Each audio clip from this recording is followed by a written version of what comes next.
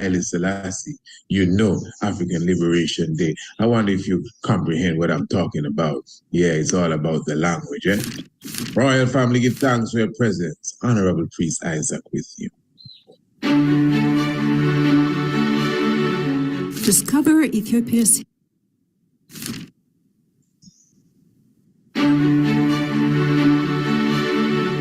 Discover Ethiopia's hidden royal legacy. For centuries, Ethiopia's majestic royal residences remained shrouded in mystery, closed off to the public despite their prominence in urban landscapes. Now, thanks to the restoration initiative led by Prime Minister Abiy Ahmed, starting with the Grand Palace, now known as Unity Park, these historic sites have opened their gates, offering a rare glimpse into Ethiopia's regal past. Welcome to the National Palace. Originally built to commemorate Emperor Haile Selassie's Silver Jubilee, the National Palace stands as an iconic landmark and a testament to Ethiopia's rich heritage. Once a space reserved for royalty, national leaders and dignitaries, it has now been transformed into a shared treasure for all to experience. This historic compound, which houses time-honored buildings and national treasures, had long been neglected, becoming overgrown with vegetation. Close to the public, the palace and its grounds fell into disrepair, characterized by dim lighting, dusty rooms, and ivy-covered walls. However, now fully restored, it stands in grace, welcoming everyone to visit and enjoy its beauty. Given the palace's collections and historical artifacts of significant value to the nation, its preservation and restoration have been undertaken with great care. The meticulous restoration process has been guided by specialists, ensuring that the palace retains its historical and cultural significance. Considerable energy and effort have been invested to maintain its current appearance. Spanning over 27 hectares in the vibrant heart of Addis Ababa, the National Palace serves as a sanctuary of Ethiopia's rich history, beautifully intertwined with expansive natural landscapes. The grounds feature historic tree species, lush greenery, tranquil fountains, and architectural wonders.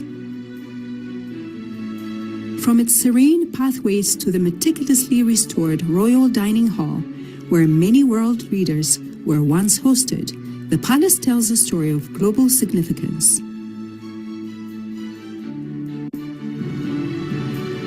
A journey through time. Stepping into the newly constructed vehicle gallery is like embarking on a journey to the past. Here, restored automobiles, carriages, and train wagons, once used by Ethiopian royalty, are showcased in the specially built gallery for the public to explore.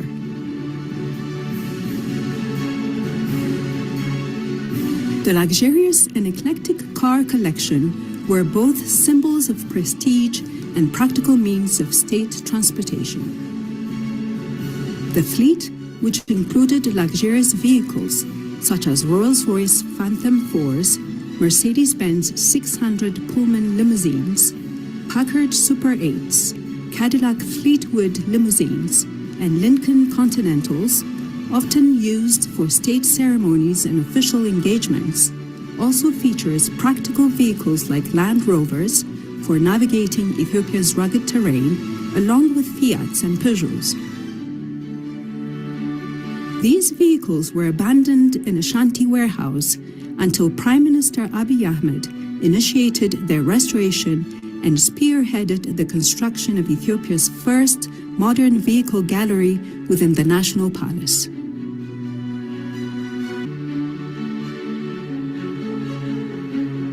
Visitors can explore carriages that once welcomed and bid farewell to national leaders and guests, as well as those that were used for touring the city. The vehicle gallery also features 2 train wagons, both equipped with sleeping quarters, a dining area, a bathroom, and an office. These lavish trains were used by the emperor for both work and leisure during trips to Harar. Upon exiting the vehicle gallery, visitors stroll through the pristine grounds and are greeted by the ornate golden entrance of the palace halls and chambers. Inside, they are welcomed by soaring ceilings and softly illuminated walls. Wide steps lead to spacious reception rooms, the banquet hall, and what was once the emperor's residential quarters. Every detail has been meticulously restored, preserving the palace's historical essence. These spaces have witnessed key moments in Ethiopia's history, from state banquets to pivotal diplomatic meetings.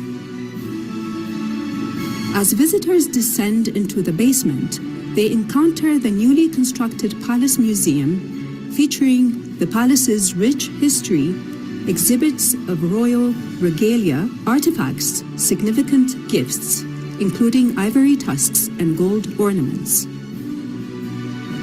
The Palace Museum houses regal treasures, crowns, thrones, ornate dining utensils, and leather-bound books. Each artifact resonates with Ethiopia's rich cultural heritage and its connections to the world. From exquisite crowns once worn by emperors to intricately designed thrones, these items reflect the artistry and craftsmanship of a bygone era.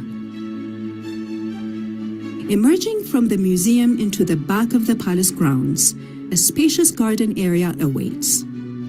Designed as a peaceful retreat, the garden features manicured plants, a pond, stone paths, and bamboo bushes, and a bridge.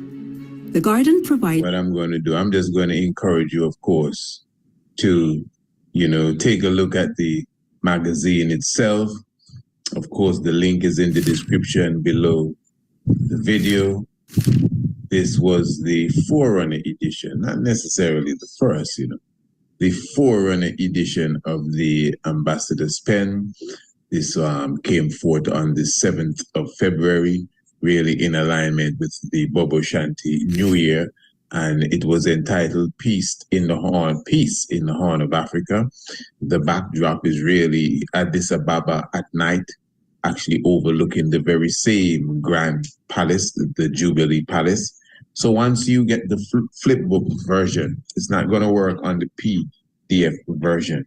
Once you get the flipbook version and you flip the pages, the video will begin. Discover Ethiopia's hidden royal legacy. All right. So, and of course, all the information that you want is within it. Now, what I'm saying to you, royal family, we would have just recently launched the brand new edition of the Ambassador's Pen, just in time for the African Liberation Day. And of course, this is the revolutionary edition, The Progress of Ibrahim Traore. That is the title of this edition of the Ambassador's Pen. And of course, you have the flip book version. Those of you who are subscribers to the Ambassador's Pen, you'll be getting the PDF version as well, the scroll version. Some people prefer to scroll it down on their little tablet. I prefer the scroll version myself, but I know that the flip version is quite cuddly. So remember, you could definitely get both versions once you are a subscriber. But you can go into the description once again below the video, and you have the links for all the Ambassador's Pens. You have the links for the magazine Kidemi. All you have to do is press the link and the magazines will open, and you can go through the most recent edition of the Ambassador's Pen. Also, you can visit the website, priestIsaacInstitute.com, institute.com. And of course, you get more vibration and information right there. Encouraging everyone, family, to advertise with us in the Ambassador's Pen. I think you can clearly see that the Ambassador's Pen is international, and it is in every corner and crevice you can almost think about, whether it be in the restaurants, whether it be in the universities, whether it be in the households, whether it be amongst I and I, the Ambassador's Pen and the magazine Kidemi, definitely out there. You know what I wanted to highlight even today, as it is African Liberation Day, something that I bring up from time to time. And as I listen to the different, talking heads and commentators and different ones, lecturers and speakers and entertainers, again, that essence of African Liberation Day is missing, as it usually is. And that is its foundation, its origin. I'm talking about Haile Selassie the first. We still in this time, 2025, trying to go around the King of Kings, trying to highlight, trying not to highlight, again, the origin of it all, giving the praises to some other people who were not even there. You understand? And I think that it is important for those of us who know. As I said, no Haile Selassie, no African liberation. You know Haile Selassie, you will know African liberation. And, family, why it is also important for us to focus in on this. It's not even referred to as African Liberation Day anymore. It's just Africa Day. Yeah, I understand it is Africa's day. Every day is Africa's day, really, and an African Union Day, All right, let's speak about African Union. Why is it the African Union? Why didn't we leave it as the Organization of African Unity? Why we want to just discredit the founder or the founders of it? Why change the name? Now, I can clearly remember when the organization was transforming into the African Union.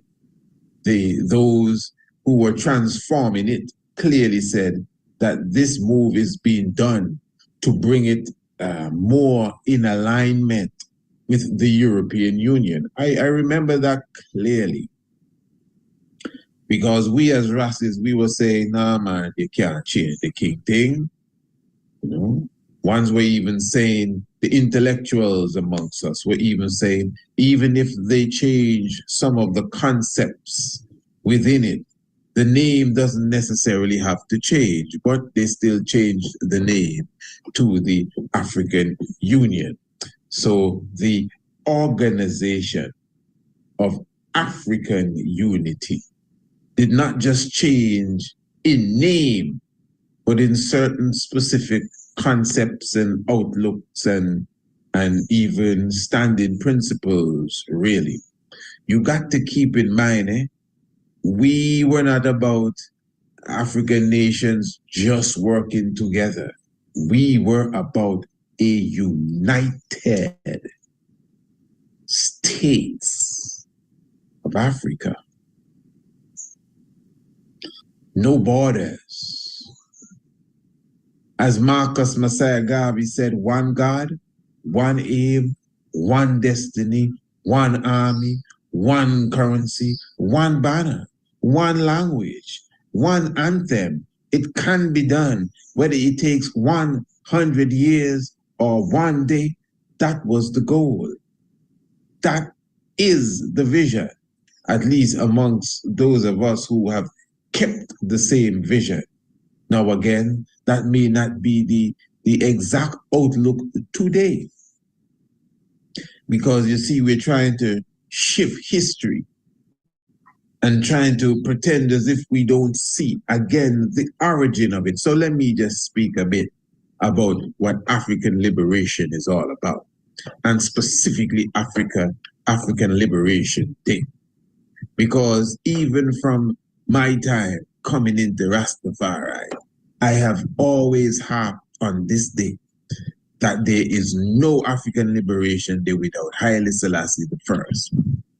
You see, it took some time for even us here in Antigua to realize that African Liberation Day had to do with the Organization of African Unity. We thought it was just a day that they picked somehow, just pick a day and we're going to celebrate African Liberation Day on this day. No, no, no. This is the day that they ratify the agreement, the agenda, the constitution as such of the Organization of African Unity.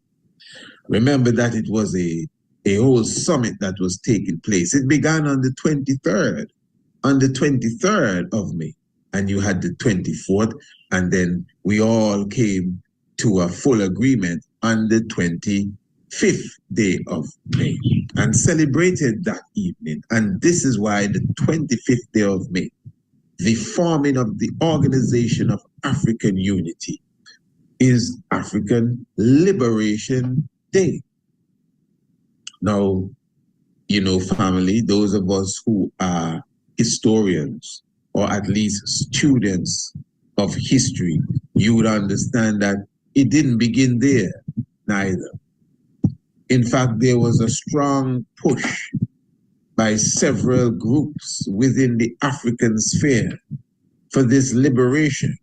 Now, they had different outlooks and they even disagreed.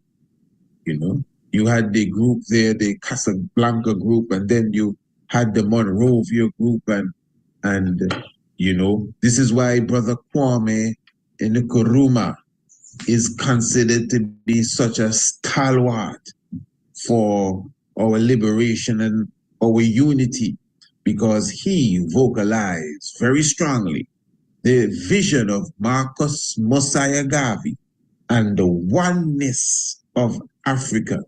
But you see, nothing could have really manifested until the elder stepped in, the champion, the conquering lion. Because listen, when all of these other brothers were in their nappies, we were standing before the League of Nations, and they understood that. They respected that, because in Africa, we respect the elders. Before some of them were born, the King of Kings was on the battlefield licking off Mussolini's soldiers. You comprehend? So the real liberation for Africa didn't come to an end at the Battle of Adwa. Let's keep that in mind. The Battle of Adwa wasn't the end of it. Some of us as historians, and let's try to forget Haile Selassie, historians try to act as if, this was where, this is the decisive blow that we gave to colonialism. No, it was a decisive blow for sure, as it relates to that specific battle. I'm speaking of the Battle of Adwa.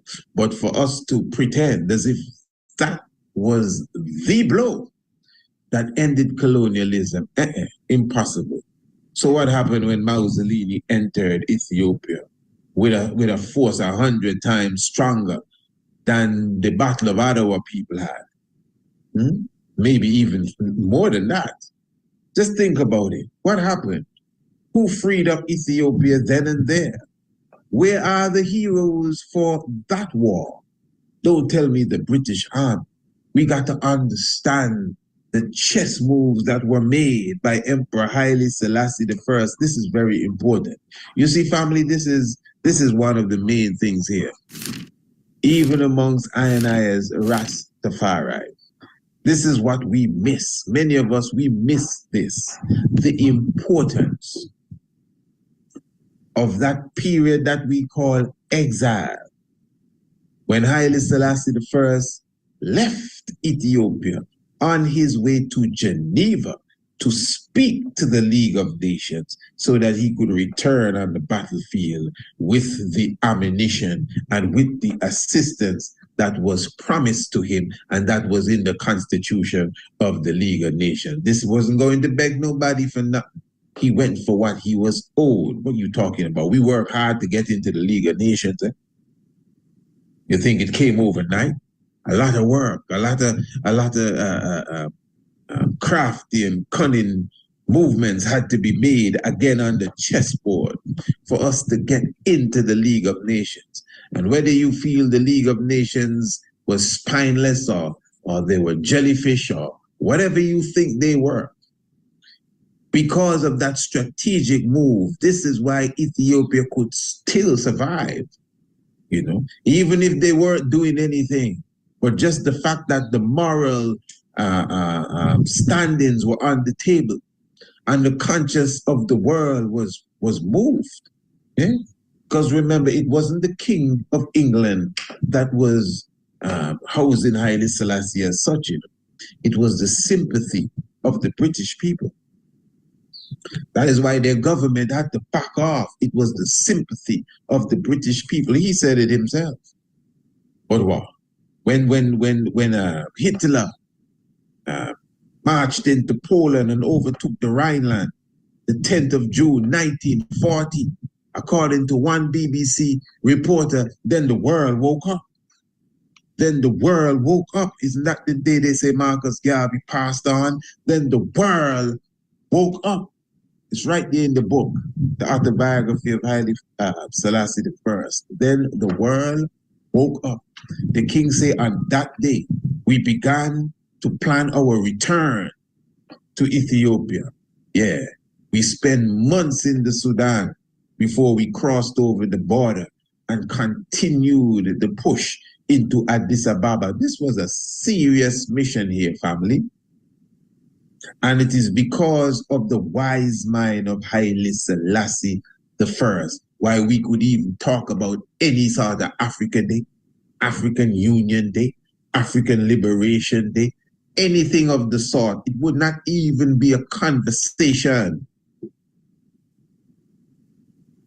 if the King of Kings did weak out in exile or even on the battlefield. If he felt he was too braver than anybody else and he wasn't going anywhere, the results would have been different too. But the wise mind, that is why I am convinced that I don't think anyone else, I'm convinced, I can be thinking now, no one else could have sat on that throne and defeat Mussolini. This was more than ammunition and guts and courage. You know? This took real wise mind, patience, discipline, not just to make the move to appear before the League of Nations, but how he appeared. And then, of course, the whole league and the whole world turned their back. I'm talking about the governments thereof. So it took another level of intelligence, wise mind, patience, just to go through the weight of the exile period. We give thanks to that documentary, The Footsteps of Emperor Haile Selassie I, beautiful documentary done by the beautiful brothers there in London, that clearly shows you what the emperor went through, even down to the point of being broke. The emperor had to sell imperial jewelry just to get money, not to feed himself and just his family. But he had exiles all over the Africa and the Middle Eastern world, in Jerusalem and in Kenya and in Uganda and Sudan and different places, even in Egypt. They were exiles, and the emperor, he was their father. So it was a lot of pressure that many of us, maybe we just don't even think about. We think it was just a little thing and the king in exile waiting for Britain to come and win back Ethiopia for him. No, nothing, Gusso, not even nearly.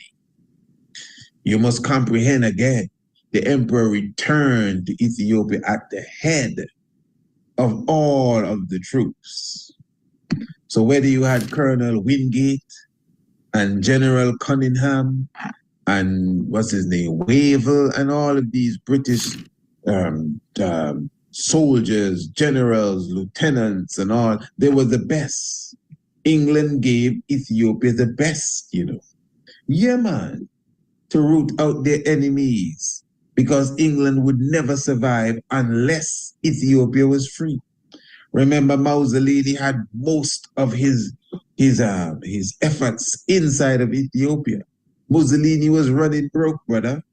Remember, Mussolini had his people take off their wedding rings and melt them down to make gold bars so that they could fund the war. This is history. You know, they have the videos of all of this. We can show you these videos. You understand? Some of you would have seen this. So the women of Italy, they took off their gold wedding rings and they would have sacrificed their rings, and they were given brass or I think some aluminum, something they were given to replace their gold rings. And their rings were used as collateral for the war. That's how broke Italy was getting. The Ethiopian warriors that had no tanks, that had no planes. The few planes Ethiopia had wasn't to drop bombs, it was to carry food. I'm telling you. And they would have held them off for 5 years to the point that they became basically impoverished. That's Italy. This is a fact. So most of their efforts was in Ethiopia. Although they had interest in Libya, they were fighting in Egypt. Eh? They were trying to get into Kenya, trying to fight with the British. So a lot of things were taking place. And even when the emperor went to Sudan, the British soldiers there were so surprised. How did he get here? I want you to understand this. They were not even prepared. The armament and all of that stuff did not even reach them in time. The emperor came before that. So the emperor himself, as the head of the army, when he marched into Ethiopia, he had leaflets dropped on specific cities, and without even raising one gun, the Italians ran away. This is well documented, family. So you see, when we talking about African liberation, we can't water this thing down. Don't be trying to fill my head with Colonel Gaddafi. You understand? I love Colonel Gaddafi like anyone else, but we can't pretend as if we don't know what's really happening here. You see? Remember, Colonel Gaddafi himself fight against Haile Selassie the First. You know? Keep this in mind. Don't pretend. Why you think they call him the King of Kings? In fact, I'm going to show you something in a moment, but I want you to understand this, because this is not a time. This is a time for those of us who know, those of us who are elders in this, to step up, because the youth are ready for this. But the youth are not really there when it comes to a lot of this requisite knowledge.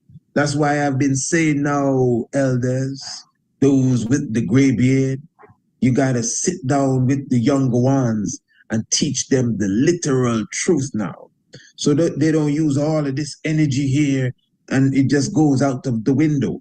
Because youth need guidance. Youth need guidance.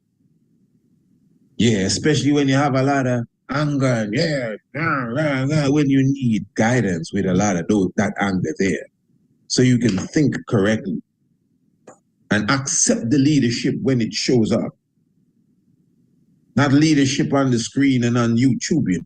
Accept the leadership when it shows up. Now I'm going to show you something here with understanding. Keep in mind that when they started the war in Libya, before they murdered Gaddafi, I would have done several programs. This is like years ago, obviously. It's about 13, 14 years ago, on the Food of Seven radio station. How many of you remember that? This was before we were kicking hard on YouTube. And we did a series of programs highlighting the good works that Colonel Gaddafi was doing. Now, I'm telling you, at that time, I never heard anyone, not even our conscious elders, I didn't hear nobody. Nobody sparked my mind to go and do this. I was just reading things. I read that Colonel Gaddafi sent a satellite up in space. In fact, that is what caught me more than anything else. The satellite program he had. He sent the satellite into space to, of the phone calls that we were making had to go through Britain and had to go to France and all of that stuff. That's why people say, call me collect. Yeah. But he, in his wisdom, sent a satellite into space, wherein now our calls didn't have to go through the European countries anymore. And because of that, the price, the money that you would have to spend on a phone call was much less, and is up to today still much, much less. And then, of course, the times have changed. You have free calls now, WhatsApp and Skype and Zoom. But this is before that. That's what I'm trying to show you. So, and that caught me. And then I realized that he turned a whole desert into an oasis. And then I understood that within Libya, you didn't have poverty and everyone had employment, and just to be born, an account was set up for you where a certain amount went into the treasury. I said, nah, man, this is progression. And then at the same time, the one African army concept and the one African currency concept was something that I said, yeah, this is very serious. So, and I've been saying all of this even before they killed him. Now, when they killed him and they found the golden gun, the Honorable Minister Louis Farrakhan did a press conference highlighting all of the information about Colonel Gaddafi. And from then, the whole world realized how good he was. Now, obviously, I mean, my voice is not as large at all, even close to that of Minister Farrakhan. So it wasn't as if, I was thankful that at least the word got out. And even from then, I haven't been on that too heavy, because everybody seems to know now. People even meet me and try to teach me this stuff. Hey, brother, let me teach you about Gaddafi. I'm telling you, just imagine that. When a decade plus ago, we've been telling people that even before he died. I was always impressed with what he put in the Green Book about Africa belonging to the black people, and they must, it must return to them one day in power. So listen, hey, I'm telling you, I was sold when it came to Colonel Gaddafi, and I haven't changed my mind frame of him at all. But I'm just trying to show you, this is not the time to become too religious and what you call it, character worship. You understand? Even me in my tradition, there are people that try to character worship me. I have to tell them, take it easy. Take your time. You see, within us, we have some serious superpowers. But don't overlook your own superpower and check someone else's superpower. But what I'm saying here, this is taken from British Pate, 1973. And it's from cited Ethiopia. Somalia and Libya attack Ethiopia at 10th anniversary celebrations of Organization of African Unity. Now, I'm just saying, as a historian, because even as a student of history, I was always wondering why some of the elders were very critical of Castro. Oh yeah, some of the elders are critical of Castro, and some of the elders are critical of Gaddafi. Now the Gaddafi stuff, for sure, the media didn't give you a loophole to even see the glory of Gaddafi. Now the good works that Castro was doing, the fact that he was just standing up directly to the US in our presence, and especially in the Caribbean, Fidel Castro would have opened the doors of education to many people in the Caribbean. So you have a lot of doctors and engineers and lawyers, specifically doctors and nurses in the Caribbean that studied in Cuba for free when education of that standard was not really free anywhere. And you had to pay a pretty penny even to go to the US to get degrees and certification on the levels that you were getting in Cuba. So many people saw that as a revolutionary move. To some degree, of course it is. And the Fidel Castro that just stood up, the Bay of Pigs that just stood up, the little Caribbean islands standing up to the great United States of America, to the point that the US started to pull people out of Cuba and started to give them incentives, and the propaganda became thick. You understand? But for sure, and again, Castro would have assisted in certain wars in Africa. But again, this is where many elders look at him differently.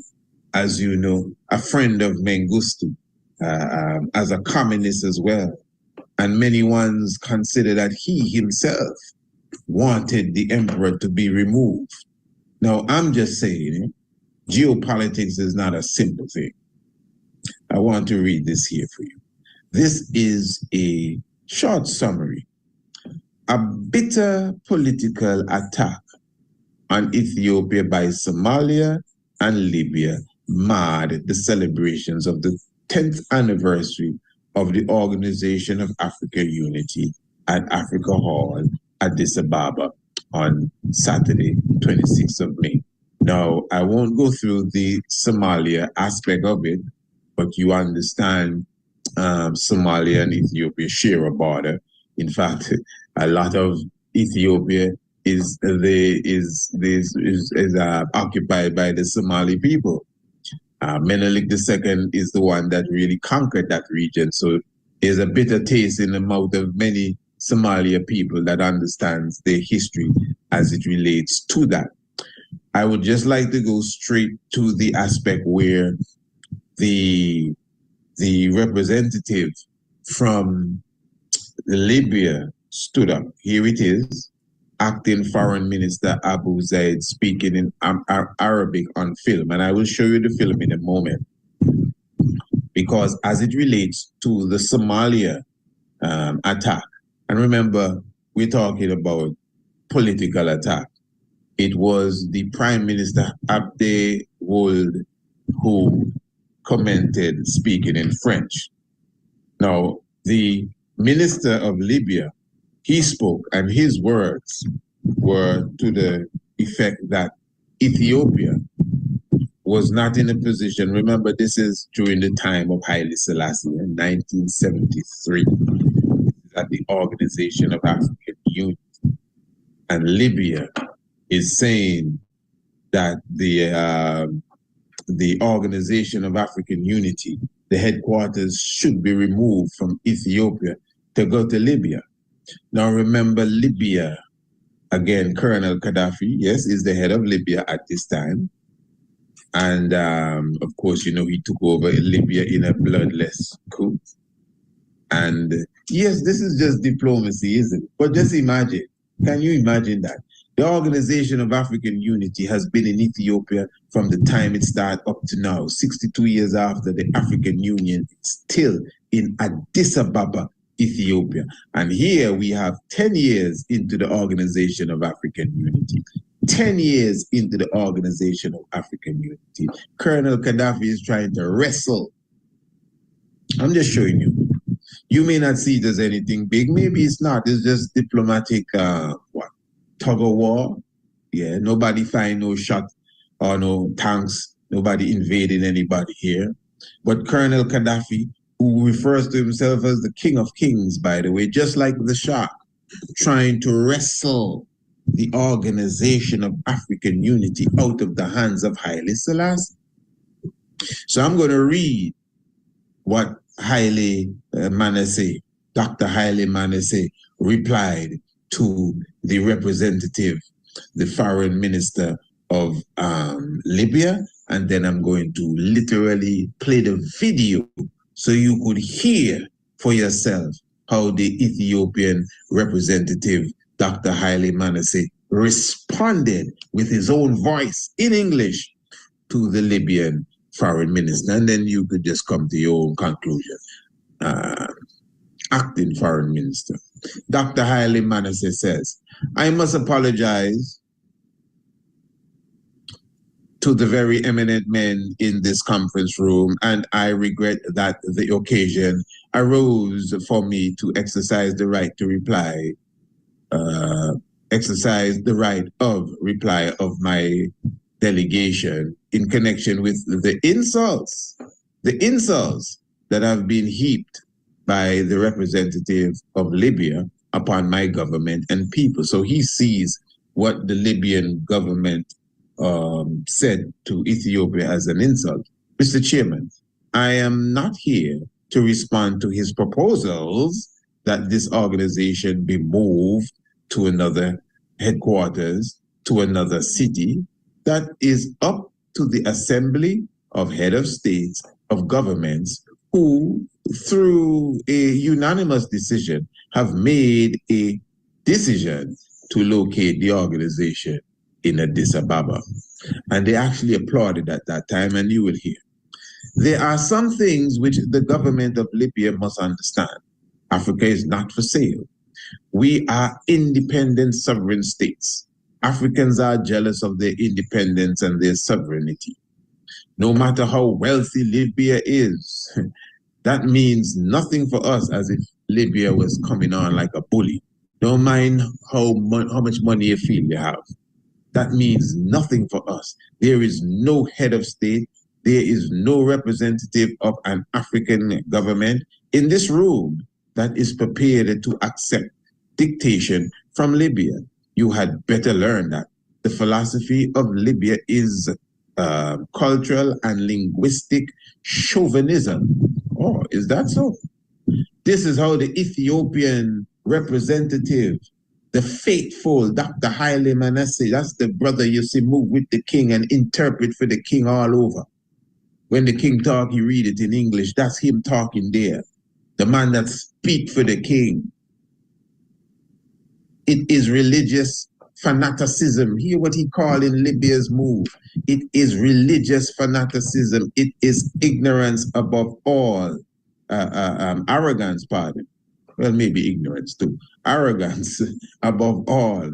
Arrogance. So we're going to run the literal video for us. And listen, those of us who are mature, you know, I'm not telling you to take this and go to bed now and have a totally like, boy, fire burn Gaddafi. No, that wasn't the point, you know. That wasn't the point at all. In fact, I'm sure you see the love I still expressed for Colonel Gaddafi. In fact, you never even hear me bring up none of this. But because I realize that, you see, we're very romantic in our revolution. We can't be romanticizing with this revolution. We have to be clear thinkers. We can't be just, Ibrahim Traore is Gaddafi return. And we totally forget Selassie. You know. Trust me, when I see people forget Selassie, I coming in. You can't be talking no revolution talk and be heaping a heap of names in front of me and Haile Selassie not in the picture. You miss the point. Again, you're just romanticizing. You're just going with a flow that you see happening. Many of us, we don't read a thing, eh? That is why we have the ambassador's pen. Remember, the link for the magazine, the ambassador's pen, is in the description below. Let us learn to read. This is not just about watching videos and following hypes. This is about clearly understanding what is taking place among us, especially young people who seek in consciousness. But you see, those of us who are more aged, it's our fault. We don't have nothing in place for the young minds. We don't have no programs in place for the budding young revolutionaries. I know a few of you have something going on, but you know what I mean in general. So again, we are, what should I say? We may be even on the brink of losing another generation who's ready for battle, but because we are not ready to put them properly in battle formation.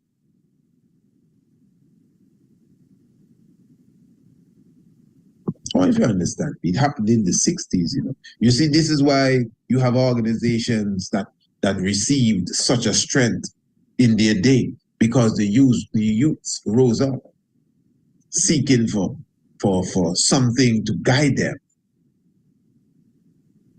You listen to the Nation of Islam story, it's almost the same with everybody that came into that in the 60s, the 50s, 60s, and 70s. Drug addicts, former prisoners, you know, that was the environment. That was the environment that the government of the US really put on the black people. So a lot of ones saw this as a refuge, and they could actually make a 180 turn, which many of them did. They put away the cigarette, they put away the alcohol, they put away the gambling and wife beating and pimping, and Malcolm X is a perfect example. But the point I'm making is that was an institution that was there for those who had the yearning in the day for that level of revolution. The Black Panther could be seen as the same. Rastafari as a movement, Bobo Shanti, Naya Bingi. Doors open, and those that had the revolutionary mind could come in and find a place to rest.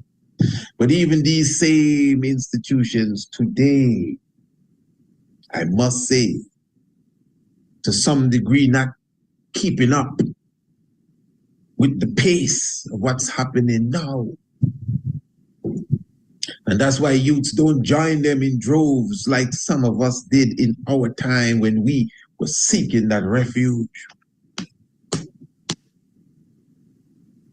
And many young ones are left to romanticize about the revolution. They march in the streets in the thousands, and they spout anger. Free Africa. You can't stop them. And when the night comes and the sun goes down, they go back home and they sit down and watch TV like everybody else. And if a bomb drops, they all hide. Yeah. Are we really ready for the revolution? And this is why, you know, I mean, as an educator, I see as my duty to come on the front line, especially when it comes to proper education, to really make sure that we are thinking correctly. But anyway, this fella on the screen here is the أمريكية كبيرة تتخذ من مدينة أسمرة عاصمة إريتريا مقرا لها وتعتبرها وزارة الدفاع الأمريكية قاعدة عسكرية لا غنى عنها. Okay, yes, so again, that was the acting foreign minister of Libya. So here we have Ambassador Dr. Haile, Emmanuel, and he rose to speak of to respond really to the minister. And this is African Liberation Day, the 10th anniversary, 52 years ago, what we are watching now. I must apologize to the very eminent men in this conference room, and I regret that the occasion arose for me to exercise the right of reply of my delegation in connection with the insults that has been heaped by the representative of Libya upon my government and people. Mr. Chairman, I am not here to respond to his proposal that this organization be moved to another headquarters, to another city. That's up to us, up to the Assembly of Heads of State and Government, who, through a unanimous decision, have made the decision to locate this organization in Addis Ababa. There are some things which the government of Libya must understand. Africa is not for sale. We are independent from sovereign states.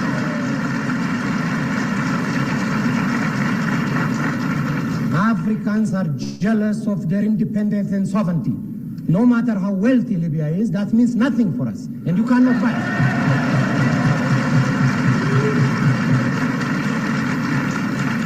There is no head of state. There is no representative of an African government in this room that's prepared to accept dictation from Libya. You better learn that.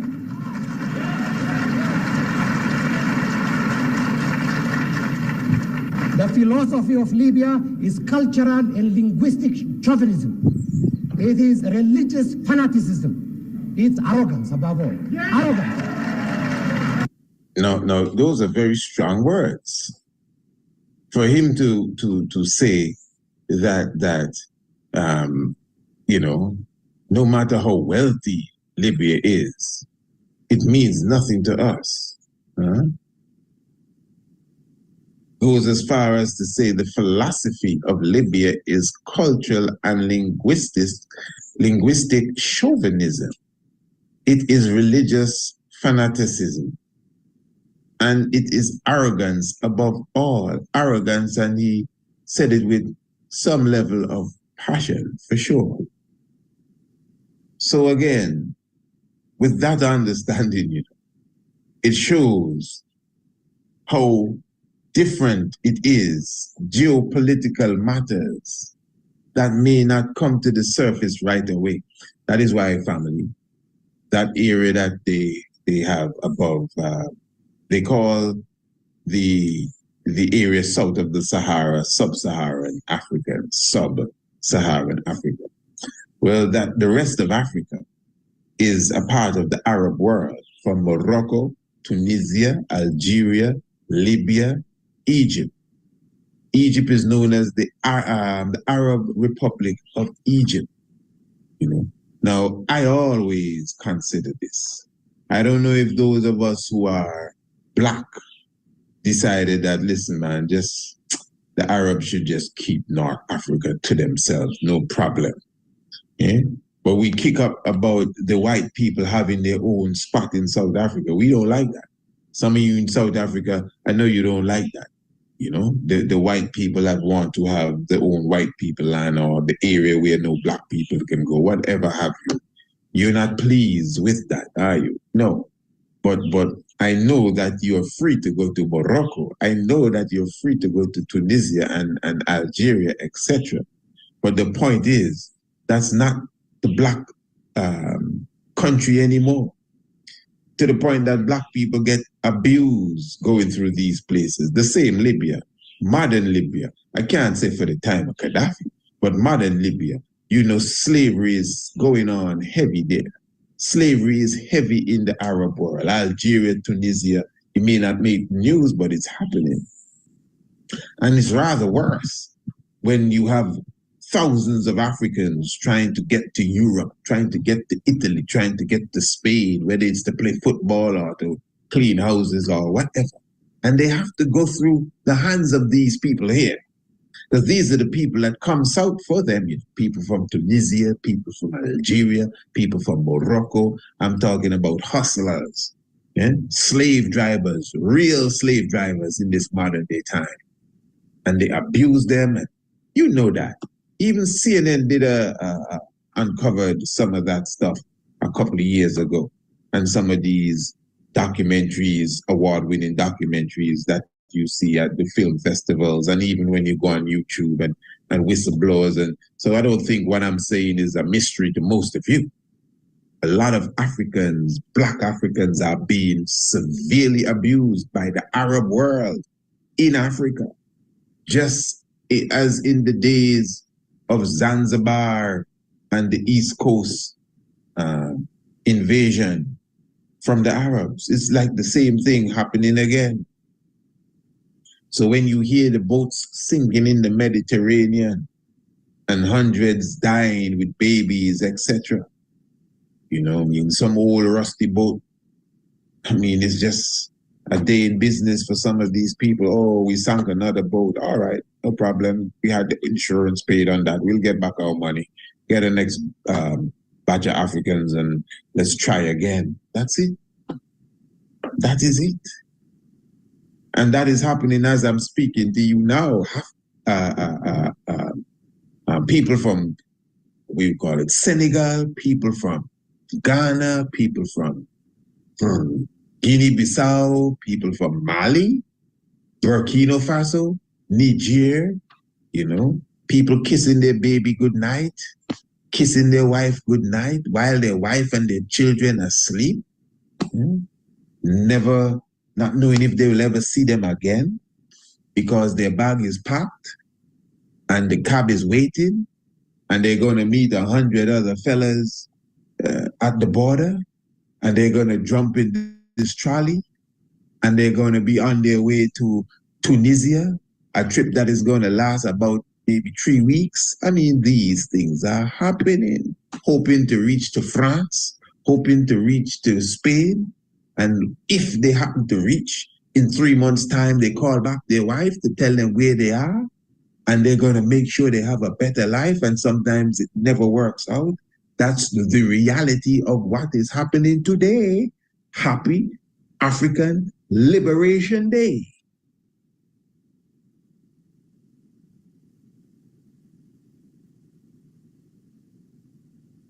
So it's several things, many things in one. You know, again, I was just highlighting the Libya scene, really. I know I kind of went on a tangent there, but I was just highlighting the Libya scene. So, you know, we don't get too romantic right now. You know, we have to focus. Even as Rastafari, we just romanticize too much. And that is why we tend not to see the reality of Haile Selassie, the reality of King Emmanuel, the reality of Marcus Garvey, because religiously the head's in the cloud. And every new character is a superhero. Now, man, we need to focus now. We're on the battlefield, you know, and because when you romanticize too much, you miss the agenda that's at hand. Look for saviors coming out of the clouds and all of that stuff. And waiting for the spirit of this man and this man to rise up in somebody else. So what about the spirit in you? And you don't have to wait for nobody's spirit to rise up in you. You got your own spirit. Rise it up in yourself.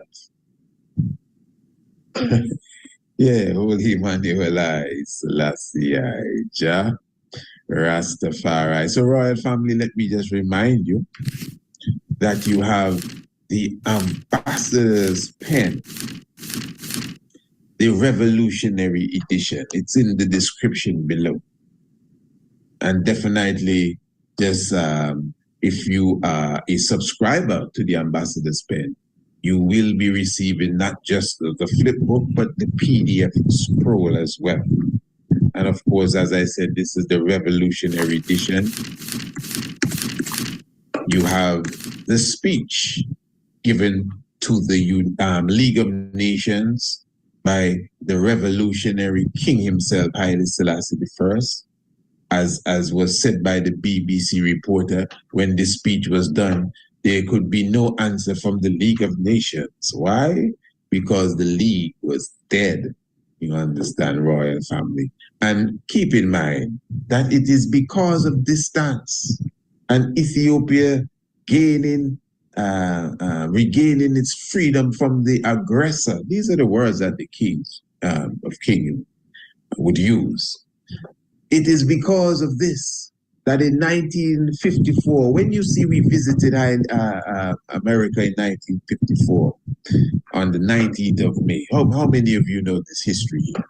On the 19th of May, Haile Selassie visited President Eisenhower, the 19th of May. That was Malcolm X's, if I'm not mistaken, 29th birthday. All of this is significant, because Haile Selassie is the first African leader in the modern scope to visit the USA. In fact, the first African leader to visit the USA, not no modern scope, no, the first African leader. So you have African leaders visiting the USA. Ramaphosa just visited the USA 2 days ago, 3 days ago, 4 days ago. Ramaphosa visited Trump. He is the how many, I don't know what number it is, in a line of leaders that visited the USA that began with Haile Selassie.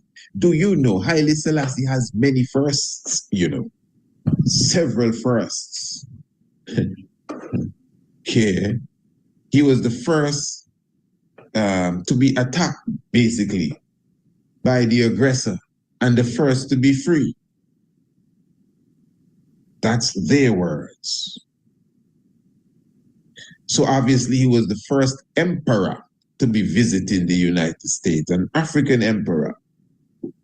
And that began the process. So there's no African liberation without Haile Selassie. We can't go around this stuff. 1954, Ghana was not an independent country as yet.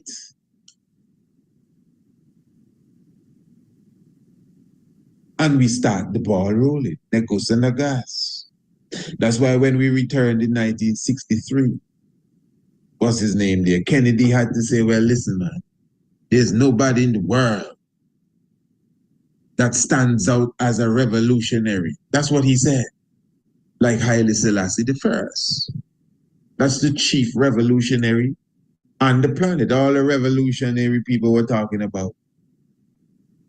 That was the revolutionary there. Because within a short period of 10 years, we have over 29 free independent countries. That's what Kennedy said. In a short period of 10 years, we have 29 independent countries. So from the time His Majesty visited America, when Eisenhower was was president. And he returned when Kennedy was president. You had 29 free countries, not just in Africa, you know, but also in Asia, and over 150 million people. These were the words of President Kennedy. You know, that's a revolution there, family, you see. And that was the same year that the Organization of African Unity was opened. I'm talking about the OAU, 1963. So again, back to Malcolm X now. Because remember, Malcolm X is 100 years of age this year. Brother Omawali Shabazz, 100 years of age this year. He was instructed to form the Organization of African American Unity.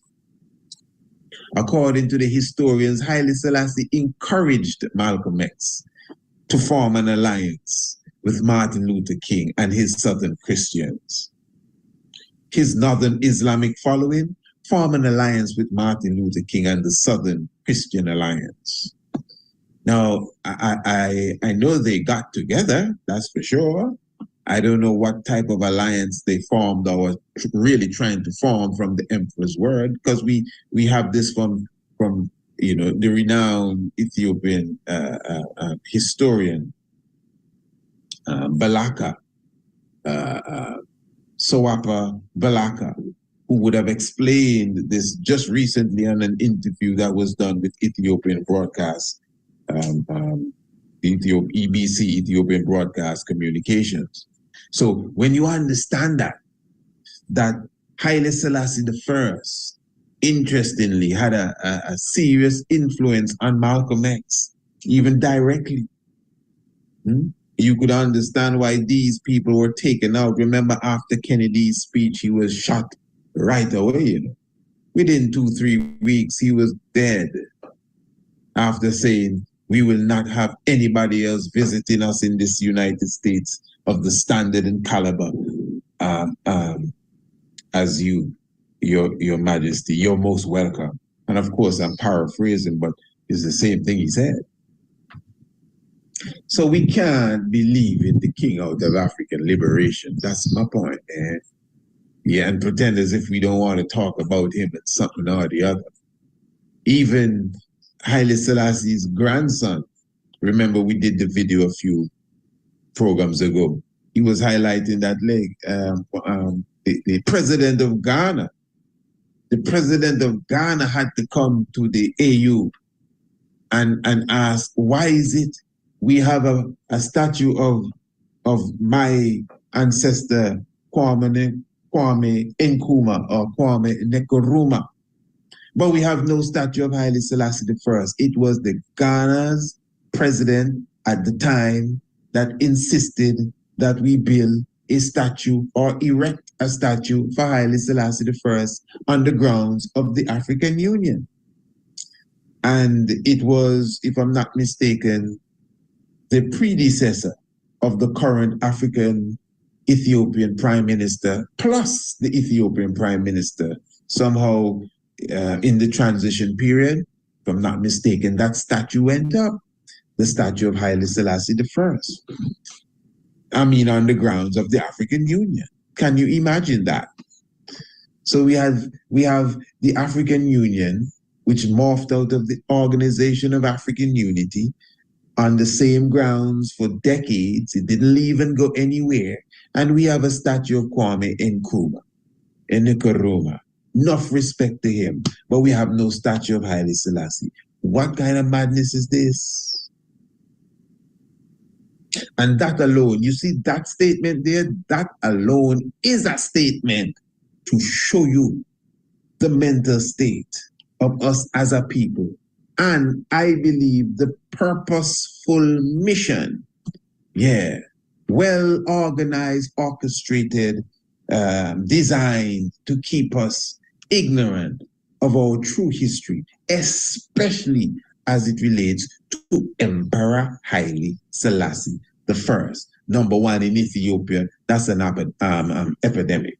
In Ethiopia. And we understand why. Because when Mengistu took over, I mean, they weren't about teaching nobody nothing about the imperial government of Haile Selassie and the Solomonic lineage and all of that stuff. That was not their duty. They were not into that. And then when the others came in, the Tigrayan government, they were not promoting the culture of the descendants of that government at all. Now, with the new, I would say, thrust and innovation that is taking place in Ethiopia today, a lot of the history of Haile Selassie, whether it be consciously or unconsciously, is rising up to the surface. So, obviously, you can't renovate the Jubilee Palace and change the name to the Grand Palace and act as if this has nothing to do with Haile Selassie. We don't even know who you're talking about. It won't work. It won't work. So even if we were trying to hide that, we have to say that now. It won't work. We're going to speak of the glory of the Ethiopian airline and the largest airline in Africa, and the most thriving airline and economically sound and cash flow and rah. Who started it? Even if you change the name slightly, because it was Ethiopian Airlines. I think they put the ear and the lines together now, so at least they can, re-register it. They do that all the time. This is what I'm trying to show you, family. But you can't erase the reality of its memory. Emperor Haile Selassie I. You understand? So a lot of the innovations that have taken place in Ethiopia, even the boom that Ethiopia is having now, even the GERD, the Grand Ethiopian Renaissance Dam, we understand where even that began. Everything with the King of Kings. So it is not something that you can hide, but we are trying very hard to hide this stuff. African Liberation Day, African Union Day, and African Day. We don't want to talk about Haile Selassie. We don't even want to mention that he is the founder of the Organization of African Unity. And that is why I highlighted the situation in Libya. Obviously not to look down on the great Gaddafi, but so you can understand. Don't be romanticizing when it comes to this history and this philosophy. And those of you that are Rastafari, for sure, now is not the time for us to water down our King of Kings. And notice even as Ras, we're doing that. Even as Ras, we kind of edging the king a little to the side. And Gaddafi.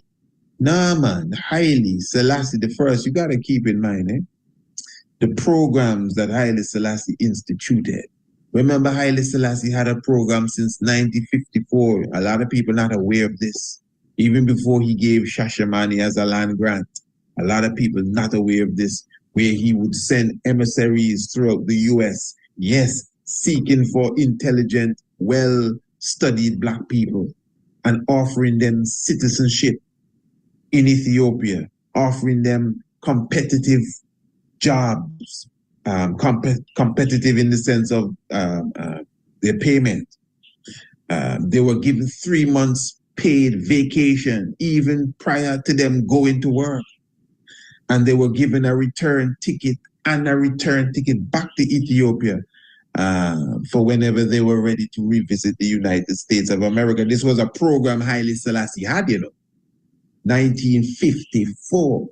So we talking about repatriation, reparation, revolution, Haile Selassie. So me personally, I mean, family, if I would have put on the television or go on the social media or whatever, open the papers and people were saying, yes, happy African Day, let's remember the Grandmaster Haile Selassie, I wouldn't even do this video. Because everybody's saying it, but nobody's saying it. Even the races not saying Haile Selassie African Liberation Day. So I think it's my duty to make sure we understand. No Haile Selassie, no African liberation. You know Haile Selassie, then you would know what African liberation is all about. Hey, remember the revolutionary edition of the Ambassador's Pen. The link is in the description below the video. Just press it and take a read, man. I know you already glimpsed through it, but it's not about glimpsing. Make your children read it and understand the importance of their African history, geopolitics, which is now, and of course their African culture. Beautiful. And make sure you advertise with us. The next edition is coming up right now. Don't wait until it's out. Advertise with us like these beautiful people. Brother Ewart Isaac, trucking service, the Black Starliner, beautiful, beautiful. Kem Warner, who is the manager of Kim K Nursery and Landscaping, beautiful. Give thanks for also Brother Dow at the Wheel Alignment Center, individuals that are supporting the works of the Priest Isaac's Institute of Holistic Knowledge, individuals that are supporting our digital digest. Lovely. Give thanks, Royal Family. Holy Emmanuel I, Selassie I, Jah Rastafari, love.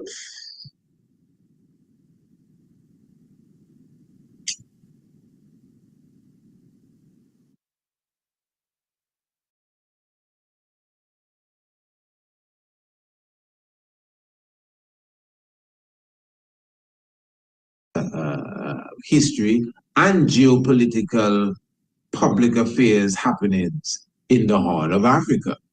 The magazine Kidemi, also called the cultural icon, takes a conscious look at reality.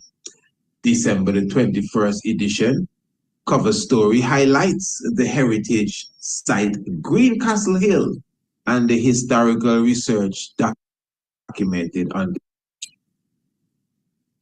Blessed love, royal family, give thanks for your presence with us. We glorify Emperor Haile Selassie I. Honorable Priest Isaac here with you on a beautiful evening as we are here to launch officially the fundraiser campaign for the mission to Ethiopia. So what we will be doing this evening, royal family, this is the first in a series of programs where we will be highlighting with knowledge and with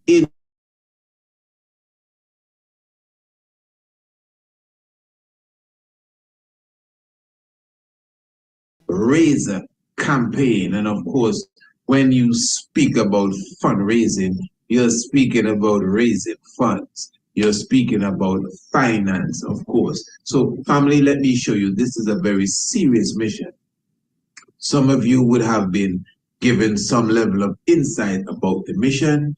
Many of you have no idea what we are speaking about, but you're going to get more than an idea this evening. And as I said, we will be returning on the very same subject area so you could understand the depths of this mission. This is not about 2 or 3 people going to Ethiopia to go to Lalibela and come back, you know. This is the freedom and redemption we like to talk about. This is the international repatriation and redemption we like to talk about. So this is not a video for you to skip through and see where the punchline is and all of that stuff. You know, this is for those of us who are serious about the future and serious about our destiny. Now, before I go into any commentary, let me begin by reading the introduction or the overview of the Mission to Ethiopia proposal. In fact, let me tell you how you can get a copy of the proposal. And of course, you'll be getting it in digital form, PDF, and you could just email us, Priest Isaac Institute at gmail.com. That's Priest Isaac Institute at gmail.com, and of course we will send you a copy of the Mission to Ethiopia. So as you can see, the cover, AU CARICOM Summit / magazine launch. So magazine launch, for those who may not know, we have several magazines, a part of our digital digest. Of course, the more recent one is the Ambassador's Pen, the Revolutionary Edition, which highlights the progress of Ibrahim Traore. And then, of course, we have the Ambassador's Pen Edition, the special edition, which highlighted the 38th African Union Summit. And of course, we have the magazine Kidemi, which of course is the spiritual or cultural icon, very important. And these magazines will be launched in Ethiopia. But hear this, the upcoming edition of Kidemi, which will be coming out on the 23rd day of July, will be featuring Ethiopia and its progress. And that will be the key magazine that we will be highlighting when we visit Ethiopia in September. All right, so what I want to do, family, I know it's all intriguing, especially to those of you who are serious about, you know, going forward. This is more than just coming and talking now. I think we could see, without a doubt, our evolution in this game. So we as a people, we are at the space where we need to move forward with our mission. As you can see, the whole world of diplomacy is changing. We just did a program, not even a program, several programs that we did in the last 2 weeks, highlighting the diplomatic changes that are taking place in the world, especially as it relates to Africa. That's why we did the program where Dr. Arakana was highlighting to the world that this is not the time for us to be dealing with the diplomacy of yesteryear. We don't have to go to Trump and tell him how much rare earth minerals we have. Not only does he know that, but we must understand that we are not holding the blade and he's holding the handle. Not at all. We are the one with the minerals. We are the one with the resources. Eh? And for us to go at this game in a realistic way with a winning hand, we need to understand the reality of international diplomacy. So this is a serious game, royal family. This is more than just chatter. This is more than just talking. and conscious in the morning and something else in the night. No, this is the time for us to be definitely on our post. Those of us who know we cannot handle the heat, we need to get out of the kitchen and make those who can cook the food. Don't worry, we will all get fed, but you see, some of us, we know we can't do it, but we still want to be in front. You understand? And blocking the way of those who are ready with the solution in their hands. All right, but anyway, let's get straight into this so you have a better understanding of what we are delivering. So as you can see in the cover, the great Menelik II, and we have highlighted the main points: magazine launch, African Union CARICOM Summit, fact-finding research mission, tourism exchange initiative, education collaboration. Basically self-explanatory, and you see the banners of the CARICOM community. You see the banner specifically of the CARICOM community, I should say, the African Union banner and the banner of the Federal Republic of Ethiopia. Now, what I'm going to read to you is the overview of the mission. And it says here, the Priest Isaac's Institute of Holistic Knowledge will be visiting Ethiopia officially as early as August 2025 to October 2025. We will be launching both the Ambassador's Pen and Kidemi, 2 digital publications of our online magazine collection. The previous issues of the Ambassador's Pen highlights the culture, history, and geopolitical public affairs happenings in the Horn of Africa. The magazine Kidemi, also called the cultural icon, takes a conscious look at reality. December the 21st edition cover story highlights the heritage site Green Castle Hill and the historical research documented on this national park here in Antigua in the West Indies / Caribbean. On our visit to Ethiopia, we will be visiting several business professionals. Now, I want you to understand this, good royal family, because herein lies the mission, On this visit to Ethiopia, we will be visiting several business professionals, owners of hotels and resorts, as well as government officials. We will be pitching, I repeat, we will be pitching, and I will say we would have already begun the pitching even from this distance across the Atlantic Ocean. But as it is written here, we will be pitching our business proposals to create long-standing professional contacts and international relationships between Africa and the diaspora. So you can see that's a business mission there, business move as such. Because in the ambassadorial world, you have economic ambassadors.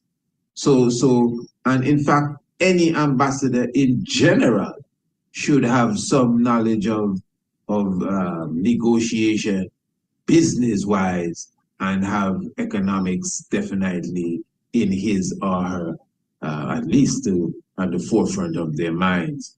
So I just want you to get a good understanding of what I'm saying here.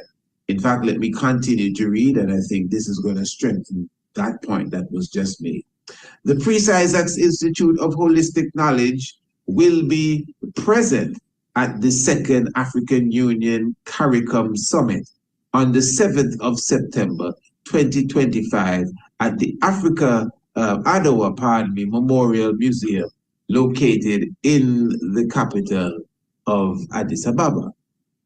As a legally registered entity in the Twin Island nation of Antigua and Barbuda, The Priest Isaac's Institute of Holistic Knowledge will be representing many businesses in Antigua and beyond. For example, businesses that advertise with our publications will be highlighted in our speeches and interviews. I want you to understand that properly. So what is taking place here?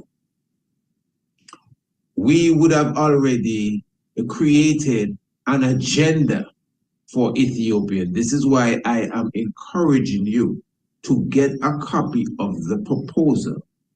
All you have to do is email me and ask for the proposal so you can go through it for yourself. Share it with your husband or your wife.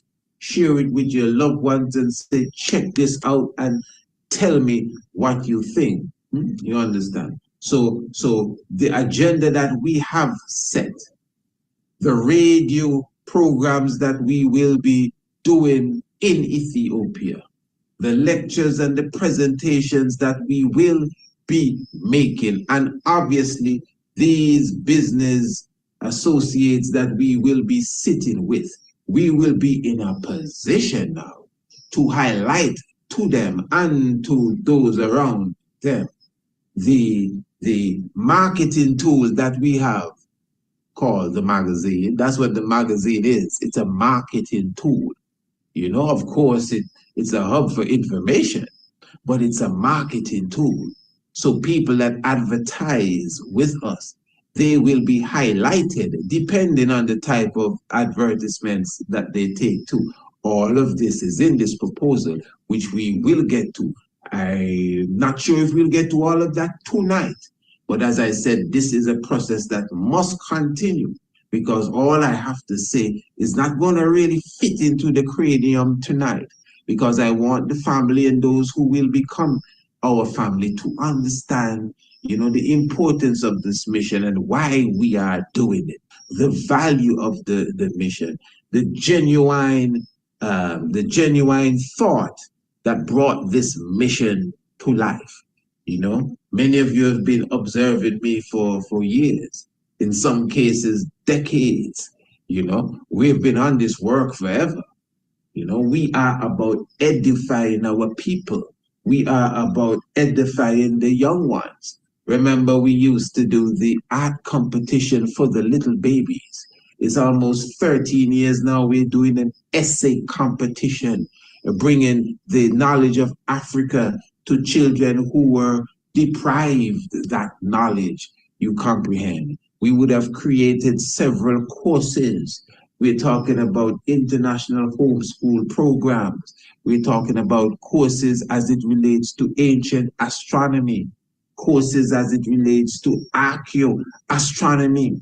Of course, you know, we stand firm when it comes to the preservation of ancient sites. I know our pet project obviously is Green Castle Hill. So education and preservation and all of that is a part of what we do.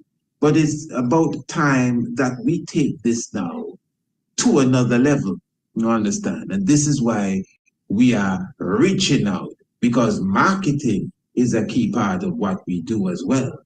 And this is why marketing is what is taking us to Ethiopia. First of all, this is what is allowing us to go to Ethiopia, our works. This is why at this point it is sponsored by the Priest Isaac's Institute of Holistic Knowledge. Let me be clear. As the chief ambassador for the Priest Isaac's Institute of Holistic Knowledge, I am also the ambassador to Antigua and Barbuda of the Ethiopia Africa Black International Congress Church of True Salvation. And when we go through the proposal, you will see the representation that I will be giving on behalf of the Ethiopia Africa Black International Congress Church of True Salvation. And of course, my government, which is the same EABIC, would have already been privy to this very same proposal. And I would believe those who are in the authority would have gone through it and have a good understanding of what is required, what is needed, and everything thereof. You comprehend. And then at the same time, you have on the other hand, I want you to hear this good. You have on the other hand, the government of which I am a citizen of as far as nationhood. Because you must remember, if it's one thing King Emmanuel teaches, when it comes to our redemption, it has to go from government to government. It's a government to government issue. So this is why even in this proposal, you would see where I make requests, a request to this government for diplomatic coverage. I want you to understand my language. Going into Ethiopia. Why? Because I am going on a diplomatic mission. No, I must say, until this moment, only the Priest Isaac's Institute of Holistic Knowledge, of all these different entities, even though I may be the ambassador of the EAPIC, and I would have requested for diplomatic coverage from the Antigua and Barbuda government, it is the Priest Isaac's Institute of Holistic Knowledge which would have sponsored the mission thus far and is the concrete, if you want to say, organization that we can depend on for sure at this moment to make sure that that mission goes through. But we are still representing those other entities that we just mentioned. And I hope you understand what I'm saying. And if not, just play it again and listen properly. Because, you know, this is a very serious mission. You know, this is a very serious endeavor that we are now going on. And the business aspect of it, please listen to me. The business aspect of it is just one part. And why that has to be on the forefront is because that is what's fueling it at this point. You know, the both governments I just mentioned, there's no one within the governments who have suggested that they're giving a $10,000 donation to the mission. So, you know, but we're still going on their behalf. But the Priest Isaac's Institute of Holistic Knowledge is at the forefront of this, without a doubt. It is the institute that is funding it thus far. Years of hard work and preparation for this moment.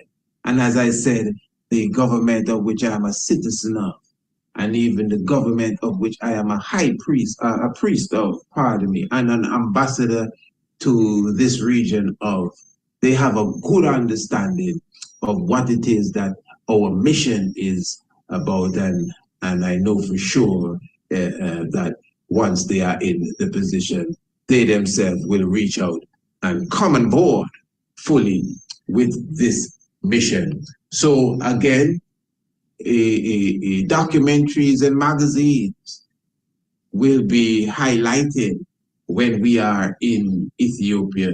For sure, we will definitely have what you refer to as film screenings of Epidemic, The Conquering Lion Hath Prevailed. Of course, Anu, the city, the ancient city, which is a documentary that was selected as a finalist in 2 international film festivals. We will be highlighting that as well. Now, what I would like you to do when you go through the proposal is to really take the time to sink in the professionalism that we are attempting to bring to the table here. You see, royal family, again, as Dr. Arakana said, this is a new age of diplomacy. And she was commenting on the visit of the South African president to the United States and how Donald Trump dealt with Mr. Ramaphosa, or Ramaphosa, whatever, however you may pronounce it. And again, he was telling Trump how much rare earth minerals he had back home in South Africa. That was unnecessary. You didn't have to tell him that for sure. He knows that, you know. But as the sister was saying, Dr. Arikana, you know, this Donald Trump doesn't want to colonialize Africa. Some people may be surprised to hear that, but she drove her point home. Listen, Donald Trump just wants to trade, but he thinks he has the handle and you have the blade. Now, you have the blade if you want to hold the blade, but we as Africans, we ain't got no blade here. We're the ones with the diamonds. We're the ones with the gold. So if you have the blade and the handle, you can hold the knife. But we're the ones with the bauxite. We're the ones with the cotton. Cotton. Yeah? In Burkina Faso, we are using the cottons. We have created, if I'm not mistaken, 2 cotton refining gins. Where instead of giving them the cotton and they give us back the pillow, because that's what we consider to be trade. Give them the cotton and they give us back the pillow, and that's a trade. No, that's not a trade. Keep your cotton, make your own pillow, and then sell them the pillow and tell them to give you something now that they made from scratch that values what you just gave them. That's trade. And that is what some of our leaders in Africa is standing up for. And I'm trying to show us, royal family, we have to position ourselves now.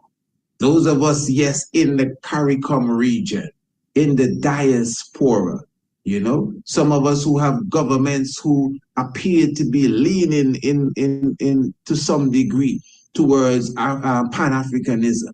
Well, now is the time to pull their coats and let them know, hey, boss, open the doors, and send representatives to Rwanda and to Ghana and to Morocco and to the Ivory Coast. They are waiting on us. Those of us who are wise and intellectual and learnt and all of that stuff, because we would have done our works. That is why when it comes to Ethiopia, there's no professor, there's no doctor, there's no historian, trust me, no historian that can stand up against the best that we have as Rastafari when it comes to Haile Selassie. Trust me, we have earned that. And we need to be firm with that. We don't need no degree. We have enough stripes on our backs. Okay? When people were afraid to say Haile Selassie, we were reading every book we could find, even if they would kill us. And we would have preserved that in history, poetry, and song. And young people sing it as if it's nothing. Look how they sing His Majesty's speech. We taught them to do that. So nobody gonna come now that the rain is over and the rainbow is out and pretend that they are the masters of Ethiopian history and the Battle of Adwa and Haile Selassie's years in exile. Let me tell you what it's all about. No, Lord Gifford, you sit down and let me tell you what it's all about. Look at here, Holy Emmanuel, I, Selassie, I, Jah, Rastafari, you understand, So pardon the passion, it's love, but I digress a bit. So as it relates to the proposal now, family, I would really appreciate those of you who understand the work that we are doing to take the time to go through the proposal, to get a good understanding of exactly what our mission is all about. So that is why we have a team.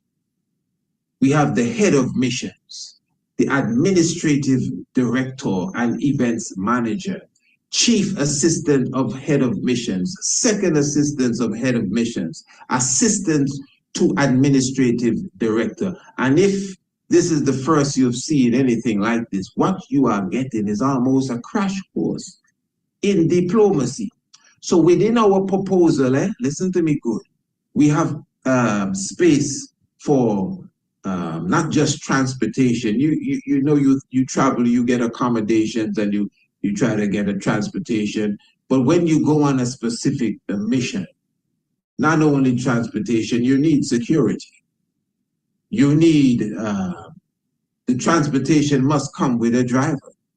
You're going to Ethiopia, Salam, Amasekanalo, you need an interpreter.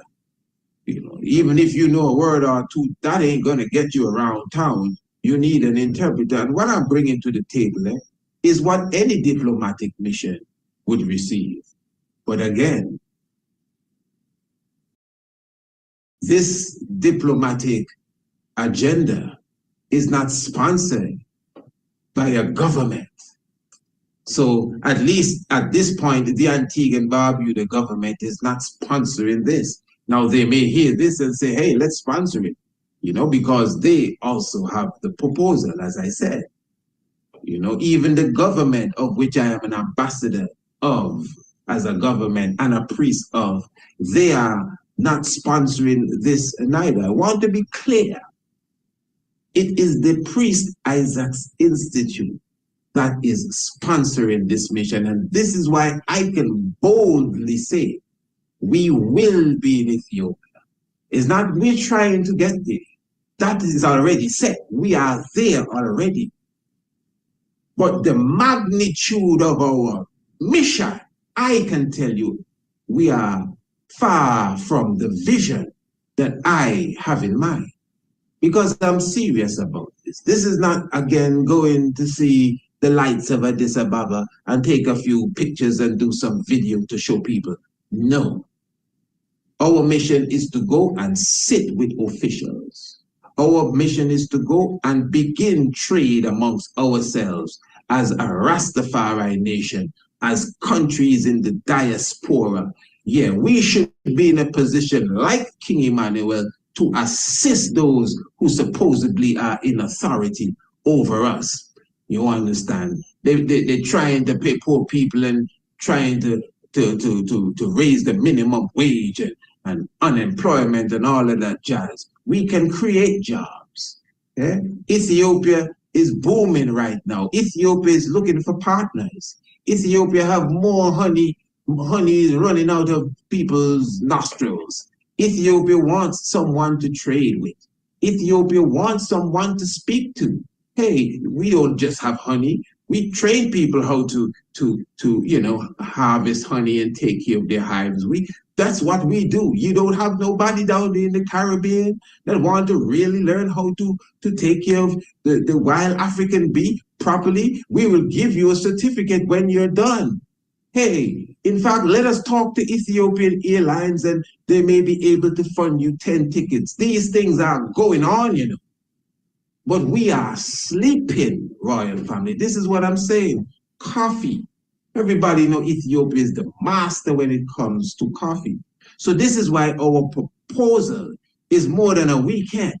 This is why it extends into 2 or 3 months. You know, this is why we would have already begun to make these appointments to sit with the requisite people so that, again, we can begin some level of friendship, you know, some level of trade, you know, the trade of culture, the trade of ideas, education, diplomacy, scholarships, pardon me, that's what I meant to say, scholarships, you know, from the institutions in Africa and the institutions in the diaspora. So the point is, family, I don't even think I need to force anything else down your head as it relates to the mission. Those of you who are serious, again, I am asking you to get a copy of the proposal so that you can go through it yourself and get a good understanding of what the mission is. Now, how you can contribute to the mission, because we cannot wait on those even who we are going to represent. I'm telling you, we definitely, those of us who understand the value of all of this, trust me, we need to definitely get on the ball and come to the forefront and literally see what can be done. Now, as I said, we have the ambassador's pen. We have the magazine Kidemi. And these are the key marketing tools that will be highlighted even on our mission in Ethiopia, as well as Ghana, by the way. We have a strong mission in Ghana, but we just one at a time. I don't want to confuse you at all, at all, at all. Now, one of the main things that we are highlighting is that you advertise in the magazine Kidemi.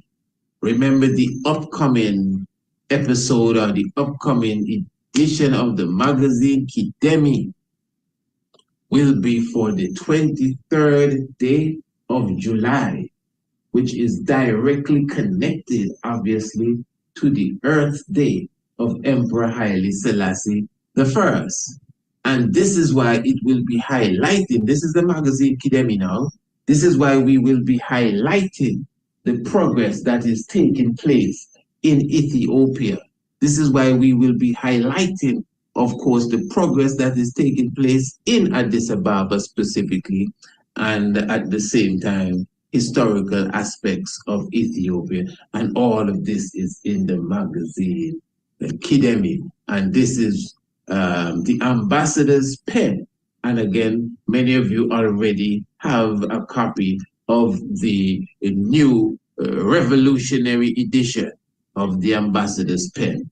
And the link for these magazines are in the description below the video. So once you go below the video, you press the description and all of these magazines will come to life right in front of your faces. Beautiful. You have the flip book and you have the PDF. Now listen, before we go, I really want you to comprehend this now, family. Now I've been speaking for a moment.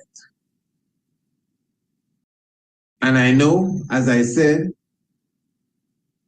you cannot get it all in an hour or two or three, because this is a mission that will be added to our onward march towards our full liberation.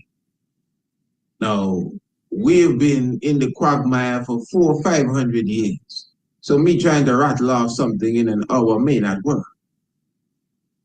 But again, within our mission, research and fact-finding study, the Priest Isaacs Institute of Holistic Knowledge will also be engaged in research and fact-finding excursions.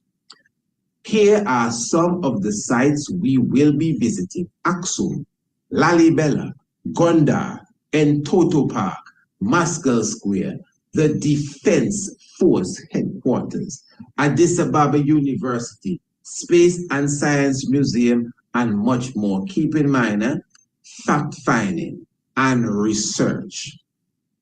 And this is why this is remember, the Institute of Holistic Knowledge deals with education. Our fundraising budget. We of the Priest Isaacs Institute of Holistic Knowledge will be hosting a series of fundraisers to support our extended stay, activities, research, and historical documentation with a budget of minimally 118,000 United States dollars. So that's the minimum budget. It could be more. But after all of our calculations, where you see most of that here, and some of it I would have explained to you, that the budget would be $118,000 as it relates to the mission to Ethiopia. So again, that includes everything. Everything was placed into that. And when you consider, I'm talking about airfare, I'm talking about visas, I'm talking about accommodations, I'm talking about every form of transportation, even internal flights. I'm talking about the same drivers, security. I'm talking about your nourishment, your meals. I'm talking about buying airtime on television plus radio. We're speaking about payment for some of these facilities, some of which have a pretty price to them, but beautiful facilities The Ethiopians would have done a marvelous job in renovating some of, the ancient sites, Empress Titu's palace, even the Addis Ababa theater, the cultural theater.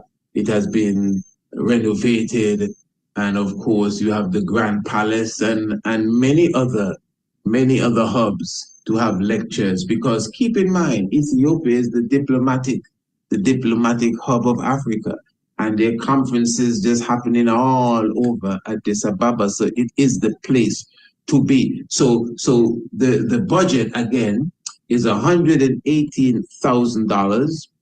Within the proposal, we have an area where we highlight the diplomatic relationships, those which we would have already garnered, and what we expect to build. As you could see, the whole aspect of the methodology here, and you can see the agenda is Pan-African Tourism Exchange, educational initiatives, Bobo Shanti, and Rastafari initiative as well. Now, looking to conclude here for the evening, but what I want you to do, Royal Family, is to understand what it is that we are offering. Now, first of all, for those of you who have a heart like myself, because I must say, when it comes to us in this conscious community on this battlefield, we need to dig a bit more into our heart space, you see. Now, for a person like me, I'm going to be very bold to say, for a person like me, you can clearly see that we know what we're doing, you understand? And to the point that I believe that those of us who are really serious, when you realize you cannot do something, but it's being done, you assist those that are doing it, and the story is over. But you see, something about the world has many of us, even those of us who say we are conscious, caught up. And that's why the old saying that, you carry your heart in your pocket, meaning that, you put money in your pocket, meaning that you spend your money on the things that are at your heart, as I said on a program earlier, even if it's your sweetheart that you're infatuated with, you're going to buy her what she wants. Maybe you wouldn't buy it otherwise, but that's what she wants. So again, your heart is in your pocket. That's where you spend your finance and your time and everything. That's why we do this work. This is not a work for profit. And let me be clear, we take our talent. I take my talent to make talent. That's no secret. I take my talent and I make talent, money with my talent. That's no secret. In fact, that should be applauded, because many people cannot do that, especially when their talent is something that appears to be religious and theological and all of that. People beat you back. Oh, you're not supposed to sell the word of God. You don't even know the type of diplomacy it takes to even break that barrier there. Yeah. So we take our talents to make talents, and there's nothing wrong with that at all, But at the same time, if you understand where this work is coming from, if I tell you about the decade plus where no talents was made from all the talent, I'm very serious, because it was never about making talents. It was about reaching the people, edifying the people. Of course, we mature and understand for this mission to go far, you have to make the talents. You have to make the money. Look, we're here talking about going to Ethiopia. What do you think going to make that happen? You think Queen Elizabeth is going to send 7 or 9 miles of Black Star Liner ship for us? No, she's dead.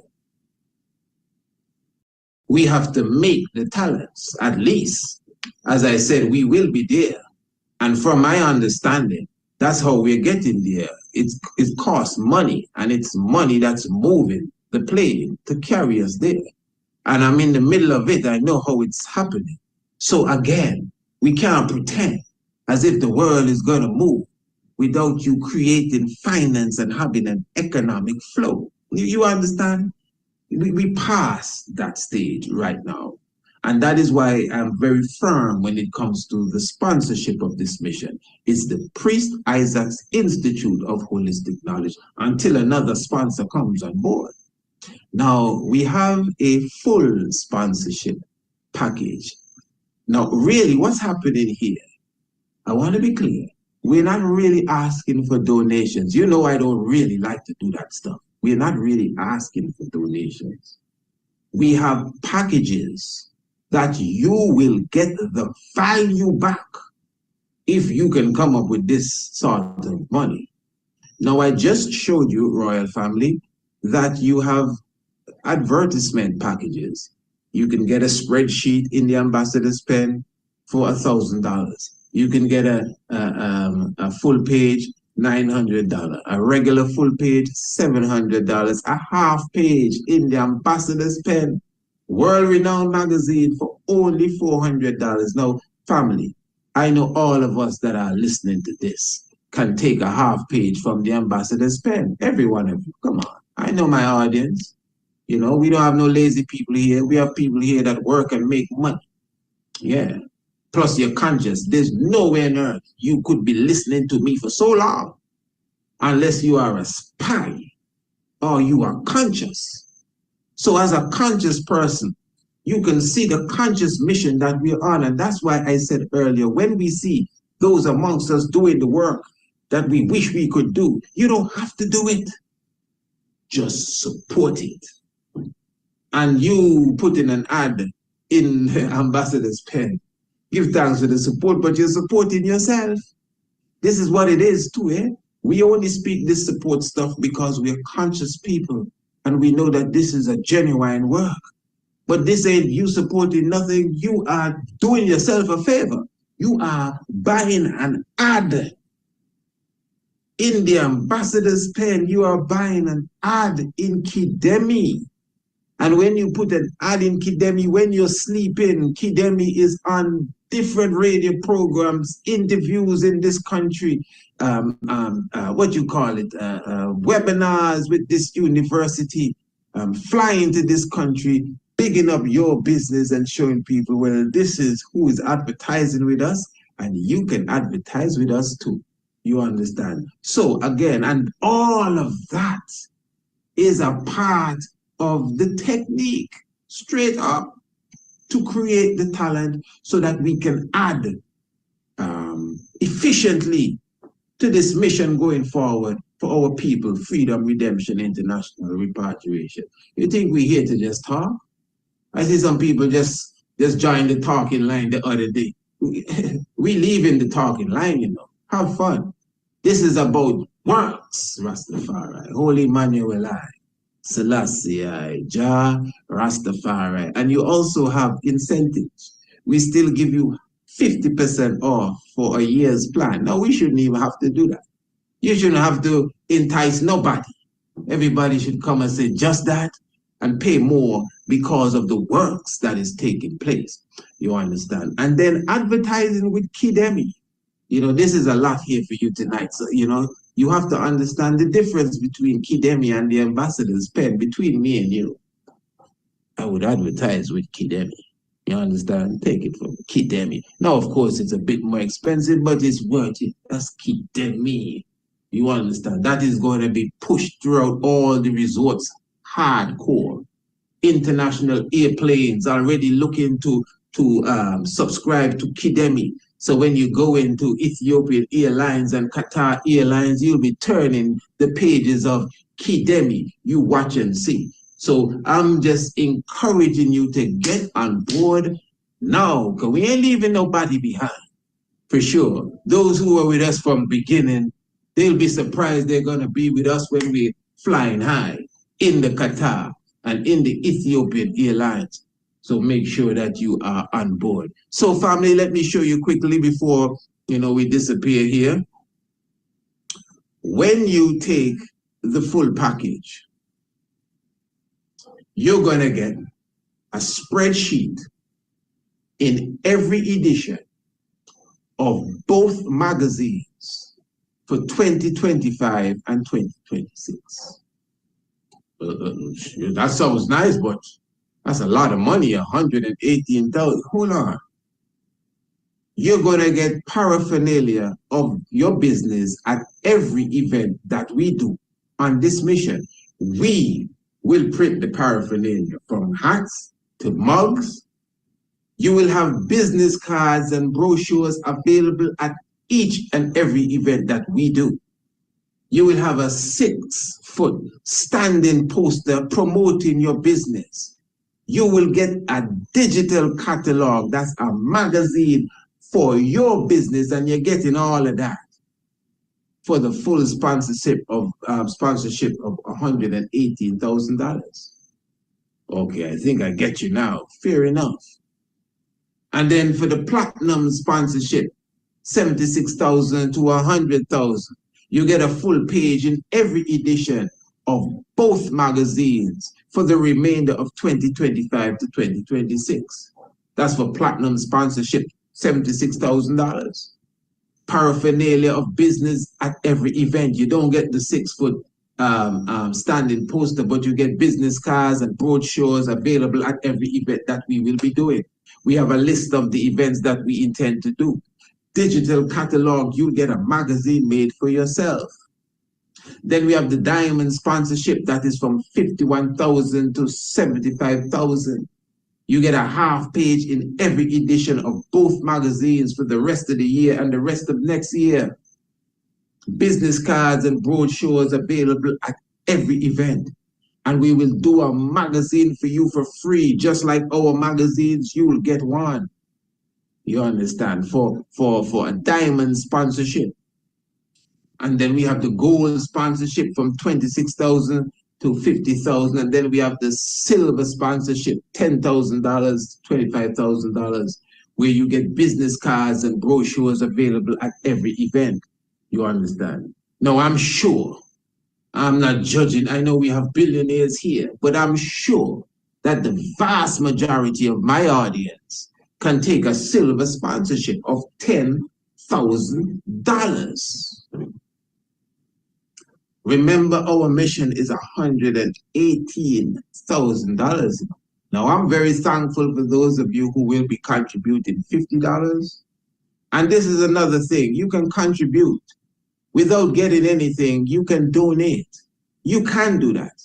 In fact, I'm looking for that. You can donate your $50. You can donate your $100. You can donate your $500. Family, we're looking for that as well. We have Cash App, we have Zelle, we have PayPal, we have Western Union it, and the other fella MoneyGram. You can do all of that. You understand? You can call us and we'll come for it. So whatever it is, we will take it. But I'm just trying to show you, especially if you're going to contribute, $400 and up. You can get an ad in our magazines. And in fact, sometimes we have specials too. You could get an ad for less than that if you catch us at the right time. And you have sponsorships that will definitely benefit your business. So I know many of you, if you don't own the resort, you manage the resort. So it's not your business, but it's your business. Ask the boss to check this out. Let the boss understand. I watch Priest Isaac every night. And Priest Isaac is going all over the world and he is highlighting all the businesses in Antigua, and the tourists are coming from all over the world to Antigua. I'm telling you the truth. I did a hike yesterday with, we had people from England, people from Sri Lanka, and that is because of our exposure. That is because of the work that we are doing. So it's the same exposure you can get. And if you're doing something in Tortola or Australia, people will come to you. People will come to you. They don't have to be in Sydney, People coming to me from Sri Lanka because of my marketing, from England because of what we do as far as promotion. So you are literally just joining what we do. This is why we are going to Ethiopia again on a diplomatic mission. The first thing is the AU CARICOM Summit.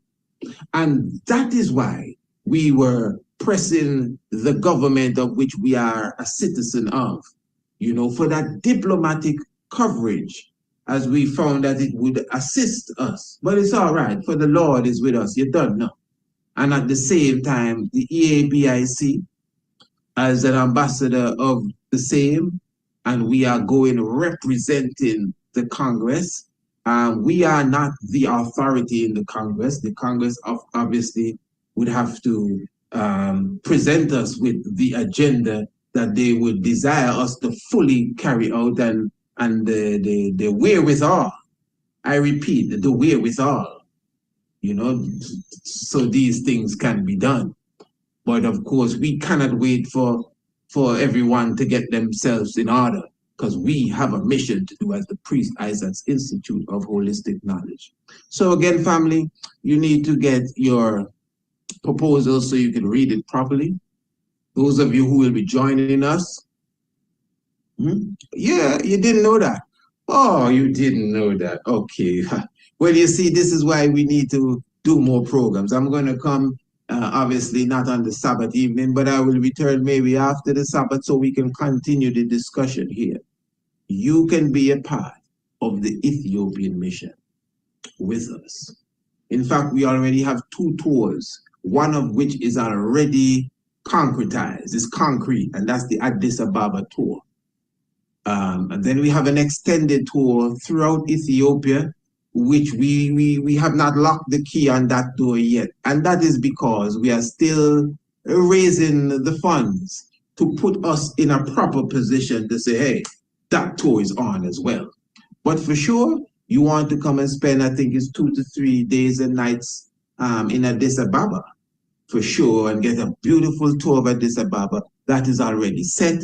It's all right here in our proposal. Just contact me, Priest Isaac Institute at gmail.com, so you can get your proposal, and we will definitely be happy to engage you. Honorable Empress Naya is more than willing and ready to engage you, especially those of you who want to come with me to Ethiopia.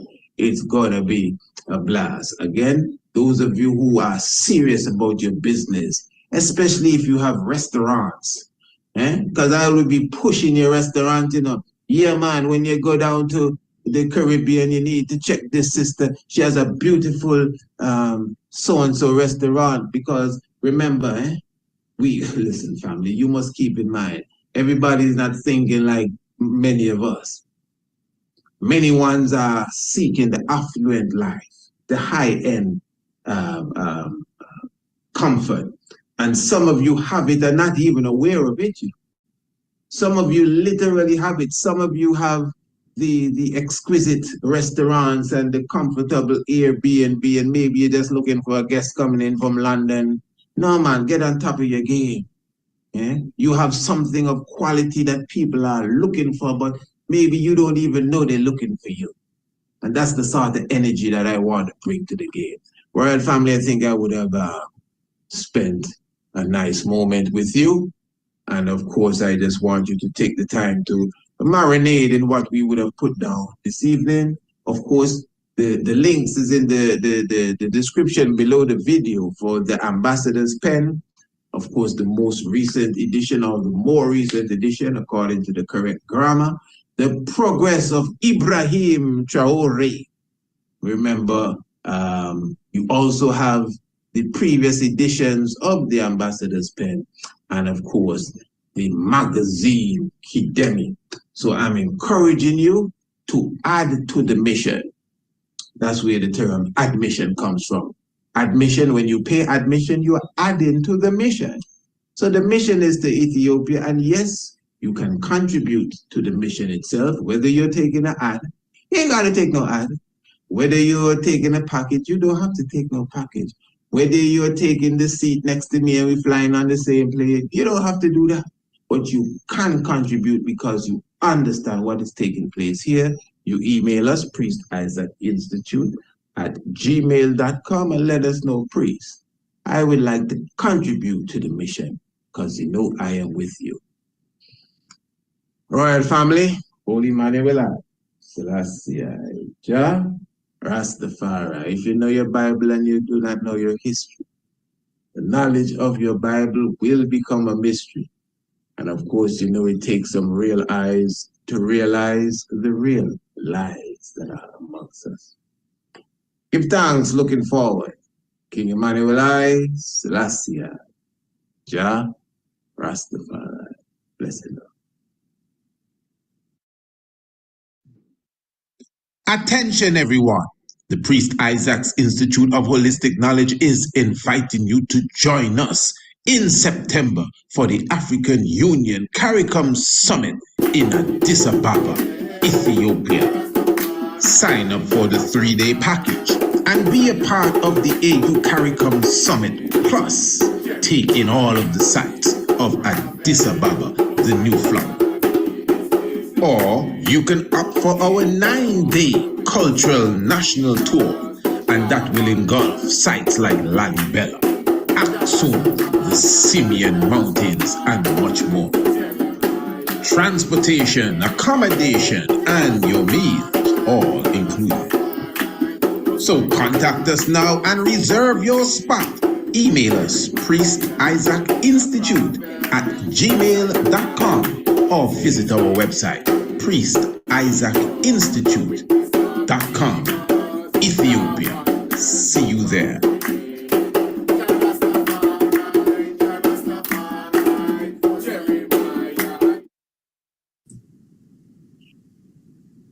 And yes, my royal family, it is my esteemed pleasure to have with us Ambassador Lionel Maxhurst. He is the former ambassador to the US and, of course, to the United Nations, but he is currently the Chief of Staff in the office of the Prime Minister of Antigua and Barbuda, the Honorable Gaston Brown, and, of course, the government of the same, the nation of Antigua and Barbuda. Honorable Ambassador, welcome to the program. Thank you very much, sir. It's a delight to join you. Of course. Before we go into the depths of it, I did introduce you as the former ambassador to the US and to the United Nations.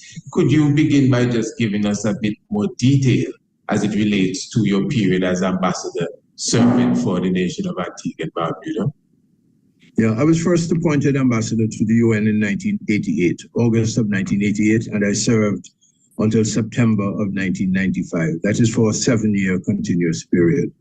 I was then transferred to Washington, D.C., where I was made ambassador to the Organization of American States and simultaneously ambassador to the United States of America. So I also served this double capacity from 1996 up until 2003, when I resigned in order to participate in electoral politics in Antigua and Barbuda.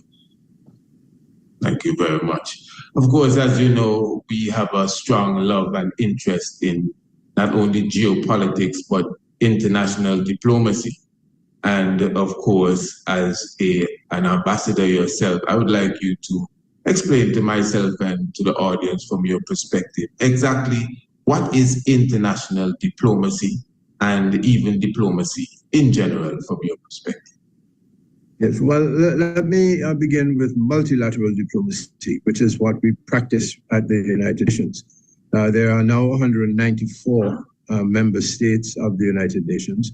When Antigua and Barbuda joined in 1981, it was the 157th nation, so to do. When the United Nations was formed in 1945, after the ending of the war in Europe, there were only 51 nations, and there were only 3 from the Caribbean: Cuba, Haiti, and the Dominican Republic. The other countries in the Caribbean were all colonies back in 1945. As time moved on, by 1962, Jamaica and Trinidad and Tobago first became the English-speaking countries to gain independence and joined the United Nations as full-fledged members.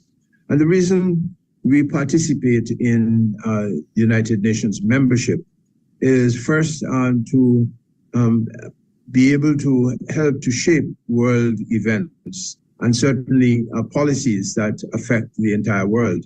The United Nations is not only the General Assembly, but it is also a combination of about 40 UN institutions, many of which you would recognize: the World Health Organization, even the Pan American Health Organization, which is a branch of the World Health Organization, is a part of the UN mechanism. And there is UNESCO, the United Nations Education, Science, and Cultural Organization, which is a very important institution. We joined the United Nations with the expectation that we would be able to participate in these several institutions of the UN that help to make the United Nations relevant to all its member states, but certainly to developing countries and yet to small island developing states. It was the small island developing states that brought to the United Nations the issue of global climate change. At that time, it was looked upon as the equivalent of UFOs, unidentified flying objects. They thought of climate change as somehow being not only exotic, but a little bit unreal. Well, we brought to the UN the kinds of scientific evidence that caused there to be a United Nations Framework Convention on Climate Change. And as you know, the Conference of the Parties of the UN Framework on Climate Change, the Conference on the Parties have met more than 30 times, each time with some advancement in the agenda for global climate change. So these are some of the issues, very important issues.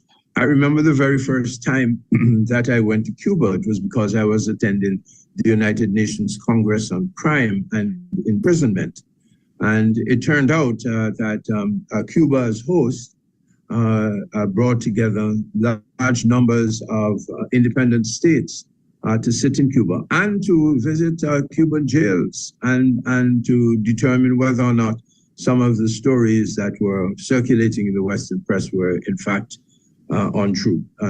We got to see some of what was present in Cuba. But we also had an opportunity to experience Cuba for the first time. So the United Nations Congress on Crime and Imprisonment is a very important sub-institution that assists nations in modernizing their jails and making the punishment of crime be also connected to the reform of crime. So for these reasons, forgive me for going on a little long, but for these reasons,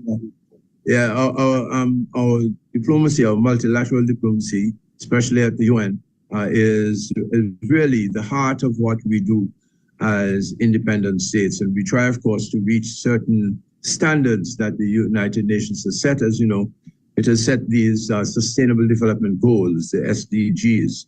And by 2030, we're going to be making reports indicating how we have come along since those goals were articulated about 15 years ago. We are halfway through, more than halfway. We only have 5 years left. And in those 5 years, we are expected to achieve a great deal more than had been achieved in the previous 15 years. We're working on making our countries better, and the United Nations helps tremendously. Yeah, that's a multilateral diplomacy, but there's bilateral diplomacy.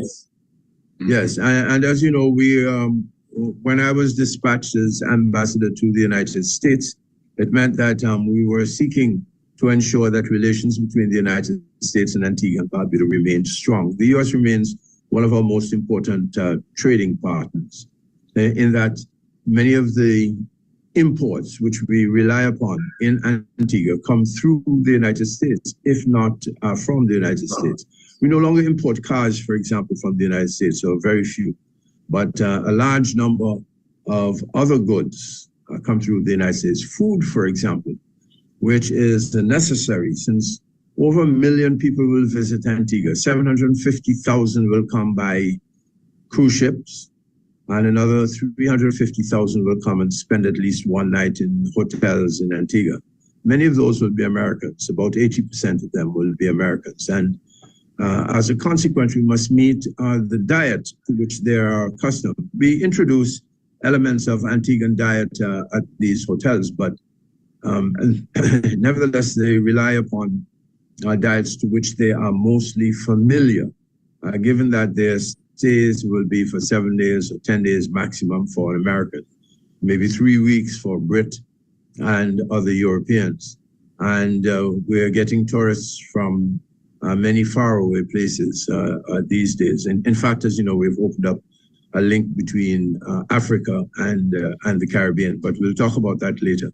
The whole idea being that bilateral relations between Antigua and Barbuda and individual states are very important. Of course, there is our own regional arrangement, the CARICOM, and further down the line, the OECS, the Organization of East Caribbean States, where the 6 independent countries, island countries on the Eastern Caribbean shore, excluding Barbados, and several of the French territories, Guadeloupe and Martinique, for example, and most recently Saint Martin, have become a part of the OECS, recognizing that we have so much in common and so much to defend against. That, of course, is also multilateral diplomacy, but we see it primarily as being a part of one nation, the Eastern Caribbean nation. And we do everything to strengthen the bonds between us so that in times of crisis, we can turn to each other. And also in times when we are experiencing tremendous wealth creation that we can share with our neighbors. Antigua and Barbuda, as you know, is home to men and women that originate from more than 100 countries. And they're represented on our electoral list. And we're not speaking about those who have become citizens by investment, the CIP program. We're speaking about people who have lived in Antigua continuously for 7 years and have thus become eligible for Antigua and Barbuda citizenship. And they come from more than 100 countries, including Russia, the Koreas, the Philippines, you name it, of course, every single Caribbean country, as well as, of course, countries in South America and Central America.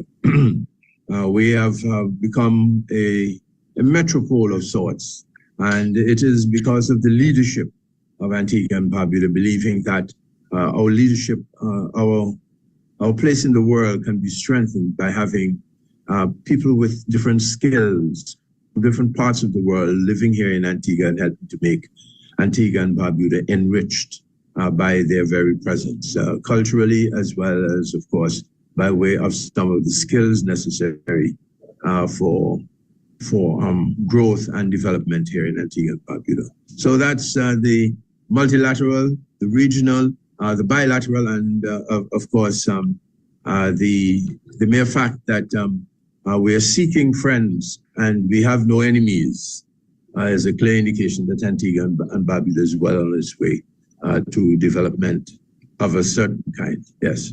And you beautiful answer, and you somewhat dovetailed or carried me into the next question, because again, those of us who are students of international diplomacy, and as you said, making friends, and not only making them but keeping friendships, good relationships with other parties on this globe that we live on. Since you came to that level, and you were speaking of, as you said, multilateral, bilateral, an ambassador, a diplomat, really, from your expression to me, is an individual that has to really go beyond the boundaries, because you're now involved in the economy of your country. You obviously have gone into the culture of your country, which obviously, in our case, in Antigua and Barbuda, tourism plays a very heavy part of the economy and the culture as well. And just in your answer, especially your direct connection to the United States, I could see where you had to, with your cunning and wise mind, bring these things to the forefront, keep them on the table, and make sure you, let's just say, landed the plane properly. So that will lead me to my next question. what would you consider to be good traits that we should look for in an international diplomat or a diplomat in general? So someone who is willing to serve or ready to serve at that in that position as a diplomat internationally or as an ambassador for their nation in general. What are the traits that we should look for a good diplomat? Yes, first, presentable. The world expects the diplomat to be someone who steps off Vogue magazine, the front pages of Vogue magazine, but also someone who has a great knowledge of his own country.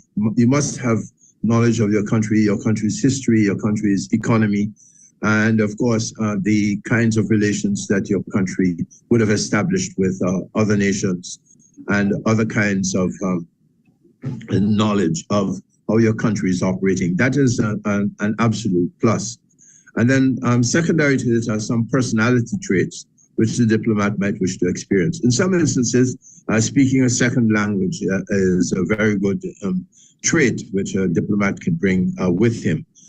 In my case, I spent some time as our ambassador to the Organization of American States, which is overwhelmingly a Spanish-speaking institution. Although there are 14 CARICOM members and the United States and Canada, the others speak tongues that are either Spanish mostly, Haiti speaks French, and Brazil speaks Portuguese.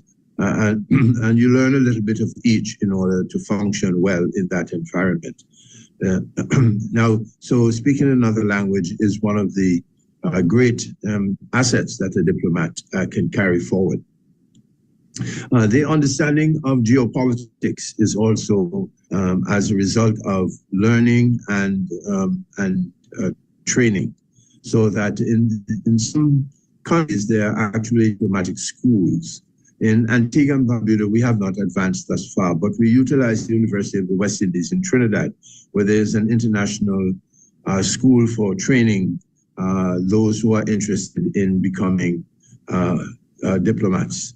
But certainly, even if you're interested in becoming just a government official working in the Ministry of Foreign Affairs, it's really designed for people with an interest in what's happening in the rest of the world and how the rest of the world affects your own country. So these skills can be developed by learning. And it is also important to bury your prejudices and to demonstrate a great love for others. This is an amazing trait which the best diplomats display, that they become friendly very quickly and, of course, are able to measure the extent to which the other side is willing to play by the rules of the game. And we know, for example, that there are some countries that might be hostile. I recall thinking of the English-speaking Caribbean countries at the UN as being somehow a part of the United States. You know, they would think that. But when they examined the record of voting at the United Nations, they discovered that the English-speaking Caribbean voted 90% of the times with the United States, but so did many other countries. And the 10% of the times when we did not vote with the United States, it would be on issues that on which we fundamentally differed.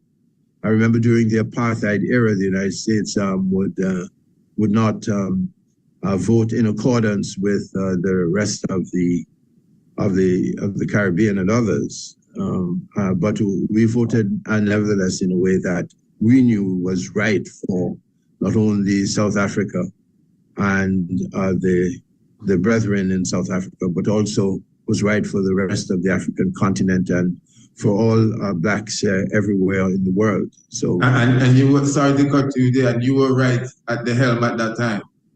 Yes, I joined in 1988. Apartheid was not yet conquered. And every year we made a statement about the end of apartheid. And by 1994, as you know, Nelson Mandela emerged as the president of South Africa. I was still there. I continued until 1995. But he made a visit, as you know, to our Caribbean because of the strong support which we showed. That meeting was held in St. Lucia at the time when a CARICOM heads meeting was taking place. Even Vere Cornwall Bird, who was very much alive, he would live on for another 5 years. Vere Cornwall Bird journeyed to St. Lucia in order to meet with Nelson Mandela. There's some nice photographs of Nelson Mandela meeting with not only Vere Cornwall Bird, who was no longer Prime Minister, but also the Honorable Lester Bryant Bird, who was at the time Prime Minister of Antigua and Barbuda. And he wanted to say thank you to us. By the way, you know, we allowed South Africans to travel on our passports. That was an act of parliament. And we also gave scholarships to South African youth. A limited number, but nevertheless, they were very helpful to those South Africans who had run away from South Africa, were seeking help from countries and individuals. And Antigua and Barbuda came to their assistance in that period. Yes, my good brother. Well, of course, that is going to lead us into what I would believe will be our final question for this session, this beautiful session that we would have had, and I'm very thankful for your very important and precious time, good ambassador. But since we brought up South Africa, and of course, African Liberation Day, we are still basking in the celebration of it, the 25th day of May. Several days before African Liberation Day, our Prime Minister here in Antigua and Barbuda, the Honorable Gaston Brown, made a few announcements as it relates to us strengthening our ties and relationships between us and the African continent, specifically with Nigeria, Rwanda, if I'm not mistaken, Morocco, and the country of Ghana. In fact, he actually highlighted that we would have already ratified an airlift agreement with Rwanda, and we can expect to have straight flights from Lagos to St. John's, Antigua, before 2026. We highlighted this in our revolutionary edition of the Ambassador's Pen, because although I think for the most part, a lot of what I just stated has not materialized as yet, but to me, it was a very revolutionary vision, and I would like you, in your last comments, to give us a more detail on exactly what we can expect as it relates to the Caribbean in general and our relationship with Africa. As you're aware, as you're aware, we have been 44 years independent, 1981, 2025. We're not quite there at 44, but we're about to get there. And the attempt to strengthen relations with Africa began long before 1981. As you know, Vere Cornwall Bird attended the inauguration of Kwame Nkrumah as Prime Minister of Ghana in 1957, 8th of March 1957, when Ghana became an independent country. And we have had thoughts of and ambitions to strengthen the relations between the African continent and ourselves a long time ago. We're now moving closer to that dream than ever before. As you know, we established a link with Air Peace, which is the largest airline flying out of Nigeria. And Air Peace has invested in LIAT 2020, such that Air Peace will eventually bring passengers from the west coast of Africa to a place like Antigua.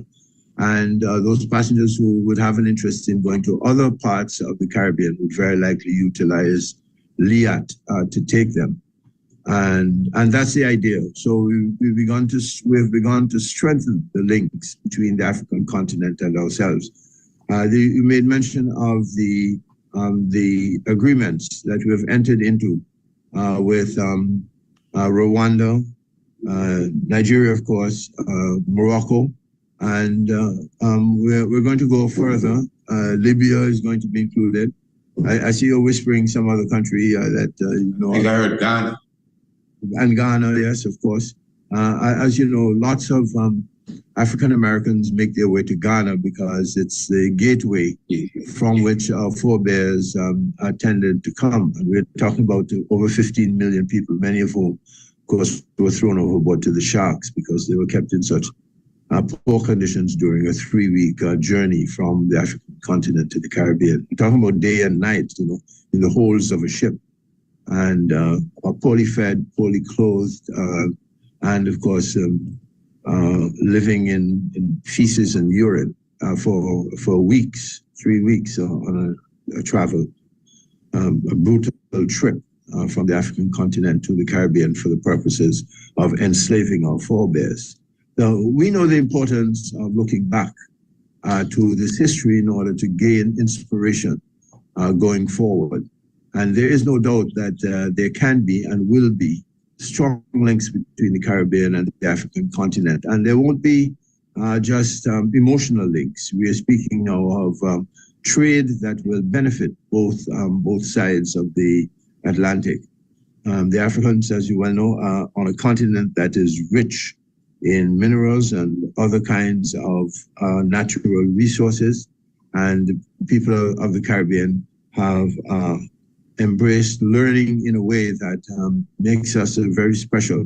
Although the Eastern Caribbean part of the Caribbean has not been accessing tertiary education as easily as other parts of the Caribbean, our expectation is by placing a university of the West Indies right here in Antigua that we can, in fact, begin to offer to some of our African brethren, especially so those from Nigeria and Ghana and some of the other English-speaking countries on the ridge of West Africa, that we can offer them some of the best training that they could possibly have, and it will be at a far lower cost than if they have to be trained in Europe or in the United States. This is part of the expectation that will bring large numbers of African peoples to places like Antigua and Barbuda. As you know, other countries in the Caribbean are also experimenting with this.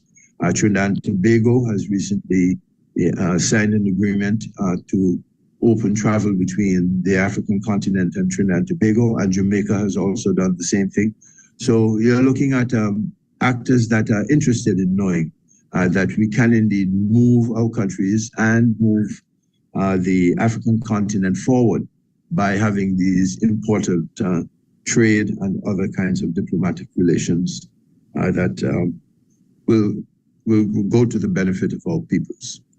Without a doubt, beautiful. That is, again, this is what many of us in the conscious realms have been waiting for and really looking forward to that brighter day. Ambassador Hurst, I would like to thank you for taking the moments to be with us. I don't know if you have any closing words. Your video did stick, but it did leave a beautiful portrait of yourself, so I didn't bother to trouble you to see if you could fix it. It might just, it's a beautiful portrait of yourself. So I don't know if you have any. Yeah, just one closing word. I want to thank you very kindly for pursuing this, and of course, for making this opportunity available for us to speak directly to your conference when it is called to order. I wish you Godspeed, and of course, all the blessings of Jah Almighty. May they fall upon your shoulders, and of course, upon the Empress shoulders as well. God bless you. Goodbye. Yes. Ambassador Lionel Max Hurst, thank you very much. You're welcome. Bye-bye.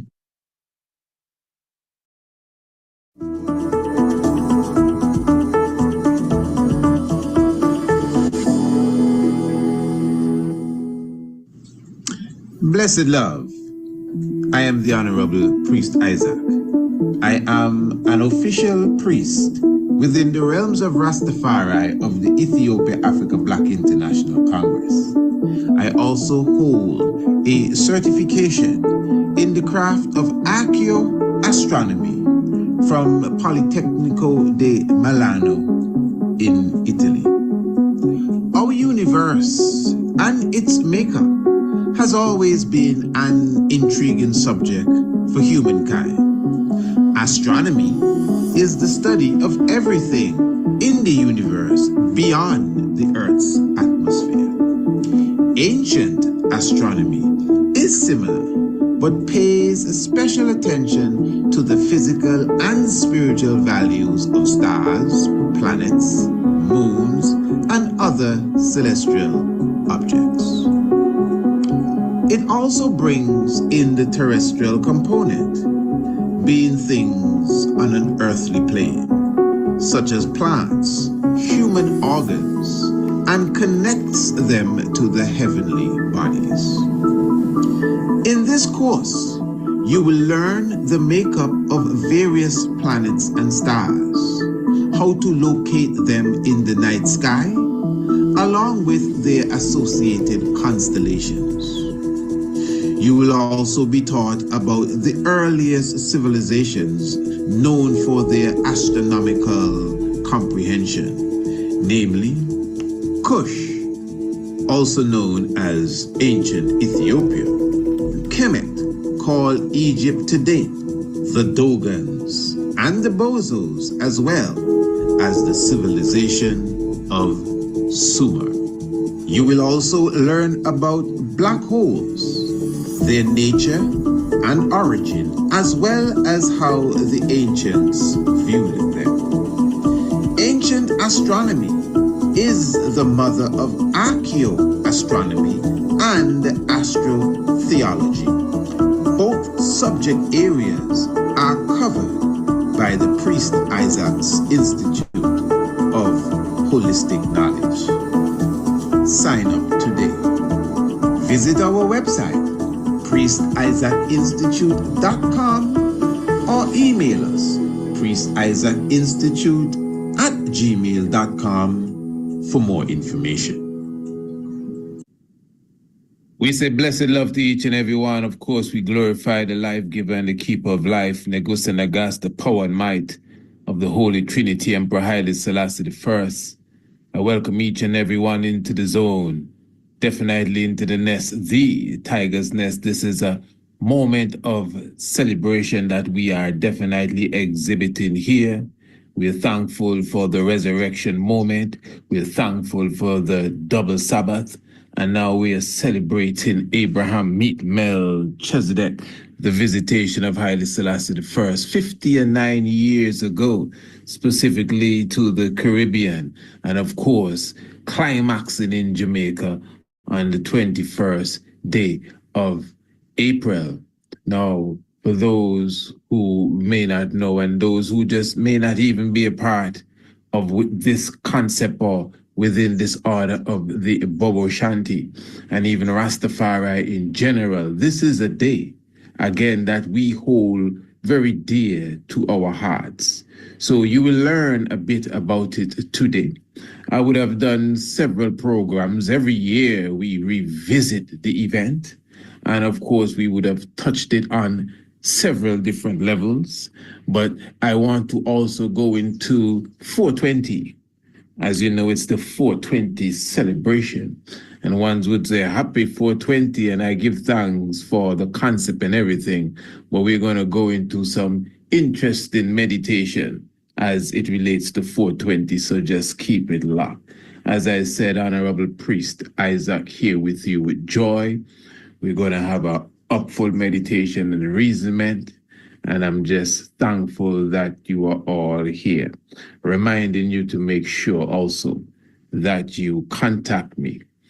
Email me, priestisaacinstitute@gmail.com, to make sure that you get your link, to make sure that you get your pass for the official launch of the Ambassador's Pen. Have you received your link as yet? That's a question. It's just a simple question. My brother and my sister, have you received your link? There's no price to this, no charge whatsoever. All you do is email me and say, Honorable Priest, I would like to get the link. for the upcoming launch of the brand new magazine, The Ambassador's Pen. As simple as that, there's no charge whatsoever. We're going to have a wonderful session. Of course, you know, it's now the 7th of May. The 7th of May, that is when we will be officially launching the Ambassador's Pen. We're going to have some beautiful speakers with us. It's going to be a wonderful evening. So make sure you are prepared for that. Come with your meditation and everything. And I'm going to encourage you, those of you who are entrepreneurs, those of you who have your own business, whatever it may be, now is the time for you to advertise with us in the Ambassador's Pen. You must keep in mind that the Ambassador's Pen and even the magazine Kidemi, we are already international. I'm talking about every day.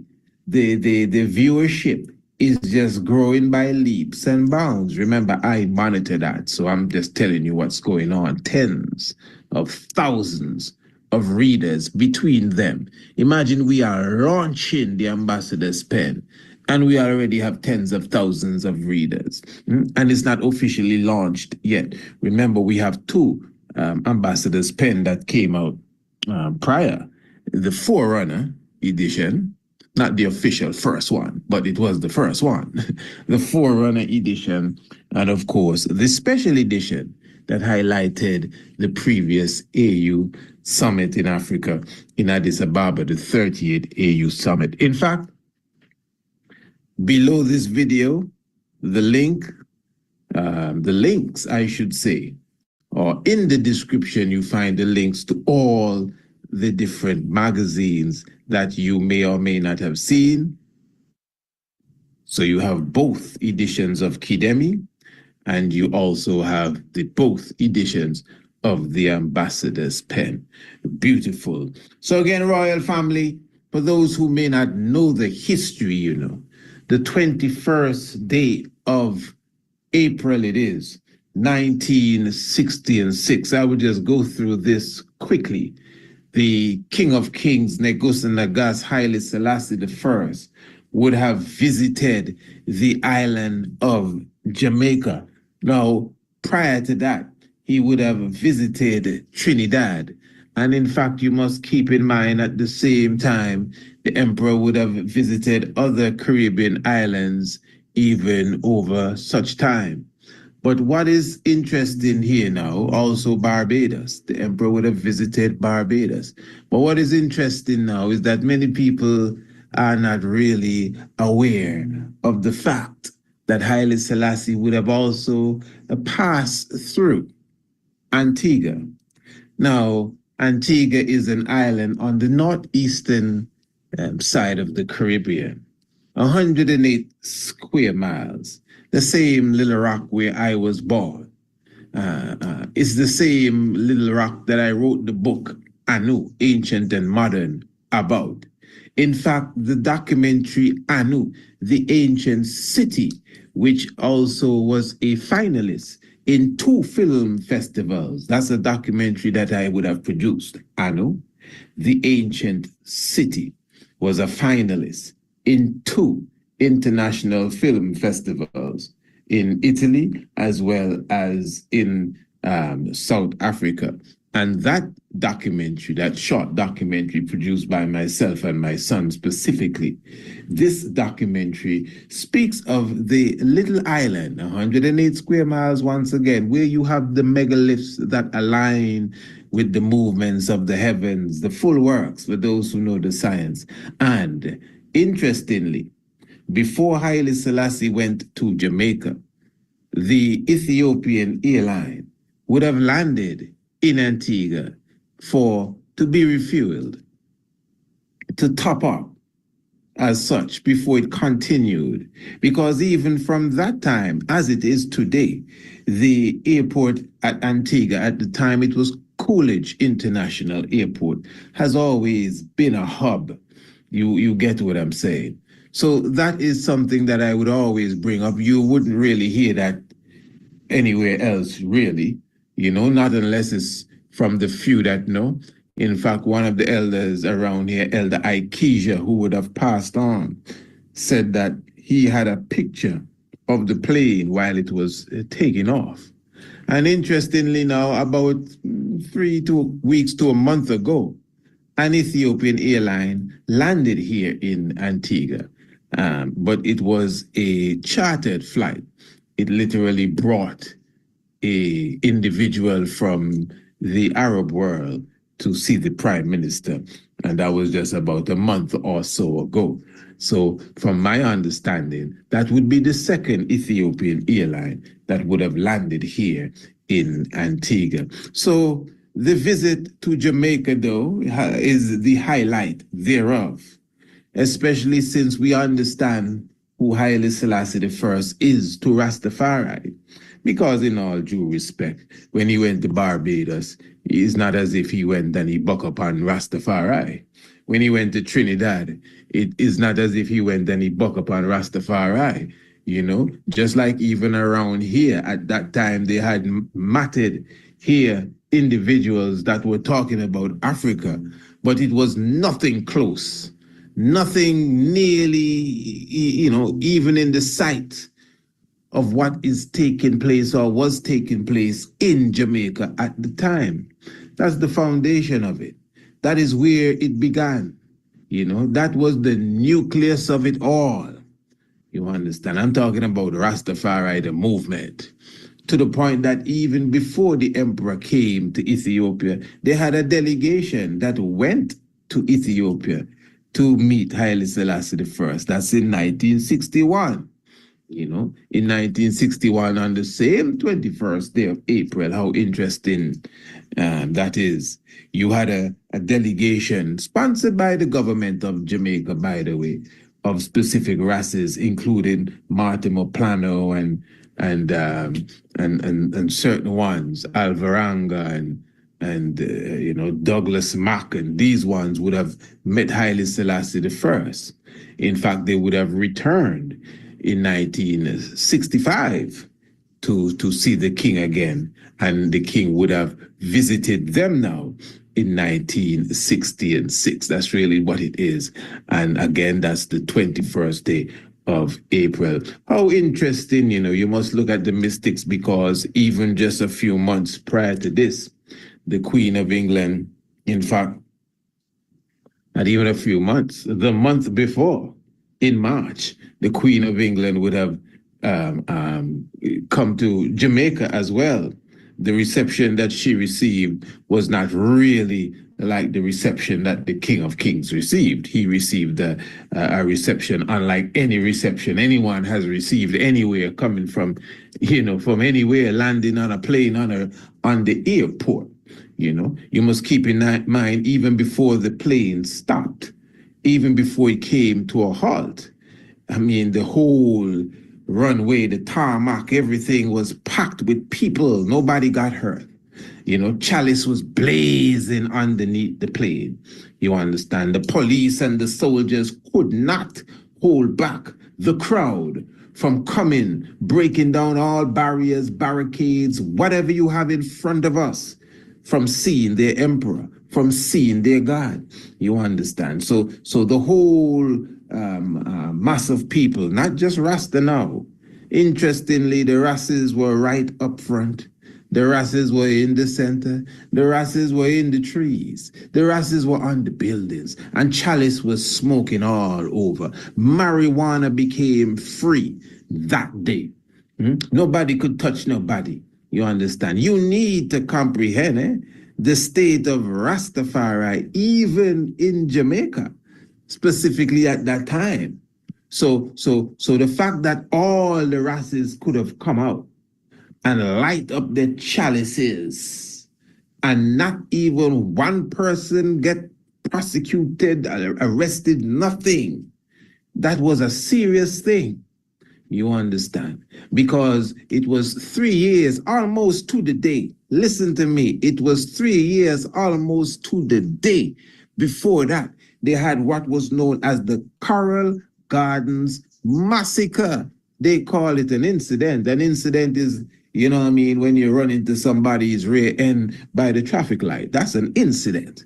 The Coral Gardens Massacre was a massacre. You understand? Bring them in. Bring all Rastaman in, dead or alive. That don't sound like an incident to me. You understand? That sounds like a deliberate act of killing people, genocide of a group, really. You understand? So cannabis and Rastaman and locks and ITEL and Jabberpot, all these things were outlawed. Red, gold, and green and Huyu and all beard, all of these things were outlawed. Don't let us catch you. Hey, walk good, eh? How many of you are there? Come, you go home. All of these things were outlawed. What you doing around here? All of these things were outlawed. Dread, what in your pocket? Empty out your pocket, let me see. All of these things were outlawed. Even if you had a seed, even if you had a brand new chalice and nothing ever smoking it, you're done with. But the thing is now again, when the king came, when the emperor came, it was just blazing. In fact, when the plane pull up, the Ras is already under the plane, blazing. You never see the video? We run it a couple of times. I wouldn't pull it now. Under the plane, blazing, and this is why. When we as Rasses jumping up about 420, you know I ain't got no problem with 420. Of course not. Why would I have a problem with 420? I love 420. I love 419. Oh, don't talk about 417 and 311 and 213 and 712 and 99. I love all the days when it comes to burning the chalice and burning the cannabis. But you see, you know, again, all due respect. But I'm just so, once bitten, twice shy. You know what that means. You've seen this playbook already. There was once I was listening to a culture from some Bobo Shanti elders, and it was with Muta Baruka. This was a long time ago in the 1990s. And they were saying that, in fact, I think it was Muta Baruka that was saying that what they do now, they set up their Christmas. You're listening to me or what? They set up their Christmas in such a way that it precedes the true Christ Mass. So after you done beat out yourself and spend up your money and everything into ho and Santa fraud, when the real Christ Mass come around, they all telling you is back to school. So many different things. So they design it in such a way because they know the spiritual nature of the true Christ Mass. So they mix it up and put the Christmas in front of it to kind of distract you. You know? Now again, I love 420. Today's 420, we celebrating ganja. Oh, I'm with you. I'm coming. Here we go. I'm on board. What's next? Yeah, because I celebrating. But you see, the day after, 421. Hey, listen to me. 421. I'm going to be humble here. I don't even know who invented 420, you know. You understand? But 421, that was the day when cannabis became not only legal, free. Legal is something in the law and bills were passed and you read the bill twice and we're going to send it to the Senate and that's legal. Free mean you can't touch me. My God is here. For days you had to leave the Rastas alone. I always wonder if the Rastas that were in prison were released because it was just freedom. For Rastas, Rastafari under the plane, you know, man. Under the plane. Airplane fuel is not like regular fuel. I used to work on planes. Airplane fuel is not like regular fuel. And even the fella that would guide the plane in, he had to go and hide. The pilot just had to, hey, well, we just park somewhere. You know, I think you should stop before we run over someone. No one got hurt. Not even an ouch. Not even call for the ambulance. Nothing. And chalices blazing. 421. 421. Say it with me, family. 421. That's the day we light up chalice for the first time in such a fashion, positive that we could not be touched, under a moving plane.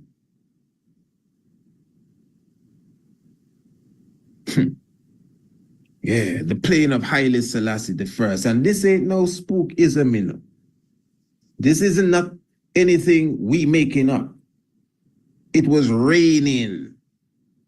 I think for hours, real rain too, no jokey rain. Soak you down rain. And they say before the plane appeared, the sun just come out. Rainbow. Everything dry like chips. That's a term we use around here. I don't know if it works where you're from. Dry like chips. And 7 doves, I think, came out of the east. I wasn't there, but I would have read about it. What you say? I wasn't there, but the elders that saw it would have told me the story. I wasn't there, but I believe it. And this isn't spookism. This is just reality. 7 doves. And they say when the 7 doves disappeared into the horizon, here came the plane. Land on the airport. Tarmac.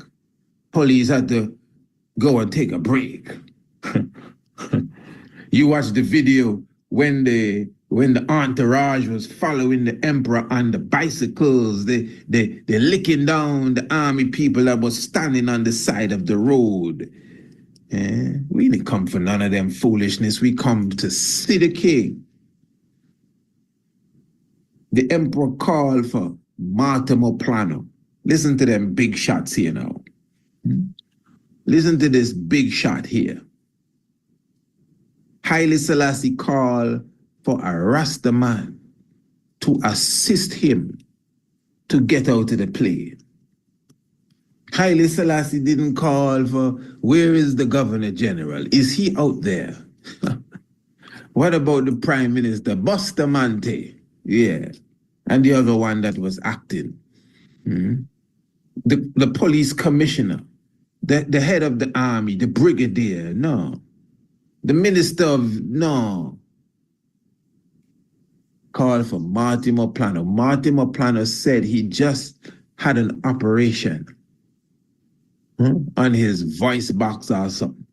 Massimo Plano said he just had an operation and he could hardly speak. He said when he heard it, calling Massimo Plano, he was on a house roof somewhere. He said he just stepped off the house roof and he don't even know how he did it, but he just stepped off the house roof. Massimo Plano. And he walked to the crowd and came to the King of Kings. And the King of Kings told him, well, yeah, I want to go through. And Massimo Plano said he opened his mouth. And you see that deep voice that he has? That's the voice that came out. He says so. He says so. He said it on a program he did with Muta Baruka. He said it himself. The whole story I just gave was his story. You understand? So I didn't read that one. I heard him say that. And he said that's the voice he had since then. Now imagine that. The king don't even touch Jamaican soil yet, and all of these miracles are already fulfilling. Man getting new voice who couldn't speak. Don't play around with me, Rasta. Don't ramp with me. Nothing here makeup, This is not no esoteric. You see, you talk about Matthew, Mark, Luke, and John, and Christ make the dumb speak and the deaf hear. Oh, it's symbolic. Well, that's good. This ain't symbolic. The man said he couldn't speak. It may be symbolic too, you know, nothing wrong with it still being symbolic, but you better know this is how the story goes. Yeah. As they say in Antigua, this is how barley grow. Yeah. Yeah.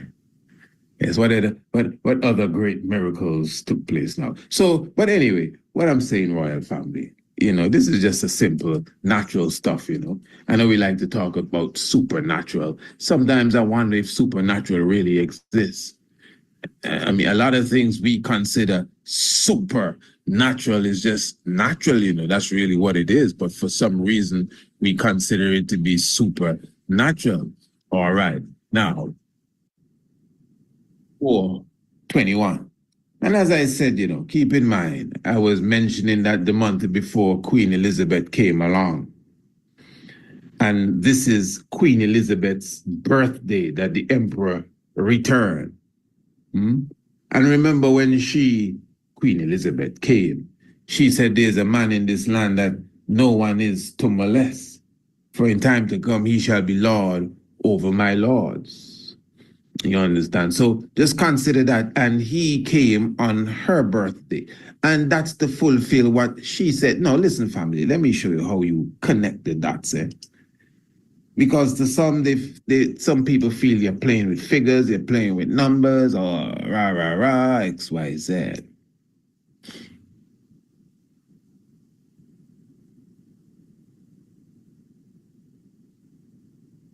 Although I know this was the subject I'm getting into, what I'm going to say now, I actually had no, intention of going, let's say, this deep. You know why? Some of what we're going to get into, we would have covered it already, documentary, 7, other things. And sometimes you believe, listen, let's just hit some new points and carry it to another level. But let me remind the people what's happening here when I said connecting the dots. Again, when the Brotherhood visited the Emperor in 1961 from Jamaica, the Rasses, of course, as you know, Ras Bonagees and Prince Emmanuel and a few other stalwarts were not there, as their mission was something more aligned with repatriation and not just a visit. And the delegation, of course, they went through several African countries. I think it was Ghana, Nigeria. If I'm not mistaken, it was Sierra Leone and a few other. I think they visited 7 in all, but I stand corrected. So, but for sure, when they came to Ethiopia, they met the high priest Abuna Basilis, and they were, according to the books I would have read, they were given Ethiopian garments, which consist of churchical holy robes and maybe what some people would want to call a gown. I like to make sure ones comprehend that I never told anyone that Abuna Basilis and the church gave the brethren them bubble clothes. You understand? The books clearly say they got Ethiopian churchical garments, which consisted of robes and turbans. So from I see that, to me that's good enough. To me that's symbolic. That's a sign to show, well, number one, you are already of the priesthood. To me, that's big enough Rastafari, for the priest to give you that kind of garments, like preparing you, like these are your clothes. Wow. You understand? And then again now, when they visited the emperor, which is the 21st day of April, the emperor told them that the people of Jamaica are always welcome in Ethiopia. But next time, tell Jamaica to send the right people. Everyone knows about that. One's always wonder, what does that mean? What is the right people, or who are the right people that the emperor told the brethren about? I mean, they just got churchical garments. I mean, they sound like the right people. But anyway, that's the 21st day of April. Now, what's interesting is that the emperor visited the same brethren and others exactly 5 years to the day of their initial visit to him. So you can see now, within the mystics, nothing happens by mistake. And keep in mind that they visited the emperor in 1965 as well. But in the same 1965, the emperor got a specific title, the Defender of the Faith, at the beginning of the cycle of Aquarius in the zodiac cycle. The Defender of the Faith. Just before he came to Jamaica freshly receiving the title, the Defender of the Faith. All of these things, to me, very, very important. To me, he came to defend the faith, fulfill such prophecy as well. 421, light up your chalice, let we burn down Rome. Yes. So when he visited now, that's Haile Selassie, the 21st day of April, as I said, the Queen of England's birthday, and she came the month before. She actually visited at a very interesting time, the 3rd of March. She spent about 3 days. When she was leaving, it was the anniversary. It was the 9th anniversary of Ghana gaining its independence. When Queen Elizabeth II was leaving Jamaica, it was the 9th anniversary. It was Ghana Independence Day. The 9th year since her flag fell. You understand? And Ghana rose which flag? Tell me. The red, gold, and green with the black 5-point star. She received that same flag, plus the red, black, and green flag. During her visit in Jamaica, she received those flags. That is when she said that there's a man in the land that no one is to molest. After receiving them flags, this is history you're getting here, family. So I'm just showing you how interesting all of these dots are connecting, because the banners that rose in Ghana 9 years before the day she was leaving Jamaica is the same red, gold, and green with the black 5-point star. So when the emperor come now to Jamaica, exactly to the day, 5 years after the brethrens check him in Ethiopia, he also came on the birthday of the woman that was there a month ago that said there's a man in the land no one is to molest, after seeing the flag of Ghana that just was celebrating its 9th independence. 9th, the number 9 too. The number 9 is very important. It stands for fulfillment. There's no other digit higher than 9, Yeah, man. So in the midst of all of this, there's a lot of mystics, a lot of science. Now, you may be listening and say, oh, I don't believe. No, hold on. Listen, BC, take your time. I didn't give you no opinion at all a while ago. If you really sit down and write everything I say, you would not find one opinion. Where is the opinion? I said he came to Jamaica on Queen Elizabeth's birthday. That's not an opinion. That's the truth. I said he came 5 years exactly after the day that the brothers visited him, the same 21st of April. You see, it's so wow, that it sounds to you like I'm cracking some code.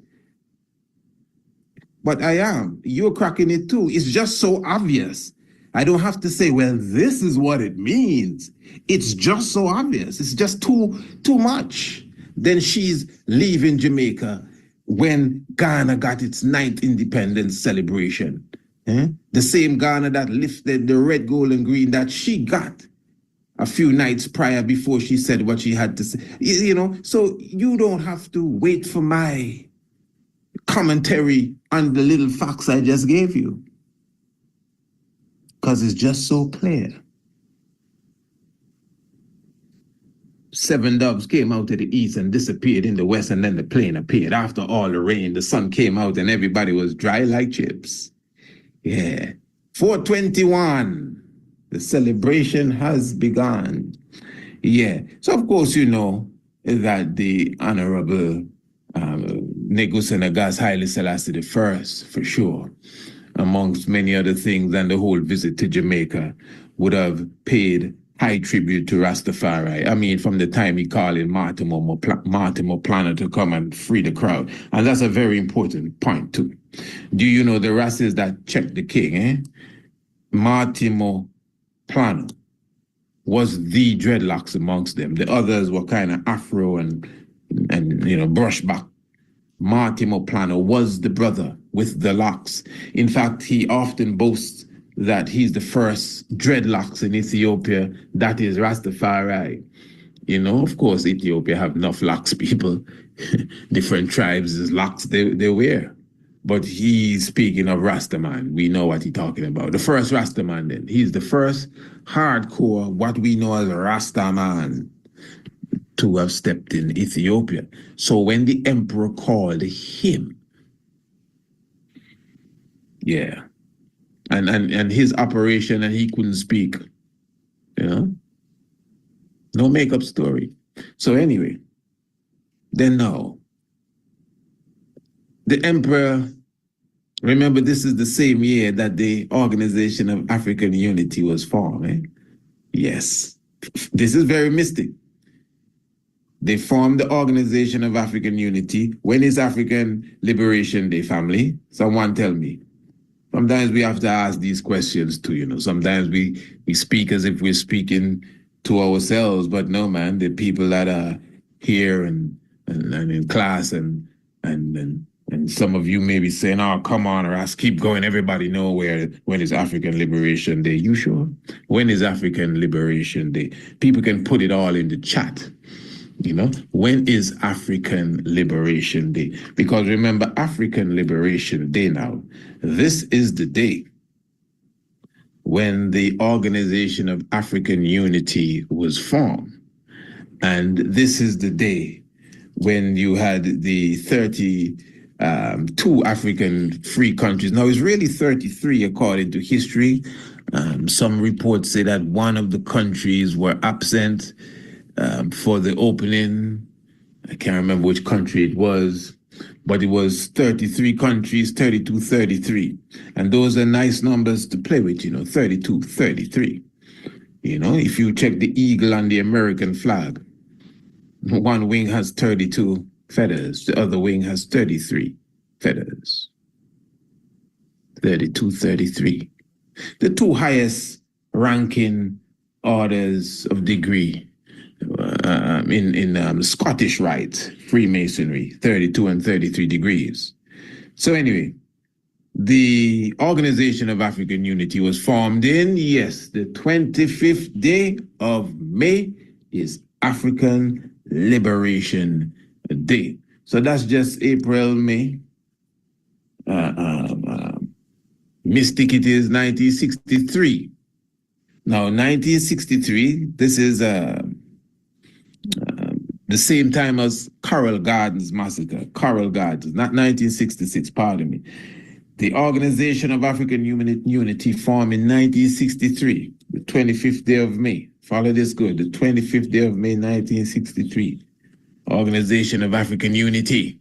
Yes. The same year is the Coral Gardens Mayhem. And this is why I'm showing you now, from the 12th of April, Coral Gardens. The king come to Jamaica 1966, April. That is 3 years almost to the day. 3 years almost to the day, which is, remember the Coral Gardens Massacre happened on Good Friday, you know. It's almost like they're crucifying the Christ. And in 3 years, he rose up. Everyone knows when Haile Selassie come to Jamaica, that was like the beginning of it all. Really for Rastafari. That's when Rasta really started, you know, when the King of Kings came and we could go under the plane and grab onto the wheel or whatever we did and light our chalice and nobody could stop us. And he called for Martin Plano, who couldn't speak and who was left with the deepest of voices. Put that in the Bible. Them is Bible scriptures there. What say you? So the King of Kings now, Haile Selassie I, would have also, in interesting fashion, coming 3 years after such a massacre amongst the races, he would have lifted the races high in King's house. This is government's house. That's the King's house is the house of the queen, the same Queen of England, although it's King's house.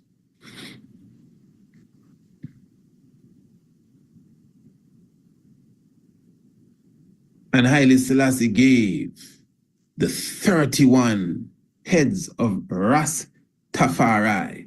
Now you got to keep in mind, I just said there were 33 heads of a free African state. Mm-hmm. And if it was really 32 present, that's 31 plus Ethiopia. 31 heads of Rasta plus Haile Selassie, that's the same 32 again. You see? And the king gave everyone medals. Now that is very mystic, you know, because when you get a gold medal, that is symbolic. That signifies that you would have already won the race. And of course, we know that the Honorable King Emmanuel Charles Edwards would have been the first to receive his gold medal from Emperor Haile Selassie I.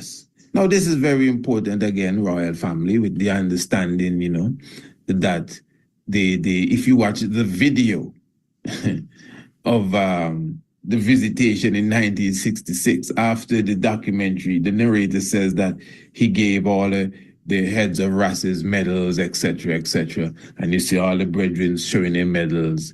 Then he goes on to say, now it was our turn to give gifts. Meaning that the Jamaican government now was giving gifts to the emperor. This is very important. Now, it's not that the emperor didn't give any gifts to Jamaica. He built a university. Well, they say it was a school. Some say it was supposed to be a university. But he built a school then. And other projects the emperor would have put down in Jamaica. But outwardly,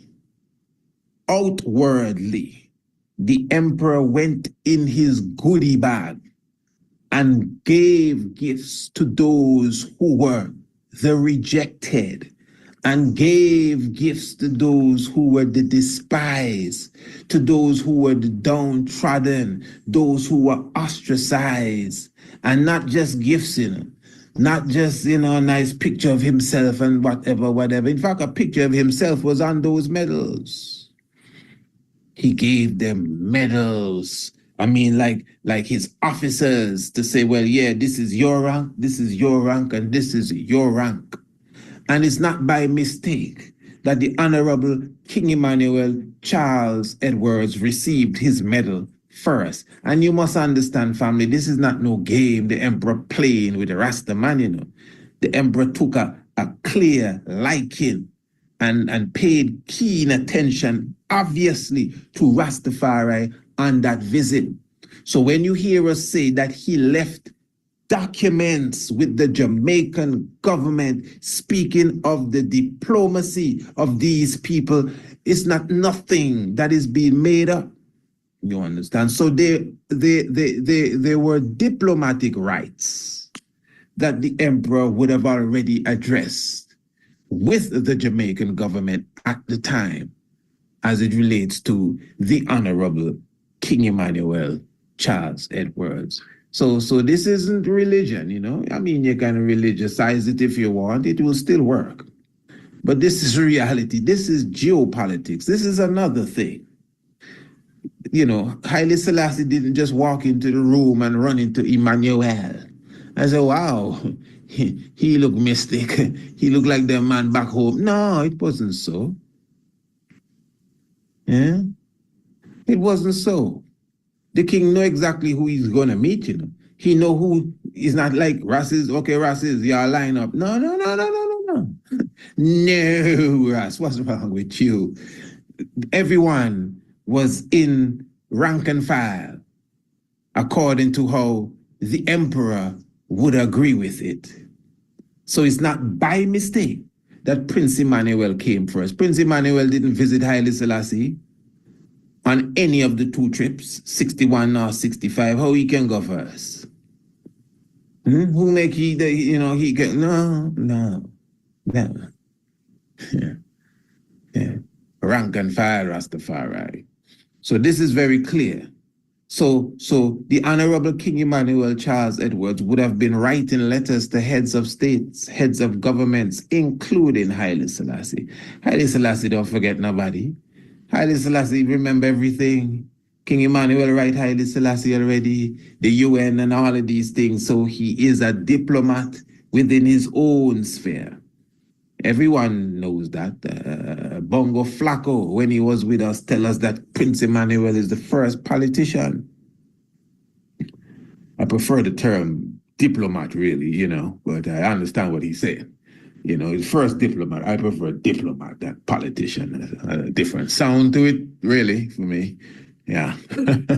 Yeah, but he's the first diplomat amongst I and I. So his diplomacy was clear. Okay, family, let me get here. As I'm speaking to you now, the sun is going into the constellation of the Ram, Aries, 421. Where my chalice? I should be blazing my chalice for 421, the Rastaman. Yeah. So the sun going into the Ram. Which Ram? Which sun? What are you talking about? The Ram constellation. It's known as Aries. Oh.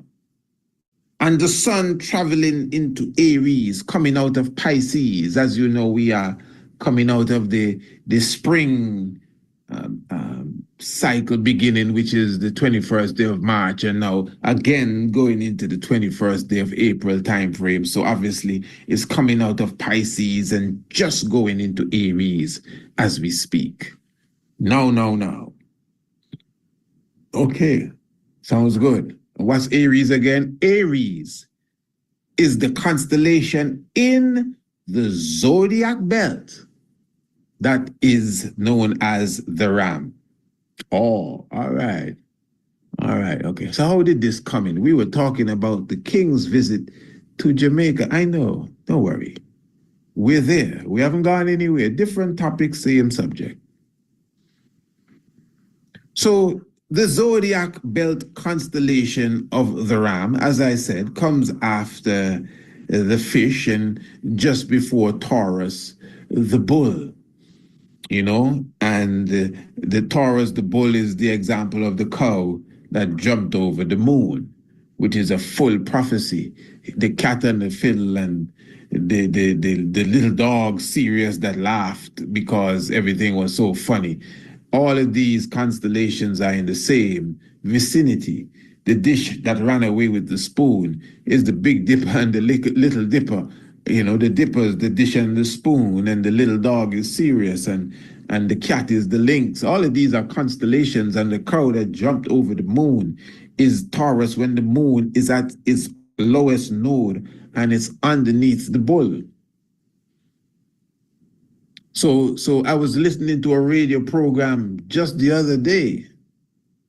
I digress here, but it's all right. I was listening to a radio program just the other day, and the whole program was about hey diddle diddle, and they were just laughing at it and saying these stupid things they used to teach us, and any cow can jump over the moon, and they went on and on and on and on for the whole program, which to some degree it's true, but again it's reverse psychology. The hey diddle diddle stuff is deep, yo. It's very deep. Anyway, so this is what I want to do. And I promise that I'm not going to take too long to express all of this to you. Now, we're going to go, let us visit the book of Exodus. And let me remind you once again, family, make sure you register for the upcoming official launch of the Ambassador's Pen. It's an online event. It is going to be a beautiful webinar. You don't have to pay a dime. It is fully free. And of course, you know, it is the 7th of May. And remember, the Ambassador's Pen, those of you who are business people, which everyone listening should be, those of you who are entrepreneurs, for sure, now is the time for you to advertise with us in the upcoming edition of the Ambassador's Pen. Remember, you are getting top exposure. When you advertise with Kidemi, you're getting top exposure. The finest of marketing is taking place here. Trust me, I'm talking about the Ambassador's Pen. Now remember, although this is the official launch, you know we also have the Forerunner edition. So you can check out the Forerunner edition. And we also have the special edition that highlighted the previous African Union Summit. Remember, the Ambassador's Pen literally deals with what we just mentioned there: diplomacy, geopolitics, culture, and history. That's really what it is: geopolitics, culture, and history. So once a month for now, that is when you'll be seeing the Ambassador's Pen. So we will be pushing your business for a whole month. Yeah, make sure you do that. So that's the Ambassador's Pen. All right. And let me just give a word to the family, you know. Make sure that you put on your notification bell. Everyone is saying, man, when you come live or when it's premiering, I don't get no thing. What you need to do is reset the notification bell. Listen, the YouTube stuff, the internet stuff is designed in a very sneaky way to keep the truth quiet. They quietly take down videos. You just see videos disappear and you can't find these videos again because no, they don't want nobody watching that. They don't want nobody listening to him. So you got to make sure your notification bell is on. So you may have pressed it for maybe 2 years ago. Undo it and do it again. Repress your notification bell. And of course, you'd have to subscribe first for those who are not subscribers. You subscribe first. Subscribe and then press the notification bell. And I think now is a good time to tell you to like up the video. And the thumbs up stuff. Now is a good time. And you should have shared it too. This is another thing. We got to work together, family. Those of you who, I love the work and I love this and everything. Well, I'm happy you love it. But you got to show the love. Sharing it is one of the most easiest things you can do. In fact, the most easiest thing you can do is pressing that thumb. Some people don't even do that. Just press the thumb, man. Just press the thumb. It's not hard to press the thumb. Come on, man. Don't tell me you're so bad-minded. Press the thumb. Yeah, man. Come on. So more people will be with you when you come in the house here. Very good. But share it. Share it, man. Let's not be lazy, family. This is the Battle of Ottawa. We're on the battlefield now. Share the video. You know what I mean? Come share. Just press the button. Share. You see a button there? Share. Press share. And then it gives you the options. Where to share it. WhatsApp, Facebook, Twitter. Just share it. Keep sharing it. Be on the team. We're supposed to be a team. You're supposed to be a part of my tribe. You understand? So if you're not contributing even financially, some of you know, boy, I would like to help contribute to the mission, but okay, fair enough. Good. Well, at least share it and really share it too, not just with a friend. Share it and let people know what is taking place here. Beautiful. So what is taking place here, we're talking about the whole mystic of the 21st day of April's visit. Now, family, remember the link is in the description below, and you could definitely check out the magazine Kidemi for sure. You could definitely check out the Ambassador's Pen, Remember, as I said, we have the ambassador's pen, the Forerunner edition, and we also have the ambassador's pen, the edition specifically directly dealing with the summit. I'm going to read through this rather quickly. This is the book of Exodus chapter 12. And it says here, "And the Lord spake unto Moses and Aaron in the land of Egypt, saying, This month shall be unto you the beginning of months. It shall be the first month of the year to you. Speak ye unto all the congregation of Israel, saying, In the 10th day of this month they shall take to them every man a lamb, according to the house of their fathers, a lamb for an house. And if the household be too small, too little for the lamb, let him and his neighbor next unto his house take it according to the number of the souls. Every man according to his eating shall make your count for the lamb. Your lamb shall be without blemish. A male of the first year ye shall take it out from the sheep or from the goats, and ye shall keep it until the 14th day of the same month, and the whole assembly of the congregation of Israel shall kill it in the evening. And they shall take of the blood and strike it on the two side posts and on the upper door post, of the houses wherein ye shall eat it. And they shall eat the flesh in that night, roast with fire and unleavened bread, and with bitter herbs they shall eat it.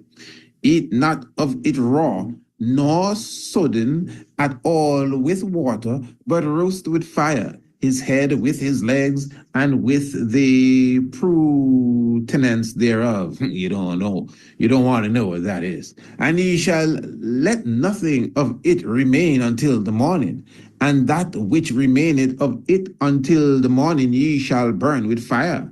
And thus shall ye eat it, with your loins girded, your shoes on your feet, and your staff in your hand, and ye shall eat it in haste. It is the Lord's Passover. For I will pass through the land of Egypt this night, and will smite all the firstborn in the land of Egypt, both man and beast, and against all the gods of Egypt will I execute judgment. I am the Lord. And the blood shall be to you for the token upon the houses where ye are. And when I see the blood, I will pass over you, and the plague shall not be upon you to destroy you, when I smite the land of Egypt. And this day shall be upon you, or unto you, for a memorial, and ye shall keep it a feast to the Lord throughout your generations. Ye shall keep it a feast by an ordinance forever. 7 days shall ye eat unleavened bread. Even the first day ye shall put away leaven out of your house. For whosoever eateth unleavened bread from the first day until the 17th day. Interesting, 17th, Emmanuel cycle there. 17th day. That soul shall be cut off from Israel. And in the first day there shall be an holy convocation, and in the 17th day there shall be an holy convocation to you. No manner of work shall be done in them, save that which every man must eat, that only may be done to you. And ye shall observe the feast of unleavened bread, for in this selfsame day have I brought your enemies out of the land of Egypt. Therefore shall ye observe this day in your generations by an ordinance forever.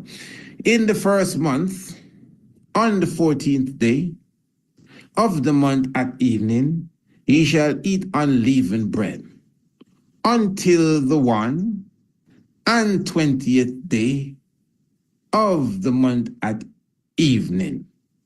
All right, and I will not go any more with that. Is a lengthy chapter, but I think now, first of all, maybe even what I read there a moment ago, you may not even know what it is I was trying to highlight, but as I revisit it, it will be very clear.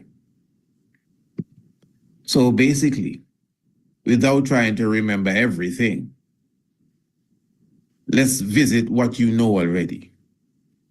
The children of Israel are in captivity in the land of where? Egypt.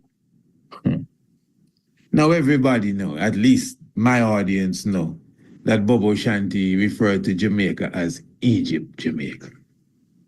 Ones have risen up and started to say Egypt, Bahamas, and Egypt, Trinidad, and But Egypt is a term that really symbolizes bondage and captivity. You can get linguistic with me and tell me it comes from hiccups and what it means. And I get you. I know all of that. Don't get me wrong. But I know the term. It doesn't have to necessarily be the Webster's definition. The term has its own energy. It means bondage and captivity. That's what it stands for. That's how it's utilized, especially in theological language. Fair enough. Good. That's why in Revelation it says, and the place that is called spiritually Sodom and Egypt, where our Lord was crucified. So there's a place spiritually called Egypt. Where was the Lord crucified? In Egypt, Africa? Okay, well, most people said no. Exactly. So where's the Egypt that the Lord was crucified? Is Jerusalem, Golgotha, Egypt spiritually? Maybe spiritually. So the spiritual Egypt is spiritual. Yeah.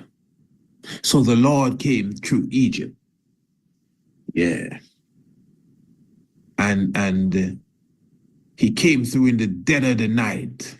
According to the story, if he didn't come during the dead of the night, he made it night. The place got dark, and I guess maybe it's the movie I'm thinking about. But anyway, he came through and, everyone was supposed to get a lamb, a perfect lamb, without blemish. Now, this lamb symbolizes Christ, the Lamb of God. That's really the symbol of it. But in the Moses story, Moses was told to tell the children, get a lamb, a little sheep or a goat, anyone, but you want to make sure it's without blemish. And you're going to kill it. That means you're going to sacrifice it. So this is symbolic of the sacrifice that the lamb had to bear for our sins. That's all it is. And then you take the lamb and you're going to beat the doorpost. And the blood on the doorpost is going to show that you have followed the orders. Now you're going to roast it, eat it with the shoes on and all of that stuff. Good. Now, when the Lord passes over the land of Egypt, which Egypt? Well, let's say Egypt, Jamaica. When the Lord pass over the land of Egypt, he will be looking to see those who have the blood of the lamb on their doorposts. That's what the scripture says. And,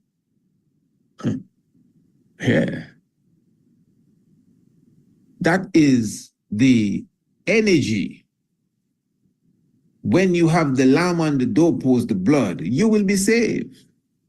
But those who do not have the blood of the lamb on the doorpost, woe be unto them. Now, the Lord don't want to come and do no one no harm. So that's why he told Moses to tell you what to do before he come. So that when he come, everything is going to be all right. Yeah.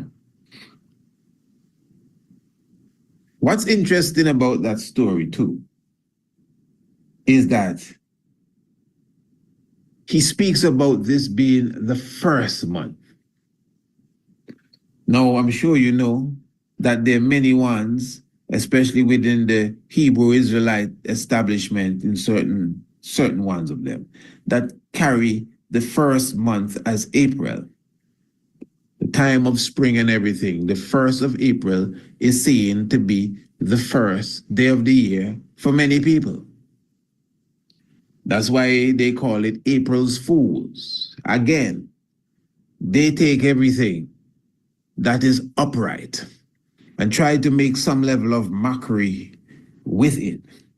So now you yourself stay away from the 1st of April, like that the American president, when he said he was gonna bring all the tariffs down on the rest of the world.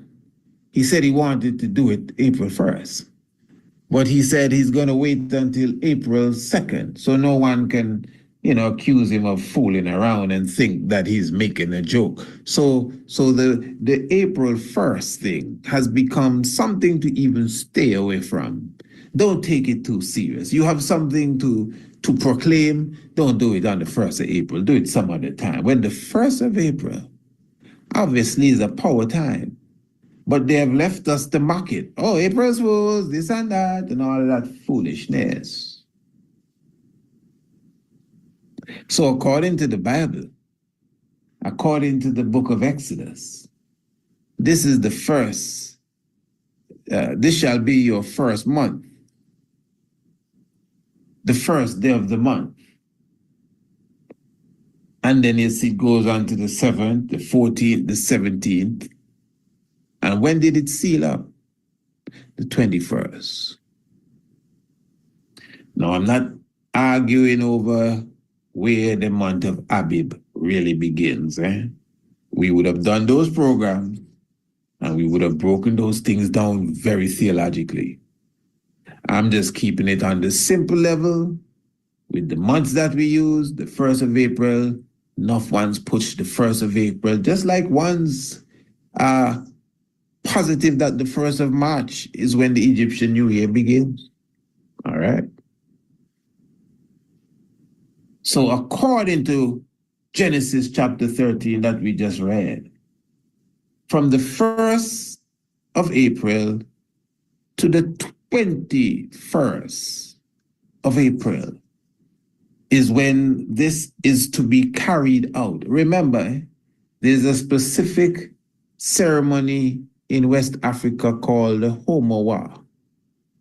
And during the Homawa, it says that they take a red clay, not blood now, and they put it on the doorpost, similar to what the Israelites would have done with the goat or the sheep, so that when the spirits pass through, they see the red clay and bless the house. All right, let's bring this thing home now. So if April is the first month, and this scripture is telling us that from the 1st to the 21st day of the month. So this is the 1st to the 21st day of April. And within this time frame, the Lord shall visit Egypt.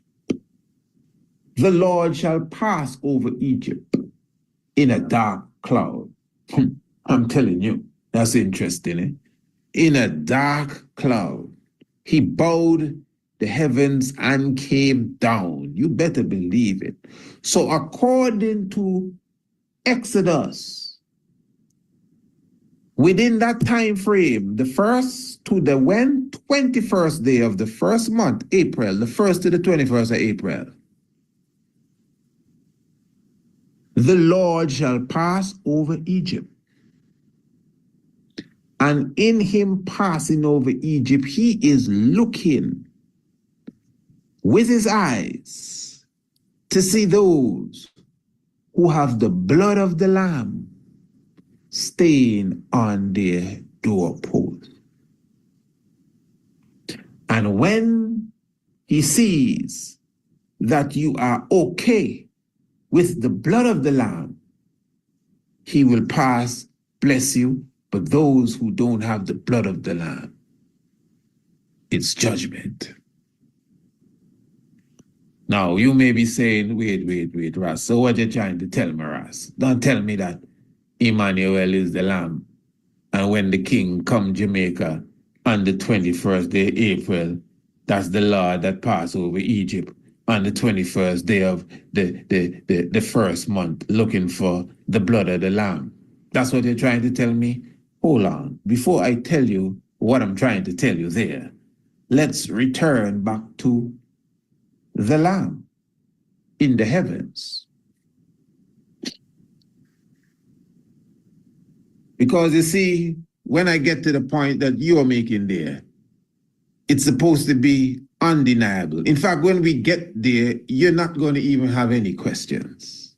So again, as I said, as we speak now, the sun has just crossed over the point that takes it into the zone of the constellation of Aries. This is no make-believe.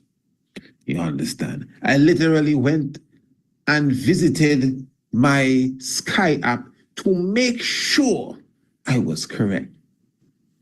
So again, we all understand even the way that the Bible is written. You're dealing with a lot of solar activity. You know that. You're dealing with a strong esoteric book. There's nothing wrong with that. That's how it was written. We feel like we're ashamed of that now. Boy, I don't read no Bible, brother. Them things are real. Them is symbolism. Okay, so what's wrong with that? So why you vexed with it for being symbolism? So the chorus with the hog head, that ain't symbolism?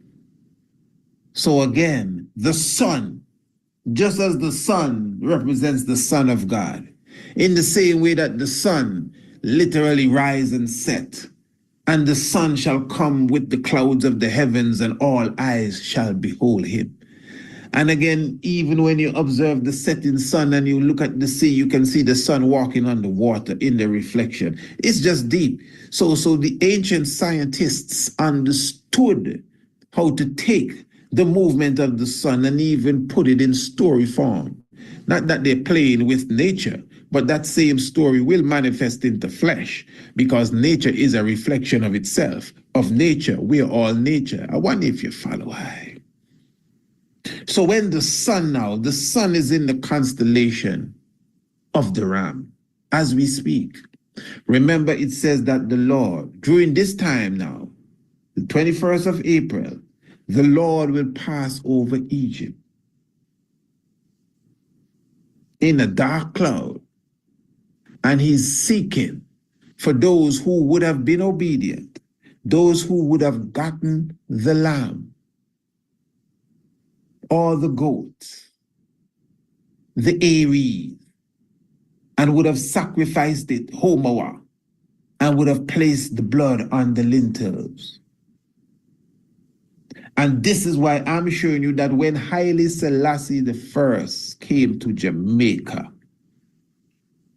in 1966, when he met the Rassians on the 22nd day of April, the sun would have just properly, fully crossed over into the zone of the Ram, which is a cosmic fulfillment of what is written in the book, the Bible. And remember, this happens on the 21st of April, not the 17th of April, not the 15th of April, not the 16th of April. From the 20th of April, that is when the sun is on the borderline between Pisces and Aries. I am telling you, on the 21st day of April, the sun fully is inside Aries' zone. So when we wrote Exodus and we showed you that the Lord is coming through on this day, the 21st, and he's looking for the ram, is because we understood ancient astronomy. And look, it fulfilled now in flesh, where Haile Selassie I, the Lord, came to Egypt, Jamaica, with the thick dark clouds as well. And he came looking for the lamb, because when the plane landed, the sun went into the ram at the very same time. So we can't deny this now. We just clearly showed you that all the dates are well aligned. Number one, the kingdom, you don't just come off of your throne on the highest peak in the world and be throwing out gold medals to these riffraffs and these beggars and people that don't wear shoes. You don't just do that. That don't make sense. You're the King of Kings. You can't get out of your plane and you call for a man that don't comb his hair. That don't make sense. He can't even speak. What can you do with him? Yeah. Huh? What can you do with him? You left him with one of the deepest voices that we have amongst us. Shake the world when he speak. I tell you, before the plane landed, the sun came out. Even the meteorologists couldn't understand this. It left your clothes crisp as if you just ironed them. Doves came from the east, disappeared in the west, and here came the plane. I assume the plane went around, circled the island, and then came in for a landing. So again, Rastafari, this is just the reality. That is why, as I said, the plane landed in Antigua. There are pictures of that before it went to fulfill all of this prophecy here. And I have not even gone into the fulfillment of when Daniel said that he sat down and observed all the thrones were cast down, and the Ancient of Days did sit. And in the night vision, one like unto the Son of Man came, and was given power and glory and a kingdom ever living, which is the same Lamb that was slain, that was in the midst of the throne, that came to him that sat upon the throne and got the exact same items that the Son of Man got in the book of Daniel. But I wouldn't go into all of that right now. These things have been covered already and can be found in our archives for those who would take the time to take a look.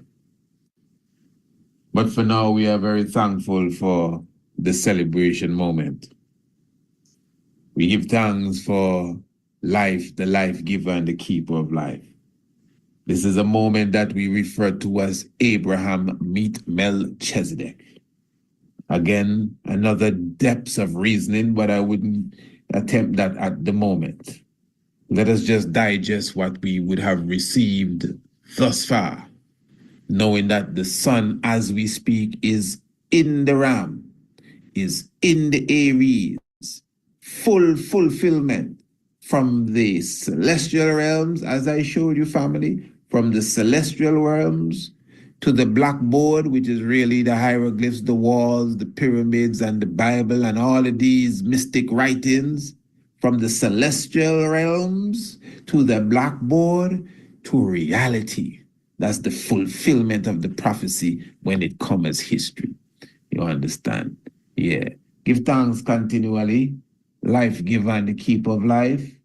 Hey, if you know your Bible and you do not know your history, the knowledge of your Bible will become a mystery. And remember, it takes some realize to realize the real lies that are amongst us. Yes, Royal Family, the links are in the description below. Check out the magazines and, of course, contact me so you can get your link to be with me for the launch of the Ambassador's Pen. Praise Farai. Holy Emmanuel, Selassie, Jah, Rastafari. Give thanks.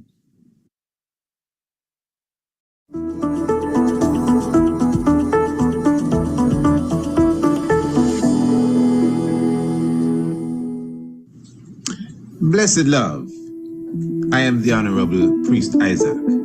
I am an official priest within the realms of Rastafari of the Ethiopia Africa Black International Congress. I also hold a certification in the craft of archaeoastronomy from Politecnico di Milano in Italy. Our universe and its maker has always been an intriguing subject for humankind. Astronomy is the study of everything in the universe beyond the Earth's atmosphere. Ancient astronomy is similar but pays special attention to the physical and spiritual values of stars, planets, moons, and other celestial objects.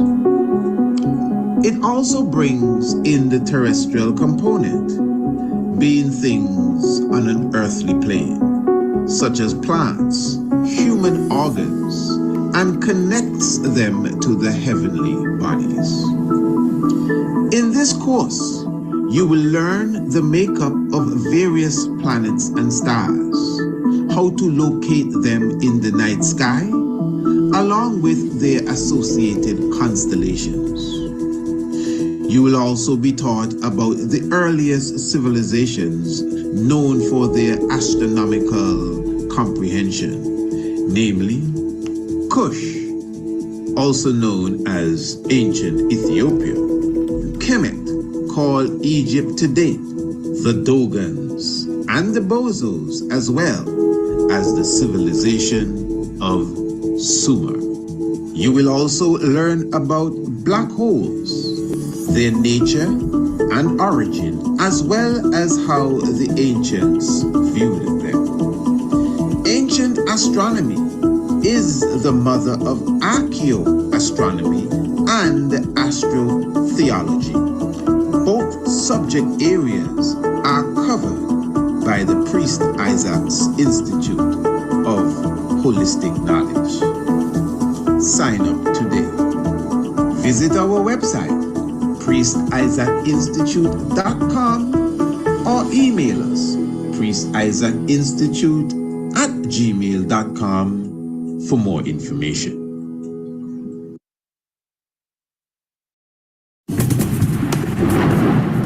When I am dead, wrap the mantle of the red, the black and the green around me. For in the new life I shall rise up with God's grace and blessing to lead the millions of the heights and the triumph that you well know. Look for me in a world when there are a storm. Look for me all around you. For it's God's grace I shall come back with countless millions of black men and women who have died in America, those who have died in the West Indies, and those who have died in Africa to aid you in the fight for liberty, freedom, and right.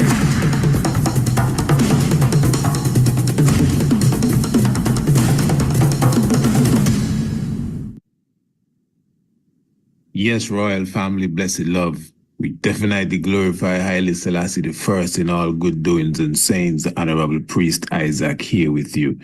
Royal family, if it is one thing about me, you know I don't really like to jump into people's belief and, be looking and gazing at people's religion. And I know what's going on all over the world. But when I came across this, I said, nah, man, I really had to show this to the family. I mean, I came across this on a social media platform and I don't even think me bigging up the person that would have recorded this is what they would want me to do at all. Now this is a Easter service in Africa, and as you can see, really it is an effigy or a doll or a mannequin or something of a image of, I guess, Jesus on the floor, well bloodied up and beaten up. And this is a doll, a literal doll. It's not even a real person.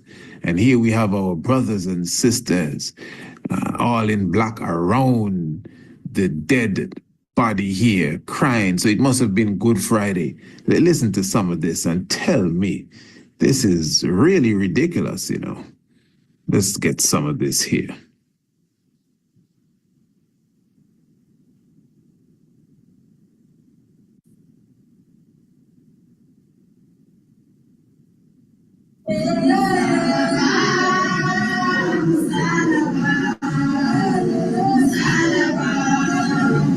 So basically they're singing to the doll.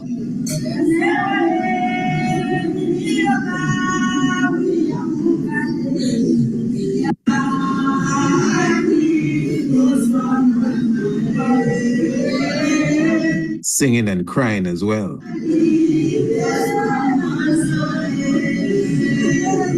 You could even observe this lady here literally holding her head.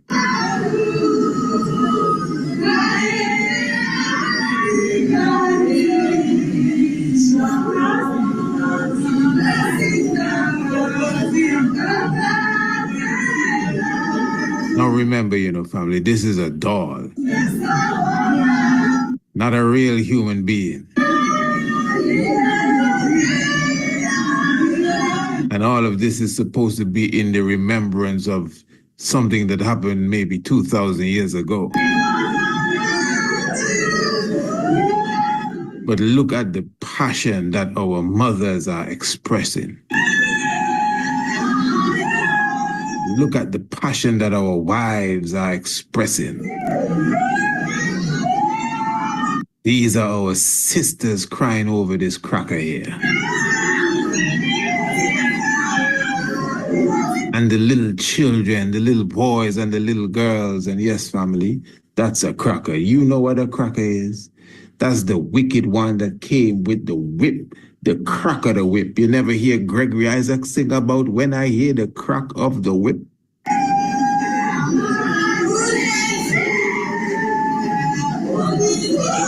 That's the same enslaver. That's the one that dragged us through the door of no return. That same stuff there on the floor. And here we are singing and pouring out our soul to this. Anyway, family, I just thought I would share that with you. And the world continues to spin. Blessed love to you.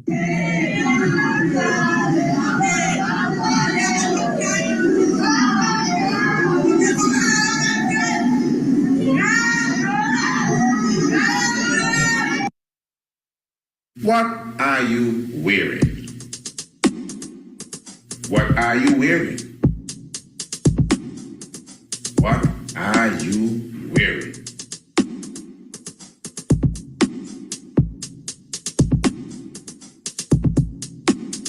Visit us, PriestIsaacInstitute.com.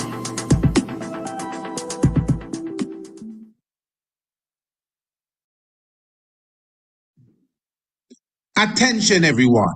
The Priest Isaac's Institute of Holistic Knowledge is inviting you to join us in September for the African Union CARICOM Summit in Addis Ababa, Ethiopia. Sign up for the 3-day package and be a part of the AU CARICOM Summit. Plus, take in all of the sights of Addis Ababa, the new flower. Or you can opt for our 9-day cultural national tour, and that will engulf sites like Lalibela, Aksum, the Simeon Mountains, and much more. Transportation, accommodation, and your meals all included. So contact us now and reserve your spot. Email us priestisaacInstitute@gmail.com or visit our website priestisaacInstitute.com. Ethiopia. See you there.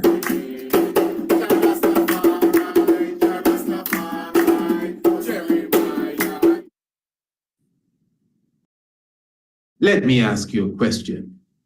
Do you know of the goddess Isis of ancient Egypt, the Kemetic Aset? Do you know of Empress Menen, Empress of Ethiopia? Do you know that they are one and the same? I will prove that to you today. This is the timelessness.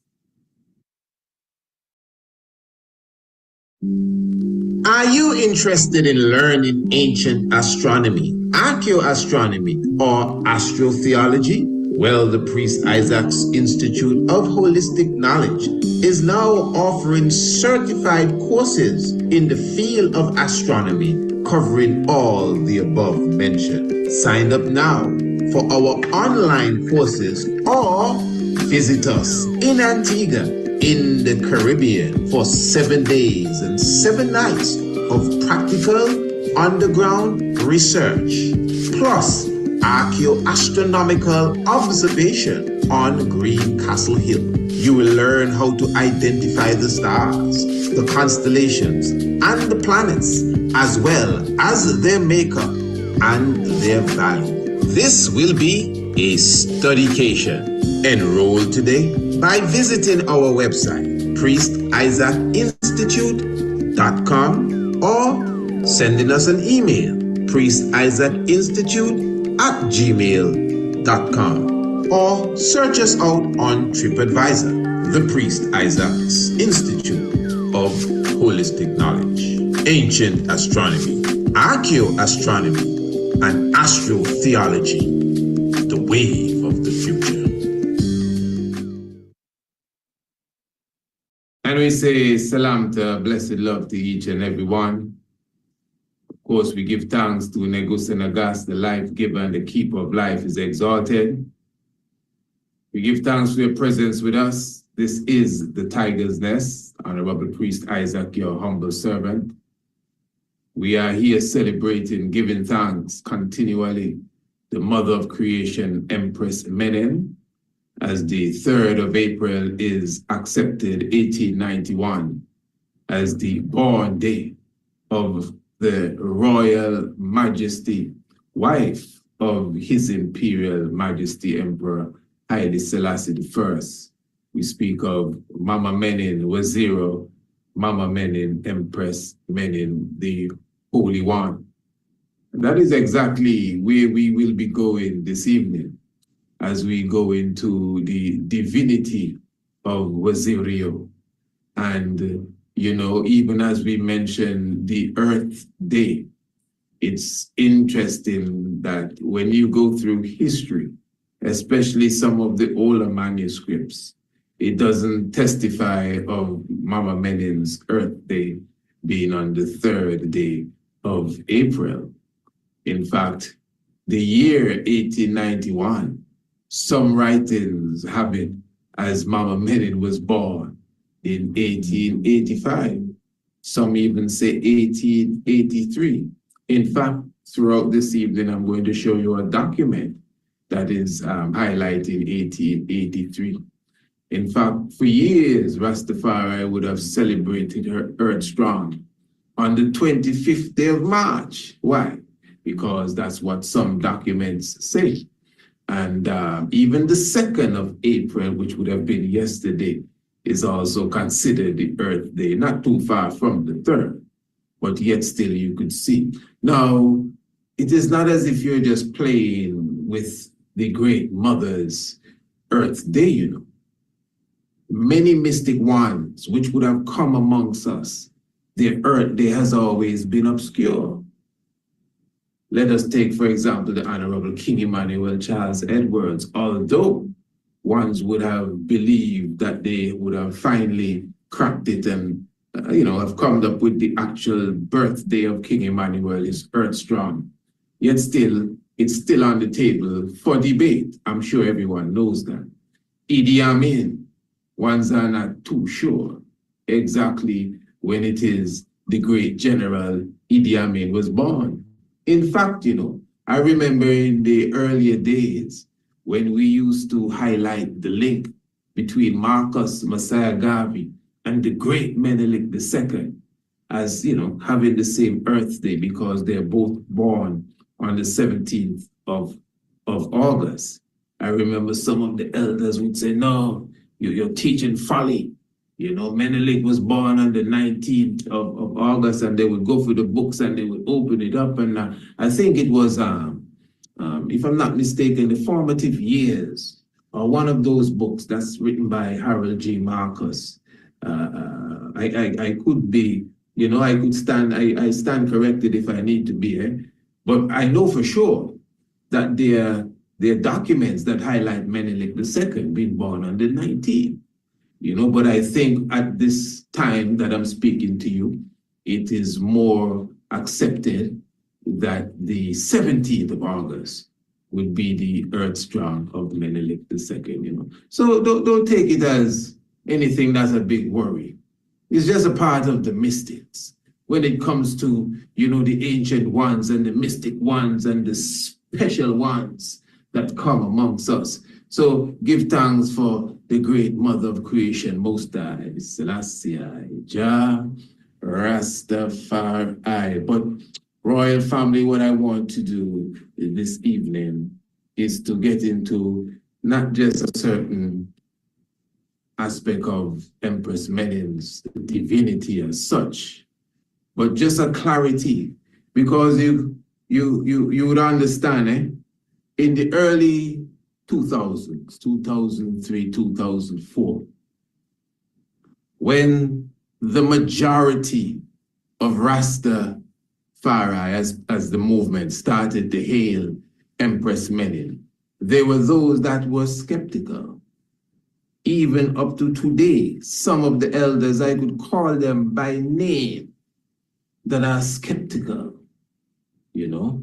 Now, not necessarily within Bobo Shanti, and not that I'm biased. You don't know, I call it as it is.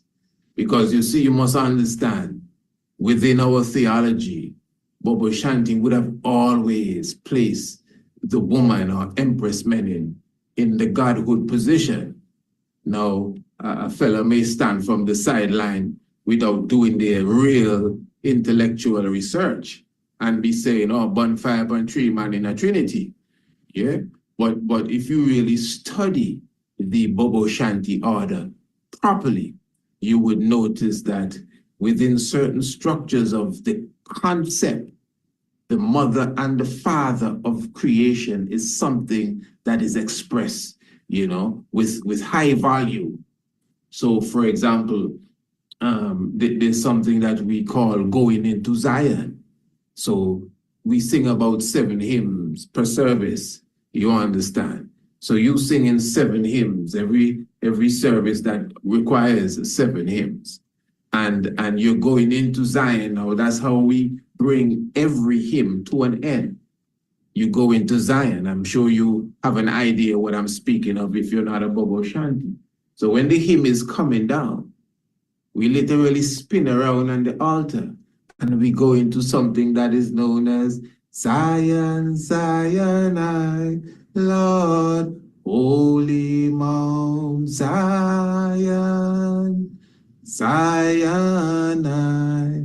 And within the singing of the Zion, going into Zion, there is an expression where it speaks of Father and Mother of creation, King Alpha and Queen Omega. And that's a staple, that's in it. Then also, when we say the International Creed, which is glory be unto the Father and the Son and the Holy One of creation, as Jah was in the beginning, is now and ever shall be, Jah world without end. So hail our God, Selassie, Jehovah, God, Rastafari. So that's the extended creed that has 5 parts that can go for several minutes. But yet still within the creed, there's an aspect that highlights again Father and Mother of creation, to the King of Kings, Lord of Lords. It goes into the Father and Mother of creation, King Alpha and Queen Omega, beginning without end, the first without last, and protectorate of all human faith, and goes into it in depth. So the point I'm making really is this ancient order that has been established by the Honorable Prince Emmanuel Charles Edwards would have already, if you want to say, crystallized and materialized the whole concept of the mother of creation, that concept of the goddess as a part of the godhood structure, to me, was something that was clear within the order of the Bobo Shanti. Now, as a Naya Bingi now, because remember, I come up amongst Naya Bingi, said, as Bobo Shanti, you must understand the uniqueness of my upbringing as Rastafari. And I know I can stand witness that the praises, the high praises to Empress Menin or even Queen Omega or any Omega was not necessarily something strong within the Bingi house. So that is why, and I'm not saying this again to be divisive at all, I'm just highlighting this to show you that When some of the elders now rose up, Bingy man I talking, and they came down and some of the younger ones in the tabernacle saying, yeah man, Empress Menen holy and everything, like Moses and Ruth and Esther, but we can't be giving her the praises like how we giving the King of Kings the praises. And why is that? Because she is not seen in the prophecy, because the prophecy clearly highlights the King of Kings and the Lion of Judah and, the whole vibration that comes with it. In fact, there's some elders even on the YouTube that had a program about a year and a half ago trying to diss Mama Menin and talking about Mama Menin gave up her crown. I said, what kind of weak talk is this? You understand? Some elders, listen, these used to be racists, I don't know why they don't just go and find something else to do. There are some people who used to be racists, now they're saying Jesus Christ. And yet still every program they do, they still have to be leaning on Rasta talk and trying to diss Rasta. Get on with your stuff. Let's see, yeah. If you were, well, you were, and you've wised up now. So move on. You see it. So when it comes to the mother concept now, that is why a lot of the elders couldn't really swallow it. What is just understanding? You must see, for example, if it is Haile Selassie the first that you revere because of the fulfillment of prophecy, well, let's just look at the living prophecy that the King of Kings bring to us. The living prophecy is the living history. Now, never before in the ancient tradition have we had an emperor to take the position of the emperor with his empress right by his side. It is said to be the very first time where in other positions or situations, the empress would have been crowned. I think it's 3 days after in the palace or something of the sort. But it's not just the fact that they were crowned to gather you, but just the whole legality of the ceremony and the powers given to Mama Mega as a ruler alongside the king. That's not no queen consort you're looking at there. When we introduced to the world Empress Waziri Menen, you understand? So that alone would show you the divine power that the King of Kings would have chosen the perfect one and would have made sure that on this glorious day, when the prophecy is being fulfilled, because that's what's going on, no one was found worthy to take the book and to loose the 7 seals. Everybody gave up. But hold on. Behold, the Lion of the tribe of Judah has prevailed to take the book and to loose the seal and sit down on the throne of David. And he bringing his wife too. So it's not just God and his wife. Because in the ancient concept, there's always a God and a goddess. I would have done a program, Father, Son, and the Holy One of creation. And I'm trying to show my brethren that we have a trinity with the woman as well, and it can be seen in the heavens. But, oh, no. But it's all right.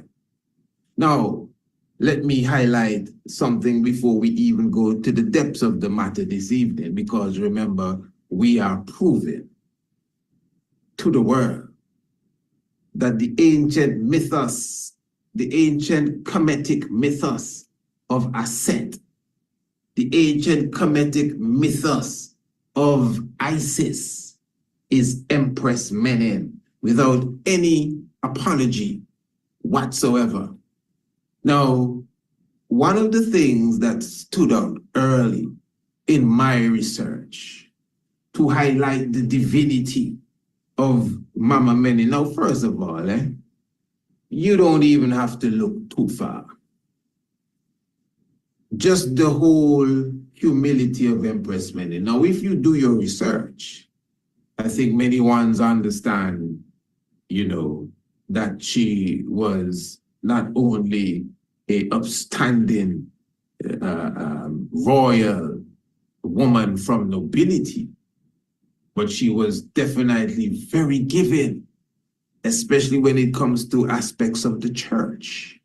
You're talking about one of those serious, pious women of the ancient time, Empress Mene. All that thing about giving up her crown and these different things, it had to do with the church, but ones do not understand that.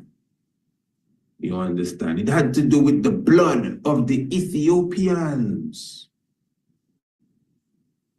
and the sacrifice that they made during the war, of which Empress Mene as well would have led the woman when it comes to, when I say woman, the women in general, when it comes to taking care and assisting the brothers that were on the battlefield. You see, in 1933, even those who are viewing, this picture that you're looking at here is 1933. And this was at the inauguration of a mosque in Jerusalem, not a mosque, a monastery, pardon me, in Jerusalem. I want to read something here for you. First of all, this is taken from the Library of Congress, and it states here, Queen Mene of Ethiopia visits Jerusalem September 6, 1933. Her Majesty Queen Mene of Ethiopia at special ceremony at the Church of the Holy Sepulchre. And again, that's the very said image that those who are viewing on the YouTube and other social media, that is what you are looking at there. Now, I want to read a bit of information for you as it relates to that very same event, because this is very important. Now, let me just find this here, and this will be something that many ones should take a deep look into. Now, follow this. You could just Google this for yourself, as they would say. Empress Mene, the monastery, the Ethiopian Empress, and a tale of two architects. Please follow this. Now, there's some key points I would like to highlight, so I will skip over a few paragraphs to get to the point. But I would like you, the audience, to understand at least the foundation of what we are presenting here. Now it says here, and this is from PalestineStudies.org, deep in the Jordan Valley, east of Jericho, at a site known as Qaz al-Yahud, there is a gem of modernist Palestinian architecture. It's considered a gem of modernist Palestinian architecture. The Ethiopian monastery of the Holy Trinity is a striking cuboid chapel with narrow windows that almost touch the flat roof. The curving ambulatory, executed in white cement, is almost reminiscent of Tel Aviv Bahus architecture brought to Palestine by Zionist settlers. The story of this monastery's conception brings together an Ethiopian empress, a colonial British architect, and a Palestinian Jerusalemite refugee of 1948. The Ethiopian Orthodox presence in Jerusalem stretches back centuries. The most prominent locations associated with Ethiopian Christianity are the Dar al-Sultan Monastery and the striking round church of the Dabra Ganat on Ethiopian Street in West Jerusalem, completed in 1896. All right. It says here, Ethiopia's late 19th century rulers, Johannes IV, which is 1874 to 1889, that's when he ruled, and Menelik the Great, which is Menelik II, who ruled from 1889 to 1913, encouraged the expansion of the Ethiopian monastic and lay communities in and around late Ottoman Jerusalem. Okay, it says the construction of the monastery of the Holy Trinity occurred in a very different context until the invasion by Mussolini's fascist forces in 1935. Ethiopia was one of only 2 African nations not under European rule, while Palestine had been under British occupation since 1917. And you may be saying, so wait, which was the other country not under European rule? It was Liberia. It was under American rule. It goes on to say, officially it was really. And it goes on to say, Emperor Haile Selassie I visited Palestine several times during the Mandate period at Easter in 1924. He spent several weeks in Palestine before his first diplomatic trip to Europe, and then came back in May 1936 as an exile from the Italian occupation in his country. In September and October of 1933, Menen Asfa, which is Empress Menen, Haile Selassie's wife. Now, it has here 1883, for those who can see, 1883 to 1962. 1883. Now remember, most records say that she was born in 1891. But this record here is saying 1883, and I don't think it's a mistake as such, like a typo and that sort of stuff, because I would have seen that before in other documents. That's the point. You know, I'm sure there are Ethiopians that will tell you, don't mind what Wikipedia say. We know the truth. But anyway, so in September and October of 1933, Menen Asfa, Haile Selassie's wife and Empress of Ethiopia, presided over the consecration of the monastery of the Holy Trinity prior to, in Jerusalem, pardon me. Prior to 1933, the Ethiopian monks had resided in a cluster of huts, worshiping in a round house known as the Reed Church. And they have figures here that you could see. As an official of the Ethiopian Orthodox Church in Jerusalem told the Observer in 2018, Asfa, which is Empress Menen, saw their suffering, purchased the land for the monastery, and financed its construction. Good. Now, that is very deep and touching, but I want ones to consider this. Now, I actually said I wouldn't have read all of that, and I actually read all of that. Now, when you really look at it in depth, this is an Ethiopian monastery. Yes, the Honorable Empress would have seen their suffering. Yes, the Honorable Empress would have purchased the land and built the monastery for the monks. That's what a monastery is. It's not a regular church. It's not just a chapel. It's a place for monks, specifically. Now, you have the monastery and you have the nunnery. Now, it's interesting here that the consecration of the monastery was presided over by Her Majesty Empress Menen. Now keep in mind, this is a monastery. And the science of the monastery, again, is that of a house for men. Men that are practicing a specific type of lifestyle. In fact, some of these monasteries in Ethiopia, the woman cannot even come by the gate.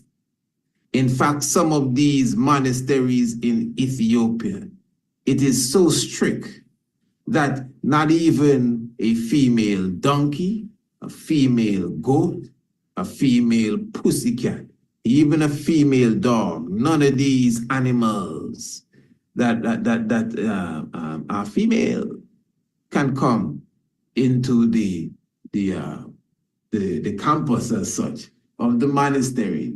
Now, I'm sure flies and mosquitoes are an exception, because if the mosquito is biting you, it's a female, you see. But as far as they can control, no females coming in. Now, that is serious.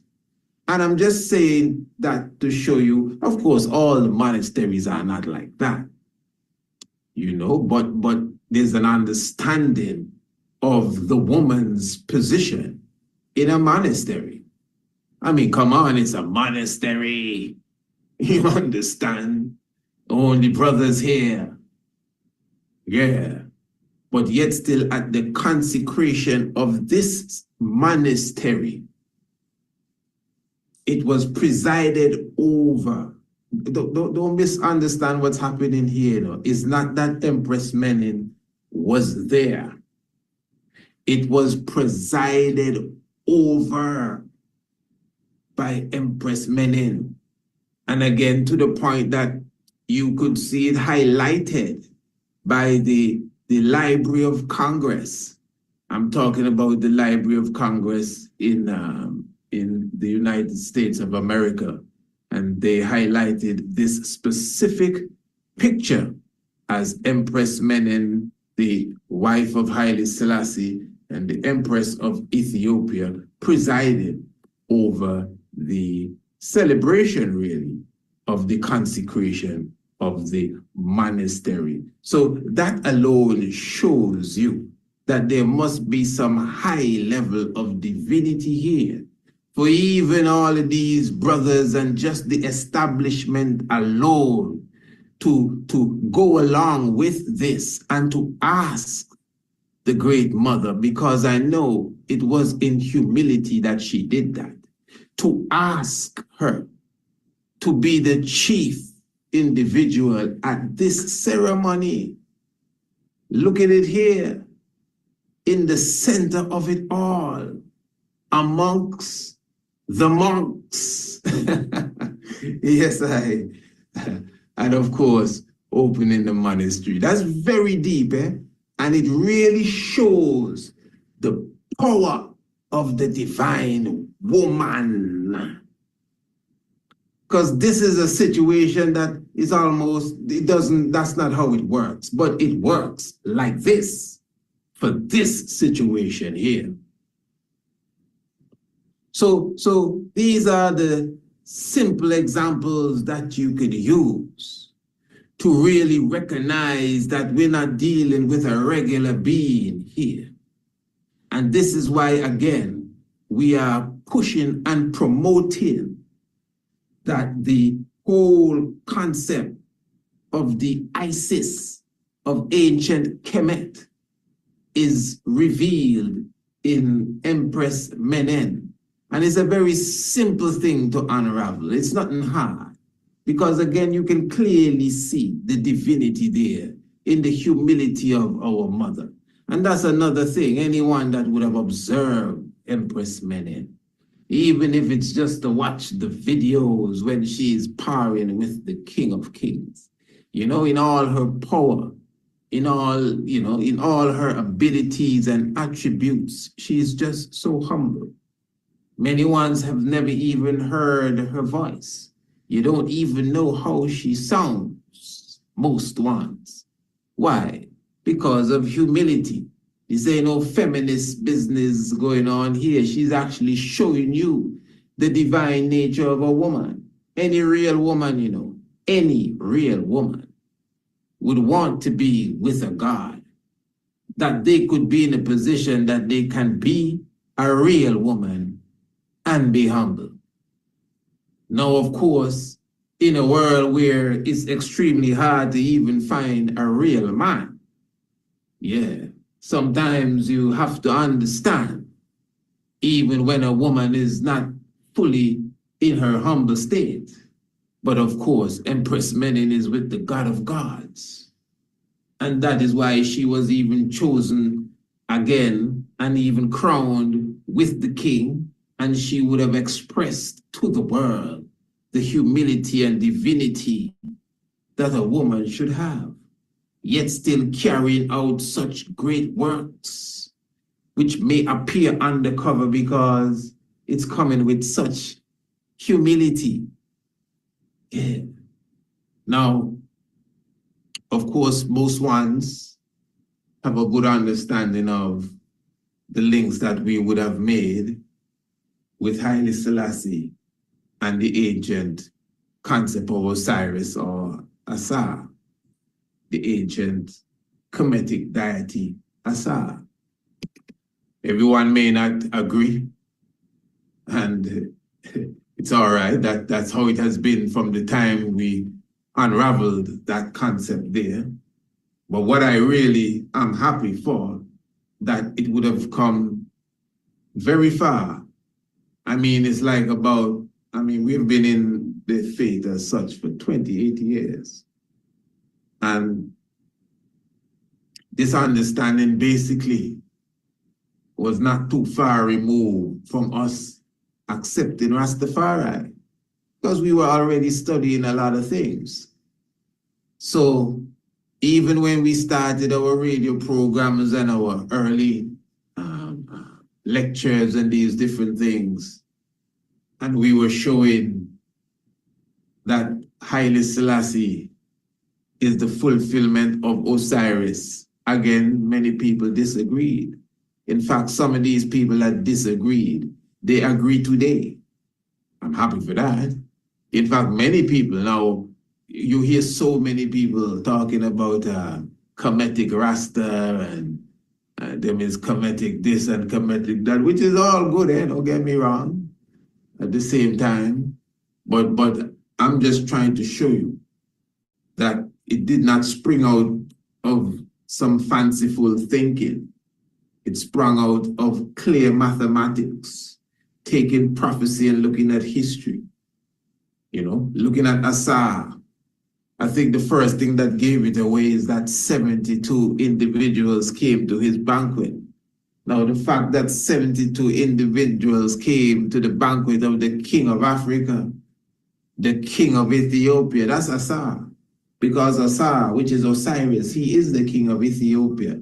Asa, which is Osiris, is the king of Africa.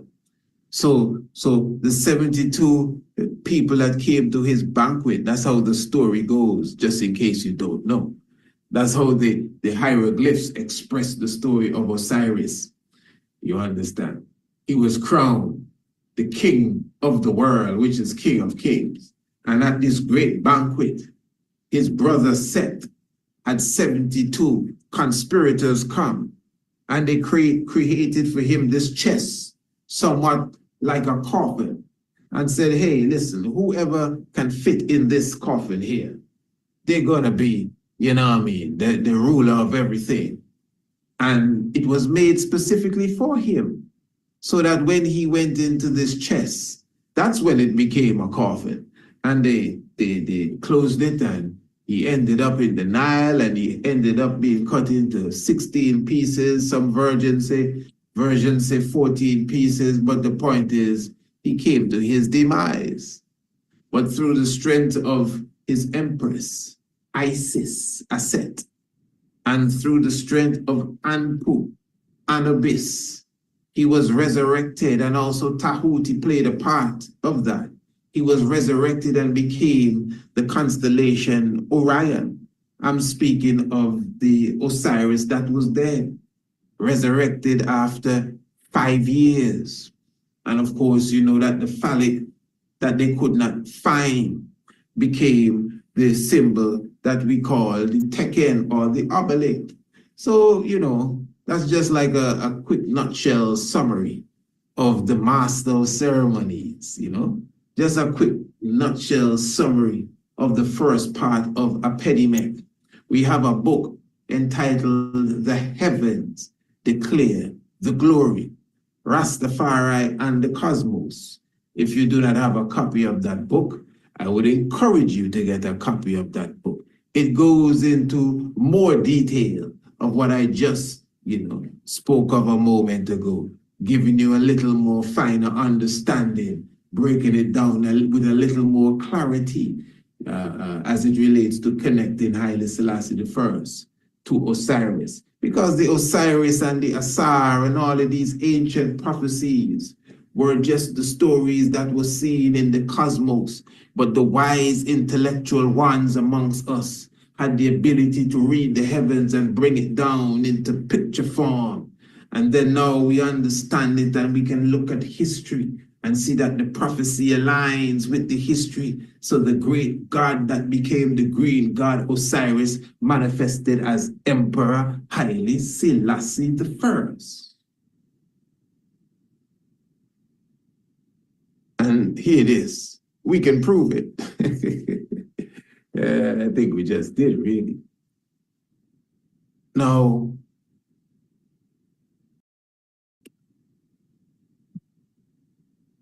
the goddess Isis, of course, is the eternal companion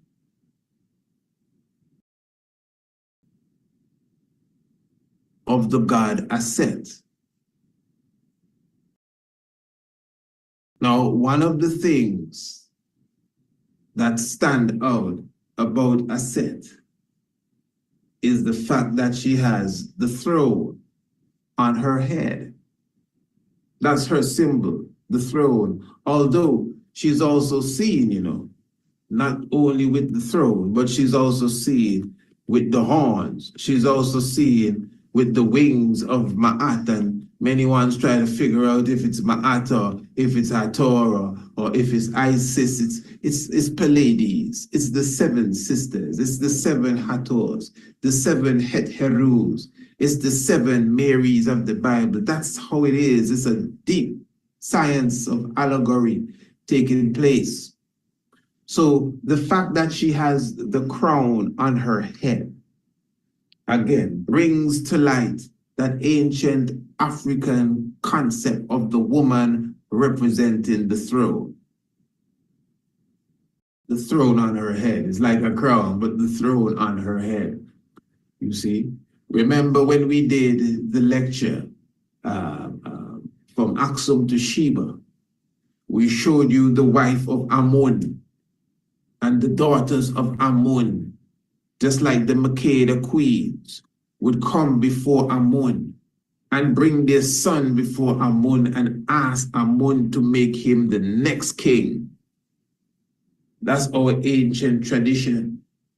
So when the Makeda that we call the Queen of Sheba, when she came before Amun as well, and she asked Amun to make her son the king. Which Amun? Sol Amun. Sol Amun, yeah. The Mandaka, the daughter of Amun, because that's an ancient tradition. You know. We showed you in that lecture several examples of the Makeda queen, the Mandaka queen, the Kandake queen, the same queen from Sudan and ancient southern Kemet that would go to the god Amun, you see it on the stelae, and ask the god Amun to make their son the king. So that is the same story that you see materialize when the Queen of Sheba. I know it sounds like a Sunday school story and everything, but look at it on a deeper level. The Makeda, Queen Makeda, she's one of the Mandaka, the Mandaka, the Kandeke, the Kandese. All of these words, it comes from the same root. That's why she's called Makeda. And she went to Amun. Which Amun? Sol. Amun.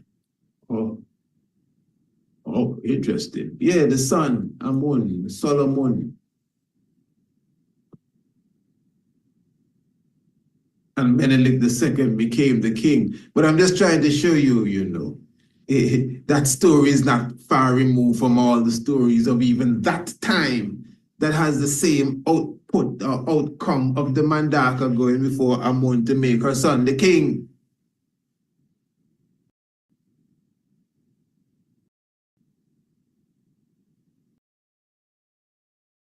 So, in another way of expression, the goddess Isis, the mother goddess, has the throne on her head. That is already showing you that the throne is definitely guarded by this queen empress here for her king. So she's guarding the throne. She is the security of the throne, I want to show you something here, royal family. And this is taken from, let's see, where are we here now? EgyptianMuseum.org. Deities in ancient Egypt, Isis. And it says here, Great Mother Isis, the goddess of healing and magic, was crucial to ancient Egyptian religious beliefs. She is known today by the Greek name Isis, as most of us know her as. However, the ancient Egyptians called her Aset. Her name translates to Queen of the Throne, which is reflected in her headdress, which is typically a throne. That's the name. That's what her name means when translated, the Queen of the Throne. So again, she protects the throne. She guards the throne. She is almost the custodian of the throne. And that is why in ancient Africa, you always hear those who practice African spirituality highlight that you cannot get to the throne unless you go through the mother. It's a narrative that you hear all the time.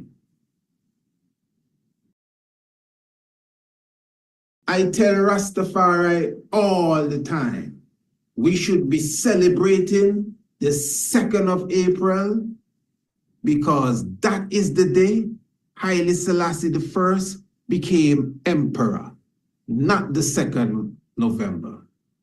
Of course, we should celebrate the 2nd of November. Take it easy now. What's wrong with you? That's the day he was coronated.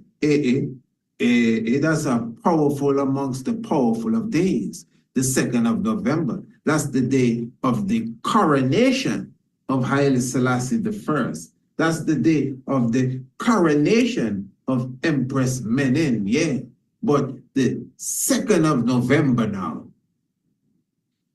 Some say the 3rd.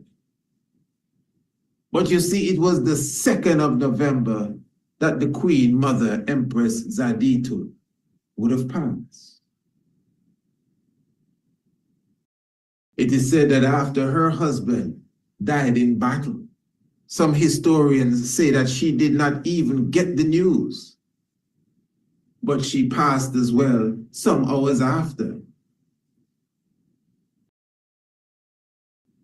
So when it's the 2nd going into the 3rd, however you want to look at it, when Empress Zaditu passed, that means Rastafari became Emperor Tafari. He was Emperor Tafari for 7 months. Not Haile Selassie, He was Emperor Tafari for for 7 months, from the 2nd of April to the 2nd of November. So it was a very unique 39th Earth Day present for Empress Menen. Huh? Come on, you have to keep up with me, you know. Remember, the 3rd of April is the Earth Day of Empress Menen. Some historians even say the 2nd of April. But let's rock with the 3rd. So the 3rd of April is Empress Menen's Earth Day. She was born 1891. So that means when Empress Aditu died on the 2nd or the 3rd of April, thereabouts, Haile Selassie became the emperor right away. That's how it works, you know.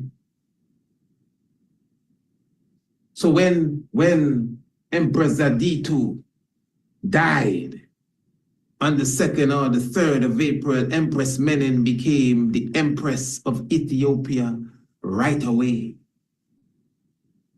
That's how it works, you know. She's the wife of the emperor. They were both coronated.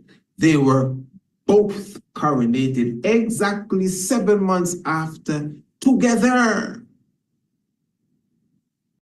on the 2nd of November, again, 1930. But what is interesting here is that she became empress on her 39th Earth Strong, as if to bring to light the reality that she is the guardian of the throne, to bring to reality that she is the custodian of the seat of the monarch.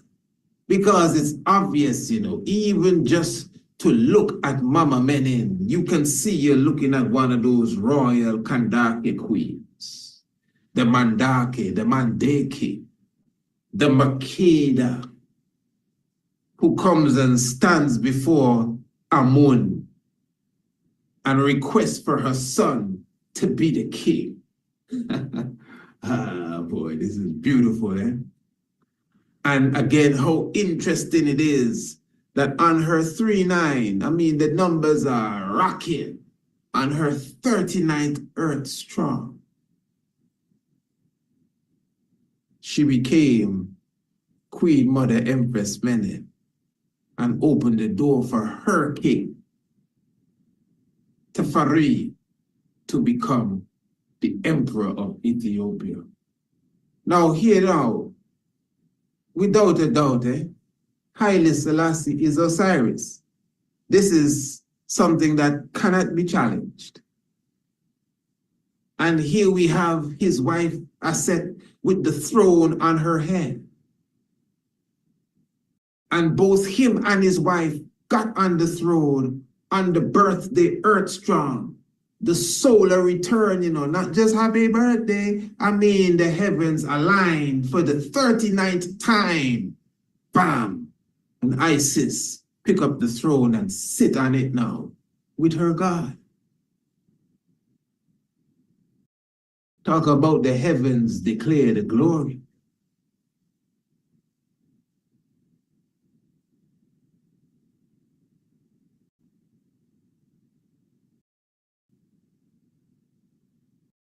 What is asana? Yoga. I'm almost done. Now remember, we would have done a program, I think it's about a year ago. Myself, the Honorable Empress Naya as well. In fact, we would have done several programs, you know, highlighting the science of yoga.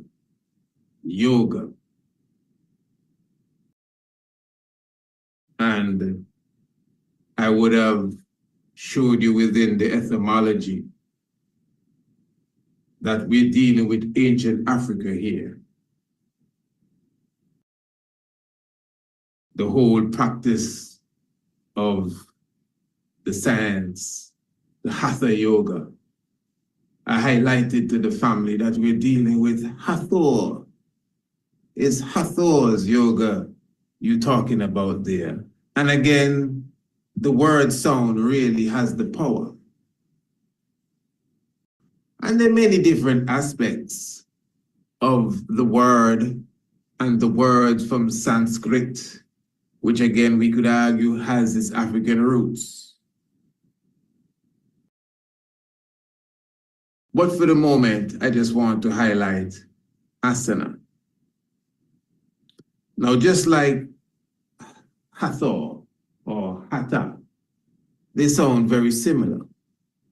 I am saying that asana is very similar to asset, obviously. Because remember, there are those that refer to asset as ast and anast. Those who are serious about their hieroglyphs, they would never say Isis for sure. They don't even say asset. They would tell you it's ast or asant. So you may be saying like, what? Well, I mean, hey, that's how it goes. But listen to that, asant. And in the draggy way that we speak for the languages that we've been given, all of that stuff could come down to asana. Like, for example, you know, ones were arguing over the whole thing about Bobo Shanti and Bobo Ashanti. One's even upset with me, saying I need to stop saying Bobo Shanti. It's Bobo Ashanti, the tribe is Ashanti. I always say, listen, family, knowledge is good. I'm glad you know all of that, but understanding is a bit different than knowledge. You know, and I don't want to go into that reasoning now, but again, if we were to go there, it's not even a Shanti, it's a Santi. And then it's not even a Santi. It's a more refined sort of way of calling it, like a Sint, something like that. But when you hear the ancients say it, but then maybe when you bring it down into the draggy, heavy tongue that colonialism has given us, a Sint maybe becomes a Sante. And morph into a shanty or whatever. So I'm highlighting all of that, you know, so you can have a deeper appreciation for the value of the language coming through different stages, coming through Sanskrit, coming through Twi, coming through Akan, coming through English. All right. Coming through the Medunete. Now, it is saying here, and this is taken from oneflowyoga.com. Asana is the physical practice of yoga and relates to the body. Asana is another name for the poses or postures of yoga.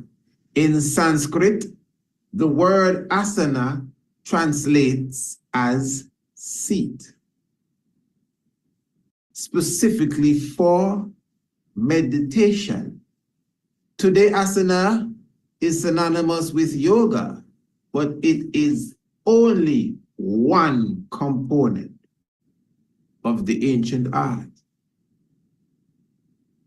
So as you see for yourself, asana, which is asset, now you can't deny that anymore, because as we showed you before, asset means the throne. As we showed you before, she is the guardian of the royal seat. Without a doubt, Great Mother Isis, goddess of healing and magic, was crucial to ancient Egyptian religious beliefs. She is known today by her Greek name Isis. However, the ancient Egyptians called her Aset. Her name translates to queen of the throne. And just to prove that Mama Menin is the queen of the throne, she took up the throne on her birthday. Queen of the throne. And I'm showing you again, asana, which is still ascent, is seen translated from the Sanskrit language as the seat. So the seat, and it's not just the seat, it's your posture, your breathing when it comes to the art. So in both languages, as such, ancient Egyptian, Aset, the queen of the throne, Sanskrit, the seat, which is the royal throne, again, because we're dealing with Hathor yoga or Hatha yoga, but again, it's the same thing. So when you hear people say that they do Egyptian yoga, yoga is Egyptian yoga. You better believe it in general. So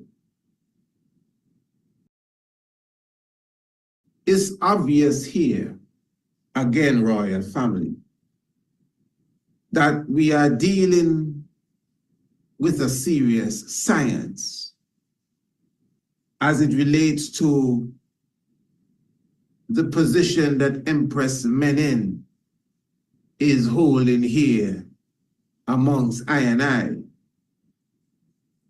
the guardian of the throne, filling the ancient order of the Mandaka, the Mandaki, the Kandesi, the Queen Mother, the Makeda, of protecting and securing the seat of the ruler, her son. And she goes before Amun, her husband, to ensure that the seat is safe. Oh, how beautiful this is. And again, because this is not Scooby-Doo and Scrappy-Doo and the Mystery Machine, we're showing you now that it all came together with the alignment of the stars. It all came together with the alignment of the heavens. It all came together to celebrate the 39th Earth Day of the Mother of Creation. And then at the same time, we're talking about the woman that was found worthy, not just to be crowned with the fulfillment of the prophecy, but to even stand as the chief coordinator, the master of ceremonies, if you may, at the opening of the house of monks, a monastery that belongs to men. I am telling you, Empress Menen with us. Give thanks. Selassie, Jah Rastafari. So again, royal family, it's just great understanding as we continue to celebrate, as we continue to glorify, as we continue to give thanks for that whole feminine spirit and energy with us, the Mother of Creation in all doings and sayings. Just encouraging everyone, make sure that you register.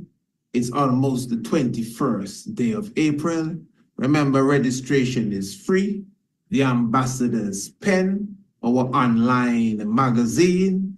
And remember, I'm talking about the official launch. This is going to be a dynamic webinar, a dynamic online seminar, and for sure, you could also get a sneak preview of what is taking place. Those who are watching the videos, remember the links are in the description below. So you can visit the magazine Kidemi.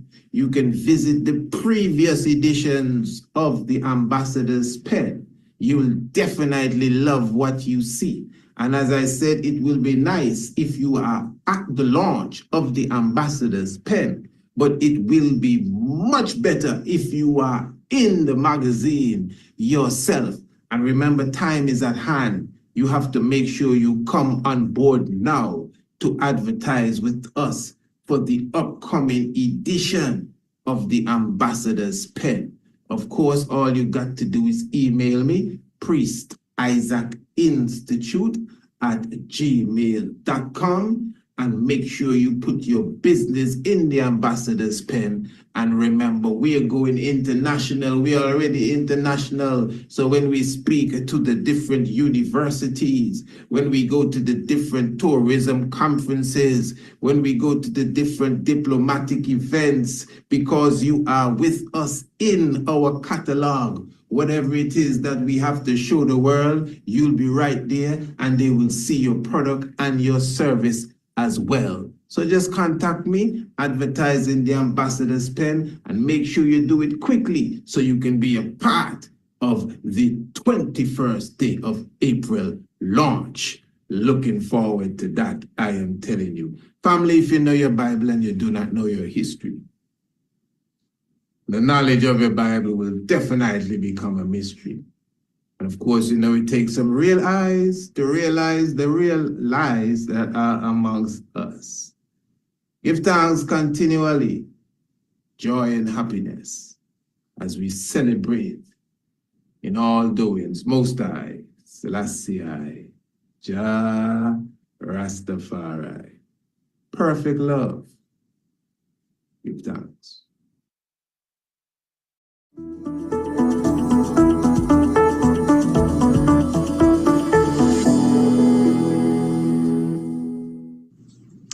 Blessed love, I am the Honorable Priest Isaac. I am an official priest within the realms of Rastafari of the Ethiopia Africa Black International Congress. I also hold a certification in the craft of archaeoastronomy from Politecnico de Milano in Italy. Our universe and its makeup has always been an intriguing subject for humankind.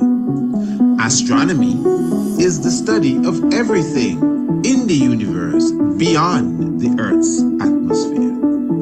Ancient astronomy is similar, but pays special attention to the physical and spiritual values of stars, planets, moons, and other celestial objects.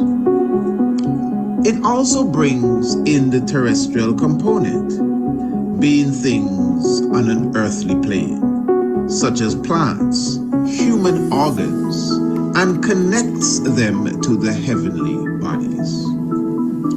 In this course, you will learn the makeup of various planets and stars, how to locate them in the night sky, along with their associated constellations. You will also be taught about the earliest civilizations known for their astronomical comprehension, namely Kush, also known as ancient Ethiopia, Kemet, called Egypt today, the Dogons, and the Bozos, as well as the civilization of Sumer. You will also learn about black holes, their nature and origin, as well as how the ancients viewed them. Ancient astronomy is the mother of archaeoastronomy and astrotheology. Both subject areas are covered by the Priest Isaac's Institute of Holistic Knowledge. Sign up today. Visit our website, priestisaacinstitute.com, or email us, priestisaacinstitute@gmail.com for more information. Attention everyone! The Priest Isaac's Institute of Holistic Knowledge is inviting you to join us in September for the African Union CARICOM Summit in Addis Ababa, Ethiopia. Sign up for the 3-day package and be a part of the AU CARICOM Summit, plus take in all of the sights of Addis Ababa, the new flower. Or you can opt for our 9-day cultural national tour, and that will engulf sites like Lalibela, Aksum, the Simeon Mountains, and much more. Transportation, accommodation, and your meals all included. So contact us now and reserve your spot. Email us priestisaacinstitute@gmail.com or visit our website priestisaacinstitute.com. Ethiopia. See you there.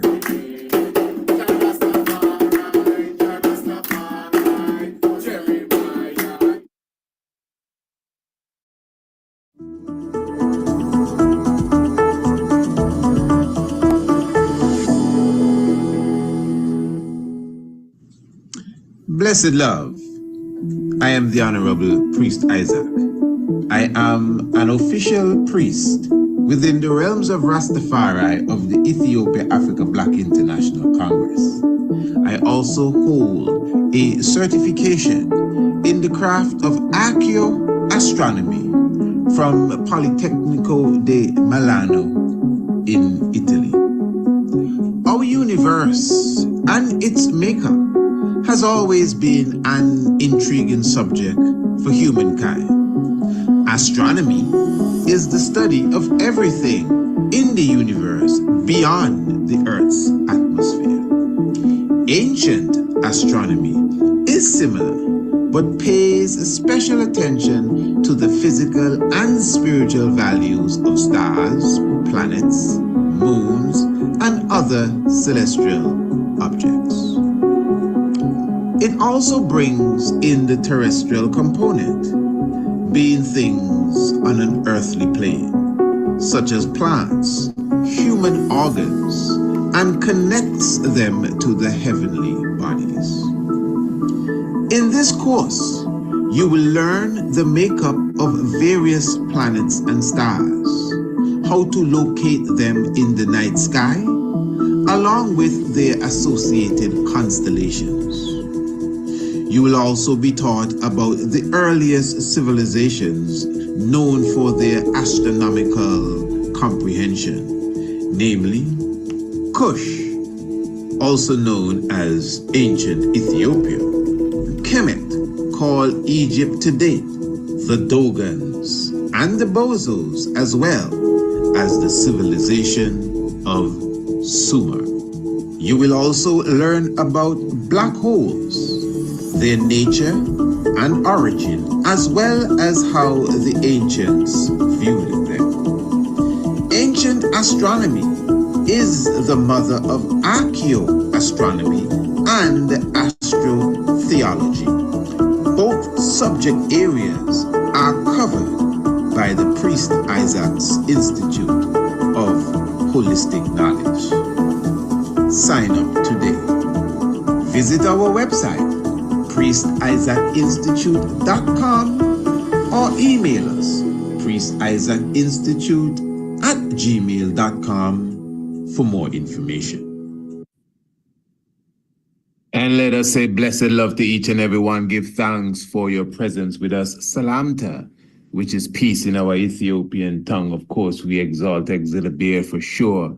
The Mdanyalem, Savior of the world. Power and might of the Holy Trinity. Negus and Agas is exalted around here. Haile Selassie the first. Of course, you know, this is the Tiger's Nest, the Honorable Priest Isaac here with you with all humility. It is a joy. I'm very thankful that you took the time to be with us this evening. Of course, those who are subscribers to the Tiger's Nest, of course, you know, we're saying blessed love and enough respect. Those who are not subscribers to the Tiger's Nest, blessed love and enough respect to you as well. But you can also become a subscriber. You could also join the subscription team of the Tiger's Nest, a radio program that comes to you every Monday, Tuesday, or Wednesday, and Thursday for sure.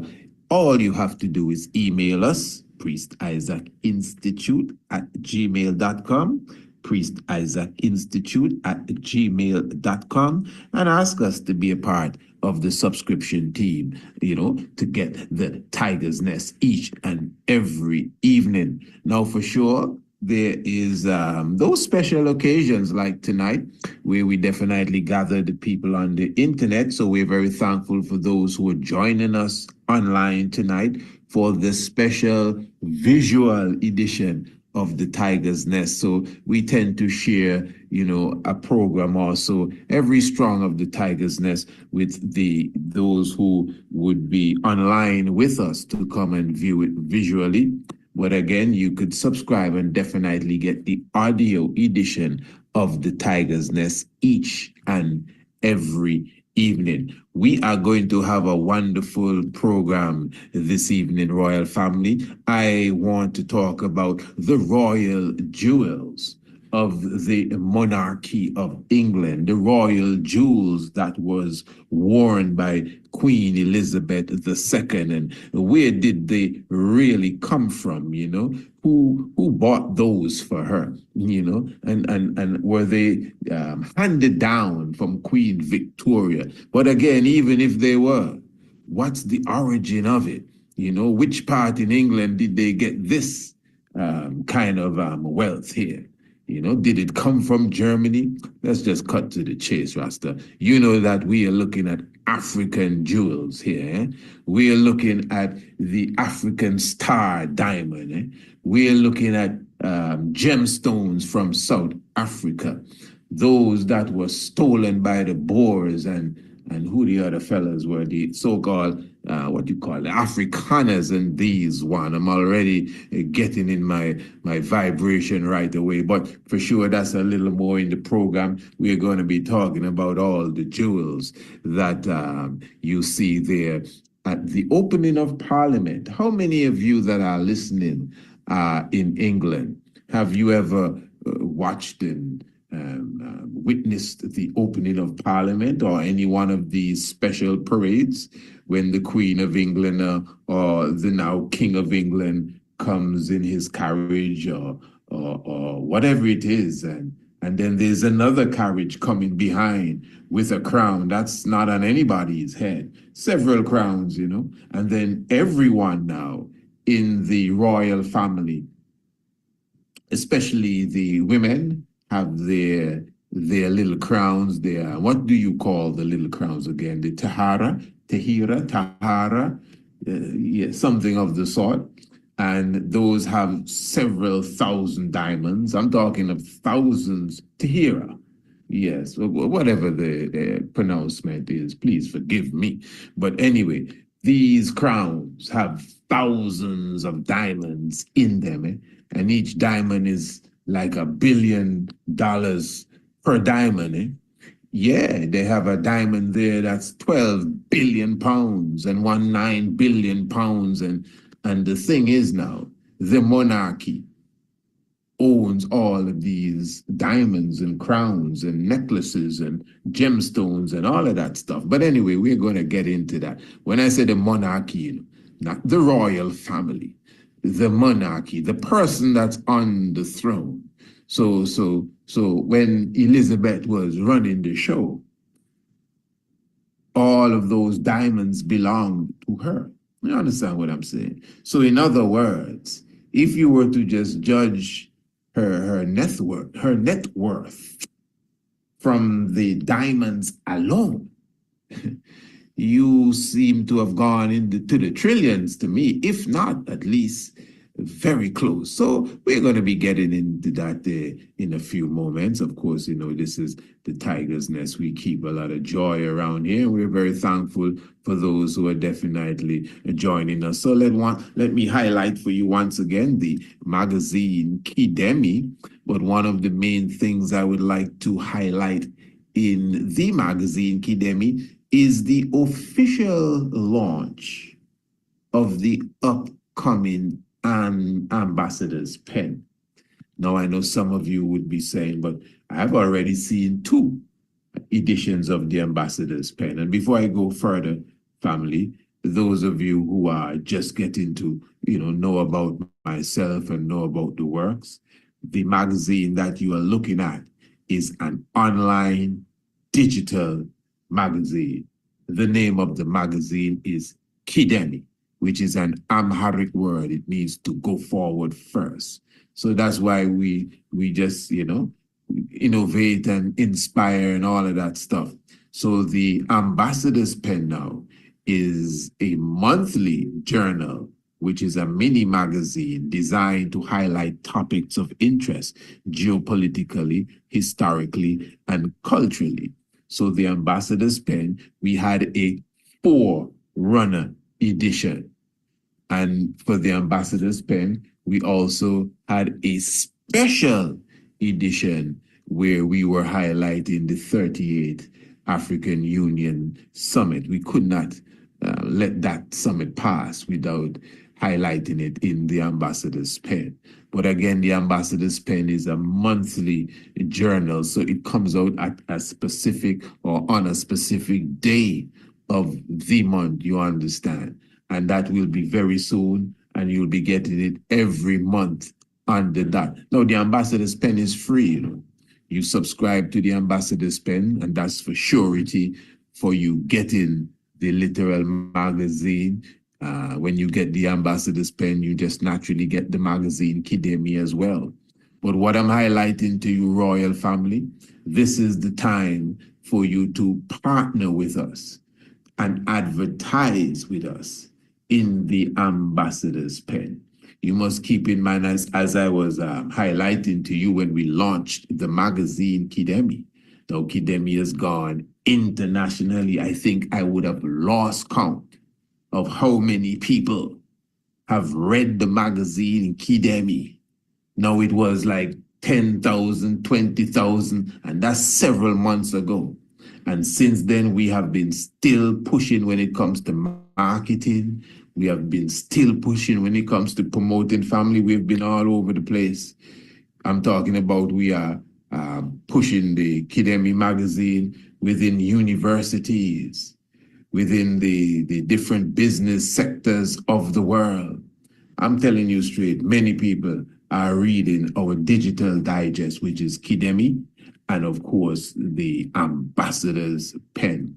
So I'm just inviting you, royal family. You can contact us, priestisaacInstitute@gmail.com, and let us know your interest in advertising your business with us in the Ambassador's Pen, advertising your business with us in the magazine Kidemi. But you can see here the rates for the Ambassador's Pen, as you can see, very, very economical, at least for the reach that we have, you know. I mean, you know me, you see what's going on. It's decades we're doing this now, royal family, and it's obvious that we would have stepped up the pace on a business level, which is really what we have to do. You know, it's about business and it's about education. We don't have no time for religion right now, and no debate, too much long talking. We got to move forward, family. You understand? We came into this scene a lot of chatting, so we got to move forward, you know? Can't wait for people to get it together. If you think you have it together, let's go. We have to move forward. So this is a lot of international connection, networking with other people. That's why we have different people advertised with us, even internationally, because we reach out. And that is the sort of mentality that we as conscious people need to get. You understand? For example, there's a set of ones listening saying, okay, let's get to the Queen and the Diamond. Yeah, because we are afraid of business. You know, anyone that has a business would be, and serious about business, would be listening keenly, even if they don't advertise in the Ambassador's Pen, but they want to hear what I have to say. All right. Oh, so he's lecturing in the universities now. Oh, he's going to launch the Ambassador Pen in Ethiopia. Oh, he's okay. And you have a link in Ghana and they're doing works. Okay. Yes. And businesses and Ethiopian airline. We have these direct links and I'm just showing you what's going on. So that is why you see us even highlight the Ethiopian airline in the Ambassador's Pen, founded by our father and King Emperor Haile Selassie I. Not the Ambassador's Pen, pardon me. The magazine Kidemi, for sure. So I'm saying, royal family, you could definitely be a part. It would be a joy for you to advertise with us in the upcoming Ambassador's Pen. And of course, we have packages because remember, it is a monthly journal. The magazine Kidemi is every 6 months. It works with the solstice. So, of course, look forward to the next edition of Kidemi. I'm talking about for this summer solstice. So, everyone, those of you who have never gone through these catalogs, remember this is online. So that means there is a description. So all you have to do is go into the description below the video and you can click Ambassador's Pen, you can click the magazine Kidemi, and there's a lot to see, a lot to read, a lot to explore. Please don't take it simple. You click those buttons and see where it takes you. You watch those videos and see what it's all about. There's a lot of information in these magazines. I mean, let me tell you straight, it's innovative.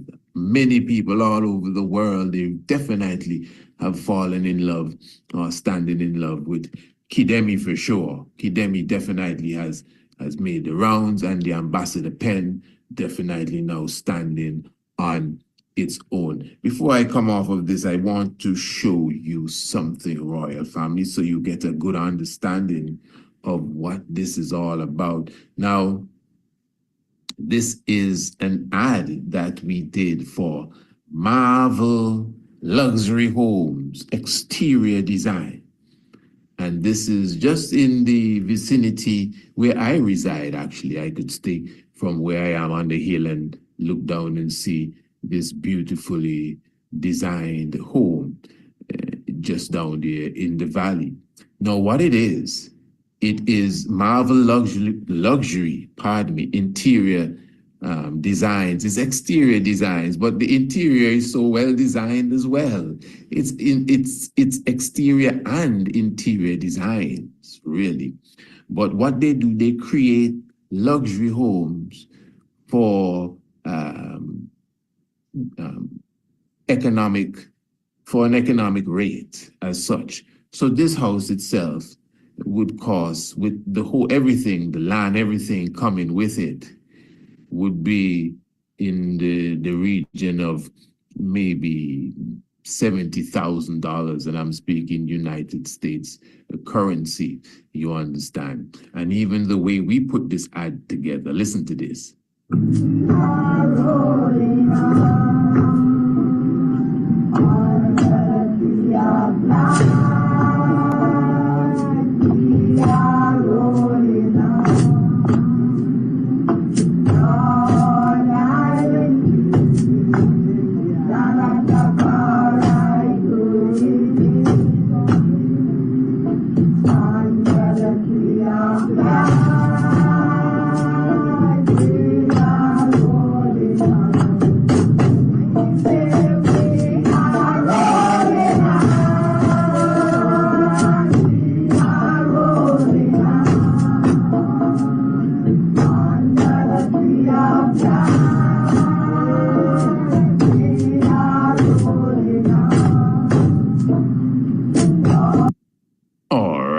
Giving you that example. So as you can see, even videos are placed into the magazine itself. And to me, that's a nice way to highlight even Marvel's luxury home. But that's right here in the nation of Antigua and Barbuda. Beautiful. So contact us, family. And again, check out the magazine. Remember, the magazine is a free magazine, family. You don't buy the magazine. For those who want to subscribe, you don't have to pay no subscription free. You just email, subscription free. Any subscription fee, yes, it's free, which is a price to some degree. Yeah, so you just email me and just tell me, I want to subscribe to Kidemi and the Ambassador Pen, you see? Yeah, and you said it's free. Yeah, very good. All right, Royal Family, what we're going to do, we're going to be talking about now the jewelry that, the monarchy of Britain displays when they are on their pomp and that kind of stuff and their expression. All right. So, Royal Family, give thanks for your presence with us. And as I said, we will be getting into that meditation. This is the Tiger's Nest, of course, again, a program that comes to you every Monday, Tuesday, Wednesday, and Thursday. Honorable Priest Isaac here with you, giving thanks for joy, happiness, and salvation. And again, as I said, we'll be going into a very serious topic right now. Just keep it locked here with us. Are you interested in learning ancient astronomy, archaeoastronomy, or astrotheology?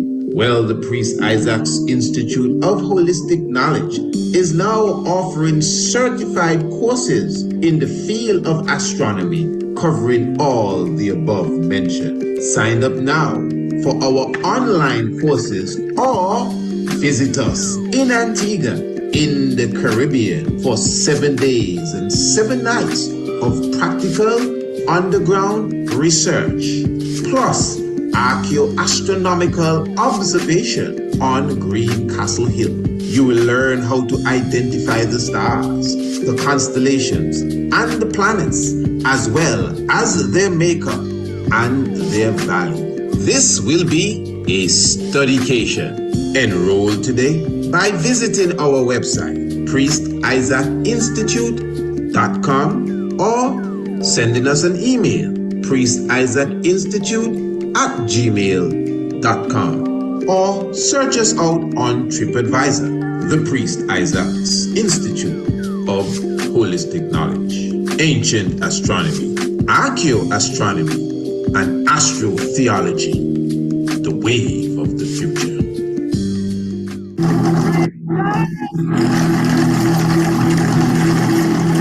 On a chilly November morning, a royal procession leaves Buckingham Palace on a journey to Westminster. Her Majesty the Queen is on her way to open her Parliament. Following behind in another coach is one of the greatest symbols of her reign, the imperial state crown. The pomp and ceremony of her arrival at Westminster is matched only by other images of her monarchy. Throughout her long reign, she has welcomed many kings and queens, presidents and foreign guests. This is the mystery and magic of monarchy on display. The least known part of these occasions are the Queen's jewels, which far outshine any other collection in the modern world. The story of fabulous diamonds and shimmering tiaras worn by beautiful princesses provides a glimpse into the fascinating world of the Queen's personal jewelry collection. On display, the Queen is supported by a dazzling array of glittering tiaras, rubies, and emeralds. The majesty of monarchy encompasses priceless diamonds and other precious stones which adorn the royal treasures. For centuries, kings and queens have worn these symbols in pursuit of their royal birthright and heritage.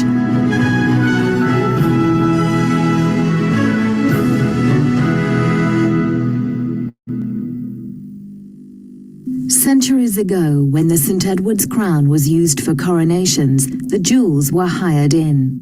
Nowadays, they are real, and when Prince Charles wears the crown for his coronation, it'll be a heavy moment, as it weighs nearly 4 pounds.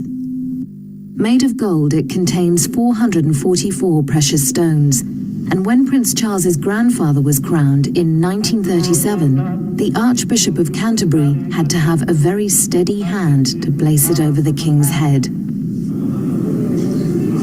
To make it easier to wear, the crown is cushioned on a band of velvet, a royal custom introduced by King Henry IV 500 years ago. Following his coronation, the king's family assembled wearing an array of many crowns. These are symbols of monarchy. They are to be worn and to be seen that they are symbols of monarchy. In 1937, Queen Elizabeth wore her crown, which contained the legendary Koh-i-Noor diamond. In 1902, the wife of King Edward VII, Queen Alexandra, had a crown which contained the Koh-i-Noor diamond. The Queen Consort's crown today is set with diamonds which belong to Queen Victoria, but it's the legend of the Koh-i-Noor diamond which makes it so outstanding. At the coronation in 1902, the crown contained the Koh-i-Noor and 3,688 diamonds.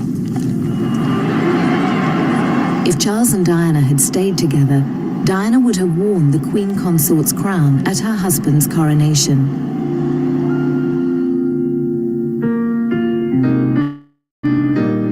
The Koh-i-Noor diamond, which means mountain of light, has a long and dramatic history surrounding the male owners of the precious stone.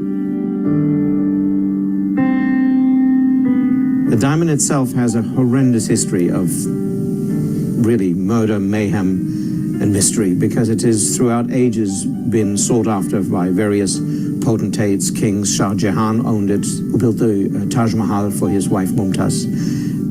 Nadia Shah ransacked New Delhi and took it back to Persia.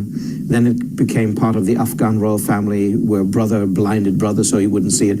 So in folklore, there's been this myth that every male owner comes to a sticky end.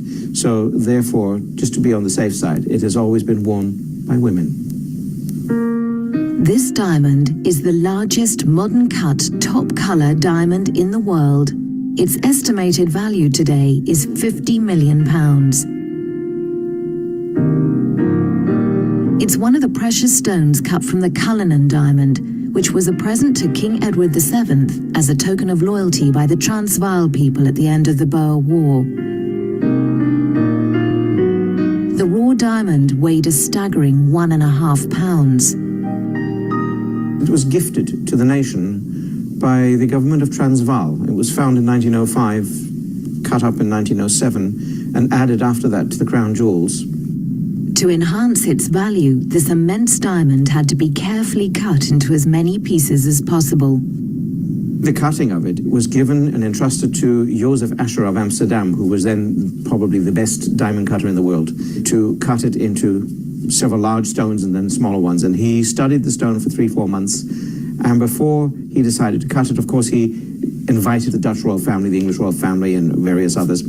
And then he struck the first blow. And of course, if he misjudged, it would have just shattered like a car windscreen. But as it didn't, it fell perfectly in 2 pieces. And apparently he painted after that.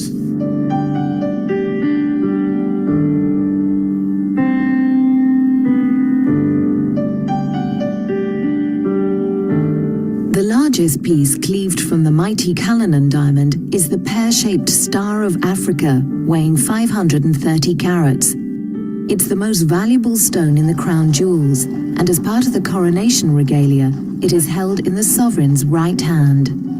As a gift to the nation, it has to be shown to be seen somewhere. All right, we definitely give thanks for your presence with us. Just reminding each and everyone that you're in tune to the Tiger's Nest. Honorable Priest Isaac here with you.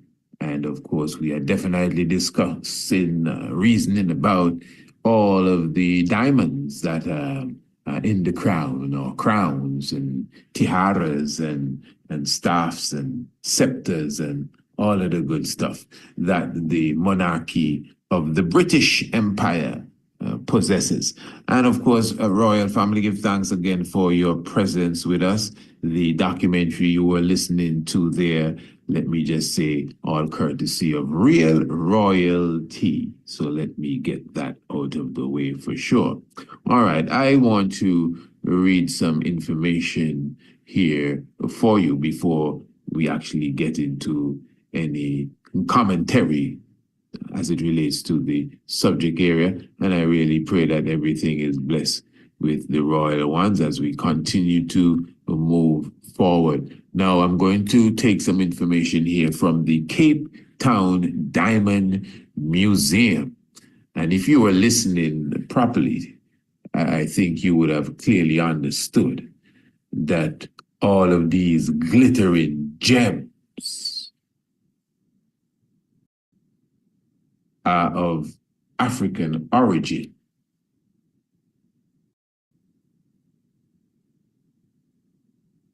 Let me just read. This is taken from the Cape Town Diamond Museum. The website, capetowndiamondmuseum.org, and you could check it for yourself. The diamonds that have been seen, that have seen Queen Elizabeth through the longest reign. As Queen Elizabeth takes her place, obviously this is a previous just like the documentary, a previous article from such time. As Queen Elizabeth takes her place as the longest reigning monarch in this history of British royalty, we take a look at the glorious crown jewels that she has worn for over 63 years, that have been the very center of her sovereignty and marked some of the most important milestones during her time on the throne. Once a British colony, it's no surprise that many South African diamonds made their way abroad, with the biggest of them all taking its illustrious place in the crown jewels, weighing a breathtaking 3,106 carats. This colossal diamond was discovered in 1905. Imagine that. Discovered in 1905 by Victoria's premier mine inspector, Thomas Wells. Well, you know, when it says that these people discover anything, it's usually somebody else that found the stuff and say, boss, come over here. You understand? That's really how it goes. Look at Mr. James Bruce, Mr. Wells people. James Bruce went to Africa and said he discovered the source of the Nile. He discovered the source of the Nile. And then he discovered Victoria Falls. Now, he didn't discover anything. Number one, someone showed him how to get there. You know that. You know that. They have a band of natives around them, and they carry them to the spot. And then they discover and they telegraph home to England, and they're in the next tabloid as the great discoverer. So it's something like this, Usually the archaeologist never really finds the artifacts, It's obviously the person they hired to dig. But anyway, let's continue. But hear this now. Hear this. Listen to what the expert says. Thomas Wells, who initially mistook it as a piece of glass placed by the miners to prank him. So you see, he believed that the miners, his workers, put it there to fool him off. So he, the great expert, wasn't too sure. He thought it was a piece of glass. The same diamond that has been broken into so many different pieces and has become, a part of many crowns and tiaras and staffs, etc., etc. When its true identity was revealed, the diamond was named the Cullinan after the owner of the mine and purchased by the Transvaal government as a gift for King Edward VII. Elaborate plans were made to have the precious diamond shipped to England on a boat, protected at all times by top security. However, it was later revealed to be an elaborate ruse, or that's like a plot, created to fool any hopeful thieves. The Cullinan was in fact sent to England in the mail with no security whatsoever. Now, you heard the documentary. You heard what happened. The fella that got the diamond, after observing the diamond for, I think, a couple of months, he called in the royal people and had them as witnesses when he literally struck the diamond and bust it in two, and then started to cube it down or whatever he does, and created the little bit of diamonds and the big diamonds and this diamond and that diamond. Because as the documentary said, if he would have struck it the wrong way, That's why he was studying it. If he would have struck it the wrong way, it would have shattered like a car's windshield. In fact, they said when he struck it and it bam, bust in two, he fainted right after, I could imagine. So that the Cullinan diamond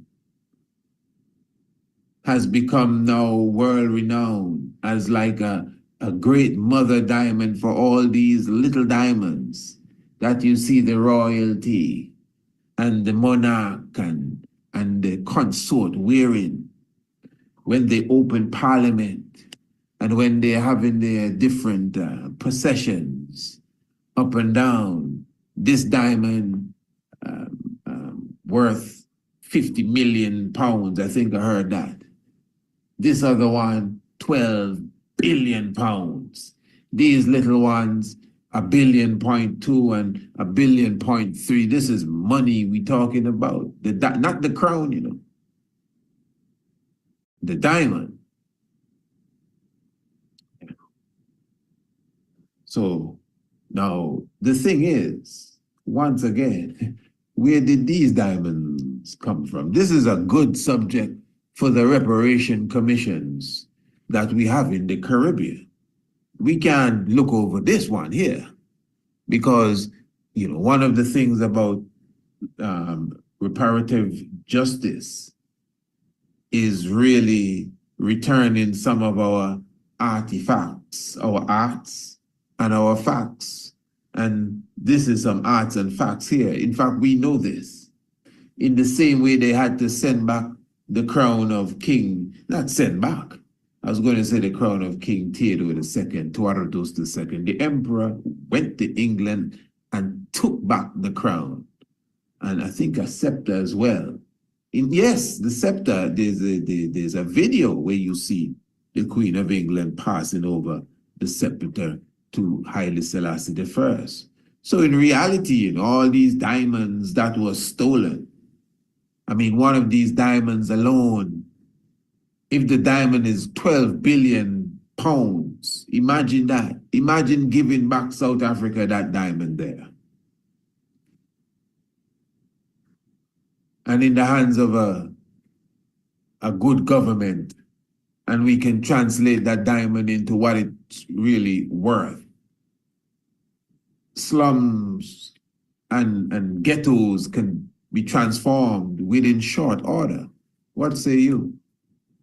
Since it's reparation we're talking about, to repair the wound, you know, justice as such, for those who have been hurt, those who have been done wrong. So then now when you look at it again and you observe the whole situation here, okay. So these are these diamonds, all of these shining little stones that we are observing, and blue and green, and even the pearls. Where did they get the pearls from? So many, you know, even the velvet. Where did that come from? But we're concentrating on the stones. So how long have these stones been in the family? Because you got to keep in mind, if you were listening to the documentary, good. In fact, I'm not even sure if it came to that point in the documentary where it highlighted that these diamonds, not just the crown and the staff, you know, everything here belonged to, at that time, the queen, not the royal family, you know, the queen. And that is why I said earlier that you could take the crowns alone, the jewelry, the diamonds, and if you were to use the diamonds alone to judge her net worth, not land, not anything else, whatever, business, shares, because you know, that's what they are into, castles, homes, units, property. They must have thousands of units on rent. And if not them, someone, you know, posing for them. Come on, that's how the world runs. So outside, forget about that. Let's just deal with the diamonds alone. it's like a net worth going into the trillions. If not, very close. Maybe there's an economist in the house. An economist in the house, you could maybe do a mental shakedown and kind of give us a guesstimated, thought and say, well, yeah, I think so, maybe so, maybe so. Anyone in the house studies economy? Anyone think they could tell us how much all of these diamonds put together? Remember now, first of all, the crown that you see at the coronation, I think, is a different crown than the one that you see driving in the coach by itself. So you have at least 2 or 3 different crowns that the monarch would wear. And then the queen has her own tiaras, them little crowns. But the thing is, all of the diamonds, according to the report, belong to her. And it's more than crowns. We're talking about earrings, we're talking about brooches, we're talking about staffs and these different things. Where did you say these diamonds came from again? From what's the place there where you have the place there? Where did you say it come from? Germany? Which part in London they found these diamonds? The Netherlands? No, man. These came from the depths of Africa. And it's not just South Africa, no. It's Central Africa too. Diamonds, gold. Yeah. Then when you go into the palace now, oh my, and you see gold all up in the ceiling and chairs of plated with gold foil, and they eating with gold cutlery and all of that stuff. Where do you think the gold came from? I know it didn't come from Hackney. Oh, okay. It didn't come from West London. Ask the people in Ghana about that one there. And the thing about this reparation is that the criminals are speaking. You don't even have to go and try to find the evidence. We just listened to the documentary. We just read the information. All of the glittering and shining stones for the pomp and ceremony were taken from the people in Southern Africa.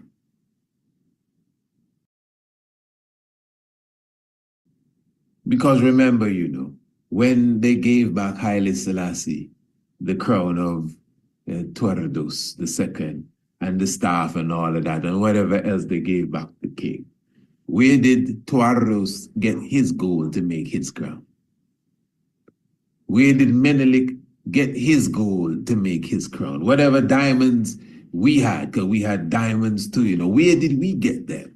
We didn't rob it from no one, We didn't steal it from anyone. In fact, I want to show you something here before we seal up, and I think this would be of great interest to you. I hope everyone is blessed. Those of you who are with us on the internet, give thanks for your presence. Anyone that is with us that is in England, and even if you're not in England, you could just put in the chat and let us know exactly where you are, whether you're in Germany, whether you're in the Netherlands, whether you are wherever you may be, give thanks for your presence. Now let me show this to you.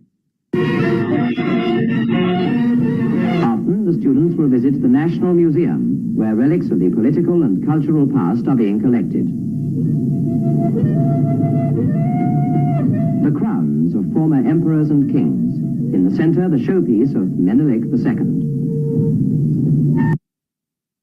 All right, Royal Family, give thanks for those who will be watching too.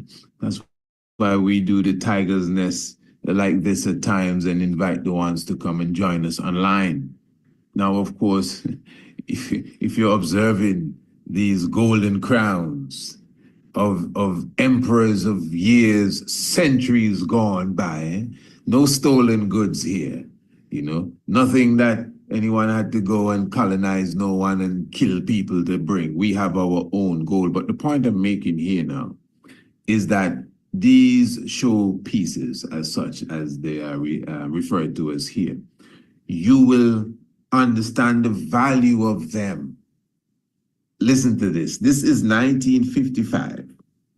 This is just a few years after Mussolini was defeated. And the emperor would have already brought Ethiopia to such a standard, you know, within such a short time. This is like 14 years after the war. And at this point, Ethiopia would have already reached to a standard at the celebration of the Jubilee celebration when Jubilee Palace was built and everything in 1955.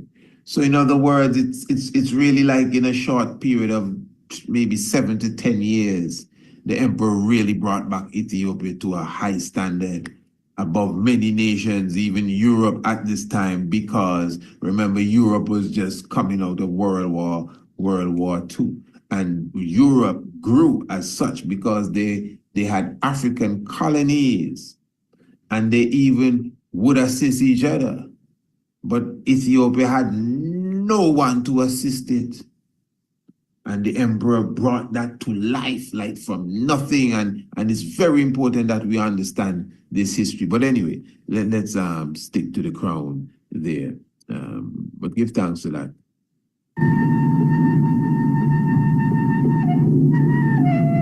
This collection is priceless.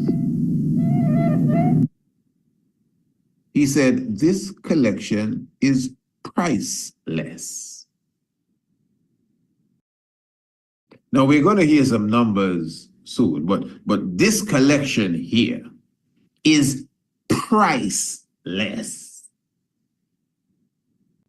So at least according to what he's saying about this, like for example, we were talking about 12 billion and 4 and 9 billion and 50 million, all of that stuff. Well, this collection here is priceless. All right, let's continue. But we are going to hear some figures, eh? And I'm going to elaborate on the figures too.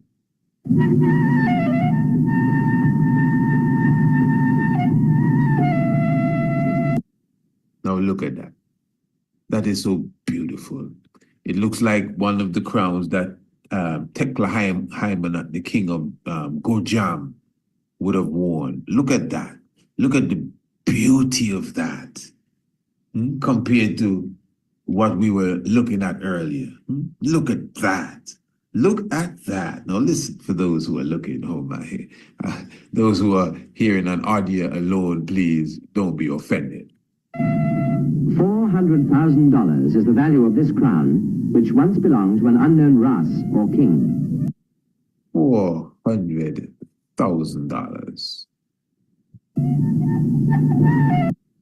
$400,000 is the value of that crown that once belonged to an unknown Ras or king. I believe it looks to me like the crown that King Tekla-Haimanot would wear. I don't know what you think, family. Does it look like Tekla-Haimanot's crown?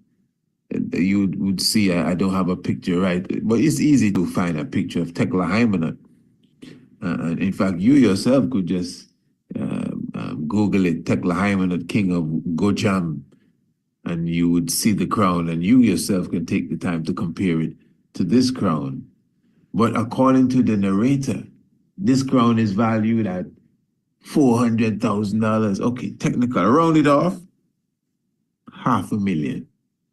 $500,000 for this crown. And when you say dollars, really United States currency you're talking. So $500,000 for the crown. All right. This is 1955. 1955. Right. Now, I may not be 55 years as yet. But from the time I was 5 to now, let's put it that way, I've seen how things have changed dramatically when it comes to the value of a dollar. So from 1955, this $400,000 crown or $500,000 crown, I would believe, would be worth several millions, not more, today. Because if one diamond, they're rocking a couple $1 billion for a diamond, and some little diamonds, 1.2 billion, a diamond. And it's not just the size of the diamond, too, you know. Value. Several diamonds. A diamond alone is several $1 million. But in 1955, this crown was 400,000. So in 2025, I believe you're looking at the value should that be for sure at least 10, 12, even more than that. In the millions, I'm talking. But anyway, listen, as he said before, let me not even guess. As he said before,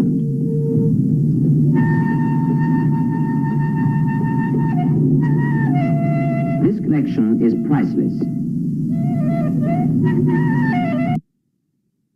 this collection is priceless. Yes. Royal family, give thanks for your presence, no man. Beautiful, beautiful session, just to give a good understanding of where we are. And family, I'm going to encourage you again, contact me. And those of you who have business, this is business time, man. I'm encouraging us to be business minded now. You know, I'm sure many of you have business, you can't think mediocre. Can't just sit down and say, well, you know, I'm just doing my thing. And no, man, this is liberation. We're supposed to be feeding people and giving people homes and houses and building communities. So we have to have a serious mindset if we're going forward on that level. You understand? As you could see, your brother has, I've put myself out really to, again, engage and to connect myself and to reach out to the world. So I have created, family, an avenue, which is what the magazines are, that I deliver to the international community, straight up. People that don't watch us, people that are not in our circle, people that you're not even thinking about. They're all into Kidemi. They're definitely into the ambassador's pen. And if you have something to offer, no matter where you are, you could be in St. Croix, you could be in Maryland, you could be in Australia. Because one of the things about our magazines, both of them, but Kidemi for sure, as you could see, for example, let me just highlight, it's endorsed by the tourism department of Antigua and Barbuda. This is a tourism ad from the ministry and the Department of Tourism. Let me be straight, a full paid ad. So when you can understand, so the connection, I'm just showing you. You may have a restaurant in St. Croix, I'm just saying. You may have a gym in Trinidad. You know, you may be selling coconut water in St. Kitts. You know, you may be doing textile in New York. You know, you may be selling kente in Ghana. But I'm trying to show you that this is a small world, large but small. And you have a website, and remember, you know, once your website and your email and everything is in order, it's just a click away. You may have a video and people could just flip the page and they see the videos. You know, and our magazines, as I said, you will find it in many different spots, you know, amongst the yachting community, etc. So that's what it's all about, Royal Family. So I'm encouraging you to take advantage of our advertising rates for the Ambassador's Pen, the upcoming edition in a very short, in short order, a few weeks specifically, a few strongs. You will be seeing the ambassador's pen, really the official first edition. So you should contact me now. You have the year's plan where you get 50% off. You could just do the maths, It's right in front of you. You have the 6 months plan where you get 25% off, or you have the 3 months plan where you get 10% off because it's a monthly digest, a digital digest. Give thanks, Royal Family, for your presence with us. Remember, all the links are in the description below, so you can read the magazines. Let's get back to reading now. You know, we like the internet and we like to look at the screen. Well, at least let us keep the practice of reading going. All right, Royal Family. Hey, if you know your Bible and you do that, know your history. The knowledge of your Bible will become a mystery. And of course, you know, it takes some real eyes to realize the real lives that are amongst us. Give thanks, life giver, and the keeper of life. Selassie, Rastafari. Blessed love. Attention, everyone. The Priest Isaac's Institute of Holistic Knowledge is inviting you to join us in September for the African Union CARICOM Summit in Addis Ababa, Ethiopia. Sign up for the 3-day package and be a part of the AU CARICOM Summit, plus take in all of the sights of Addis Ababa, the new flower. Or you can opt for our 9-day cultural national tour, and that will engulf sites like Lalibela, Aksum, the Simeon Mountains, and much more. Transportation, accommodation, and your meals all included. So contact us now and reserve your spot. Email us priestisaacinstitute@gmail.com or visit our website priestisaacinstitute.com. Ethiopia. See you there.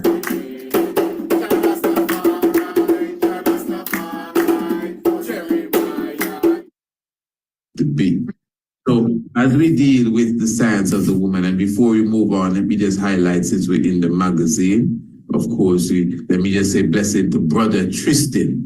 Those of you, anytime you come into Antigua, I know some of the brethren and the sistrins will be coming for the conference, the Rastafari conference, in about a month's time. In fact, we have Brother Coyote Erasto scheduled to be with us in a few evenings. He will be here with us, and he'll be giving us some information. That's Coyote Erasto. He'll be giving us some information on what will be taking place for the upcoming Caribbean Rastafari conference right here in Antigua in about a month's time. So if you didn't know, you're going to know right now. So if you're coming through, my brethren, if you're coming through, my sistrins, of course, I know for sure you're going to need to get your car rented. Keys car rental. That's the first stop, If I'm going to rent a car, it got to be from Brother Tristan. That's Brother Tristan at Keys car rental. Just make sure you come in and give him a call and let him know that, yeah, man, the Honorable Priest Isaac said you're the man. I mean, obviously he supports us. He himself, he's in our magazine. So his business is going to go with us when we are in Ethiopia, when we are in Italy, when we are in South Africa. So give thanks to Brother Tristan, that's Keys car rental. Again, all the information is right here in the magazine. What's the number there? That's it's somewhere here. Okay, look at it here. 771-1891. Yes. And of course, when you're coming through, just contact him. And let me also bless up the brother there at Color Express. And this is another thing, as you know, our program is international. I know people are listening in Sweden. I have people listening in Italy. We have people listening in Japan, Bosnia, Herzegovina. People that come and visit Antigua just to climb Green Castle Hill and to see what it is that we have to offer. We're very thankful for that, brothers and sisters. So those of you who plan to come around here and relocate and to build and to establish yourself, when it comes to PAIDS, Color Express. And you see, we're dealing with grassroots people. Color Express. I'm talking of Color Express as well as Keys Cars Car Rental. These are people that definitely would have, as they say, lift themselves by their own bootstrap. You understand? They weren't born with no silver spoon in their mouth. And I'm telling you, they would have really strived, they would have sacrificed, and they are giving back to their community as well. So enough respect to the people at Color Express. So when you are in Antigua, and those of you who are already in Antigua, you must go and check Color Express. Again, these are people that are giving back to the society and making sure the young people receive what they need, and the old people receive their care, and those who need a helping hand, they definitely get it from these people. And I wouldn't say that if that's not the case. So make sure you support them as well. Beautiful. The link for the magazine is in the description below. So, as you know, this is the time of the equinox. So it's equal again. The fact that you say it's equinox, we have gone into equality, because equinox now, equal day and night, means that there's a specific balance within the sun. There's a specific balance within the rising and the setting. Blessed love, royal family. Now tonight I'm going to prove to you that the Honorable King Emmanuel Charles Edwards is one of those ancient astronomers that we speak of all the time. As you know, the 23rd day of March, 1980, the Honorable King Emmanuel established the Woman Freedom Liberation League. Interesting, just a few days before the 25th day of March, which is celebrated by some as Empress Menen Earthstrong. We're going to go into all of that, and how it's connected to the movements of the heavens, and how it's connected to the Virgo constellation, specifically in 1980 when it was formed. And again, we're going to prove to you that the Honorable King Emmanuel Charles Edwards is an ancient astronomer amongst us. Give thanks. The Tiger's Nest. Blessed love. Are you interested in learning ancient astronomy, archaeoastronomy, or astrotheology? Well, the Priest Isaac's Institute of Holistic Knowledge is now offering certified courses in the field of astronomy, covering all the above mentioned. Sign up now for our online courses, or visit us in Antigua in the Caribbean for 7 days and 7 nights of practical underground research, plus archaeoastronomical observation on Green Castle Hill. You will learn how to identify the stars, the constellations, and the planets, as well as their makeup and their value. This will be a studycation. Enroll today by visiting our website, priestisaacinstitute.com, or sending us an email, priestisaacinstitute@gmail.com, or search us out on TripAdvisor. The Priest Isaac's Institute of Holistic Knowledge, Ancient Astronomy, Archaeoastronomy, and Astrotheology, the wave of the future. Your Imperial Majesty, I'd like you to talk about your appearance before the League of Nations when you pleaded for your country in 1936.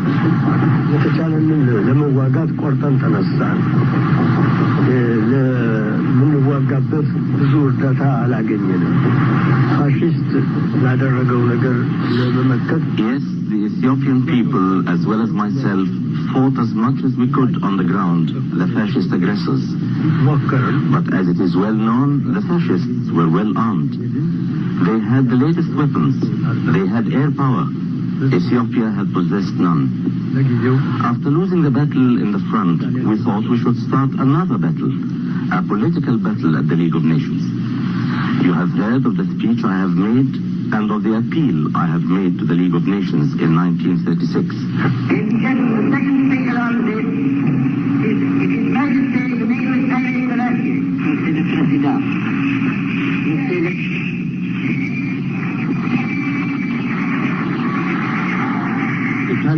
fascist newspapermen interrupt the Lion of Judah.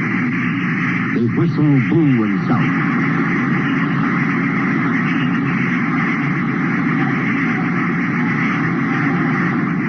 Other delegates and spectators applaud the emperor.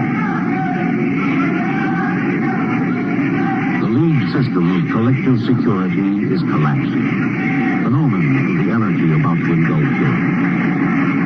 After 2 minutes, order is restored and Haile Selassie speaks in his native tongue, Amharic.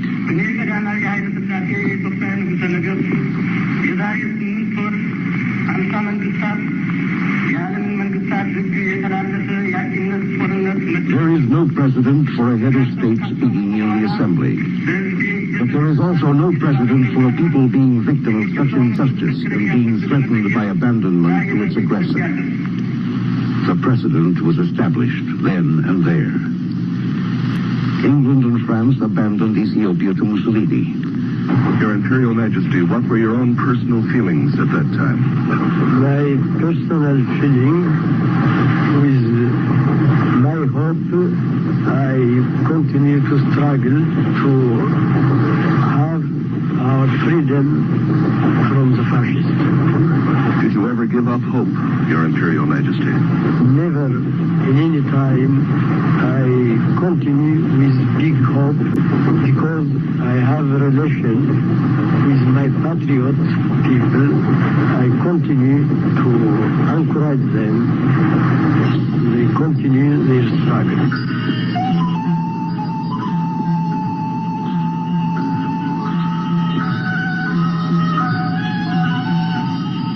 His claim against Italy was not supported. On the contrary, the Assembly decided that the economic sanctions voted earlier against Italy should be ended. Thus, the Ethiopian Empire was annexed and was joined with Eritrea and Italian Somaliland to form Italian East Africa. And the Emperor sought refuge in England as plain Mr. Tafari Makonnen. His imperial crown was kept locked up in a London safe.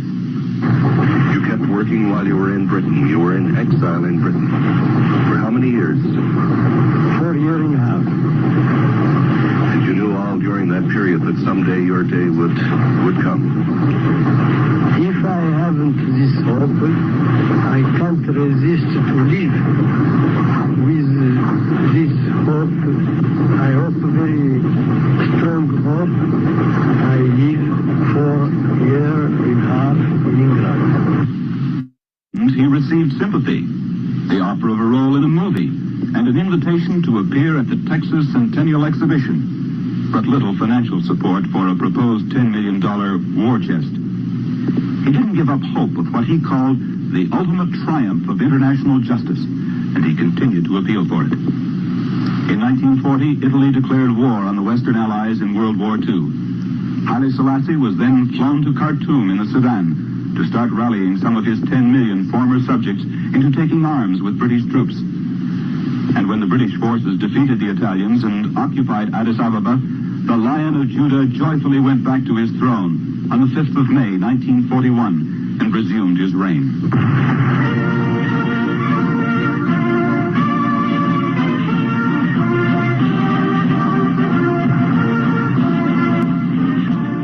Yes, Royal Family, we definitely give thanks for your presence with us. Another presence that is just a moment of joy.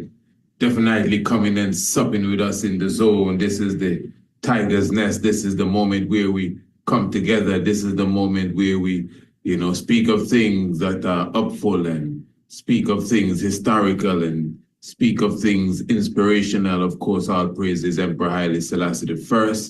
And of course, Honorable Priest Isaac, your humble servant for this evening.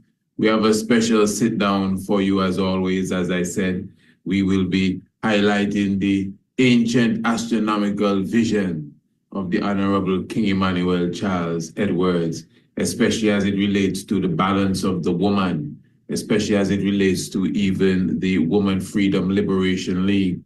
For those who are not members of the EABIC, which is the Ethiopia Africa Black International Congress Church of Salvation, known as the Bobo Shanti tradition or the Bobo Shanti order. Well, we have a specific wing within our whole construct known as the Woman Freedom Liberation League. And it was established by our worthy founder, leader, our president, our God and King, the Honorable King Emmanuel Charles Edwards, in the year 1980 on the 23rd day of March. So the 23rd day of March is a very special moment for us, a celebration moment where we definitely present, of course, the joy of the woman again. That is where you would see the empresses carry out the celebration service all night, even until morning. Naya Bingi order literally rise the midnight hymn and literally chorus and chanting all the way down. The woman literally doing that. I don't know if one would call that a priestess order, but that's what it appears like to me. And no one will argue about these terms and these English definitions that are given to them. But for sure, when it comes to the Nyabingi order of the Bobo Shanti, in the same way you see the priest, maybe not on the altar, but the same way you see the priest clap and sing and carry out the choruses and chant, it's the same way the empresses do it at the Woman Freedom Liberation League celebration moment, and at any given time when it's called upon and necessary. So we're very thankful again. So what we will be doing, we want to take the time also to look at this whole science on an astronomical level, because as you know, the Honorable Empress Menen, there are many who would have celebrated Empress Menen's Earth Strong. For years, we were celebrating Empress Menen's Earth Strong, our birthday, on the 25th day of March. Of course, ones we would have come across, if you want to say more up-to-beat information, where ones would say, well, it's really the 2nd of April. You see, Empress Menen is one of those characters where you have these different dates for when she came into the earth, when she came out of her mother's womb. Some say 1890, some say 1891. Again, the 25th of March, and then you also have the 2nd of April. But I celebrate the 25th of March. And I celebrate the 2nd of April. Of course, the 2nd of April is extremely high-tech when it comes to Empress Menen, because you must keep in mind that Emperor Haile Selassie I again represents Osiris, or maybe I should say Osiris represents Haile Selassie I. He is the literal fulfillment of the prophecy of Asar, of Osiris. I mean, I'm not really trying to argue or debate the point, it's actually something that just came to mind, and I said, let me put it on the table. But because we know this as a fact and nothing that anyone can deny, when you observe the whole tradition of Asar, or Osiris, of ancient Kemet, and the storyline, when you compare it to the literal historical fulfillment of Haile Selassie, he fulfilled Asar in the same way as he fulfilled the Christ of the Bible and the Messiah and all of that good stuff. So the Osiris now, the Osiris character, the whole Osiris motif, if you want to say, his wife is Aset. And remember, Aset now, just like in yoga, Asenet, which has to do with your posture and seated erect, because Aset, Asenet, Aset is who carries the throne on her head. Follow me good. Because Isis or Aset, if you notice, she's seen with the throne on her head. And many ones would tell you that just as it was in the ancient time, where the man doesn't really take the throne unless it's through the woman. So the woman has a very serious part to play when it comes to the chiefhood or the chiefdom of the male. That's why we know it's a balance. It's not no matriarch system. It's a balance of matriarch and patriarch. But anyway, so the point is now Isis has the throne on her head. And the story says that that's the throne that Osiris is supposed to sit on. So as a king, your throne is on your wife's head as such. It's a mystic kind of thing, which really underlines the power of the woman as it relates to the seat of the man. Now, I'm saying all of that to say that when you observe Empress Menin's Earth Day as the 2nd of April, now remember that is the day when Haile Selassie really became emperor, the 2nd of April, 1930. Empress Menin's Earth Day. Haile Selassie and Empress Menin too became empress on her Earth Day, which is the 2nd of April, 1930.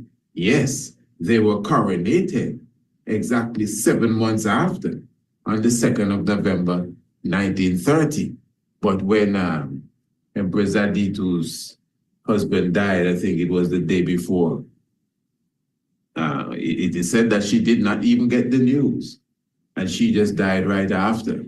That's Empress Zaditu. And of course, you know, from the monarch is gone, the next in line officially one time becomes the king or whoever it may be. And that was the case when Haile Selassie became Negus Senegas Tefari. Wasn't Haile Selassie, it was Emperor Tefari for 7 months. So I'm saying that to say that he became emperor on Empress Menin's Earth Day, which is to show you the fulfillment of the symbol or the symbolic gesture of the throne of the king being on the head or the crown as such of his wife. And so it's just a fulfillment again of that ancient legend, prophecy, mystery, esoteric, symbolic expression that it is the woman that guards the throne. And that is why he took the throne on his wife's earth-strong Empress Menin, who is not no regular character. Holy Emmanuel I, Selassie I, Jah Rastafari. Yes, royal family, so we're going to get into some deep reasoning. Remember, this is a Tiger's Nest. This is a special edition of the Tiger's Nest this evening, front and center as such. You're definitely highlighting it to the royal family on the YouTube community, the royal family in the internet world, just saying blessed love, give thanks. And of course, as I said, we're going to be highlighting the science of, yes, Empress Menin Earth Strong, and the science of the 23rd day of March, and the science of the Woman Freedom Liberation League. And let me highlight again, even the Ambassador's Pen official launch. I hope everyone would have already registered. Well, everyone hasn't registered as yet, I'm positive. So make sure you register for your space in our online official launch of the Ambassador's Pen. Now remember, we already have 2 Ambassador's Pen that would have already gone out, which is the Forerunner, and of course, the special edition, which highlighted the 38th African Union Summit, which took place about a month and a half ago. So for those of you who have not seen the Ambassador's Pen as yet, all you have to do is to go below the video, those who are watching, to go below the video and press the link in the description, and it will take you to the Ambassador Pen. It will take you to the magazine Kidemi, all the issues that would have come out thus far. So you have some reading to do, my family, and some watching, because these are living magazines. They literally even change sometime on a monthly level because we add more information. So just below the video, press the link and check out the Ambassador's Pen. Email us, priestisaacinstitute@gmail.com. That's priestisaacinstitute@gmail.com, and register today to be a part of the official launch of the Ambassador's Pen, which will be coming to you once per month. And let me just encourage you as well to be a part, not just to be with us now. Registration is free, eh? Yeah, to be in the house, there's no charge. All you have to do is register. But what is better than being in the house is being in the magazine. Because remember, both Kidemi and the Ambassador's Pen, I'm telling you, internationally renowned at the moment. As I said, thousands of subscribers, thousands of readers, but we're definitely already in the tens of thousands bracket. And I'm positive, without a doubt, I'm looking at least in 5-6 months, we're looking at the hundreds of thousands, the brackets when it comes to subscribers and positive readers. Not just the amount of people that know about it. Obviously, then you'd have to go into the millions. It's just the way you watch your analytics, you know. So you could have thousands of subscribers, but yet still you have tens of thousands of followers, and then you would have millions or maybe hundreds of thousands of views. You see how it goes up? So it's just an understanding. So right now we already have tens of thousands of subscribers. And in the international scope, in the magazine scope, because I'm just getting into the magazine world, and I'm coming to realize that's a good amount of subscribers for an online magazine. But you see, family, it's because of the techniques that I've been always talking about, the rigorous marketing. Some people say, oh, you're always selling. Well, that's up to you. If you ain't got nothing to sell, I'm sorry for you. Yeah? But the rigorous marketing, when you always hear me say, make sure that no matter what product you have, whether it's the best looking, the best smelling, the best tasting, if nobody knows about it, I mean, nobody's going to buy it. The best will never be first. It's what product is well known, most known, that will always be first. Of course, as a person of moral standing, you want your product to be good. But even if it's not the best, once it's quality, the main thing is to make sure that people have their eyeballs on you. And I would have created, and of course I would have learned from coaches and counselors, but also I would have created my own technique, or techniques, I should say, to bring more attention to my product. You understand? So this is why now, when you advertise with us, because that's what it is, you know, I've created almost like a bus. I have created a ship. I've created a boat. All you have to do is to buy a ticket and come on board. And that's the magazines. Because the magazines now will be, obviously, you're going to see the magazines in many different arenas in the world, whether it be at yachting marinas, different resorts, high-end resorts. That's where the magazine Kidemi is going through. The different embassies on the planet, there are tens of thousands of embassies all over the world. The ambassador pen will be passing through these different embassies and diplomatic offices. You understand what I'm saying? So when you advertise with us, people will see your product. You obviously will get some level of follow-up. And obviously that will equate or eventually bring about sales, depending on what you have to offer and how good your product is and how good your pitch is as well. So family, that's what it's all about, networking. I'm encouraging those of us who say that we are conscious, the time we waste in battling over religious doctrine and all of that good stuff. We should really, at this time, get ourselves together and be a bit more firm economically so we can move on and really pool our sources together and really talk about this freedom, redemption, and this international repatriation. So the time for gabbing and talking and all of that stuff, I think we definitely way past that. Of course, we're going to always come with the good information and the good knowledge and the good science, because that's the fuel that keeps the fire going. But to be arguing over religion with anybody right now is a waste of time, royal family, I'm telling you. So yes, I think I went deeper than I expected there for sure, family. Just make sure you contact us, be a part of the upcoming edition of the Ambassador's Pen. Of course, you can get a full page ad, you can get a spread, you could get a half page. As you could see, everything here is quite economical. You could get a 50% off for a year plan. So if you take a year plan, you get 50% off. You get a 6 months plan, you get 25% off. 3-month plan, you get a 10% off the ambassador's pen. So that means when we launch the ambassador's pen now, on the 21st day of April, your ad will be inside of the pen, for sure, if you are a part of it this time around. Beautiful royal family. All right, so again, give thanks to each and everyone that is definitely here with us. And of course, let me just highlight to the royal family again.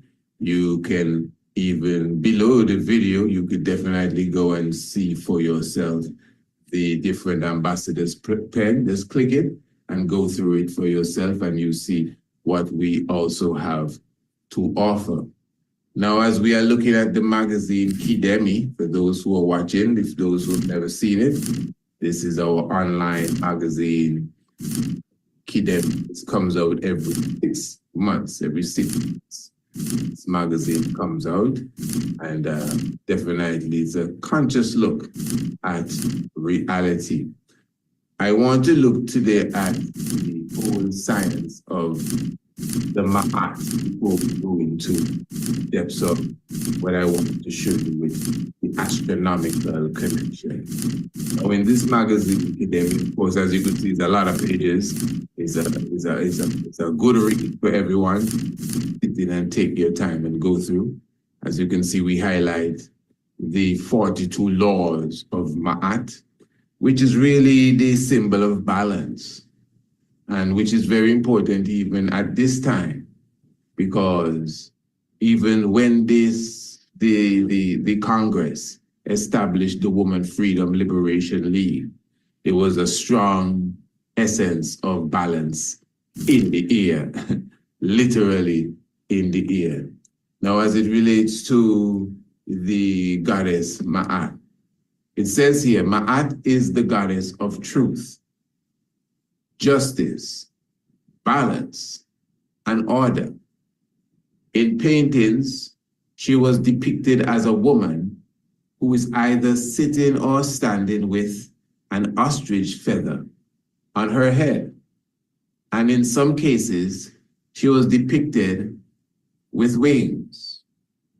According to the creation myths, Ma'at was created when Ra arose from the waters of Nun, which is chaos. Ma'at was often considered to be the daughter of Ra and was married to Tahuti or Thoth, the god of wisdom. And she's just one of the wives that was seen with Tahuti, as Tahuti also is the husband of Shishat, which is seen with the cannabis leaf above her head. And when you turn the page, of course, I'm not going to go through this tonight. You have the magazine. Everyone has the magazine. Eh? The link is in the description below. Just press it and the magazine is there.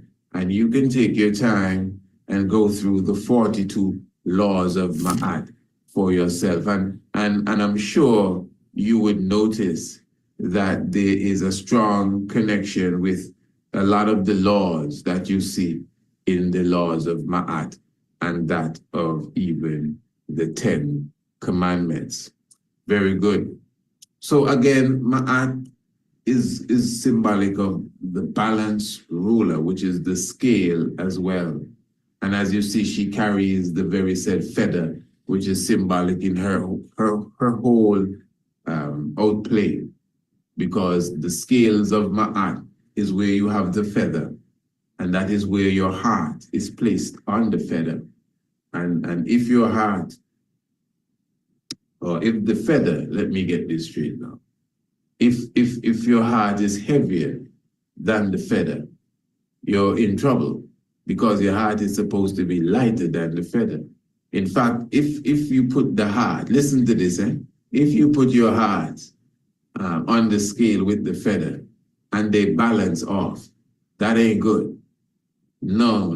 The heart is supposed to be so light that the feather is supposed to topple over the heart to the point that the heart raises up so high in the air, because the feather is heavier than the heart. And that is how light the heart is supposed to be. So as we deal with the science of the woman, and before we move on, let me just highlight, since we're in the magazine, of course, let me just say blessing to Brother Tristan. Those of you, anytime you come into Antigua, I know some of the brethren and the sistrins will be coming for the conference, the Rastafari conference, in about a month's time. In fact, we have Brother Ras Coyote Erasto scheduled to be with us in a few evenings. He will be here with us, and he'll be giving us some information. That's Coyote Erasto. He'll be giving us some information on what will be taking place for the upcoming Caribbean Rastafari conference right here in Antigua in about a month's time. Eh? So if you didn't know, you're going to know right now. So if you're coming through, my brethren, if you're coming through, my sisters, of course, I know for sure you're going to need to get your car rented. Keys car rental. That's the first stop. Eh? If I'm going to rent a car, it got to be from Brother Tristan. That's Brother Tristan at Keys car rental. Just make sure you come in and give him a call and let him know that, yeah, man, the Honorable Priest Isaac said you're the man. I mean, obviously, he supports us. He himself, he's in our magazine. So his business is going to go with us when we are in Ethiopia, when we are in Italy, when we are in South Africa. So give thanks to Brother Tristan, that's Keys Car Rental. Again, all the information is right here in the magazine. What's the number there? That's it's somewhere here. Okay, look at it here. 771-1891. Yes. And of course, when you're coming through, just contact him. And let me also bless up the brother there at Color Express. And this is another thing, you know, as you know, our program is international. I know people are listening in Sweden. I have people listening in Italy. We have people listening Japan, Bosnia, Herzegovina. People that come and visit Antigua just to climb Green Castle Hill and to see what it is that we have to offer. We're very thankful for that, brothers and sisters. So those of you who plan to come around here and relocate and to build and to establish yourself, when it comes to PAIDS, Color Express. And you see, we're dealing with grassroots people. Color Express, I'm talking about Color Express as well as Keys Car Rental. These are people that definitely would have, as they say, lift themselves by their own bootstrap. You understand? They weren't born with no silver spoon in their mouth. And I'm telling you, they would have really strived, they would have sacrificed, and they are giving back to their community as well. So enough respect to the people at Color Express. So when you are in Antigua, and those of you who are already in Antigua, you must go and check Color Express. Again, these are people that are giving back to the society and making sure the young people receive what they need, and the old people receive their care, and those who need a helping hand, they definitely get it from these people. And I wouldn't say that if that's not the case. So make sure you support them as well. Beautiful. The link for the magazine is in the description below. So, as you know, this is the time of the equinox. So it's equal again. The fact that you say it's equinox, we have gone into equality, because equinox now, equal day and night, means that there's a specific balance within the sun. There's a specific balance within the rising and the setting. Now, one of the outstanding things is that on the 10th of December, let me highlight this first. On the 10th of December, in the Bobo Shanti tradition, we have a specific celebration that we call the Feast of the Passover. And on that day, we also recognize that it is United Nations Day, the 10th of December, or not United Nations Day, but Human Rights Day, the 10th of December. What's interesting though, is that in the Sumerian writings, the Sumerian tablets, it refers to the same 10th of December as the day of the rising of the shepherd of Anu with the twins. And we would have clearly highlighted it to everyone that the 10th of December astronomically is the rising of the constellation of Orion, which we call Sahu. So you follow me, dear family?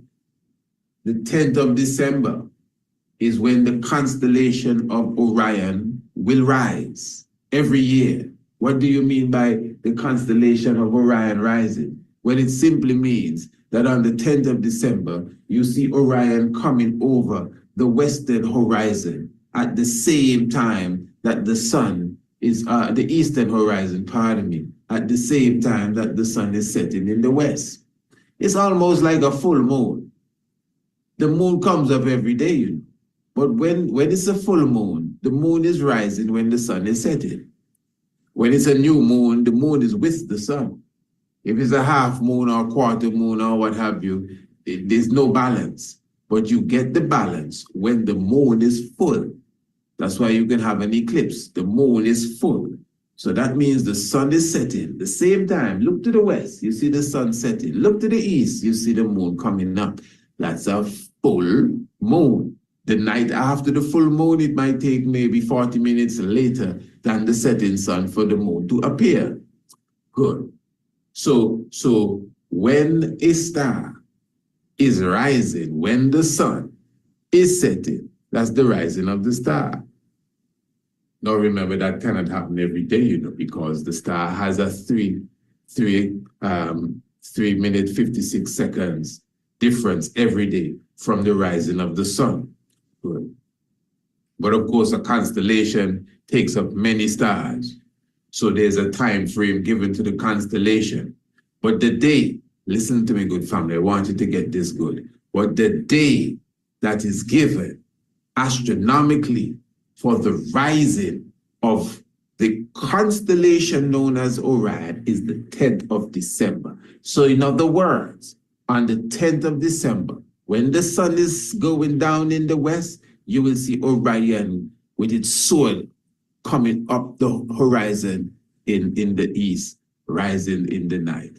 So that means at midnight, Orion will be in the middle of the sky, because just like the full moon at midnight, the full moon is at the middle of the sky. Just like at midday, the sun is at the middle of the sky. You comprehend. So that's the science. Very good. Now, again, the 10th of December, interestingly, is seen as the day of the rising again of the constellation of Orion. And you know that Orion is not a simple constellation. Orion or Sahu is the Lord of the sky, because Orion or Sahu rules both north and south. The equator of the heavens, the celestial equator, passes right through the constellation of Orion or Sahu. It passes through the belt of Sahu. Very interesting. And you know, Sahu or Orion in mythology or the mythos is Osiris resurrected. Osiris or Asa, when he resurrected and went up into the sky, he became the constellation of Orion or Sahu, you know, Osiris, Orion, and all of that stuff. But it's good stuff. Give thanks. Sahu. Good. So what that shows us, the Honorable King Emmanuel Charles Edwards would have obviously had some level of connection with understanding the cosmics to have created a whole ceremony, a very important ceremony, the Feast of the Passover, 1993, the 10th of December, the day of the rising of Orion. Now, in our teachings, that's not something that we're taught, you know. You see, this is why he said, a man shall come that can read the stars. Because he, the Honorable King Emmanuel, is the man that can read the stars. Because it's he write the stars. When you understand the science of the spirit that is within the man, Oh, come on. I know some of you may not like that, but this ain't let me make you happy show. This is the reality vibes.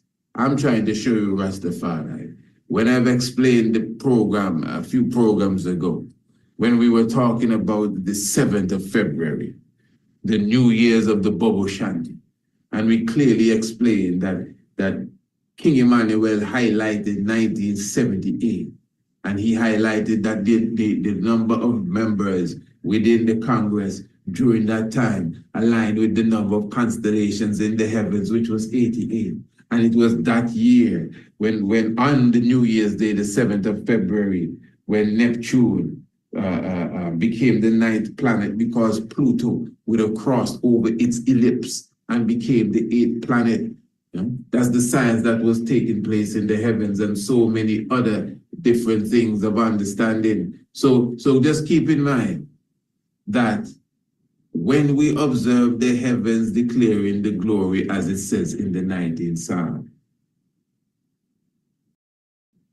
this is why when we observe this order here, we see many things that is connected to the heavens as it relates to what we have been asked to do, or we are asked to portray ourselves, and even certain celebrations that we carry out, especially these celebrations that are unique to Bobo Shanti. Now, why is it that King Emmanuel chose the 23rd day of March for the Woman Freedom Liberation League to begin? There was no Freedom Liberation League before you. And remember, 78 and 79 were very spiritual years as such, especially as it relates to the 7th of February, when Pluto went in front of Neptune. Okay, 1980, the 23rd of March, just like the 10th of December, hear me good family, please. Just like the 10th of December is the rising of Orion, the 23rd of March is considered in astronomical terms as the rising of Virgo. Remember, Virgo is opposite of Pisces. And we know during the time of spring, the 20th of March, 21st, 22nd, 23rd, 24th, around that time, the sun is passing through Pisces. So that means that the sun will be totally opposite of Virgo. It's just common sense. So when the sun is setting in Pisces, Virgo will be rising, of course, in the east. And when Virgo is setting in the early morning, the sun will be rising in the east with Pisces during the time of late March. That's how it goes. Because remember, in the time of September, the sun will be in Virgo. I hope you understand this language here.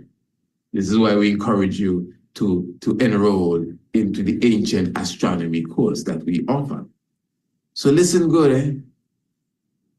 Everyone understands the different seasons, and once you're a farmer, once you are a farmer, you don't have to take no astronomy class, you know. You understand how the heavens move. You know where that star is, or that planet, or that green one, or that blue one. It's looking different tonight, but you've been studying it over the decades, some of you, so you understand the heavens. I'm showing you that the rising date for Virgo, and I know you guessed it already, the rising date for the constellation of Virgo, which is the mother, is the 23rd day of March. Now, it's not we saying that, you know. It's not even King Emmanuel saying that, you know.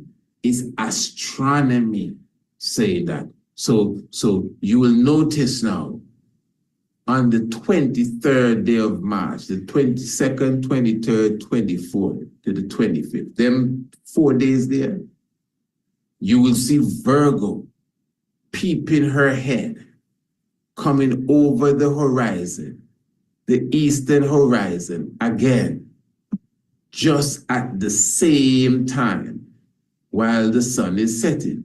So those who are watching, you understand, you're looking at the 23rd of March, 1980. Yes, they're about a little after 5 p.m.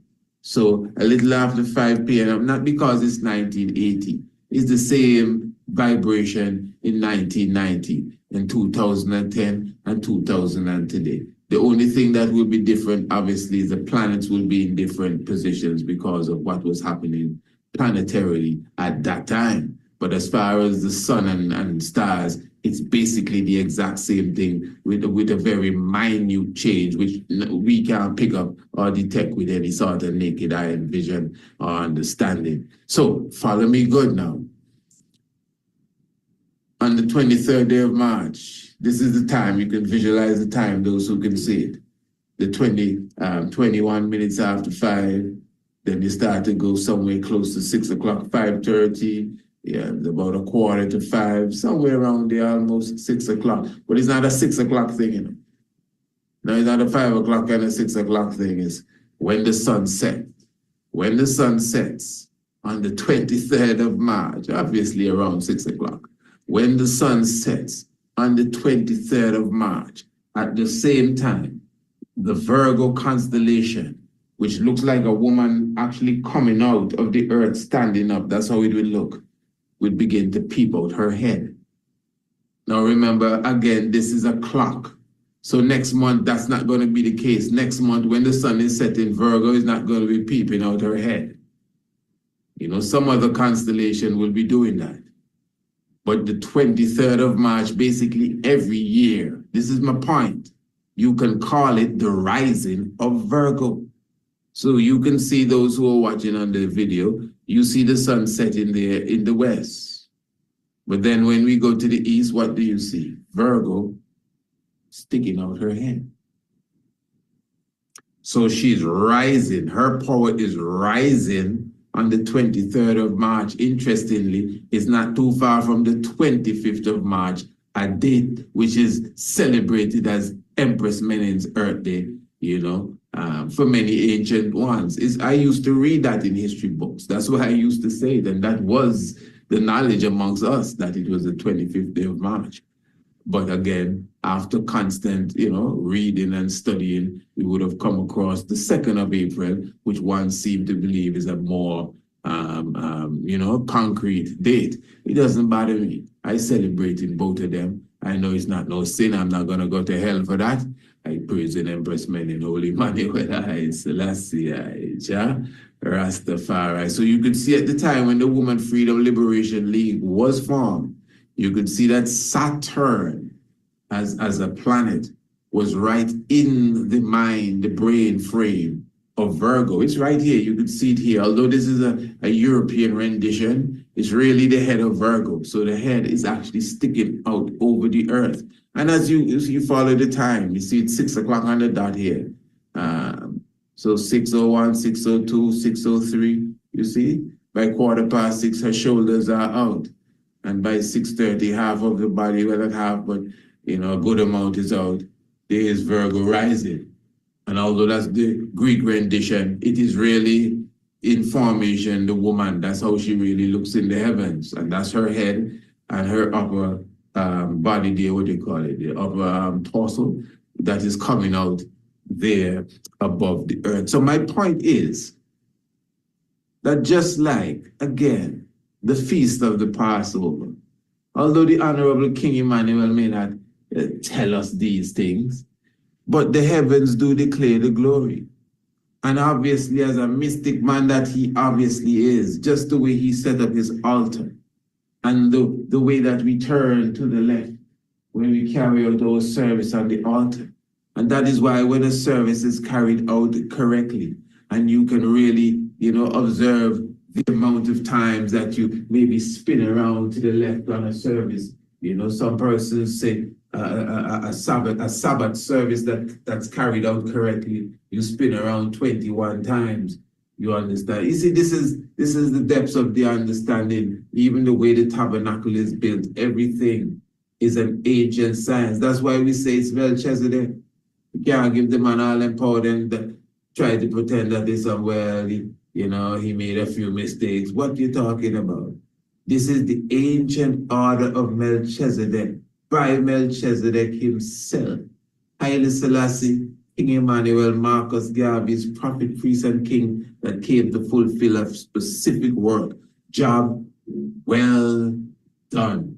You see? Whatever we don't understand is our ignorance. That is why I'll be playing. That is why an individual like myself is here, so that certain things that may kind of, we can unravel it.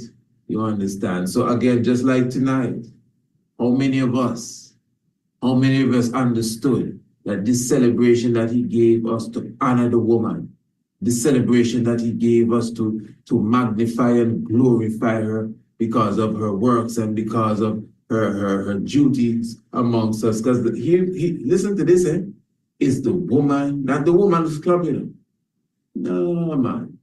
Not the sisterhood bash. Woman, freedom, liberation, league. When you hear about a league, it's, Royal family, we have a long way to go. The examples that Marcus Messiah Garvey would have given us of how to get ourselves in formation, we're not even close. Give thanks for the black print that the Honorable King Emmanuel Charles Edwards gave us. Give thanks to the wise mind of the words of Emperor Haile Selassie I and the works of the same king. So our prophet, priest, king, and our mother of creation would have definitely given us the blueprint or the black print. So it's now time for us who say that we are the gods and goddesses of the earth to get ourselves together. We can't say that we're going to leave this for a next generation to figure out. No, man, when the next generation obviously is not even on what we are on, we need to inspire the next and the next and the next generation all over again in the same way that we were inspired. So family, we can't be just sitting and snoring and waiting for some sort of, make-believe God to come out of the sky. We have to do it. We need to be, stop being so afraid of leadership and come to realize that we don't like leadership. And I hear it in our speech. But I didn't know it was so corrosive. Oh yeah, man, the God in all I nobody need to lead nobody because we don't love discipline.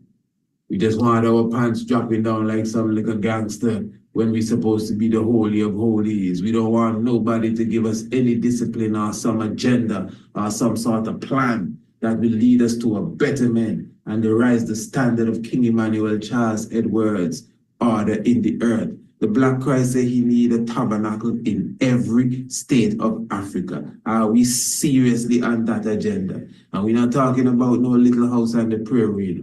A tabernacle in every state means a campus, means a government, means structure and infrastructure, means ministries. I'm telling you, royal family, we need to rise the standard of the ancient kingdoms we read of in these books. Ramesses II and Akhenaten and Tutankhamun and Menelik II. Where are these great warriors today?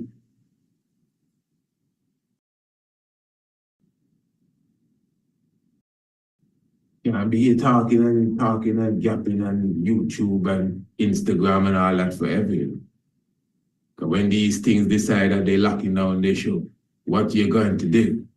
Where's our show? What we promoting? What we pushing? Where's our kingdom?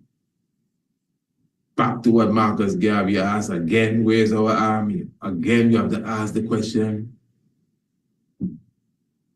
Rastafari, Holy Emmanuel, Selassie, Rastafari. Royal family, give thanks for the moment, Give thanks for your presence with us. I'm encouraging you again to register, as I said, for the upcoming online official launch of the magazine Kidemi, the official launch. I'm looking forward to each and everyone being a part of of that official launch with us. See the Virgo there coming over there. Yeah, the heavens there. Give thanks to the mighty Virgo.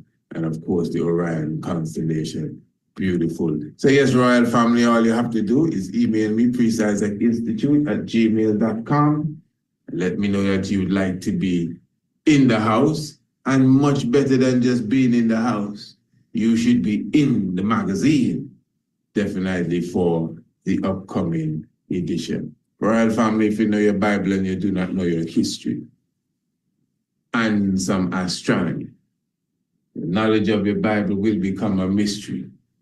And of course, it takes some real eyes to realize the real lies that are amongst us. Yeah. King Emmanuel, Selassie, Jah, Rastafari. Blessed love, give thanks.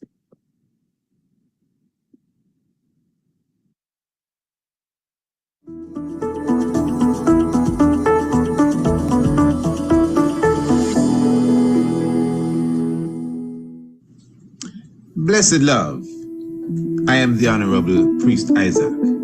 I am an official priest within the realms of Rastafari of the Ethiopia Africa Black International Congress.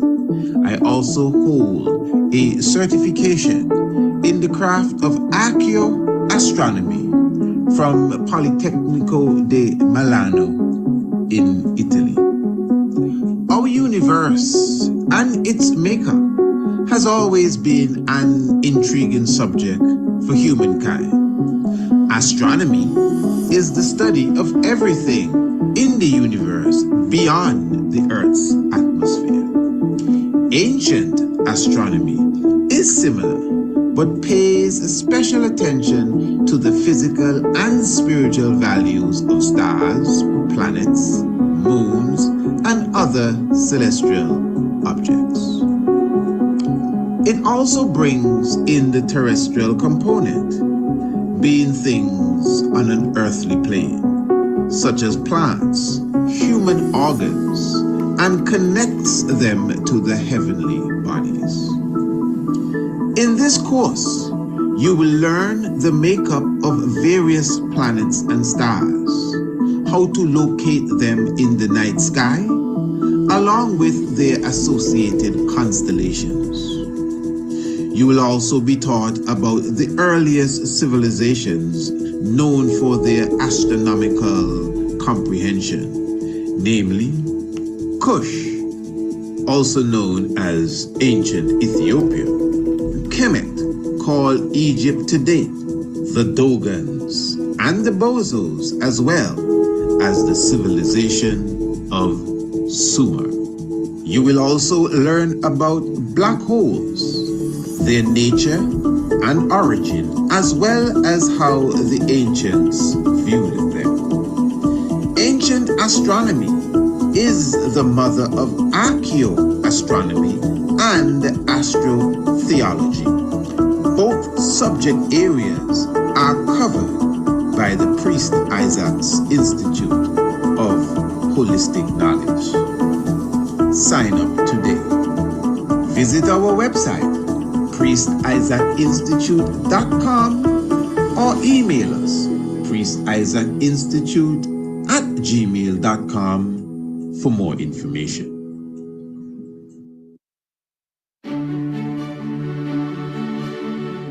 Discover Ethiopia's hidden royal legacy. For centuries, Ethiopia's majestic royal residences remained shrouded in mystery, closed off to the public despite their prominence in urban landscapes. Now, thanks to the restoration initiative led by Prime Minister Abiy Ahmed, starting with the Grand Palace, now known as Unity Park, these historic sites have opened their gates, offering a rare glimpse into Ethiopia's regal past. Welcome to the National Palace. Originally built to commemorate Emperor Haile Selassie's Silver Jubilee, the National Palace stands as an iconic landmark and a testament to Ethiopia's rich heritage. Once a space reserved for royalty, national leaders and dignitaries, it has now been transformed into a shared treasure for all to experience. This historic compound, which houses time-honored buildings and national treasures, had long been neglected, becoming overgrown with vegetation. Close to the public, the palace and its grounds fell into disrepair, characterized by dim lighting, dusty rooms, and ivy-covered walls. However, now fully restored, it stands in grace, welcoming everyone to visit and enjoy its beauty. Given the palace's collections and historical artifacts of significant value to the nation, its preservation and restoration have been undertaken with great care. The meticulous restoration process has been guided by specialists, ensuring that the palace retains its historical and cultural significance. Considerable energy and effort have been invested to maintain its current appearance. Spanning over 27 hectares in the vibrant heart of Addis Ababa, the National Palace serves as a sanctuary of Ethiopia's rich history, beautifully intertwined with expansive natural landscapes. The grounds feature historic tree species, lush greenery, tranquil fountains, and architectural wonders. From its serene pathways to the meticulously restored Royal Dining Hall, where many world leaders were once hosted, the palace tells a story of global significance. A journey through time. Stepping into the newly constructed vehicle gallery is like embarking on a journey to the past. Here, restored automobiles, carriages, and train wagons, once used by Ethiopian royalty, are showcased in the specially built gallery for the public to explore.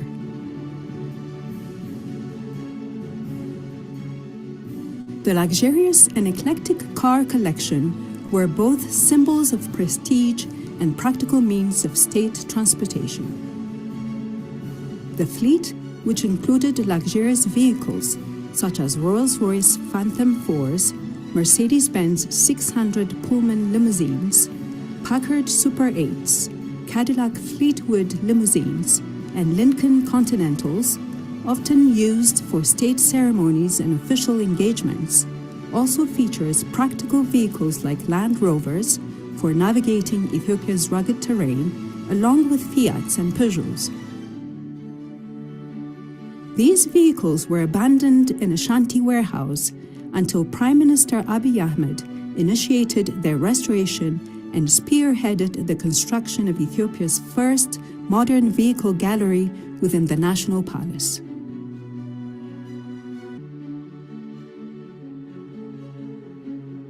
Visitors can explore carriages that once welcomed and bid farewell to national leaders and guests, as well as those that were used for touring the city.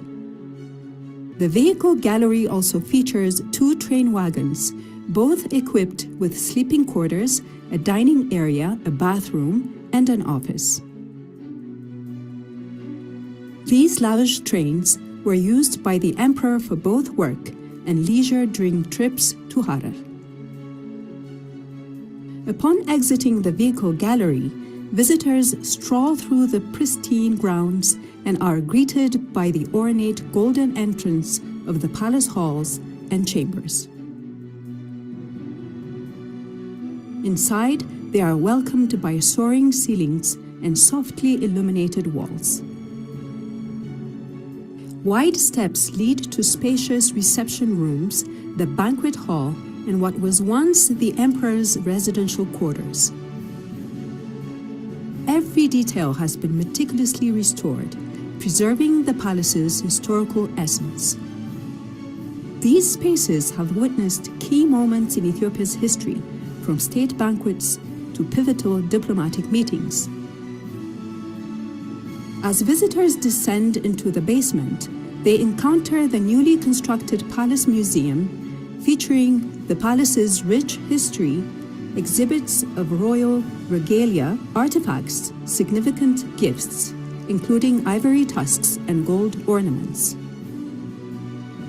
The Palace Museum houses regal treasures, crowns, thrones, ornate dining utensils, and leather-bound books. Each artifact resonates with Ethiopia's rich cultural heritage and its connections to the world. From exquisite crowns once worn by emperors to intricately designed thrones, these items reflect the artistry and craftsmanship of a bygone era. Emerging from the museum into the back of the palace grounds, a spacious garden area awaits. Designed as a peaceful retreat, the garden features manicured plants, a pond, stone paths, and bamboo bushes and a bridge. The garden provides a tranquil environment where visitors can experience a moment of calm. Nearby, a newly built natural hot spring spa offers visitors a serene space for relaxation and respite.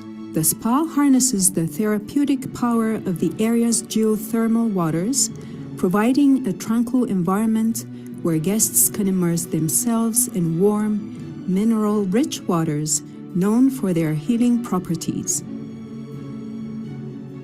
Whether for a quiet escape or a wellness experience, the spa adds a luxurious and restorative dimension to the National Palace grounds. The palace also offers a variety of amenities designed to provide comfort and relaxation for visitors. Among these are exquisite cafes and restaurants presenting a range of culinary experiences where guests can indulge in both traditional Ethiopian dishes and international cuisine, all served in a refined, elegant setting.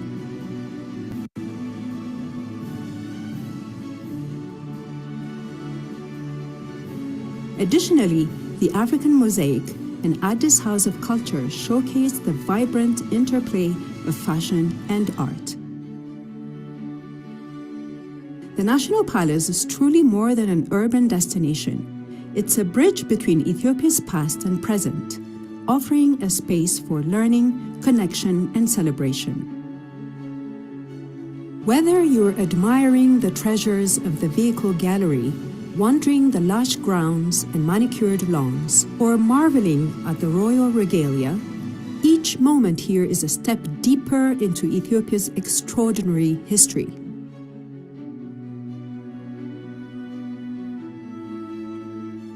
Step into the National Palace and uncover the majesty of Ethiopia's royal legacy.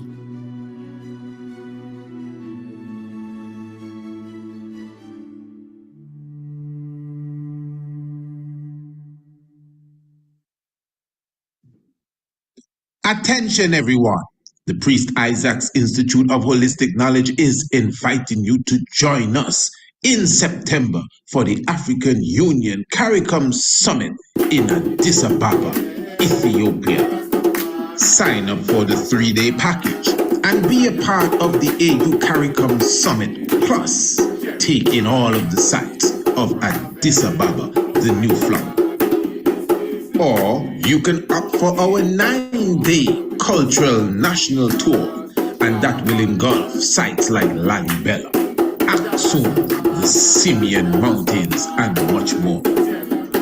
Transportation, accommodation, and your meals all included. So contact us now and reserve your spot. Email us priestisaacinstitute@gmail.com or visit our website priestisaacinstitute.com. Ethiopia. See you there.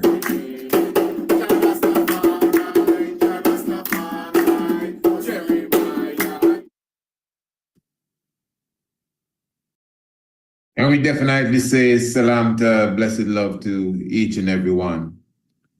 Of course, we glorify the life giver and the keeper of life, Emperor Haile Selassie I, in all our doings and sayings.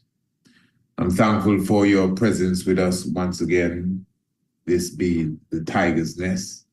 And you're definitely in the Tiger's Temple today. a very special and unique edition of such a program. The Honorable Priest Isaac here with you, bringing joy and happiness. As many are celebrating their Malcolm Lidet, Genar, as the game also pronounces Genar, we are talking of the Ethiopian Christmas, the Black Christmas. And as we are celebrating that, I am also reminiscing on the words of Emperor Haile Selassie I in 1937 it was, while he was in England during the time of the Italian War. And he spoke of the sufferation of Christ. Now, all of this was taking place during the time of the 25th day of December, Christmas celebration, and Haile Selassie I was on his way to the BBC radio station to give a speech, and on his way he did encounter a bit of a mishap where, as he was in a taxi, they got in an accident and the emperor would have fractured his knee, and trying to get some sort of medical attention. That all of that failed, and the emperor, of course, didn't have no time to play. He had business to attend to, and he went to the BBC and he gave the speech that was expected of him, expected of us, as he would have said it in his autobiography. And in the speech, he clearly showed to those who are listening that on this day, and it was an international broadcast, BBC, on this day, as many of us are, celebrating the birthday of our Lord and Savior, we tend to forget the trials and the tribulations that he had to face for all of us. Now, about a month ago, I would have taken time to really sit down on this subject area here. I'm speaking of as it relates to the suffering Messiah, the suffering Christ. Now, I'm going to go into some information right about now, things that maybe some of you never heard. And I'm going to prove and reprove my point that Haile Selassie I is that same suffering Messiah that you read of in Isaiah 53. Now let me be clear here. When it comes to our Messiah, whether it be 2,000 years ago or 4,000 years ago, when you open your scripture, when you open your Bible, many of the stories that you are reading there are allegorical. Let's just be clear. And many of these stories you are reading is strictly, directly the story of Emperor Haile Selassie I. Now, I'm not denying, and I never had, that there was a Messiah 2,000 years ago. But family, you got to listen to me good. Many of us, we have been Christianized in this Rastafari thing. I'm being very straight here. Many of us, our outlook on Rastafari is not Afrocentric at all. Very Christianized. And we try to use the tradition of Haile Selassie I and what we think he was saying in his speeches to defend our dogma. I'm being very straight here. So again, without denying that there was a Messiah, the Yeshua, I'm sure, because that's a title within itself. That's why Joshua, the protege of Moses, could stop the sun. We're dealing with electromagnetic science here, not belief. And that's why the scriptures that one still cannot unravel, and they say, just leave it to the glory of the Lord. You understand? Many of the scriptures, there's a high percentage of what you're reading in the New Testament that does not even relate to a person 2,000 years ago. but relates to the King of Kings in them times here. And this is why you have scriptures, for example, where he's speaking of the oncoming judgment and wars and rumors of war, and you better look out. And fellas were wondering, like, wow, so when is all of this going to take place? That's what they were asking him. This doom and gloom that you're talking about, Mr. Messiah, when is this going to happen? And he said, hey, listen, this generation shall not pass away before all what I'm speaking of begins to take place. Now, this was supposedly 2,000 years ago, but he's telling those that were with him that, hey, this generation, he's talking about the generation that he was a part of. Believe me, you will see it happen. That's why the scripture says those who pierced him shall see him. Another time he's speaking to his disciples and he's speaking of his return. Listen to me good. And he clearly said that some of you here will not taste death before you see the coming of the Son of God. Now, those he was speaking to, this was the 12, all of them, according to our understanding of history, have died. And they died some very gruesome death too. Some of them crucified upside down, some strange stuff. And again, I'm not going to try to, this is not Let's Unravel history class, at least not tonight. In fact, again, you got to appreciate, that's why we do classes and we do programs, and you don't just come, and run away. You got to have a series of encounter, with your people. So at least you could understand that there's a higher appreciation for even what we are saying now. Because when you're going to study theology, I think everyone would agree, whether the understanding of God is a simple thing, yes, but it's dynamic and it's complex. It's like the creation of the universe. It's deep, yet still it's high. And it has many different levels. So I myself, for sure, I come into the conversation with high appreciation of that. So according to the science of the zodiac and according to the science of the ecliptic and the precession of the equinoxes every 2,160 years, look for the feathered snake. Look for the coming of the chief Messiah. But yet still within that time frame, he shall send them saviors. And this is all solar biology and astrophysics and all of that good jazz. That's for sure. But I will repeat that the pillars that Haile Selassie speak of, I'm speaking of Matthew, Mark, Luke, and John. These pillars for mankind is not only speaking of a character some 2,000 plus years ago, but it's also speaking of the very same Christ that is to come. The same comforter. People ask, I read in a book, Haile Selassie said, he big up Jesus Christ. No, I know they never read that nowhere. That's for sure. And rather worse, I know the King of Kings never said that without a doubt.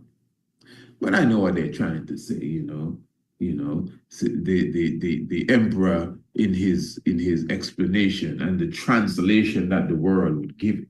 Whatever he said, Jesus Christus exalber, we translate to Jesus and God. All right, so I understand what they're trying to say, But the thing is, your point is that Haile Selassie is a Christian. That's your point. And Haile Selassie, big up Christ. That's your point. Haile Selassie is a Bible man. I get you. Haile Selassie go to church. Haile Selassie is not a Rasta. I get your point. But what's interesting here Is that the same Messiah, the Christ that we're talking about? And hold on, I have some good stuff for you to listen to. So just give me a few moments. We haven't even begun the program yet. But anyway, the same Christ that we speak of in the Bible clearly shows us that, listen, man, the Comforter is going to come. I shall send you another Comforter. So this is someone on my level coming again. And listen to this. This Comforter, he's not going to glorify himself. Interesting. He shall only speak of and glorify me. That's interesting. So the first Comforter, because he's sending another one, the first Comforter, the first Spirit of truth, told the family that, listen, man, I'm going to send another Comforter. If you want to equate that to me coming back, well, you can do the maths and see how it works out, but someone else is coming. It may not be the same physical, but the same spirit. Yeah, check it out. Someone else is coming. Another Comforter. The Spirit of truth. And he ain't gonna come with no ego. He's not gonna come and say, da-na-na-na-na-na, here I am. He's gonna come and say, read your Bible. He's gonna come and say, who, me? Well, the Virgin Mary gave birth. He's gonna come and point right back to me. So when the emperor comes, if it's one thing about the emperor fulfilled the scriptures, you know. He may not do what you want him to do, but he fulfilled the scripture. Oh, Haile Selassie, he went to the League of Nations and he pleaded. He had to go and plead for Ethiopia. What did you say? He went and he pleaded. Very good. Very good. Send this man to the front of the class. Because that's what the scripture says. That I shall bring them down in the valley of Jehoshaphat. That's exactly what it says. And I shall plead with them there. Some say he went to beg. Wrong choice of words, but I understand what you're trying to say. It's the same energy. He had to come and ask them, oh my, what's going on? What did I do? Didn't we have an agreement? He was pleading with them. So that's what the prophecy said, and that's what he did. I mean, we have to stick to the scripture. Next thing he go and blow the place up, and he said, no, that's not what the scripture says. The scripture says God shall come and plead. Where is the pleading now? Well, there it is.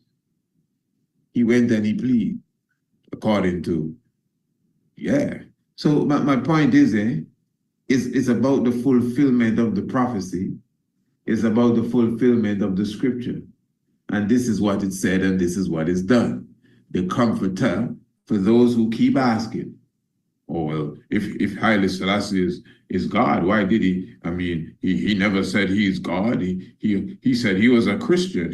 He worshiped Jesus Christ. Well, listen, your so-called Jesus Christ said that he shall send another Comforter who's not gonna big up himself, but he's gonna big up me. What more do you want? Come on, next. Let's move on. I mean, come on. That's it. Straight up. So this is my reality here, family. Remember the Bible quote that written by Michael Drossin and the series of lectures that we would have had on that subject there. So the Bible, the Holy Bible, as it's referred to as, is not a book to play with. Whether you're religious or not, whether you believe, disbelieve in King James, I mean, all of that. I understand all of that, and it's relevant to some level of the conversation. But when you hear the king say the word is one and the same, believe me, there's a depth within that whole construct. Whatever books they took out and the little that they added in, there's still some serious alchemy. I'm not asking.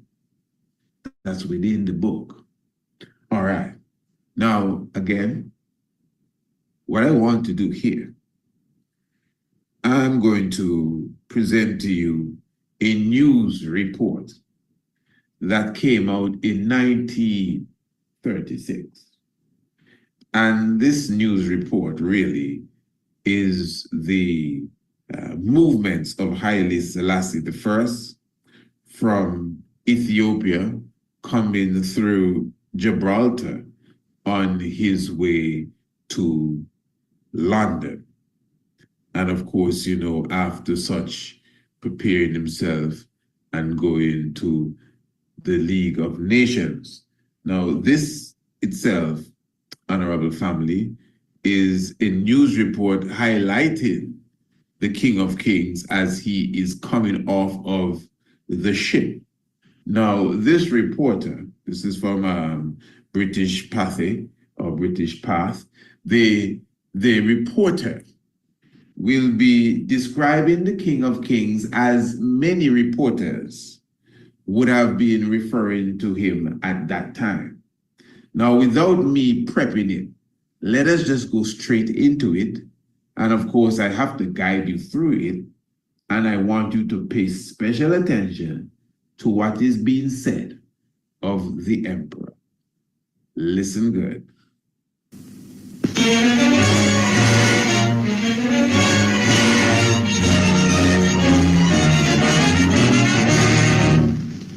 The British cruiser Enterprise, swinging slowly into Haifa, brought to refuge in Palestine the saddest man in the world, the king without a kingdom, once Lion of Judah.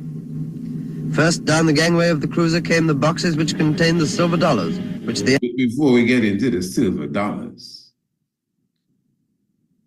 this British cruiser brought to Palestine the saddest man in the world. So from Jerusalem, Empress Menin, for those, and some of the younger ones were left in Jerusalem when the king went on to London. So it's good that we have a good understanding of this. But hear what the reporter is saying again.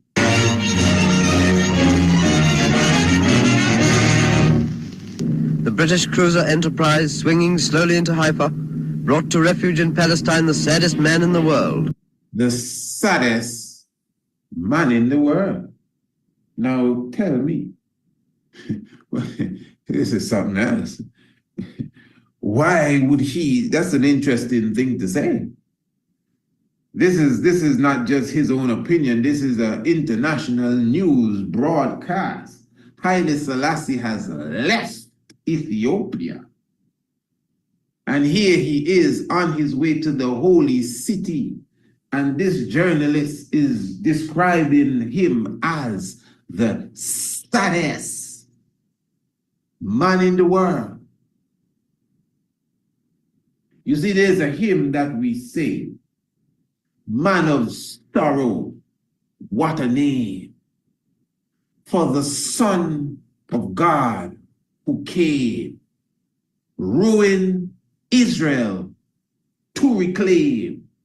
Hallelujah, what a savior. In fact, even before we go even into the rest of that news report, let us go straight into the book that highlights all of this, the book of Isaiah. I was actually saving this for the latter part, but the Spirit says, hit it now. Now, this is Isaiah 53. This is concerning the coming not only of the Messiah, but the suffering Messiah, 53. The number of Herbie, those of you who remember that program we did years ago, isn't it? Wow, Herbie, the bug, Kepra, the Volkswagen, 1974. Talking about the 12th of September. How many of you are with me? Herbie. Number 53, the cannabis. That's another program by itself. Verse 1 says, who hath believed our report? That's a good question, because many are in denial. Who hath believed our report? And to whom is the arm of the Lord revealed. Question. For he shall grow up before him as a tender plant, and as a root out of a dry ground. He hath no form nor comeliness, and when we shall see him, there is no beauty that we should desire him. He is despised and rejected of men, a man of sorrows.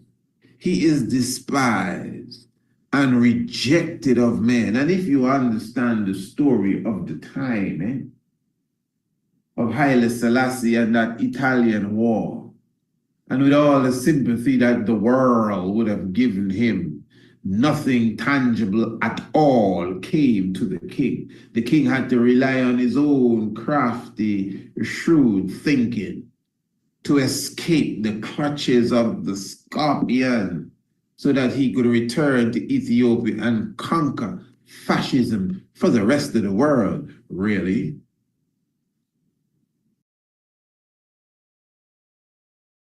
He is despised and rejected of men. A man of sorrows. What? A man of sorrows. Who you talking about? The Messiah. The returned Christ. Yeah. And acquainted with grief.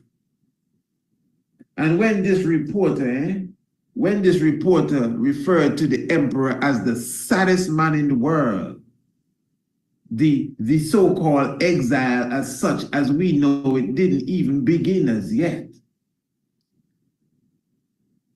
And again, those who would have followed us, through the whole time frame of the 5th of May 36 to the 5th of May 41, and you have a good comprehension, you know it's in the depths of the exile where the king really carried the cross. This is almost like on his way to stand before Pontius Pilate, and he's already considered the saddest man in the world.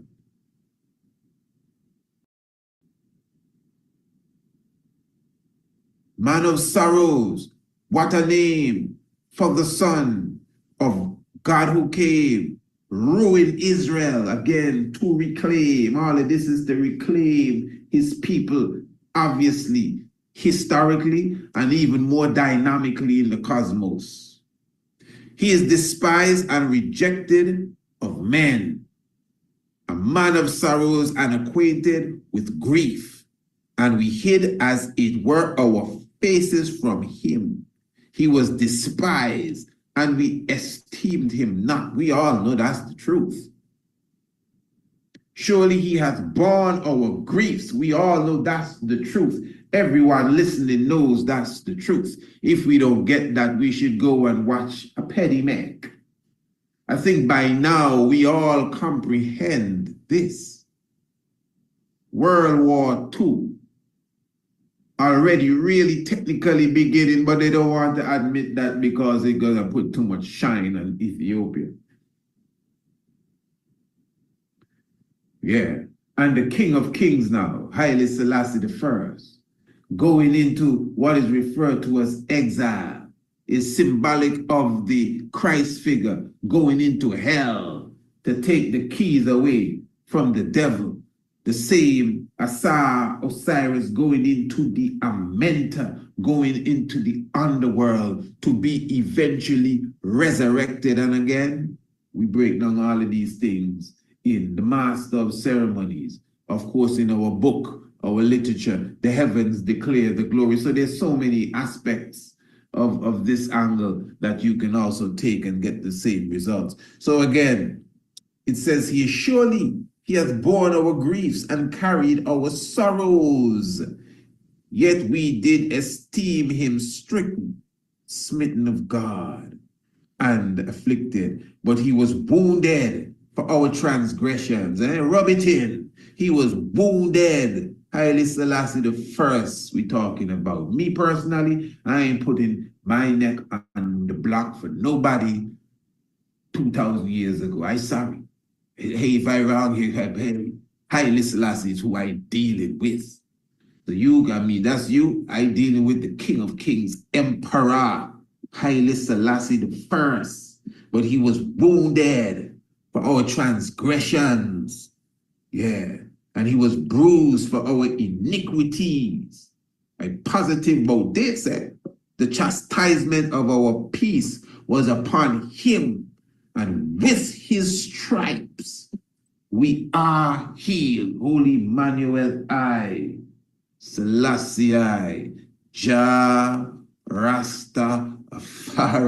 Better believe that. So when you comprehend, or you better be positive of that. People say, you don't believe, you know. Well, no is a funny word too, and no is negative, but that's the next long story. You don't want to carry you through all of that. But hey, the point is... Swinging slowly into Haifa, brought to refuge in Palestine the saddest man in the world. Prize swinging slowly into Haifa, brought to refuge in Palestine the saddest man in the world. Swinging slowly into Haifa, brought to refuge in Palestine the saddest man in the world. The king without a kingdom, once Lion of Judah. First down the gangway of the cruiser came the boxes which contained the silver dollars, which the emperor had managed to save from the wreck of his fortunes. Well, this is another thing. Got to be able to sift through some of this propaganda here. He say now down the gangway came, you know, the boxes of silver coins, which the emperor managed to salvage from the wreckage of his something or the other. I mean, no, he's overdo it there. You understand? The king could have walked with more money than that. The king could have walked with enough more money than that. And this is the thing, eh? That's why you need to do your study, family. Right now, all of the information is coming out. Eh? All of the lies they would have told on Haile Selassie, all of these things are showing themselves to be, well, lies. You know, look at the good works that was done by Brother Benjamin Zephaniah, Benjamin Naphtali. I think it's Benjamin Zephaniah. Footsteps of the Emperor. Where the lady was showing you that all of these reports about the emperor, you know what I mean, owing this and owing that, and we proved all of this to be false. And hoarding money here in this Swiss account and that account, we've proven all of that stuff to be false. You even heard that come out in Grandpa was an emperor. So all of these reports to try to stain the name of the king ain't got nothing to hide. The king says in his autobiography, we only walked with enough money that we thought would have been enough. We didn't come to live in England. The king didn't come to buy a house in England, you know, man.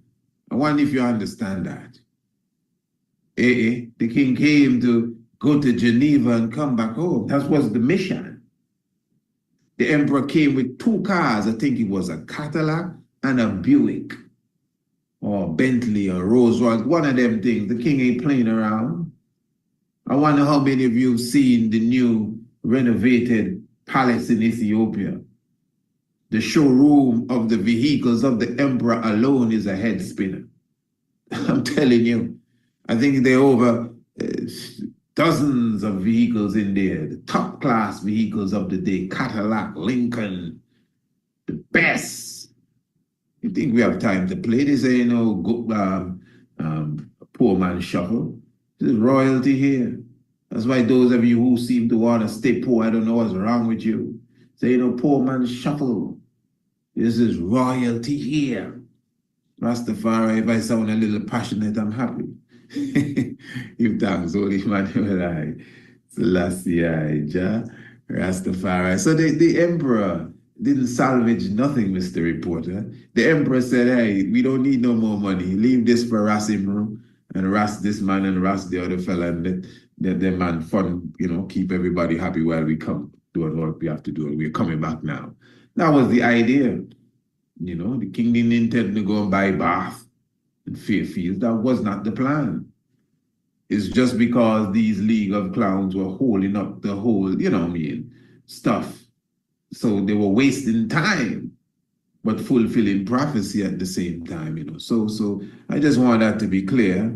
The emperor said that there was a lot more money at home that we could have walked with, but that was not the plan. So these fellas need to be careful with what they're saying. In fact, he's going to say something about how the emperor looks older than he is. Now, the emperor really was in, if you want to use the term, I'm trying to remember the term he used, but he wasn't fully well. He was battle scarred. That's without a doubt, and that can be proven. And he was battle scarred, because he was on the front line of the war. And that's another thing of importance. These reports from that day doesn't, even in their propaganda, trying to make the thing look another way, they still ooze out the truth that many of us try to deny today. For example, Haile Selassie led his troops into battle. Presently the Empress came from the ship, followed by her daughter and her second son. Last came the Emperor himself, sadly aged for a man who is still young in years, a war-racked monarch who led his own armies unsuccessfully against the machines of modern Italy.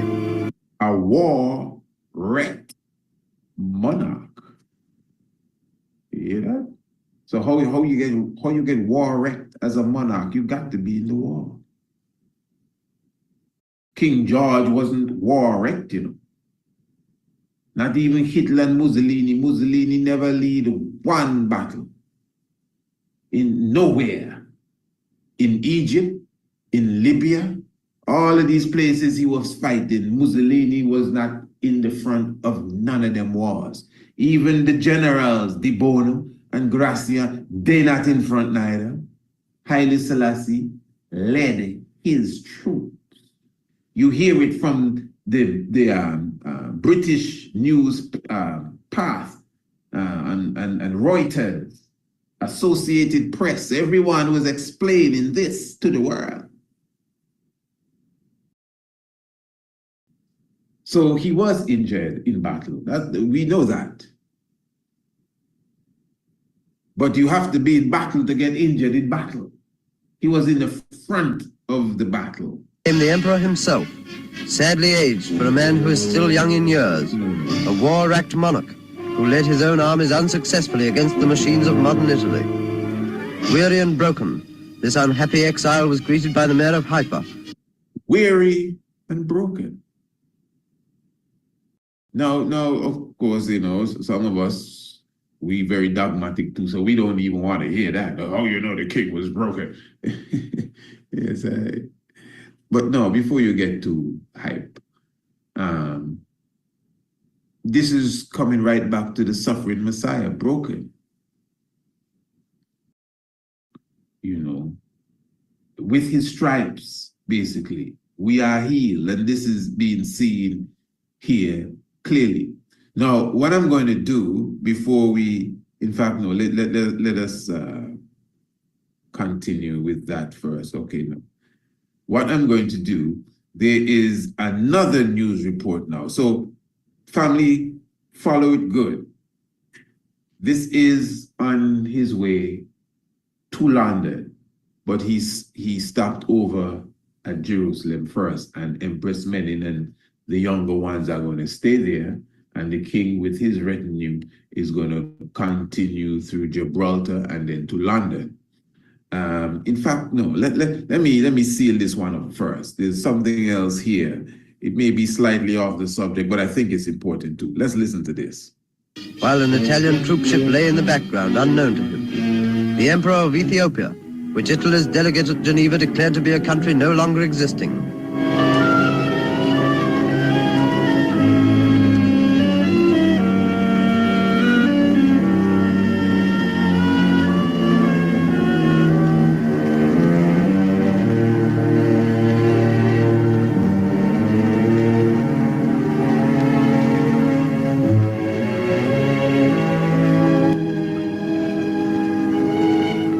Then, passing before a guard of honor, Haile Selassie took train for Jerusalem, the fallen king who claimed the world's help in his unsought war and received only sympathy. See, and remember, he hasn't reached to Geneva yet, So his advocacy is already internationally renowned. The fallen king who claimed the world's help in his unsought war. See, clear, sought the world's help but only got sympathy. And received only sympathy. The special train bringing the Emperor, his family, and his suite was met by the adjutant of the High Commissioner and other distinguished officials. Although a transport strike had paralyzed the city of Jerusalem, special permission was given for cars to take the Emperor to the King David Hotel, where... That's another thing. Although a transport strike had paralyzed Jerusalem, and the description that the narrator is giving, it really brings home the severity of the strike. It's not like there was a strike. There was a transport strike that there was a strike that paralyzed transport in Jerusalem. Although a transport strike had paralyzed the city of Jerusalem. Paralyzed. Although a transport strike had paralyzed the city of Jerusalem. There's nothing moving through, eh? You better walk going where you're going. But special permission was given for cars to take the Emperor to the King David Hotel, where he is staying whilst in Palestine. Special permission was given for cars to take the Emperor to the King David Hotel, where he was staying in Palestine.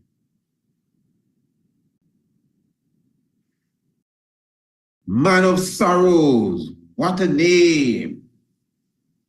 That's what the hymn says. Man of sorrows, what a name. For the Son of God who came, ruined Israel to reclaim, and according to Isaiah 53, the suffering Messiah, a man acquainted with grief, a man of sorrows. And what did that reporter just say? He clearly explained that here comes Enterprise swinging slowly into Haifa, brought to refuge in Palestine the saddest man in the world. The saddest man in the world.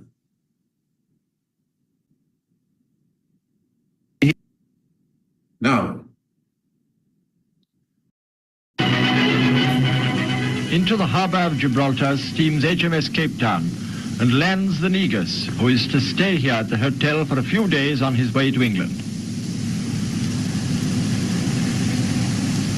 Entering the Rock Hotel, the Emperor discards his bowler hat for a trilby and walks around serenely.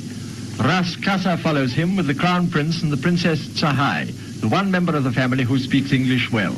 The Negus himself looks thin, but you may observe that his beard has by no means turned white, as some correspondents affirmed. Now, according to him, the Negus does look thin. I mean, coming off of the battlefield. But his beard hasn't turned white, as some correspondents would have been saying, like the other fella we were listening to. This is Associated Press now. The other fella was saying that the king looked older than he is. But this reporter is saying, well, you could see he's been through somewhat, but he looks good. Tsahai, the one member of the family who speaks English well.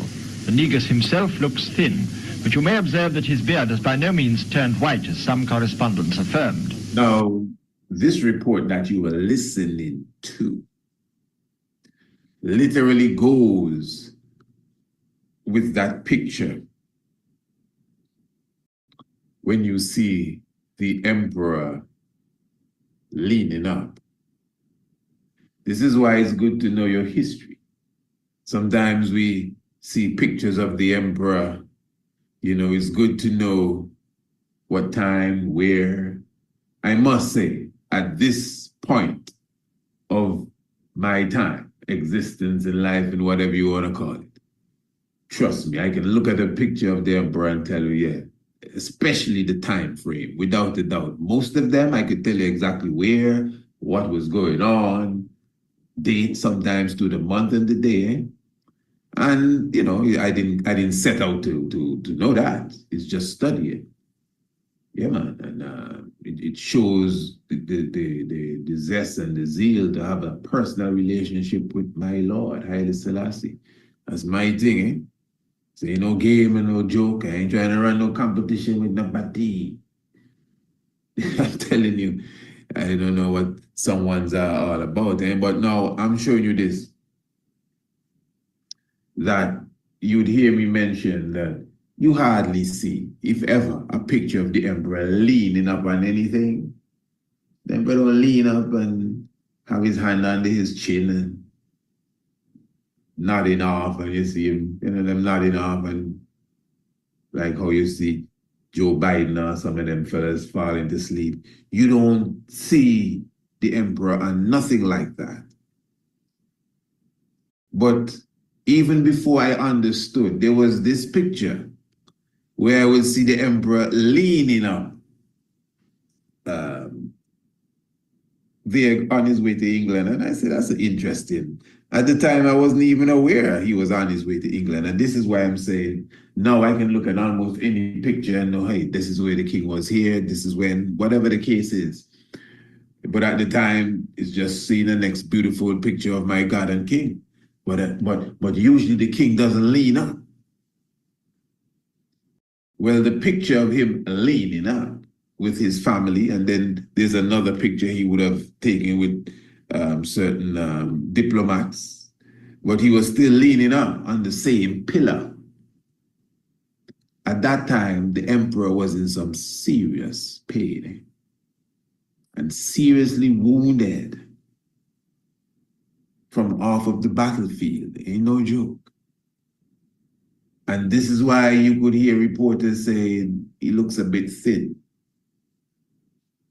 I mean, if you understood just a week or so ago, before leaving Ethiopia, the king was basically coming from Makale all the way back to Addis Ababa, going through Roha, the mountains of Lasta, spending a moment in Lalibela. He said he visited all the churches and prayed there on his way back, fasting all the way. Think this is a joke. Going back to Addis Ababa, not to pack up and leave Ethiopia, but to mount another offense. Is his warriors had to say, no, my lord, we have to do something else. You need to go and talk to these people in Switzerland. I think everybody knows that wasn't the king's idea, you know. The king didn't say, hey, tell you what we're gonna do. Yeah. So even that decision wasn't even, you think the king wanted to leave Ethiopia? For what? Man of sorrows.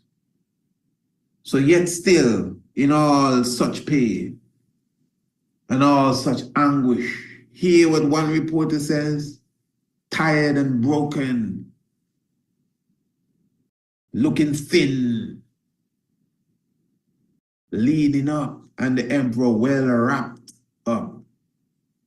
Many people do not know it was healing that he was going through. Even himself mentioned that after coming back from Geneva, the emperor did take a moment to heal in the baths of Bath.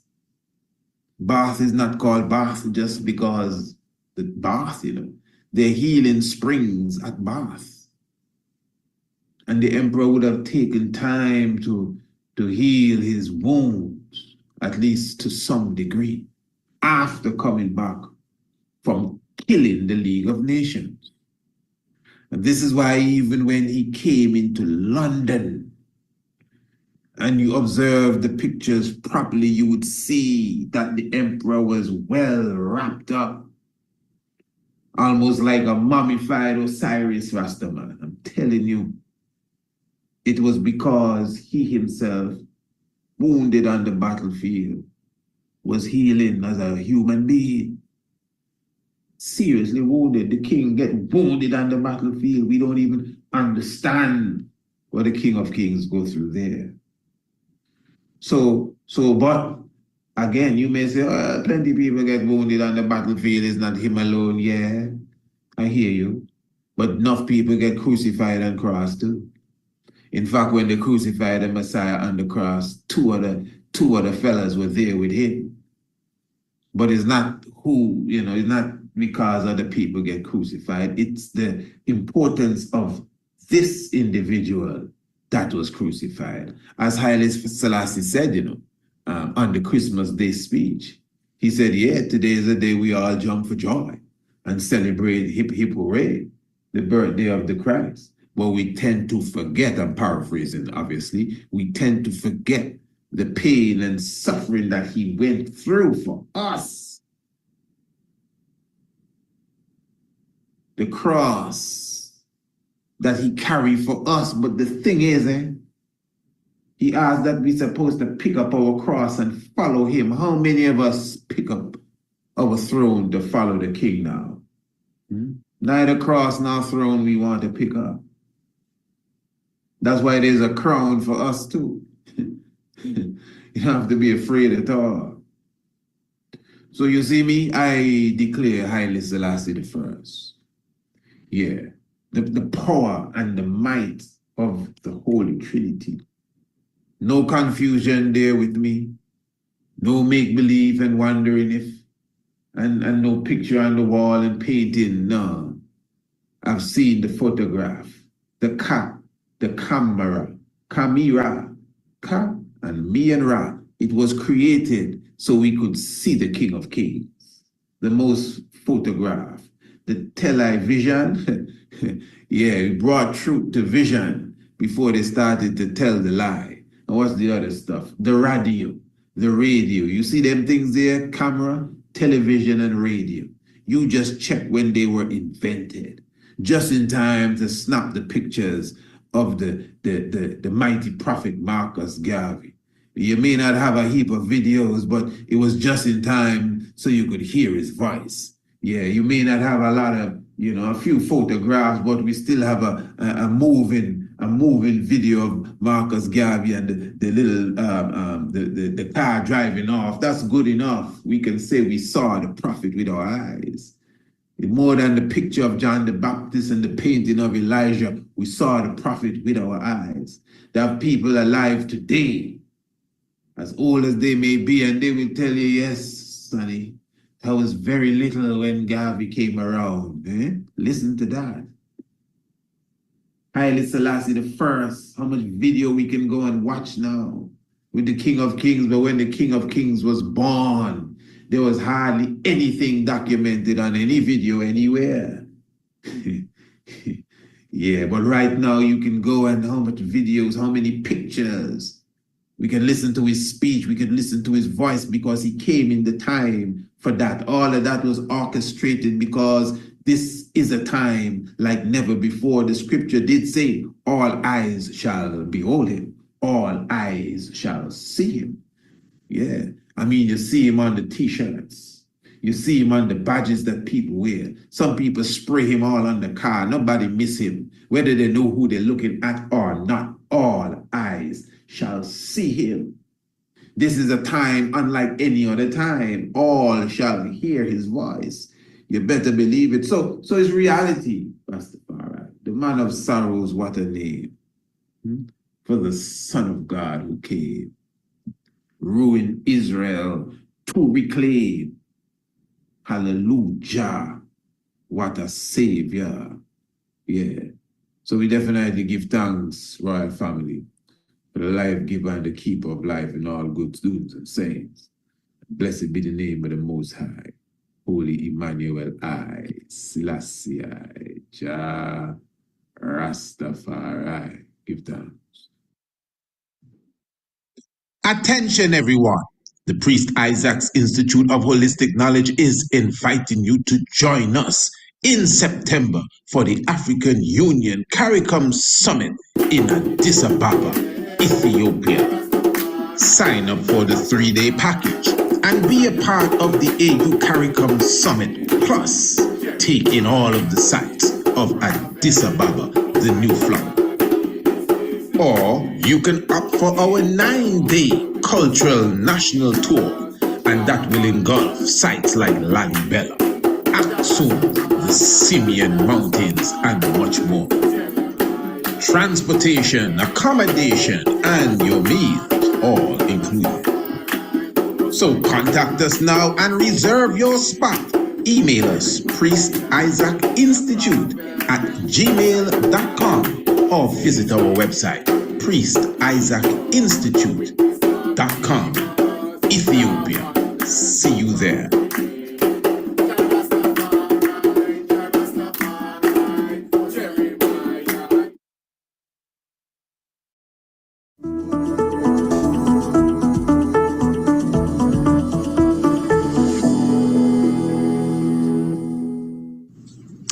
Blessed love, I am the Honorable Priest Isaac. I am an official priest within the realms of Rastafari of the Ethiopia Africa Black International Congress.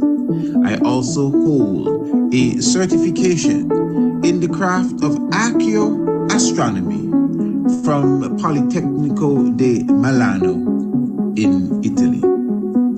Our universe and its makeup has always been an intriguing subject for humankind.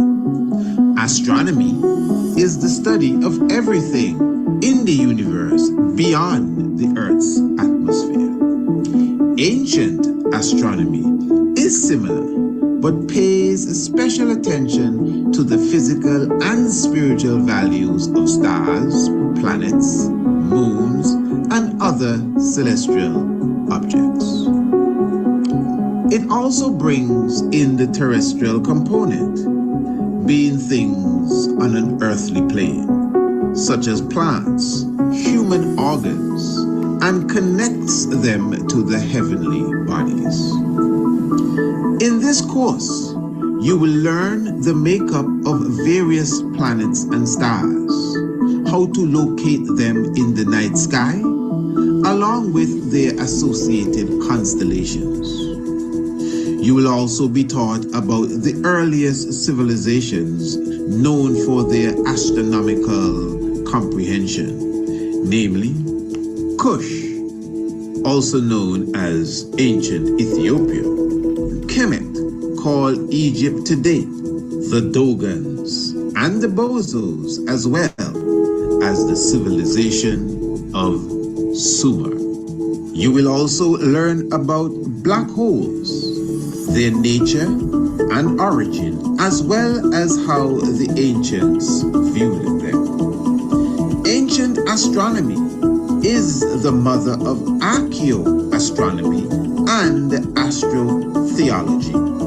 Both subject areas are covered by the Priest Isaac's Institute of Holistic Knowledge. Sign up today. Visit our website priestisaacinstitute.com or email us priestisaacinstitute@gmail.com for more information.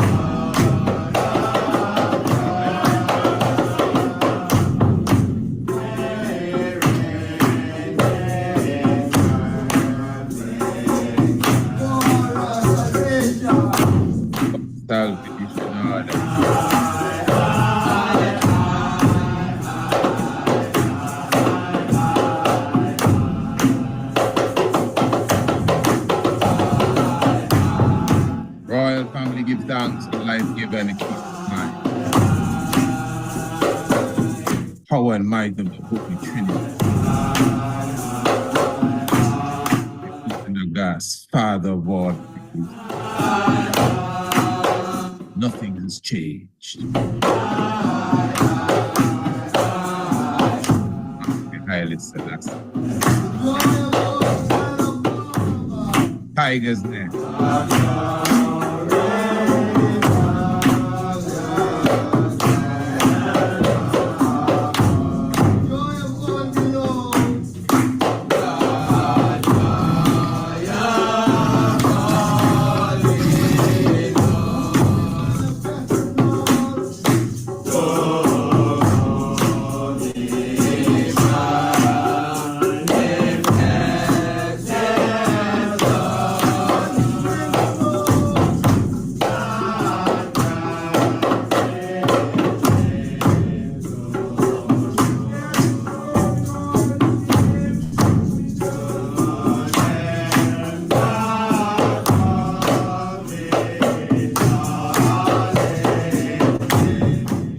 Great joy. I to say blessed love to each and everyone. Give thanks for your presence with us at this moment. Of course, another edition of the Tiger's Nest. Often imitated, never duplicated. Talking about moving and shaking and quaking. Taking the stumbling blocks and creating stepping stones.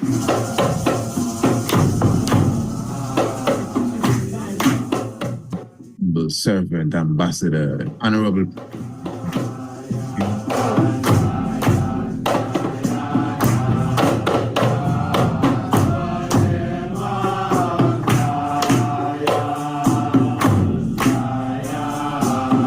As I said from the onset, it's all about glorifying the Father and the Mother of Creation. Therefore, whenceforth, all the aspects of life.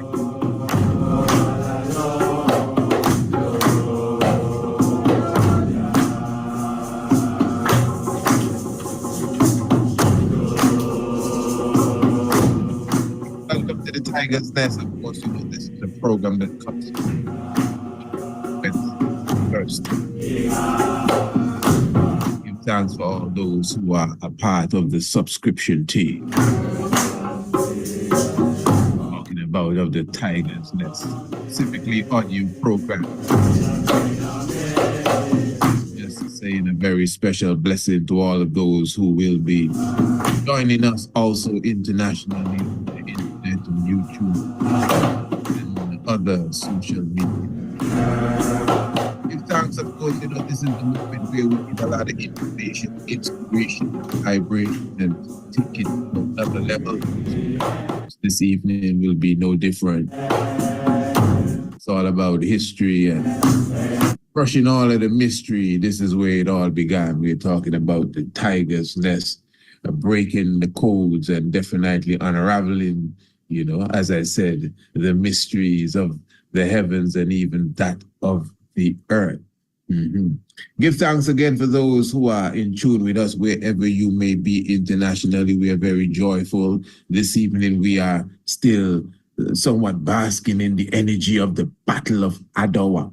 And I really want to take a more in-depth look at the Battle of Adwa and its relationship to the whole aspect of not just the independence of Ethiopia, but the crushing of colonialism.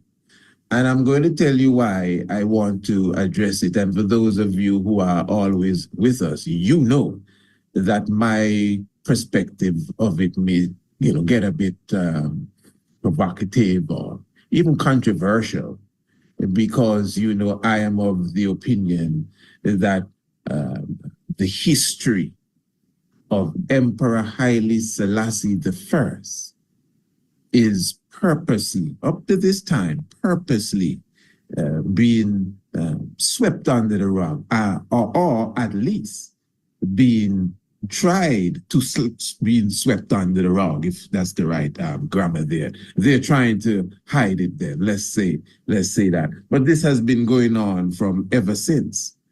Remember when we came into the fate of Rastafari, not only was Haile Selassie scorned by our own parents, straight up, no disrespect to them, but that's just what it was.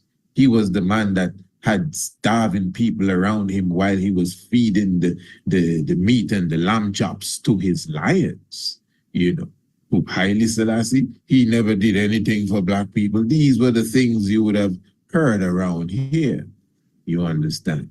But Rastafari would have proclaimed the name of Emperor Haile Selassie I.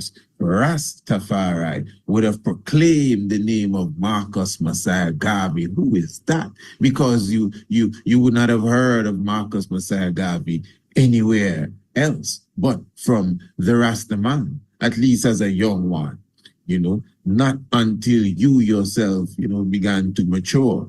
And if you were one of those who were seeking knowledge and seeking information, then you would have come across information and books and by some of our worthy scholars and maybe some intellects that would have had newspapers and tabloids in those days. And then you would have received information of Marcus Messiah Garvey and Kwame Nkrumah and Jomo Kenyatta and the African struggle and Haiti and its independence. And even then, listen to me good, even then, amongst our Caribbean intellects, like right here in Antigua, and even then, amongst our black intellects, even in the United States, those who, as I said, would have preserved, Marcus Garvey, they would have preserved Kwame Nkrumah, they would have preserved the struggle for civil rights, they would have preserved the Mau Mau rebellion. But when it came to Haile Selassie, even they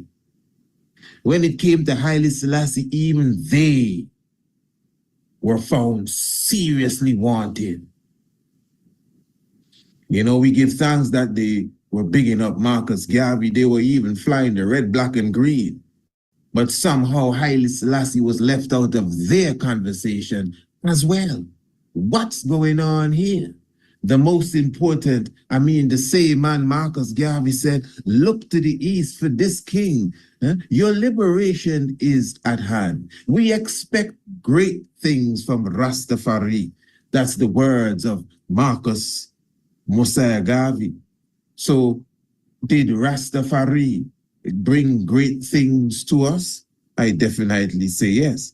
But again, this evening, we're going to look at Haile Selassie and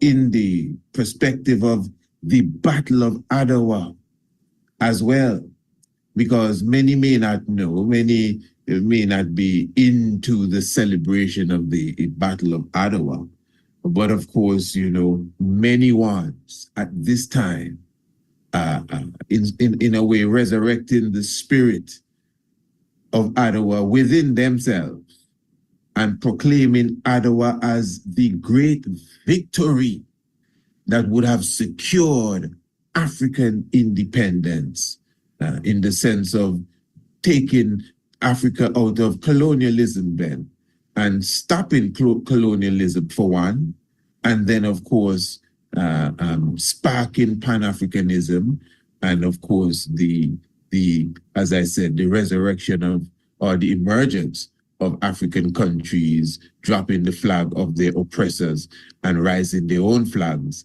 and singing their own anthems, and of course having their own mottos and own coat of arms, which is what you would call independence. So this is a very important discussion. As I said, this is the tiger's nest here.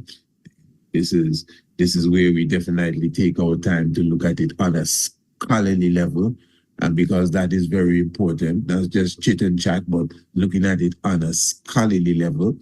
And again, the Battle of Ottawa is of utmost importance, definitely if you may not have been, privy to such information, it is something that is around now, in the sense that many people are harping on it. Interesting, eh?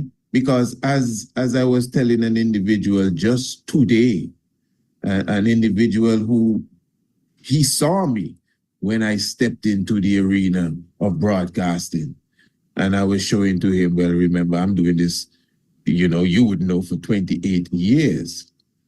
And I remember when I was saying Haile Selassie, even Marcus Garvey, there was very few, if anyone, that was saying that around here. Now politicians would ring the name of Marcus Garvey. Remember, Marcus Garvey once said, I said, hey, imagine that. And I'm showing you that even myself, I may not be an elder as such as, well, in the sense of what you refer to as an elder, but I would have been, as I said, 28 years ago, I was on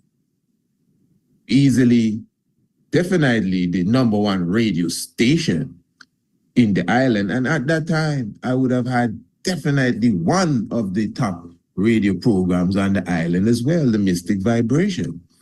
You understand? Program directors would have already come into the studio to tell me I cannot play Legalize It by Peter Tosh.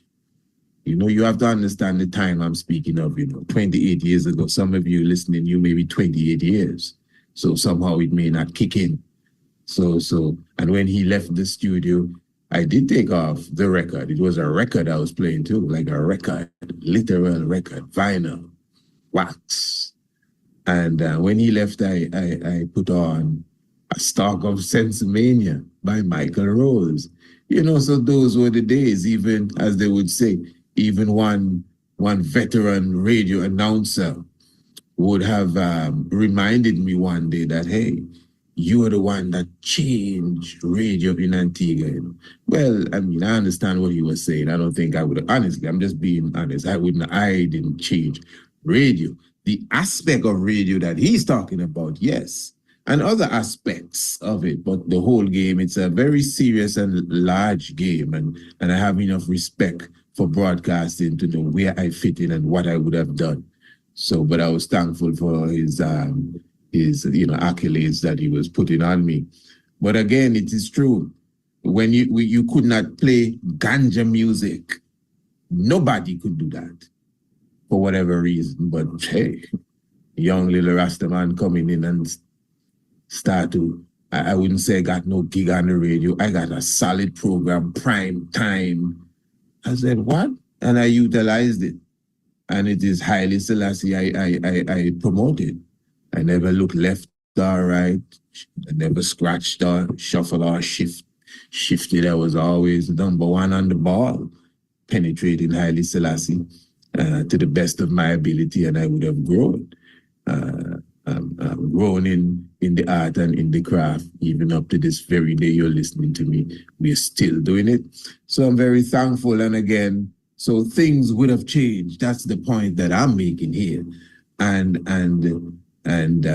it's a different time, even from that time to now. So at that time, as I was showing the brother today, no one was saying no Marcus Garvey anything. I could only recall like Brother Alistair Thomas. And of course, you cannot forget the great Tim Hector. But as far as, to say a politician ringing out Marcus Garvey's name or Haile Selassie, oh, well, that was a no. Haile Selassie, no, man. He didn't exist. Trust me. Take it from me. He didn't exist. But today, I can see even pastors from the pulpit speaking of His Majesty with glee and in favor.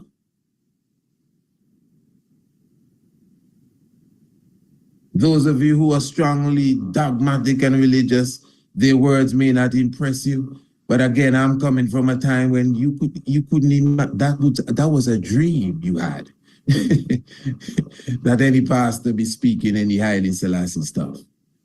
And I'm just trying to show you, where we as Rastafari have to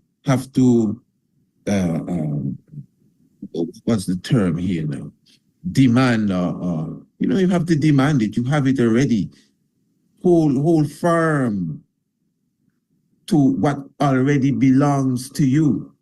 As I was telling the Honorable Empress, even with me at the moment, give thanks, Honorable Empress now.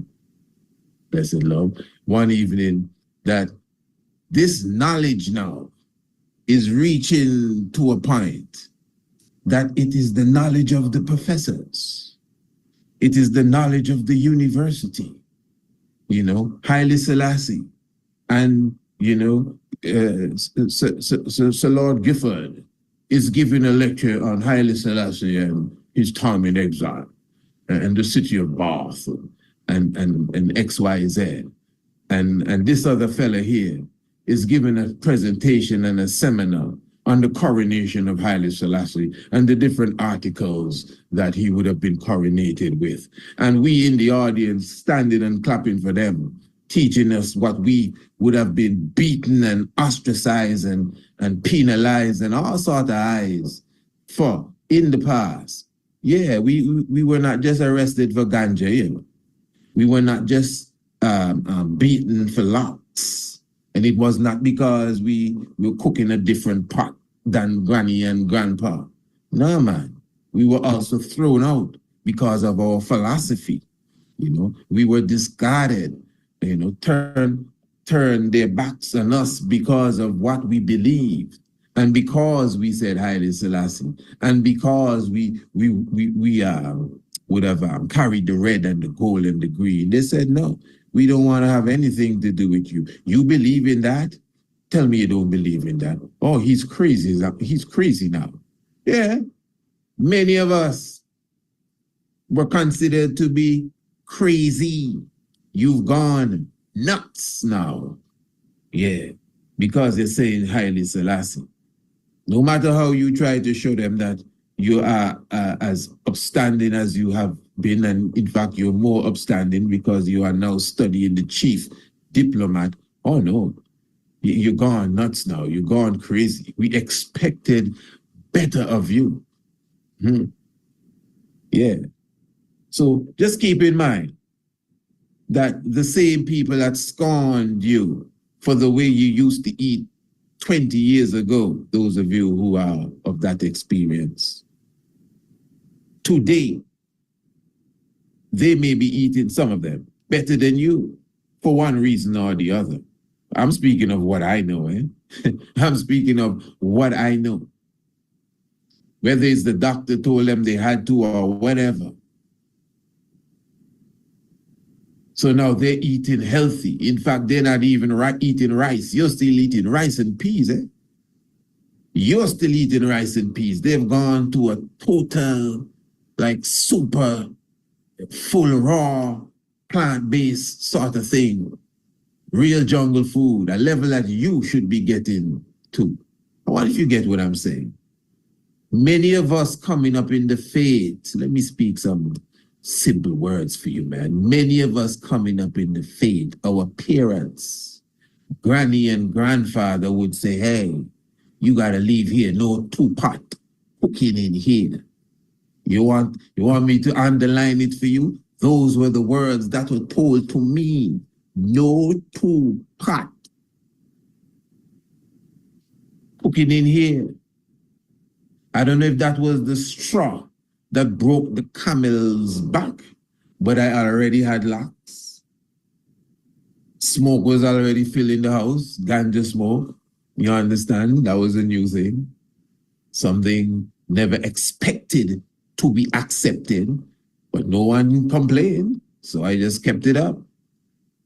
But because I was decided not to eat, the food of my father anymore, my literal biological father, it's me and my daddy used to live together.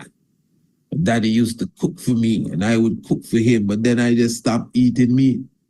That seemed to be, I don't know if that broke the bond, but that seemed to be the straw that broke the camel's back. You know, because he's coming from an age, trust me, no locks allowed. Smoke, with smoke, ganja, you crazy.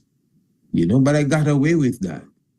I didn't ask for any permission. I just went and I think I thought I knew the consequences, but nothing happened. At least I didn't think so. But the two-part in the house. Oh, no, brother. This ain't gonna work. And that was it. You know. But I'm just trying to show you, and it's not about my story. Many ones would have gone through that. And the same person that would have asked you to leave, when you return, they're eating better than you. Because you must understand, you know, family, this is psychology. Many of my listeners understand what I'm saying. Some of you may be young rasses, you don't get it because this is a different time. Nobody kicking nobody out of the house anymore for becoming a Rastafari. At least I don't think so. And if it is, it's in the very, very, very low minority. In my days, it was a part of the rites of passage. You say Ras, you got to go. Do something. Many hills, and that's why many of us from that time came up strong as Rastafari, because hills was the refuge. And there were already those in the hills that would accept you and teach you, well, this is how we go, Ras, in the hills. What if you get what I'm saying? So I'm just drawing a picture for you. This is the Tiger's Nest. I don't know if anyone is listening, because we're going to be putting this, as I said, on the international network. You know, one's maybe saying, wow, this is a long program, but this is the Tiger's Nest. You have to have time to come into the nest. We're spending, I haven't begun yet. We have not begun the Tiger's Nest. This is the introduction. I'm just saying good evening to my family, you know. So I'm just giving you an idea of who I am to those who are joining us for the very first time. Give thanks for your presence, and still giving the family an idea of where we're coming from and where we are now. And even when we get into the discussion, you will see the importance of what I'm saying as it relates to how times have changed and what is being accepted. Because you go back home now, the same granny say, boy, Fitzroy, I'm glad they come back home. What you saying name now? I something? Yes, Granny, Ira. All right, Ras, Ira, whatever. But Granny's still saying, Fitzroy, come here. So Fitzroy, the doctor say, the cholesterol look high, Fitzroy. Boy, Fitzroy, the diabetes, boy, Fitzroy. Yeah? So all of a sudden, Granny is, as I said, not even eating rice and peas anymore. Granny is eating quinoa and raw food and more green leafy vegetables and a specific type of soup and millet soup and have a specific soup blender. Everything changed. No more fat back for Granny. No more bullfoot soup for Granny. No more goat water for Granny. Same Granny, you know, that tell you can't live around me and no I tell nothing and no jabber pot. You got to go. Yeah, but when you came back, Granny changed. Now, I'm just showing you this is the reality of many. The same pastor that said you cannot come into the church even with your hair plait. I remember them days. When I say remember, I can clearly see a brethren come to the church door, St. George's Anglican Church. A young youth, I never forget, I always sit at the back. And they tell the youth, you hear plot, you can't come in the church, an Anglican church. Yeah. Now, the pastor have locks. You know that. Anybody that is into that stuff. The pastor have locks, and not only locks, pastor have 2 earrings in the left ear. You know, in fact, the pastor, all sorts of things. So times would have changed, and every 10 years it would have changed. Imagine 30 years I'm talking about. So back to history again. This is my point now. Back to history. I understand the time when you were scorned, totally scorned, for saying Haile Selassie. That is why one still have a certain scorn within them for Rastafari. I'm telling you, I'm not asking you. You know? I mean Rastafari as a movement, as a people. Don't fool yourself, Rast. I don't care who you are. There's still a scorn. You see like how black people still scorned? You can Michael Jordan, Jackson, and Obama, all you want. They still scorn black people. Whether they purposely do it, scrupulously or unscrupulously, consciously or unconsciously. Many ones come from a culture where that is already embedded. They can't even do anything about it. So black people are scorned. Naturally, we don't expect you to be at the top of the world. No, you just stay where you are. That's how it's set. You know, it's the same way with Rastafari. You know, it may not be like back in the days. Give thanks for that. And you know, of course, as Rastafari, you yourself have to live up to the principles, not of the world, of the principles that Haile Selassie I would have given to us. We're not trying to impress no one. But if you live to the principles given to us by Haile Selassie I, everyone will be impressed. But this is what I'm saying. That is how you know they still scorn Rastafari, because even those who you impress, yeah, still say, no, this can't be. No, that's too much. Yeah. Hey, family, give thanks for your presence with us. Wow. Thanks, a beautiful introduction. And of course, let me just remind each and every one, as you may have been gazing, for those who will be looking at this on the YouTube and other openings on social media. Of course, we're talking about the 12th annual African History Month essay competition. This is the 12th year. Now, we're already in March. We done bust into March. And of course, as they call it, the deadline for the essay that we will be accepting is in the middle of March. So we're not limiting ourselves to, as Elder Bagalaga would call it, to the month of February, you know. February, hail the man Joshua was. February being the month of February. Yes, of course. So this is not about February. I'm not going to go too much into the essay competition, but in reality, although we have respect for the whole African History Month because of the ancient Brother Carter G. Woodson, that's why you should know your history for sure, and the heart space work that he would have put in to get some recognition, especially at that time, for whatever accomplishments the Black people would have done in that society, the Black American society. It is a similar work, you know, to trying to get the African history and heritage in a curriculum that is not really our curriculum, but because they don't want to totally change their curriculum, you try to at least fit in our history, our heritage, our science, our understanding of law and mathematics into some aspect of their curriculum. So this is what Brother Carter G. Woodson was trying to do, to get some level of recognition, which it obviously would have gotten, for the history of Black people from Africa to the United States of America. I don't know his exact vision for it. It's obviously something that is seriously watered down, and definitely, and without a doubt, Haile Selassie, as I said, and even in Antigua, it is something that they definitely try to water down. But again, I'm not going to go too deep into that right now. I would have touched upon that when it was appropriate, but right now is not the appropriate time.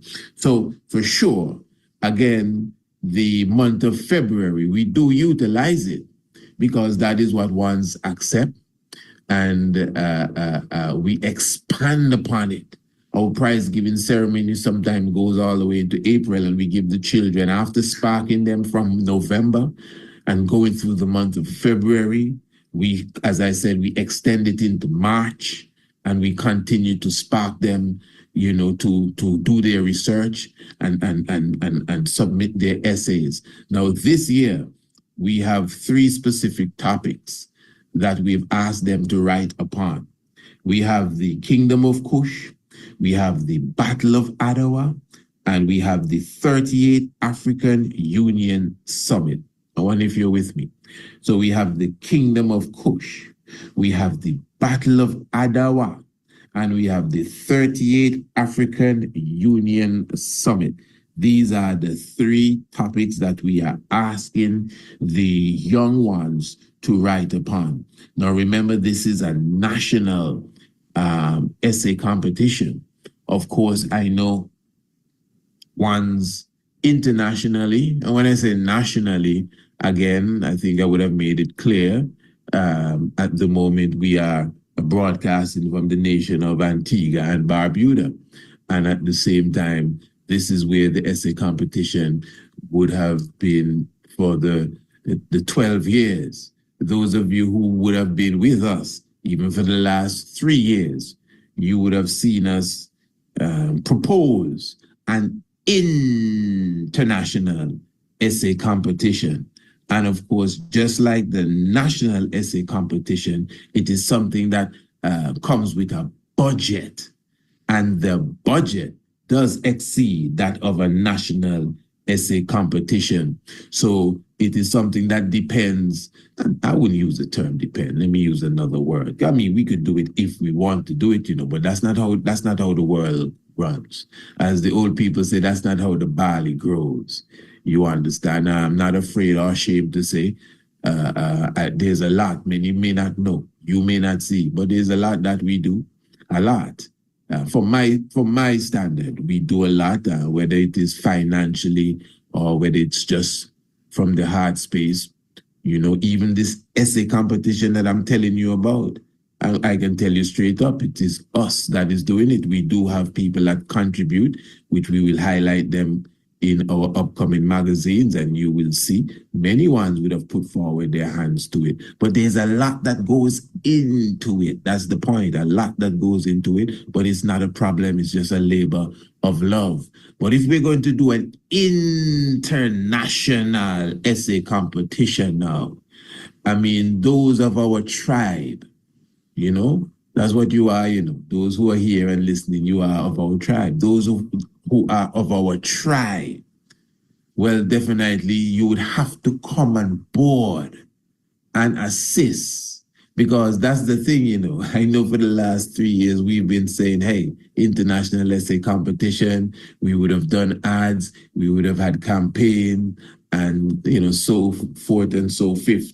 And although, you know, amongst the tribe, there are some very good ones that are with us. I must say, in general, those of us who consider ourselves conscious, those of us who consider ourselves people that have awakened as such and understand the reality of life, I don't think we know when it's time for us to come together for a cause that would benefit the mind and just the whole psychological outlook of the young ones. But let me just be clear, that's not a problem to me, you know. I'm just showing to those who are stressing that we should have an international essay competition. I totally agree with you, but that will take us coming together on a more serious level when the call is given. Because my family, this is more than just sit down and talk time, you know. I think you can see this is a very, very serious time we're living in, whether it's sanctions and tariffs, whatever it is. This is a serious time that we're living in, and our agenda has to be a very big goal as it relates to our freedom, redemption, and international repatriation. So I'm very thankful again for your presence with us as it relates to the essay competition now. As you know, it's something that is structured for children from the age of 7 to 17. and we asked them, as I just said, to write an essay on the topic. The children are divided into 3 sections. You have the juniors, the intermediates, and the seniors. And depending on the age, it's 150, 250, 350 words. So yes, that is really how that is structured as such. And again, you can also contribute to this essay competition. Every year we get tablets, we get laptops, different prizes as it relates to scholarships, even computer classes, weekends at resorts. We would have given that also in the past as well. But more so, it's around the whole structure of education. It's around the whole structure of, institute building that we really foster these prizes. So if you, for example, would like to donate a laptop, we still have time for that. So you may be in the international community and you may want to ship it to us. And of course, as you know, we do the prize giving ceremony every year. And of course, your name will ring if that is something you are looking forward for. That's not a problem. Your name, your company, your enterprise, it will be put in light and under the spotlight. You don't have to worry about that at all. If you're one of those that know anonymous, I'll prefer to keep it anonymous. That's not a problem at all. But we will still let the people know this is from anonymous. Yeah. So it's very important as well, if you want to do that you contact us. Of course, you know, emails, Priest Isaac Institute at gmail.com, Priest Isaac Institute at gmail.com. So if you want to contribute a tablet, if you want to contribute a laptop, if you want to make a financial contribution towards the essay competition, trust me, now is the time. Of course, again, we do have a contribution rate sheet that you could see when you email us.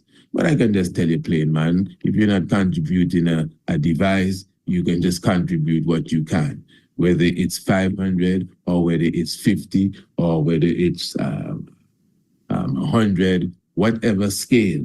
As I said, we'll be thankful. So give thanks, Priest Isaac Institute at gmail.com. All right. So, as I said, the Battle of Adwa, and in fact, before we actually go to the Battle of Adwa, let me just share some information here with you and just allow your brother to take a draught of the chalice so we can take this to another level.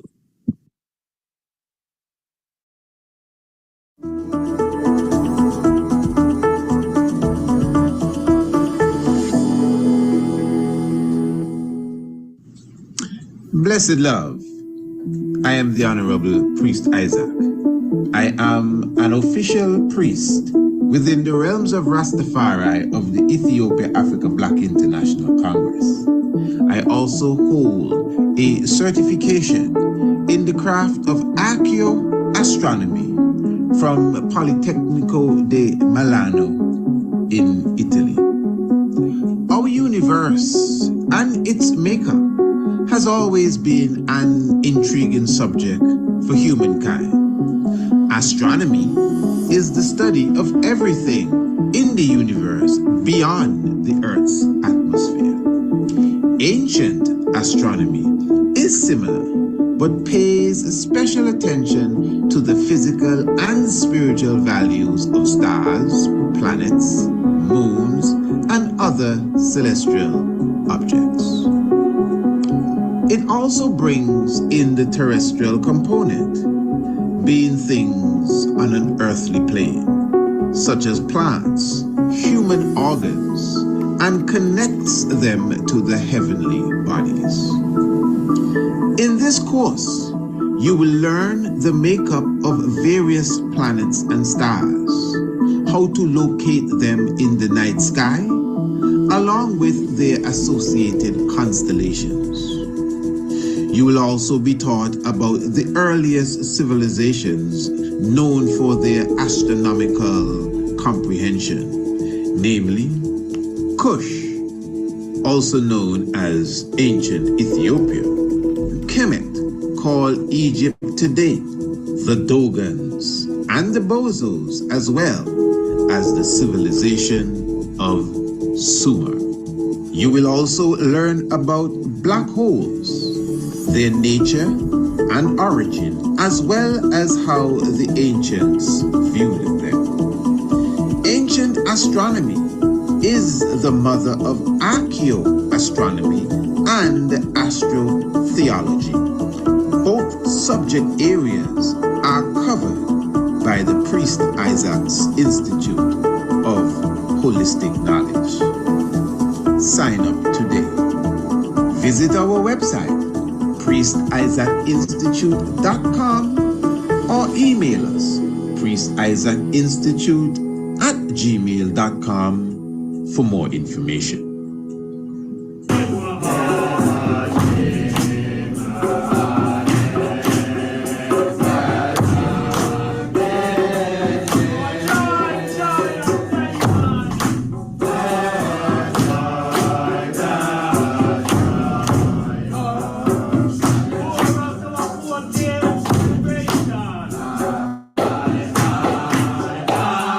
And once again, give thanks for your presence with us. Tiger's Nest definitely in full effect. Give thanks for those who are definitely still in tune, of course.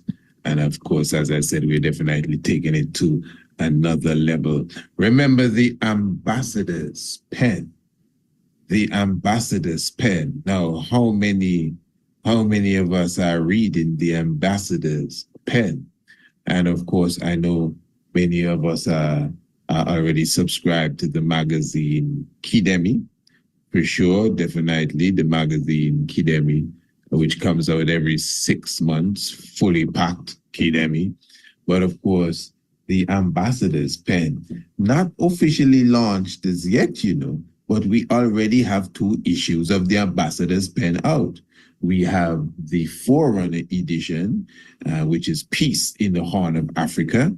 And we also have the edition which those who are viewing us on the video will be seeing, which is edition that covered the 38th the 38th Summit, African Union Summit, bridging the gap. And of course, and bringing the pieces together.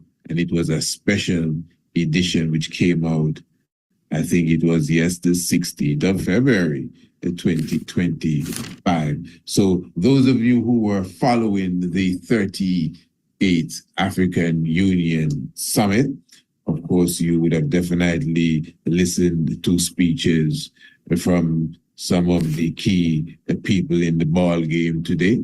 For sure, the Prime Minister of Ethiopia, Abiy Ahmed, he would have definitely opened the battle. You also had the Secretary General of the United Nations, who also gave his speech, and a few others.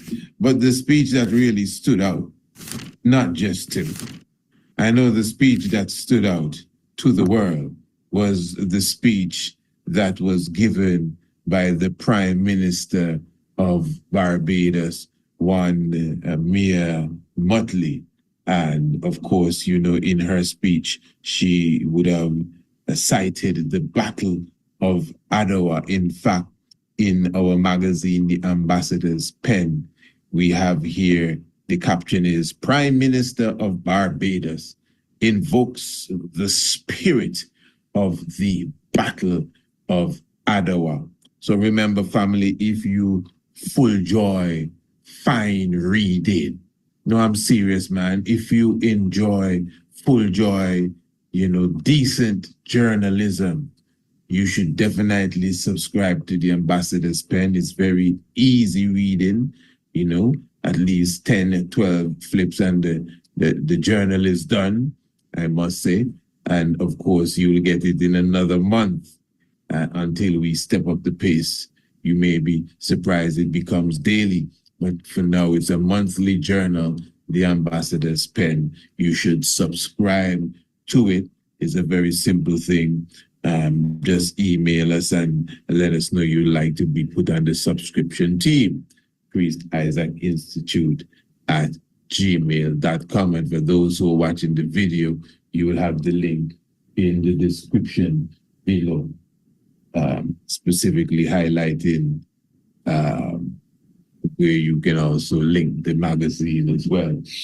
So for sure, even the magazine Kidemi and the previous edition, all of that is there. So make sure the link below the video, those who will be watching, make sure you just go below and press the link and go and full joy the magazine, the mini magazine, The Ambassador's Pen, or again, just email us and subscribe. Everything here is free.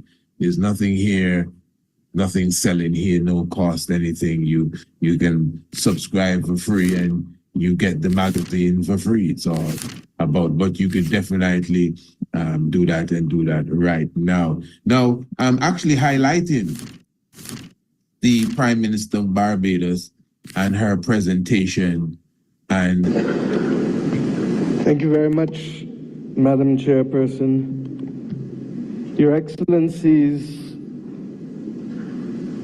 and may I start, Chairperson of the African Union, President of Angola, Your Excellency, Prime Minister of the Federal Democratic Republic of Ethiopia, and our host, Dr. Abiy Ahmed, Your Excellency, outgoing Chairperson of the African Union and President of the Islamic Republic of Mauritania, Your Majesties, Your Excellencies, Heads of State and Government of the African Union, and First Ladies present, Your Excellency, the President of Palestinian Authority, Your Excellency Antonio Guterres, Secretary General of the United Nations, Your Excellency Musa Faki Mohammed, Chairperson of the African Union Commission, Your Excellencies, former Heads of State and Heads of Government of the African Union, distinguished delegates, ambassadors, and guests all. I stand here clothed in the spirit of the battles of Adwa, conscious that it was that battle within 24 hours that shook the confidence of the powers of Europe, but inspired the people of Africa and the children of the African diaspora that good would prevail over evil and light over darkness, but only in the context of our unity.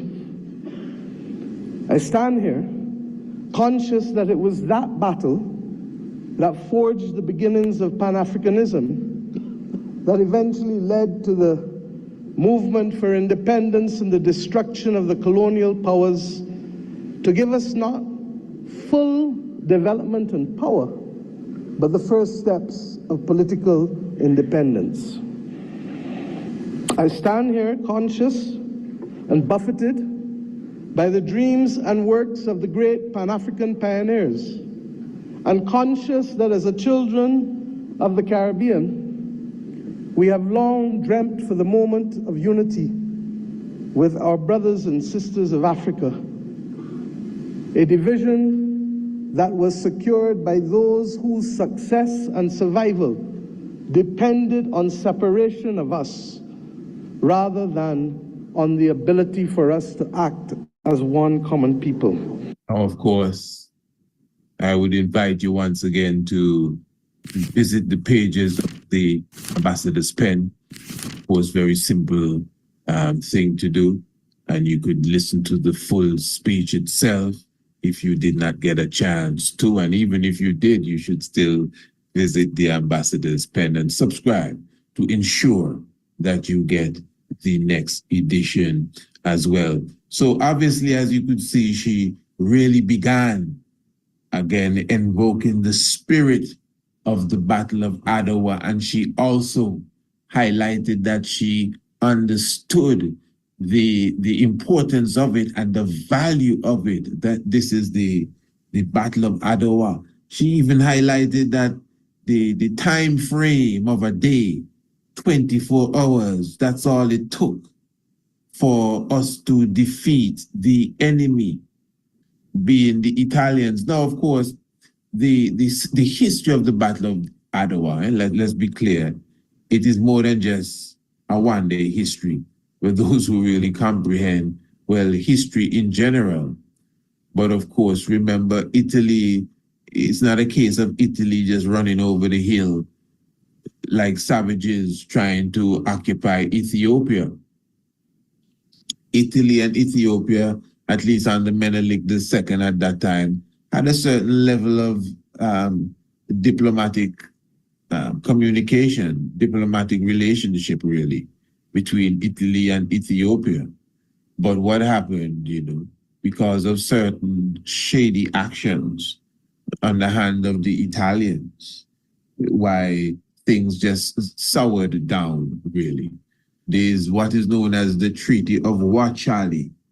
We highlight the Treaty of Wachali, even in our documentary, Apedimek, our full-length documentary, Apedimek, where in the Treaty of Wachali, the Italians, now, they had two versions. On one side, you had the Ethiopian version of the Treaty of the Wachali. And then on the other side, you have the Ethiopian version in Amharic, the Treaty of Wachali. And there was a specific clause. I think it was, I don't want to guess, I think it's number 12. But one of the clause within the whole treaty that stated that Ethiopia could be represented by Italy on the international stage, in the international arena, and that would be at, of course, the behest of the Ethiopians. So the Italians would definitely would have had to have some sort of, reasoning with the Ethiopians. But that was on the Ethiopian side. Yeah, Ethiopians didn't have a problem with that, but that is with their permission. The Italians could represent them internationally, but with their permission. But on the Italian side now, the clause said that the Italians had all rights, exclusive rights, to represent Ethiopia on the international scene without going and asking them anything. Now, that itself was not the kickoff to the war, but from that moment, historians clearly highlighted that Menelik II, Haile Mariam, would have begun stiff preparation for the expected battle. So the battle itself, or the war,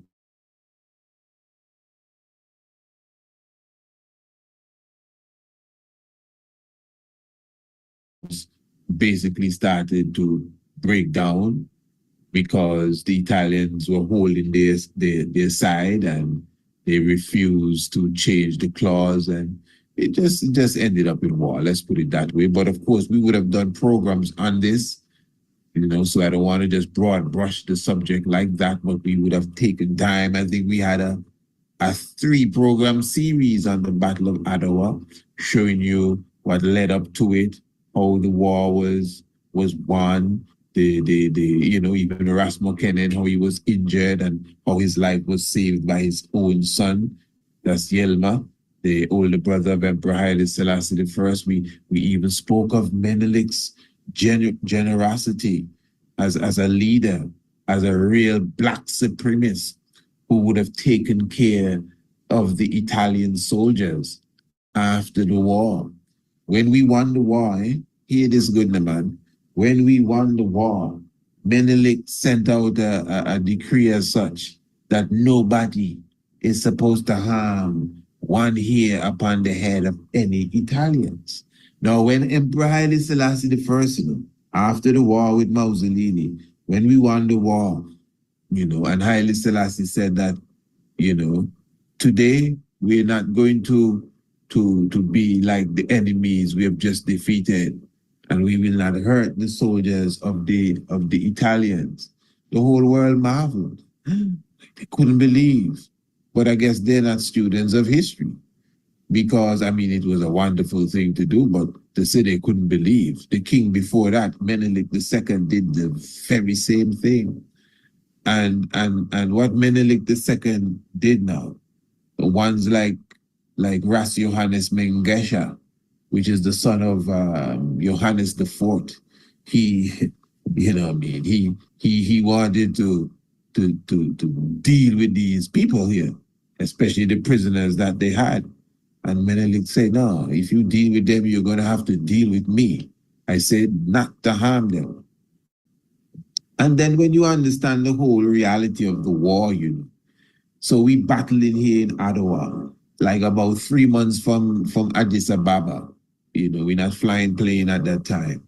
And after the war was won in Ottawa is in the north, by the way, the north of Ethiopia, in the what do you call it, the Tigray region. We have Ottawa, not that far, relatively speaking, from Aksum. So that's where we met up, and that's where it went down.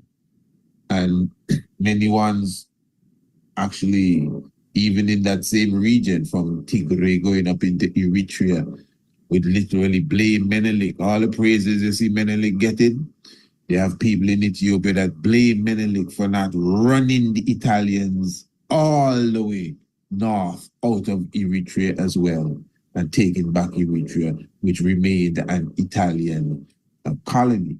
But again, there are many different aspects when you are a war historian and you understand not just how people may feel, but the reality of the war, and understanding, as I just said, Menelik is 3 months away from Addis Ababa. And according to you could say, historians, when they analyze the situation, the provisions that Menelik would have used, and even the places that he would have camped through his whole move northwards, some of these places were also rationed. So going back, and not even going back, but going forward, running behind the Italians. Remember, they're running into Eritrea now, where the Italians still have forces in Eritrea, because Eritrea belongs to the Italians. So there are those historians that say, yes, many people may jump and shout and say Menelik should have followed them all the way. But many historians, war historians too, like generals, army generals that are historians, would tell you, no, that was a wise move. That's why they study Menelik. That was a wise move for Menelik to turn back. It would be almost suicidal to say you're running behind these people here all the way back into their camp. When you're running out of food, and they have food where they are. It's a deep understanding, really. So keep in mind now what Menelik II did, marching back to Addis Ababa within the 2 to 3 months, camping nightly. And again, check your history. Remember, if you've ever seen the formation, should have been able to present that to you, to see the formation of how Menelik II's camp would be set up. He had 100,000 with him, soldiers. And these are many, and they also had thousands of women with them as well on the battlefield. In fact, Menelik II, Battle of Adwa, and I don't believe it's Adwa alone. I think it's just Ethiopians in general. But of course, history would have woken up to Ethiopia to a degree. And they consider that was like the first war, or first battle where women played an active role. That's why you see Empress Taitu with her pistol in her hand on the battlefield, on the pictures that the Ethiopians would have painted. So the women were on the battlefield as the healers. They prepared food as well, and many of them would have fought on the battlefield as well, the Battle of Adwa. So the returning now to Addis Ababa, it would have taken time, and prisoners had to be marched down. Menelik captured several tanks, not tanks, pardon me, what you call it? Cannons, pardon me. Menelik II would have captured several cannons. And what he did, he had one of the nobles to take a different route back to Addis Ababa so that they could reach with the cannons before him and his entourage. And he also, the noble, went with the prisoners that knew how to handle these cannons, so that when Menelik came through with his crew, it was just 21 gun, 21 boom, cannon salute. And that was exactly what happened. But what I was saying, when Menelik would have set up his tent, Menelik had this great red tent, historians say. And when Menelik set up his tent, they say within the hour, thousands of tents would be erected, not just haphazardly, in a specific formation that left somewhat of an oval shape when you view it from above. And it just shows that how strategic the Ethiopians were. And Menelik's tent would have been in the center. So his tent would set up first, and depending on where his tent was established, everyone knew where their tent would be from just that spot alone. Then you have diplomats from Italy that would have said that going to meet Menelik after the war on his way back to Addis Ababa when he was encamped at some spot. It took them like about 3 hours to enter the camp, to reach 2 to 3 hours before they could literally reach to the tent of Menelik at the center of the camp. So that is to show how vast Menelik's camp was, with servants and everything, nothing changing. Is the royal life he and whoever he is with living. So when he set up his tent, there's still a tent next to him to meet diplomats and visitors and guests, marching back, on his way back to Addis Ababa. So Menelik II now, when they returned, they had a banquet, and all the prisoners, they were given baths and given white clothes and all kind of stuff, at the expense of Ethiopia, man. And they would have had a banquet for the prisoners, the Italians, and every time the prisoners came in, because they came in over time, maybe a few thousand came in with one Ras Mokenen, you had different. Maybe Rasalula, I don't think he returned to Addis Ababa, but he may have sent his prisoners through with one of his generals, Ras Mengesha, and other ones. They were told to free up their prisoners. But the thing is, nobody was harmed. Menelik dealt with them royally. Menelik II gave them banquets. The generals, because we have such high respect for leadership and authority, the generals that were in prison with fetters of gold, but yet still they had their tents and they had servants. They were given horses. The generals that were captured, out of respect, yet still they had guards that would shoot them dead if they were going to try anything hanky-panky, So it's just to show you the love of black supremacy. There's a story of a soldier who got a letter from his parents, because what Menelik II did, he allowed them to write their family back home, while he was obviously in negotiations really with Italy as it relates to what we're going to do with these prisoners and whatever you owe us and damages, diplomacy. We got to work this thing out. So while that is happening, Menelik allowed them to write their family and their family to send letters to them, real humanitarian. And it is said once while Menelik was having dinner or lunch with these prisoners, he noticed one of the soldiers were crying. The Italian prisoner soldiers was crying. So he asked his servant to go and retrieve him and let's straighten this thing out. What's going on here? And when they came to the bottom of it, the letter that he was reading, it was his mother. And his mother was saying that, well, every day she prays to the Virgin Mary that she will see her son again. And he said, well, tell you what, you can write to your mother and tell her that she will see her son again. The Virgin Mary has today answered her prayer. And it is said that, I guess the letter would reach before him, but he was given a mule and he was given provisions. He was given money. He was sent to the border and he went off good. Now imagine, just think about it.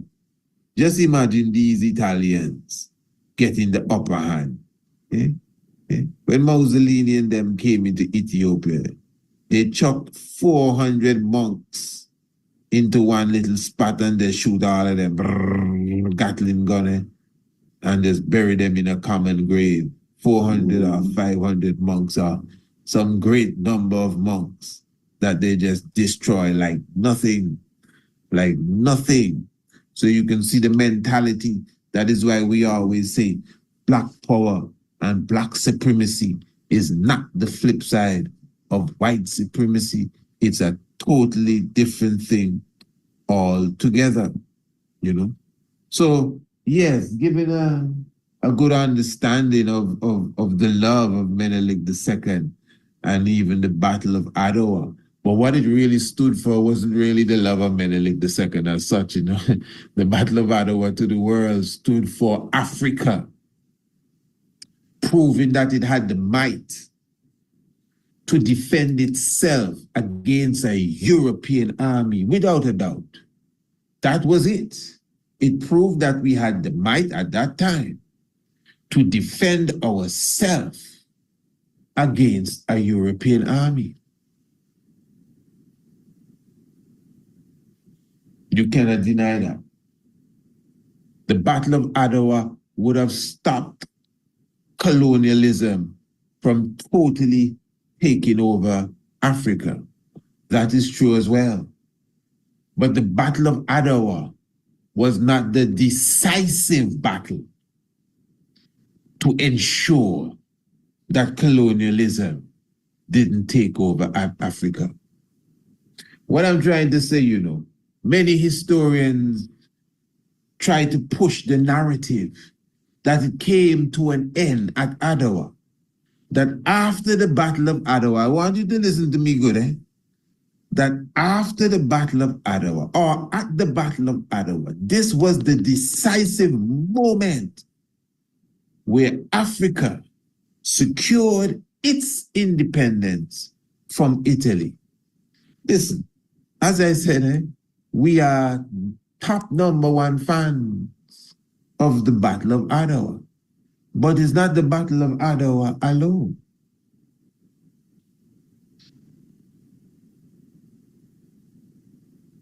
Now, in 1889, listen to me, in 1889, in January, the 26th day of January, 1889, there was a battle that lasts 5 minutes at a place called Dogale. All of this is in Ethiopia. It was Italy versus Ethiopia. 5-minute first round knockout Over 500 soldiers were dead.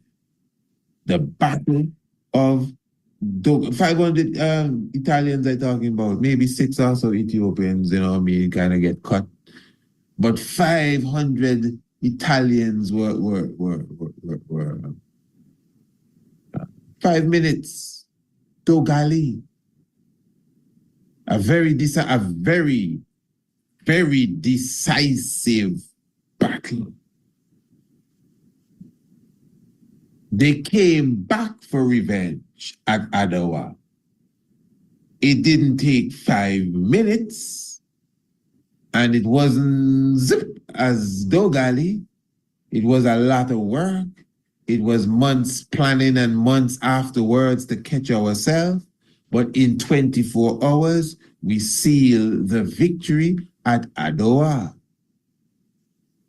So, they could have colonized us from Dogali, We stopped colonization at Dogali in 1889. Ras Alula was the general. This was during the time of King Johannes IV. So we can give some praises to Ras Alula and even to King Johannes, although he as such wasn't really on the battlefield or even close to this one here. But Alula is his general. Dogali. So let's put the history in perspective. So yes, then came Adawa. But again, maybe they came in with a different level, a different might. They came in with more power. And we had to be a bit more strategic, but we still hit them down. So what you're saying about Adawa now? Well, Adawa was the battle that decided Africa's independence. It showed that an African army could stand up to the might of a European army. Okay, good. We showed that in Dogali too. And we secured our independence in Dogali too. Okay, good. Now,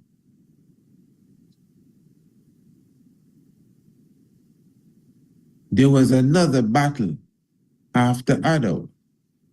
This is the thing, Menelik would have passed on. Because remember, listen to me good. The British told the Italians, I'm talking about in the same month, they were supposed to attack Ethiopia on the 29th of March, the same month that we defeated them at Adawa. The British told Italy that we can get you some planes and we can line up in Djibouti and we can bomb them from there. Imagine that.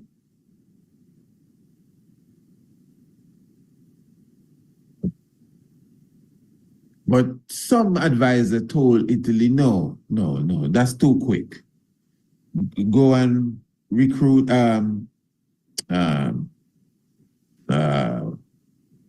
refresh yourself. The word is missing me there now. Recuperate and build up yourself and come again, which is what they did. Oh, they built up themselves. They came back with warships. They came back with fighter jets. They came back with squadrons. They came back with how much tanks on us. This was a totally different battle than Dogali. This could not be finished in 5 minutes. This was a totally different battle than Adawa. This could not be finished in 24 hours. I'm speaking of when Mussolini attacked Ethiopia in 1935. Now, this is what I'm saying, fam. And before I go too far, because I'm going to show you that they even use Adawa to push the king out of the picture. Now, obviously, you cannot say you have not seen my love for Adawa. But I'm not going to make their little hypocritical plan to sweep the king's history under the rug. Make it look like as if I'm comparing the emperor's war with Menelik's war. This ain't no comparison. It's like a 1-2 knockout. Adawa was 1, and the emperor's victory, Haile Selassie, was the 2. For those of you who know boxing. But I want you to listen to this. This is very important. This is an interview that was done very recently with, what's her name? Melina Dennis. And she did this interview with one Prince Mokenen, the grandson of Emperor Haile Selassie I. And this was done in January. And he considered Haile Selassie not just his grandfather, but his father, because he grew up with the emperor, not only in the palace, but at 45 days old, his father would have died in the car crash. And so he considered himself the emperor's son. And he was with the emperor until he was about 15 years of age. And he was there with him when the Derg came.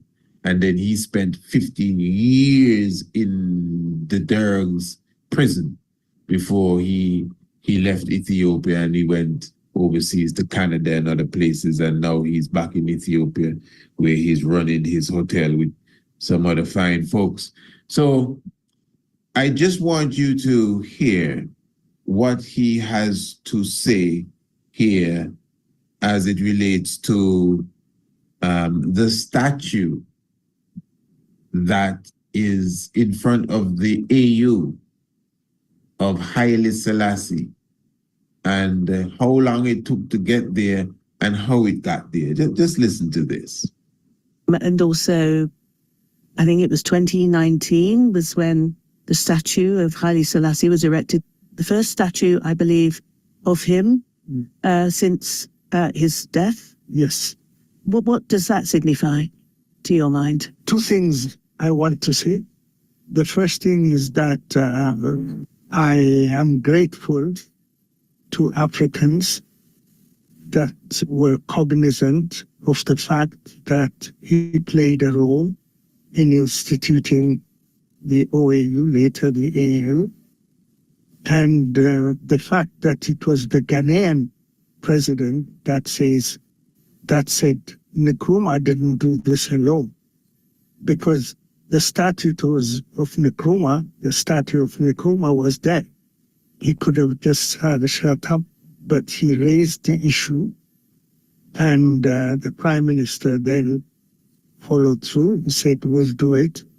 And the current prime minister as well asked for it, so it was done. So what he's saying, basically, so the statue of the emperor, you would see it there. And this is a very important point before I continue, just so you could understand the atmosphere I'm trying to show to you. Because one's may be a bit skeptical about even the angle that I'm looking at this from.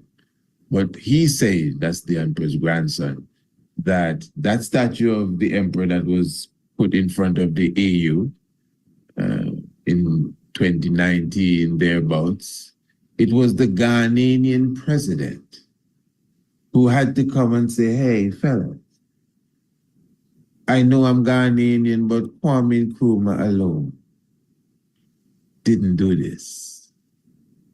And this is how the Ethiopian prime minister, prior, he said, and even now, would have agreed to put in the statue of the emperor in front of the AU.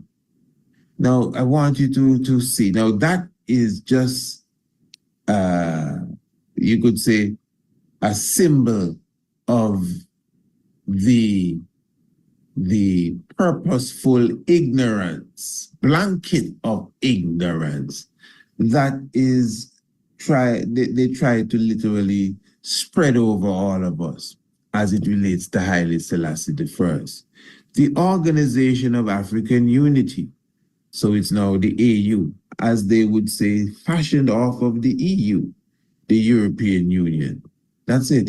It's actually fashioned off of the EU, the European Union. So now it's the African Union. But as the Prince would have said, that even when the Derg came in, Haile Selassie told them, if you don't take care of my people, my history will resurrect and yours will disappear.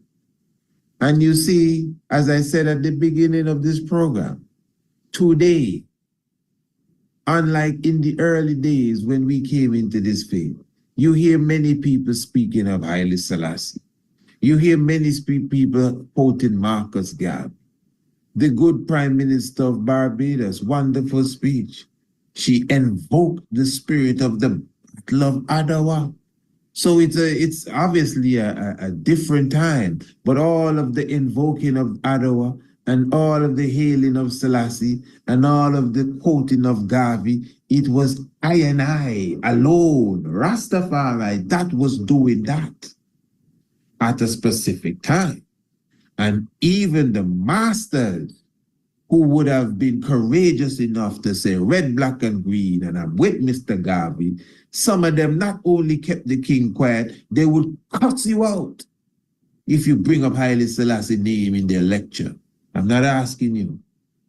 So we have come very far. Those of us who know where we have come from, speaking of myself. And that's why I said earlier that we are going to allow Sir Lord Gifford, with all of his degrees from Oxford, to give us a lecture on the medals of Haile Selassie I. And we, Bingi and Bobo and 12 Tribe in the audience, gonna clap and yes, wonderful, yeah man, with our staffs in our hands and our red, gold, and green all over us while they lecture us about our king. They never get bang up, kick up, thump up, lock up for saying Haile Selassie I. In fact, they get degrees and scholarships and plenty money to come and teach us about what we have been teaching the world. It's very important that you understand this. So you heard from his grandson, a statue, a lasting monument. You forget to put Haile Selassie statue and you put Kwame Nkrumah statue, and that proves that there is an agenda to push Kwame Nkrumah's history above Haile Selassie history. I'm sure brother Dr. Kwame Nkrumah wouldn't be happy with that. So don't make them turn us against our own, eh? He wouldn't be happy with that. He would come out of the grave and say, but that's what you're doing? He would not be pleased with that, because he no, that's our father there. Don't try that, you know? So in the same way, the Battle of Adwa is the same people that erect Kwame Nkrumah statue and forget to erect the king statue that pushing this, eh? The Battle of Adwa is the foundation of Pan-Africanism. You're not going to get no argument from me there. I agree. I never tell nobody that the Italian war with Ethiopia and Haile Selassie was no foundation of no Pan-Africanism. The Battle of Adwa was. And it was a victory that would have resounded all over the world. The victory of Haile Selassie was different. That was drawn out, man. That was 5 years. People forgot what was going on. Some people scratched their head when that was over and say, wait, that's still going on? Haile Selassie, he's still around? Back where? Ethiopia, he gone back for real? That's how that panned out. You cannot understand that war unless you read the autobiography of Haile Selassie Part 1 and Part 2. Family, if Ethiopia lost that war, colonialism would have come. There was the Battle of Ottawa, and we won the war. And colonialism ran away. Then there was a next war. It wasn't the Battle of Ottawa, but the Battle of Ottawa was not the goalie, neither. They're different. It took there were different circumstances, and it took a different mind frame. I always say, and I will ever say, this is what we call divine intervention. There was nobody else I could see being in the seat of the Emperor of Ethiopia and winning that war against Mussolini than Haile Selassie. That was pure genius, intellect, and cunningness and everything. That is why the Messiah himself, as we as Rastafari would have proclaimed to the world, that's why God in flesh himself had to come to deal with this matter. It took the most humble, it took the most innovative, intelligent, patient, wise, and courageous, diplomatic. I mean, the whole works. The three wise men put together couldn't compare to the genius that we had in Kidemi Haile Selassie. Yeah, man, the man that appeared before the League of Nations and shocked the whole world and pricked their conscience. Yeah. The same man, whether you like it or not, master chess player. Imagine that one European country running another European country, as many of you like to say, out of an African country and for the African king. What kind of thing is that? Who is this African king that is so wise that he can make that happen? And the same Britain tried to take over Ethiopia after you. And then again, and this wasn't a battle with no guns. Not even a penknife was taken up. And the king still got around them and took back Ethiopia from Britain within a matter of no time. It didn't even work, the trap that they were trying to catch Haile Selassie in. The point I'm making, there are different levels of this war. We love a lot of Royal Rumble and SummerSlam. So just the idea of Menelik going in, 24 hours, and we just pop, yeah. Menelik was the granddaddy. But as I said, Ras Alula defeated them in 5 minutes. What about that one? And that was done the same year Menelik became king, but before he became king. Dogali. Haile Selassie's war with Mussolini was 5 years. But it was a chess match. Some chess matches within a minute it's done, some take weeks before it's over. And that was the master at war. Come on, man. Mussolini came with dozens of what you call them, airplane carrier ships. Just think about that. Airplane carrier ships. You need not say nothing else. We didn't have no airplane carrier, nothing. Airplane carrier ships. And we would stood them for so long. And the brilliance of the Godhead conquered. Remember, don't take nothing away now from my God and King, Because when Haile Selassie I went to England, nobody was keeping any secret that this was the man that was on the battlefield. That's how they refer to him as. Well, here's the war-wrecked monarch, straight from the battlefield straight to the League of Nations. All these were the phrases and terminologies that they would use about the emperor. Some said he went gray. So they said, after being on the battlefield for so long, The emperor is obviously wearied, but he's not as gray as some said he would have been. All of that. So the point is that in news reports, we played a report for you the other day. Those of you who watch us on the internet, and here comes the saddest man in the world. You remember that one? The saddest man in the world. Yeah. Yeah. If Ethiopia would have lost that war, the Battle of Adwa would have been considered a good try. Some of the accolades we give to the Battle of Adwa, we would have to take it back because Ethiopia would have become colonialized. So Ethiopia did not become colonialized. Who get the praises for this one now? Don't tell me Britain, you know. Don't try no foolishness and tell me Britain is who kept Ethiopia from getting colonialized this time. This is what I'm saying. And this is not even a one-day war. This is a 5-year war. And somehow we want to pretend we don't see this war here. Again, this is a 1-2 knockout punch. You know, you're a boxer, you have the one punch and maybe an uppercut. The Menelik II war with Italy was one punch, bam. And then the battle with Mussolini, that was the master blow. In fact, maybe it was a 3-punch. What do you call 3 punches? I don't know. Because listen, no offense, man. After Adwa, yeah, Pan-Africanism. But which country got independence?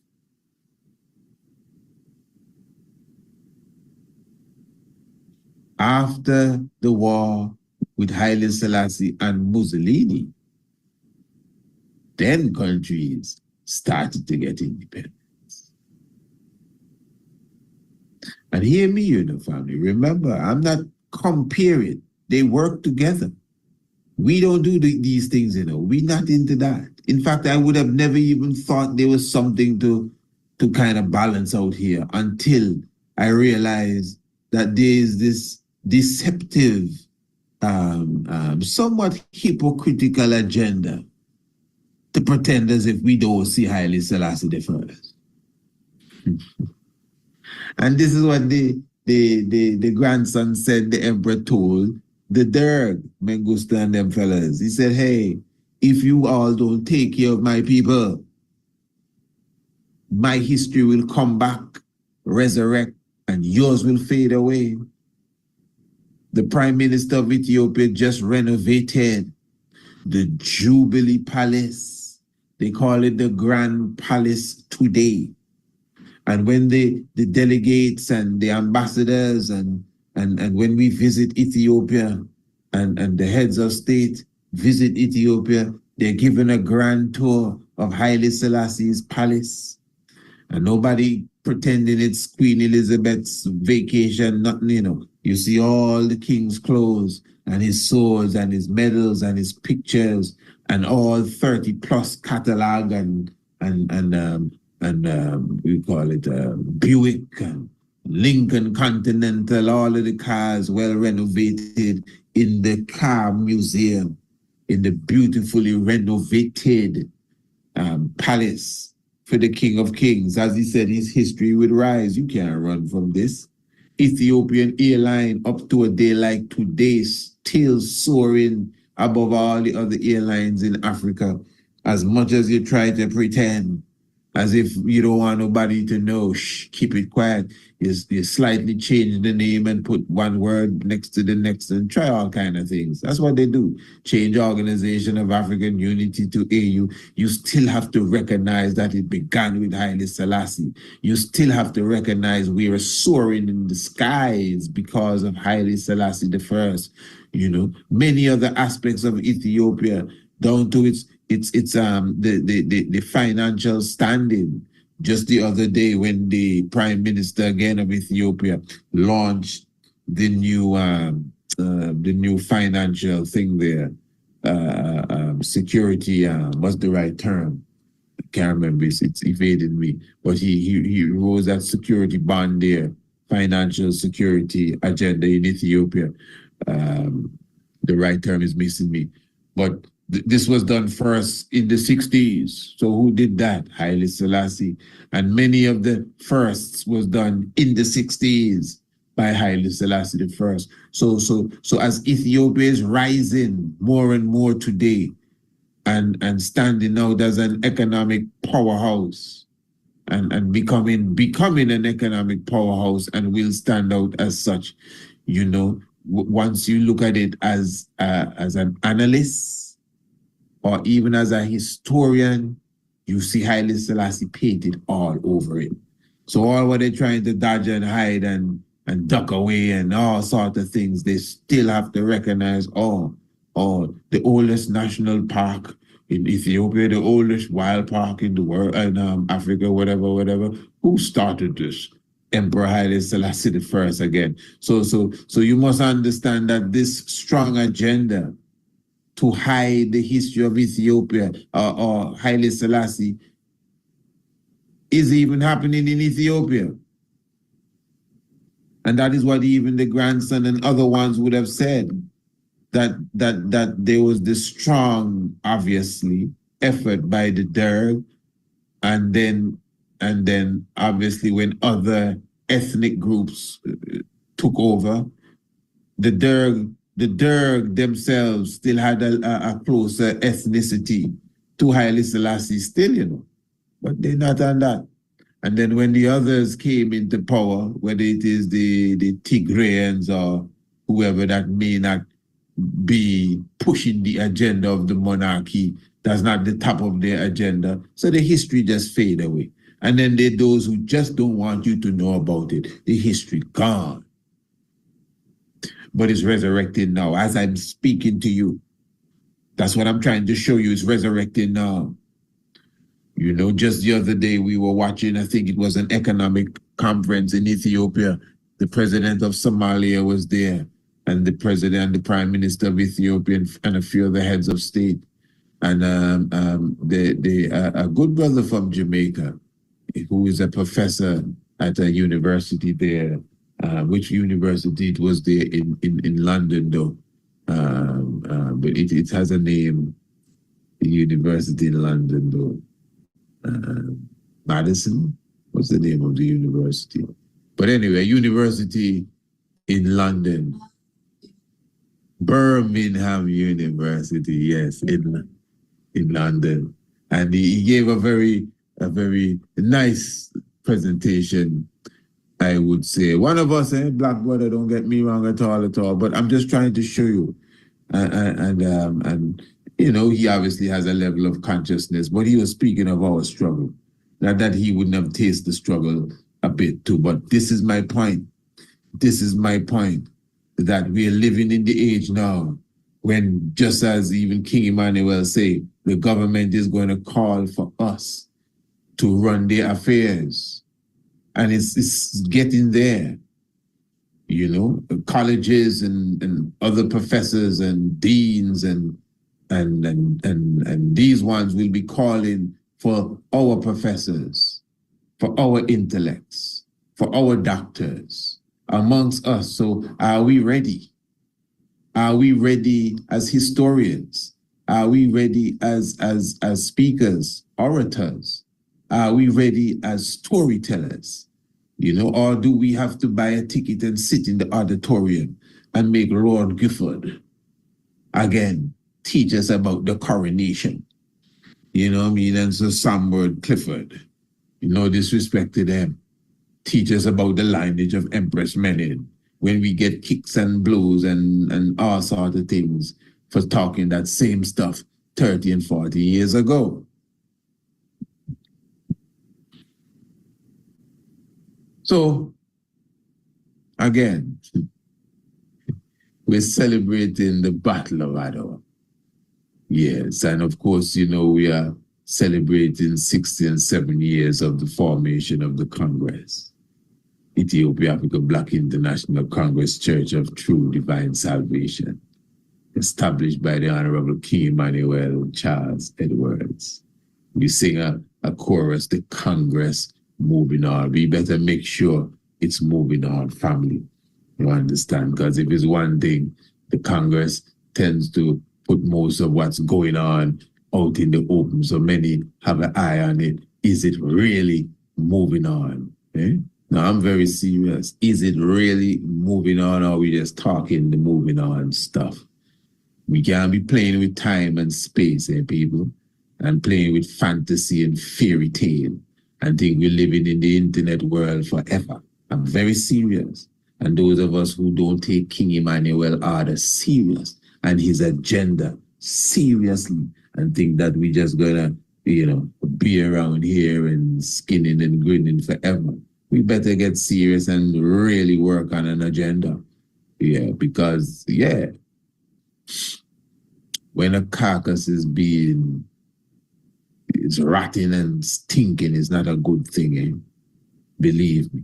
But Lazarus was rotting and stinking for 4 days, and Christ still had enough power to resurrect Lazarus. So even as I'm speaking now, it's the moment of going into the underworld. For those who comprehend that language, it is the beginning of the 40 days and the 40 nights, the Lenten period. And we're right now we're looking at it as the resurrection moment. It's 40 days of resurrecting, busting out of the prison of colonialism and imperialism and all white supremacy, sufferation. So family, it's all love, Give thanks for your presence, give thanks for your joy. I am encouraging everyone to make sure that you subscribe to the Ambassador's Pen. It's definitely free, of course, to subscribe and to get it, the Ambassador's Pen. You could also check the link in the description below for those who are checking the video, and you could definitely click it and look at the different issues that came out and await the official launching. And remember the magazine, Kidemi. So much information and vibration. And the essay competition for those who will be definitely contributing, Priest Isaac Institute at gmail.com, Priest Isaac Institute at gmail.com. You can let me know if you're contributing a laptop or tablet. We'll give you the details how it can get to us. Or if you're going to make a financial contribution, we also give you the details, whether it's Cash App, Zelle, all of that good stuff, PayPal and all that kind of stuff, even Western Union. It can work out. You don't have to scratch your head and wonder. Don't worry, I'm not, even if you think, boy, I'm not into the electronic thing, it's all right. No problem. There's a means and way for that to happen. The 12th annual African History Month essay competition. Looking forward for the link. So give thanks, Royal Family, for your presence with us. Another edition of the Tiger's Nest. Of course, if you know your Bible and you do not know your history, the knowledge of your Bible will become a mystery. And you see, as I said, going into the Lenten moment, it is just through the interest of time. We spend so much time this evening, but maybe in the program tomorrow, we might go a bit more into that and so many other things we have to touch upon. As I said, this is the Tiger's Nest. Those of you who are not subscribers to the Tiger's Nest, if you're not getting this program every single day in your email, well, you got to subscribe to the Tiger's Nest. Family, is a lot we have to offer you. And remember, everything is not with a price. That's why the magazines and the subscription to the magazine, all of these things are free. Even to subscribe to it are free. Even to subscribe to the channel. And that's another thing. When you subscribe to the YouTube channel, you need to put on your notification bell, because they already set this thing, that even when your notification bell is on, they have a way of whatever they do, that you don't get the message. And then we may be live or something is premiering and you say, but I never got the message. So just make sure your notification bell is on. They may take it off. They know how to do what they do.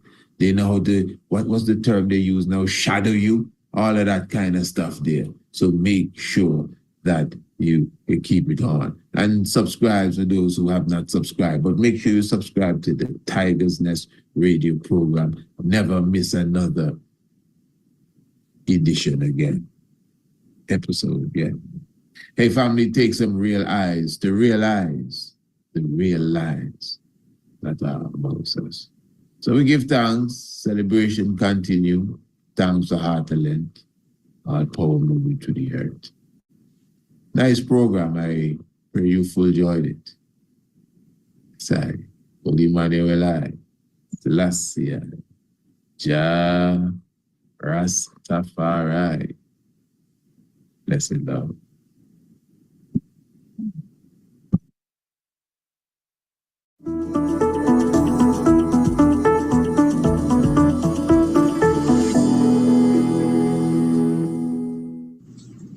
Blessed love. I am the Honorable Priest Isaac. I am an official priest within the realms of Rastafari of the Ethiopia Africa Black International Congress. I also hold a certification in the craft of archaeoastronomy from Politecnico di Milano in Italy. Our universe and its makeup has always been an intriguing subject for humankind. Astronomy is the study of everything in the universe beyond the Earth's atmosphere. Ancient astronomy is similar, but pays special attention to the physical and spiritual values of stars, planets, moons, and other celestial objects. It also brings in the terrestrial component, being things on an earthly plane, such as plants, human organs, and connects them to the heavenly bodies. In this course, you will learn the makeup of various planets and stars, how to locate them in the night sky, along with their associated constellations. You will also be taught about the earliest civilizations known for their astronomical comprehension, namely Kush, also known as ancient Ethiopia, Kemet, called Egypt today, the Dogons, and the Bozos, as well as the civilization of Sumer. You will also learn about black holes, their nature and origin, as well as how the ancients viewed them. Ancient astronomy is the mother of archaeoastronomy and astrotheology. Both subject areas are covered by the Priest Isaac's Institute of Holistic Knowledge. Sign up today. Visit our website, priestisaacinstitute.com, or email us, priestisaacinstitute@gmail.com for more information. Attention everyone! The Priest Isaac's Institute of Holistic Knowledge is inviting you to join us in September for the African Union CARICOM Summit in Addis Ababa, Ethiopia. Sign up for the 3-day package and be a part of the AU CARICOM Summit, plus take in all of the sights of Addis Ababa, the new flower. Or you can opt for our 9-day cultural national tour, and that will engulf sites like Lalibela, Aksum, the Simeon Mountains, and much more. Transportation, accommodation, and your meals all included. So contact us now and reserve your spot. Email us priestisaacinstitute@gmail.com or visit our website priestisaacinstitute.com. Ethiopia. See you there.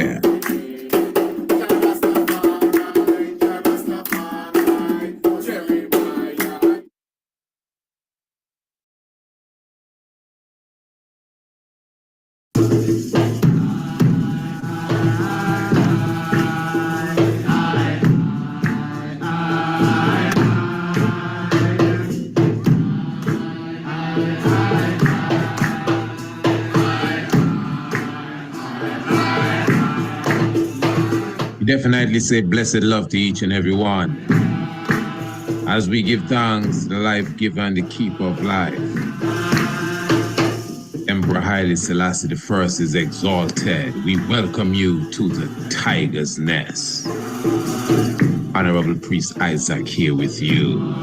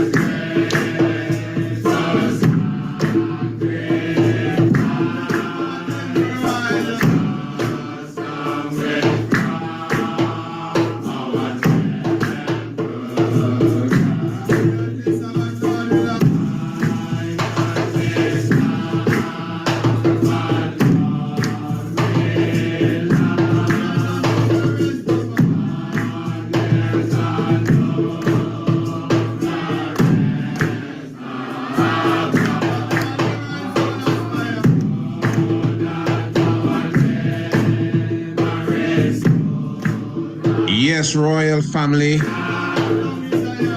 As I said once again, another exciting and upful edition of the Tiger's Nest with you. As we give thanks continually for the 6 days labor and of course the 7 day Sabbath of rest. Royal family, blessed love once again. As I said, the Honorable Priest Isaac here with you. It is just my joy, to bring forth another edition of this Mystic Vibration program to you. Another moment of the Tiger's Nest, a program that comes to you every Monday, Tuesday, Wednesday, and Thursday. Make sure you are in tune, and how you do that is to make sure you become a part of the subscription team. All you have to do is contact us, email us, priestisaacinstitute@gmail.com, and let us know, my brother, I would like to make sure I get the audio version of these programs that come out every evening. Make sure that you get the Tiger's Nest after it is recorded. You're going to get it in your inbox, of course, via the email. And of course, everything will be in full order. Now, what I want to do this evening, and this is all a part of our fundraising campaign. Everyone knows that we have been promoting our fundraising campaign as it relates to our mission to Ethiopia. And of course, this is a part of such a campaign. But the Tiger's Nest program tonight, well, as all the programs are, will be very serious. And it's something that I, said that I really have to address as it relates to the whole aspect of the education that is being put out to the world now as it relates to Emperor Haile Selassie I. Now, it's no secret that the king has always been on the top of the list of those who they, throw the bucket of propaganda at. That's for sure. I mean, even during the time of the war, even the time of exile, propaganda against Haile Selassie was the main thing. We just did a program the other day highlighting, these fellas saying that Haile Selassie and the Ethiopians were white people that were burnt black by the African sun. Can you imagine that? So at the same time, when we consider that sort of information, when you consider that sort of propaganda, you could imagine the sort of things that they're even saying now. Remember, we were the ones that grew up amongst the old people that had nothing good to say about the King of Kings. In fact, any conversation about Haile Selassie was that he fed the lion's meat while the people in Ethiopia were starving. That was like the main thing. In fact, you knew nothing else about Haile Selassie, at least around these parts, except that he would have starved the people, starved the people and fed the lions all the meat. But of course, we would have educated ourselves and understand again that it was just propaganda in full effect. But now what is happening today? We realize that the internet, social media, information itself as it relates to Haile Selassie is being meted out on a daily level now.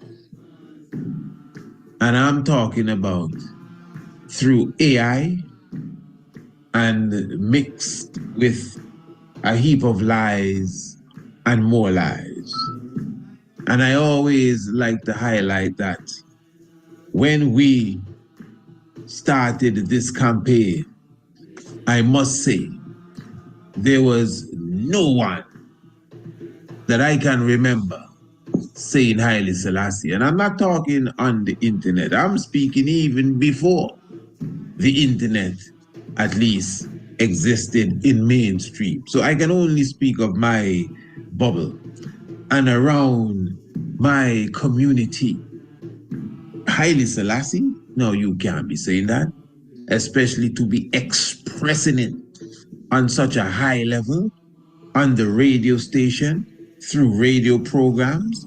And then how dare you talking about you're going to advertise a lecture and gather people in the city hall to be the town hall really to be teaching them about Haile Selassie of Ethiopia. That was a no. People don't do that. What's wrong with you?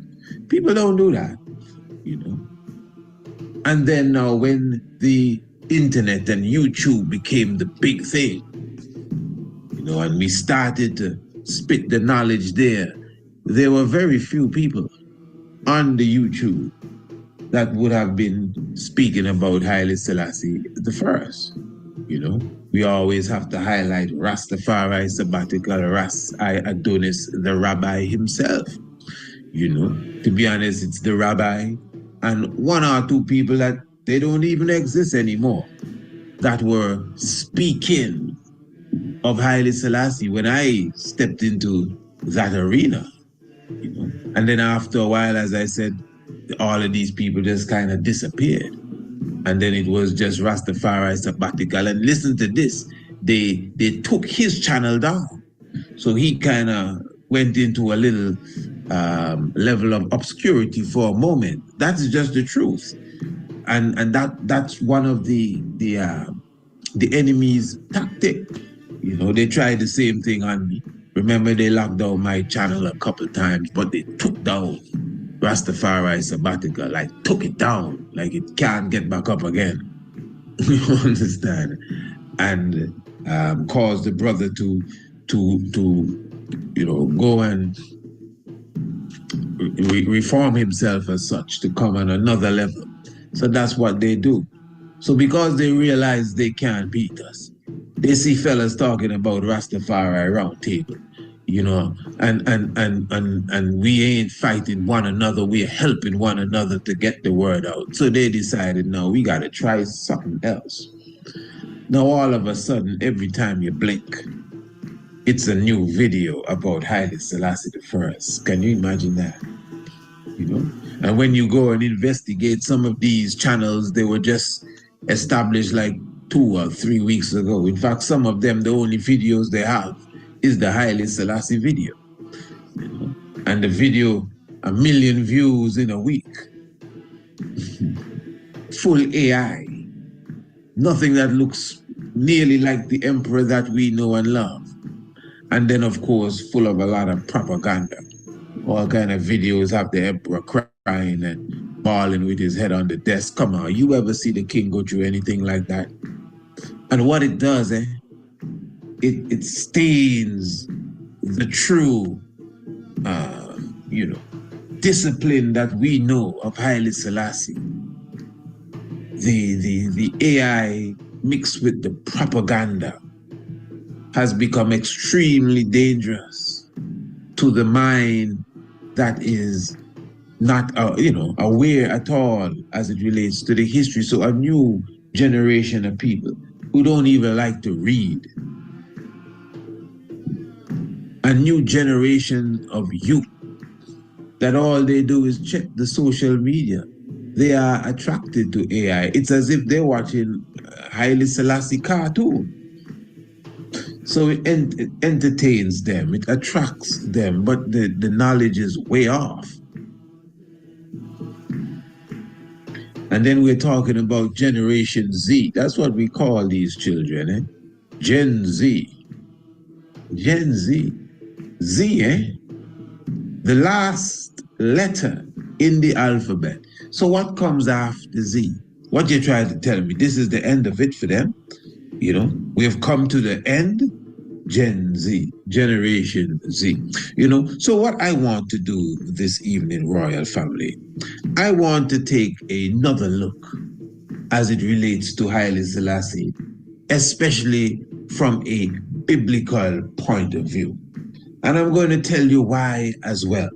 You see, many times we go way out, let me put it that way, and we start to test the dust on Mars,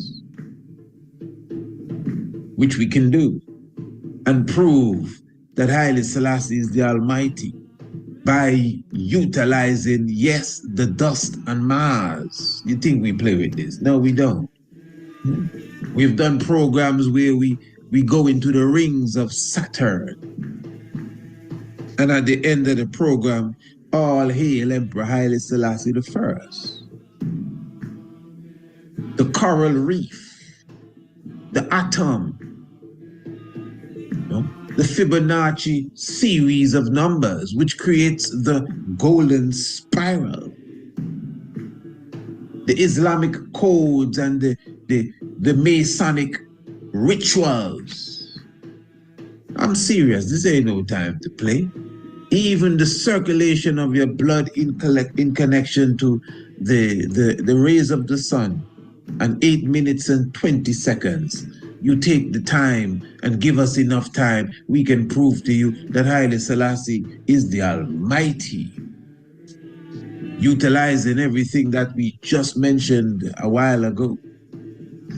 And to those of you who may be new here, you may be saying, come on, you can't do that. But then again, those of you who are always here, you know we would have done that and then some. But what I would like to do this evening is to some degree, keep it simple. But this ain't simple. The thing is, the vast majority of our people, and don't fool yourself, the young people too. I know some of you try to, oh, look, young people not into the Bible. You think so? How many of you live in Africa?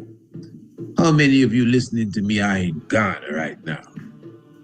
How many of you are in Nigeria? Don't be telling me about young people not into the Bible.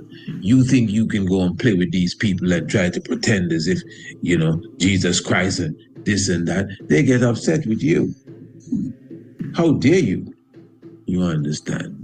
In South Africa too, they big into Jesus Christ.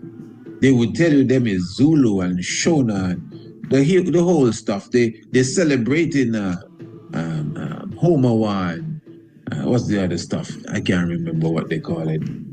But they celebrate all the stuff. Askawidai, that's a celebration the Akan do. That's not exactly the right term, but yeah. But the point is, yet still, they're going to church on Sunday. And Jesus is up on the wall. The white one or the black one. They ain't got no black Jesus, brother. There's no black Jesus. It's just Jesus. And Jesus is up on the wall. Jesus is in the taxi cab. Jesus is on the bus, Rasta. Jesus is on the bicycle. And the young people are picking up Jesus too. I agree. You know, anywhere you go, the young people may not be into it like the older ones, like before. I can agree to that and testify to that. But believe me, it's still not good enough.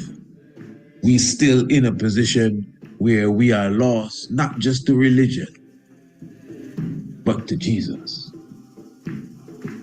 And of course, that whole Jesus thing is a corruption of the stories that you read of in the Bible, even the manipulated, fondled with King James version of the Bible too.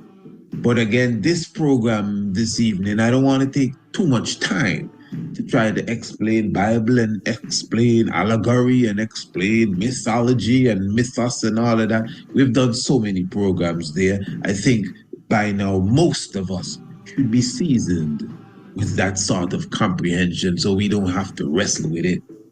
This is what I want to do this evening, family.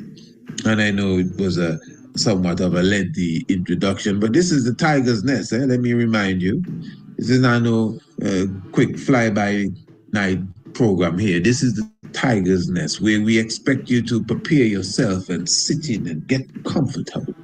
In fact, for those who may not know, we will be sharing this Tiger's Nest video-wise on the YouTube as well. So there will be a visual aspect to this. Now, this is what I want to highlight. At least I want to take the program from this point of view. The book of Acts, chapter 2, from the 29th verse. And it says this: Men and brethren, let me freely speak unto you of the patriarch David, that he is both dead and buried, and his sepulchre is with us unto this day. Therefore, being a prophet, and knowing that God has sworn with an oath to him that of the fruit of his loins, according to the flesh, he would rise up Christ to sit upon his throne. So according to what we're reading here, David the patriarch, gone several hundred years now, maybe 1,000 plus. But this is the prophecy according to this, that God shall rise up through the fruit of his loins, his descendants, or descendant specifically, as they are highlighting a person. According to the flesh, Christ will sit upon his throne. Now, this is quite telling. You don't say. So according to the promise here in the book of Acts, the great King David, his great, and maybe a few more greats, grandson, I think it's about 14 greats, shall come and sit upon the throne of David. He shall rise up Christ. So it's more than 14 greats. Because the Christ that you read of in the scripture, he didn't sit on the throne of David, did he? No. But he is still the same one that is given the promise to be resurrected, to sit upon the throne. Now, of course, because spookism has taken over most of us, we consider that Jesus died and he was resurrected already. So that whole confusion and the story is totally gone, because we have turned it into a story and not the glory of the symbolic understanding of the history that was played out then and is continually played out even as we speak, royal family. Now, in this sense, you better believe that resurrection is reincarnation. Let's get that straight. Even when you read the scripture, it highlights reincarnation very clearly, even as it relates to the Christ. And this is why it says, and he appeared unto his disciples in another form. It's symbolic of, resurrection. This is why when they were amongst him, they didn't know it was him until he started to do certain things, act certain ways. And they said, I think he was blessing the food, and they said, wait, only one man burn chalice like that, bless the food in that way. And again, it was written in story form, royal family. You got to keep this in mind. You cannot just be going through the scriptures as if you're reading history. Even history itself is not as well put together as many of us think. That's another thing. We think because it says history is the truth. Yeah. Now, biblical scriptures, they may come down as not being the truth because you may have adapted them on a very literal level. But symbolically, you're reading the truth on many, many levels. And I would say again, allegory and symbolism doesn't take away from the literal aspect of it. So a literal story, I'm going to repeat this again, I have to. A literal story can be expressed in symbolic form, but it doesn't mean that it's not real because it has been expressed in the symbolic form. And I like to highlight the tiger's nest. Not the radio program, I'm talking about the tiger's nest in Bhutan.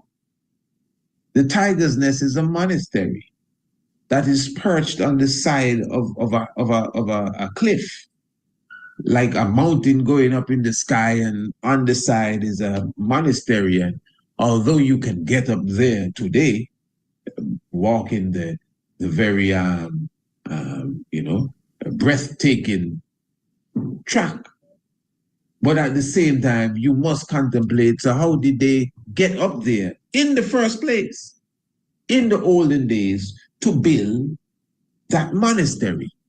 Now there's a story. The story says that the monk that built the tiger's nest, his wife literally took him and put him on her back. And by the way, she was a tiger. His wife was a tiger. So his wife, the tiger, put him on her back and literally flew him to the area where they established the tiger's lair, which eventually became the tiger's nest. Now, that's a true story. You may say, come on, brother, how could that be a true story? Who's going to put the tiger on his back and he's going to go on the tiger's back and she's going to carry him to the... Come on, man, we don't believe that kind of stuff. So how did the tiger's nest get there? Well, I don't know, somebody built it, but I don't believe no tiger flew up there with no fella on her back. And what you're trying to tell me, the tiger was his wife. That's another thing. He's married to the tiger? Come on, man. And the tiger has wings? Come on, man. You can't fool nobody here. But again, family, that is how we as Africans write our story. You see, that's the problem. This is what slavery would have done to us. So when we read our own material, we even condemn it. We look at the ancient hieroglyph and say, oh, I'm not with that because this fella is green. And this fella with the head of the ram and the one with the head of the falcon, I'm not into that kind of stuff at all. Yeah, but you're into the Bible. And the Bible speaks about 4 beasts that follow God everywhere he goes. And they have 4 faces and 4 heads with 4 faces. 4 heads and 4 faces on each head. This is God's brethren that flex with him. And the faces is the face of a cow and the face of an eagle and a lion and all sort of other stuff. A crocodile tail and bare feet. Yeah, them is Jah's brethren, 4 of them too, that move with him. And you don't have a problem with that. It's in the book of Ezekiel. But you have a problem with one man with 1 head of a falcon symbolically expressing something to you that you should know. So I'm showing to you again the way that we tell a story is not the way our conquerors tell stories, you know. So when we express it, it doesn't mean, although it sounds very powerful and fanciful, is because we have added a bit of spice to the story, but so that you could understand the deeper meaning. And we do have raw myth, as if it didn't come from no story, but the myth is lessons of life which will manifest. And again, we do have history that we would have taken and lionized. Let me repeat, we have history that we would have taken and lionized. Yeah, as they would say, on steroids then. And that's what you call the legend. That's why you have the legend. So the story of the tiger's nest has become a legend. But it's true. What happened is that the brethren's wife, she wasn't no tiger, she was a real woman. And like any real woman, she would have assisted him. Hear me good. She would have assisted him to create the monastery known as the Tiger's Nest that people visit up to this day. And the reality is that because of her fierceness, and of course, I guess she was a strategist too, she was given the spirit of the tiger. And then the fact that she was given wings and she carried him on her back, that is just symbolic of the strong support that you would realize she would have given to her kingman, to her husband. So that is why the story, when Anansi tell it, comes out like that. But it doesn't mean Jonah was swallowed by no fish. But that is symbolic of something. As the Christ even said, just as Jonah was in the belly of the fish for 3 days and 3 nights, so shall I. You see? So shall I be in the belly of the earth, the belly of the beast, the pit of hell, and all of that. But the fish was symbolic of that, plus other things. And I'm saying all of this, and I really said I wasn't going to go into this level here. But again, I know many listening still have not gravitated to understand the importance of being open-minded. So I know many ones are already stiff-necked. People don't really listen. Not everybody listens to learn, They listen to hear and to see what you're talking about today. But they already come even fixed that they ain't coming here to learn nothing. They just want to hear if you're talking about what they agree with. And that's it. Very good. So again, with understanding of where we are, royal family, with the subject area, and in deep contemplation, when we look into the whole aspect of the scripture again. So it's clear that the Most High shall rise up, the Christ to sit upon the throne of David. Now I'm going to simplify this. This is going to be as easy as pie. You see, family, we have the great nerve to try to disrespect the Ethiopians, a people who have preserved their history. I mention this all the time. So you watch some documentaries, top documentaries, like the BBC Africa documentaries. I like to watch them from time to time. And some other documentaries and documentaries where our brothers and our sisters are the host and the narrators. And we're very skeptical about the Ethiopian history. So this history that I read in the Kebra Nagas, you really believe this?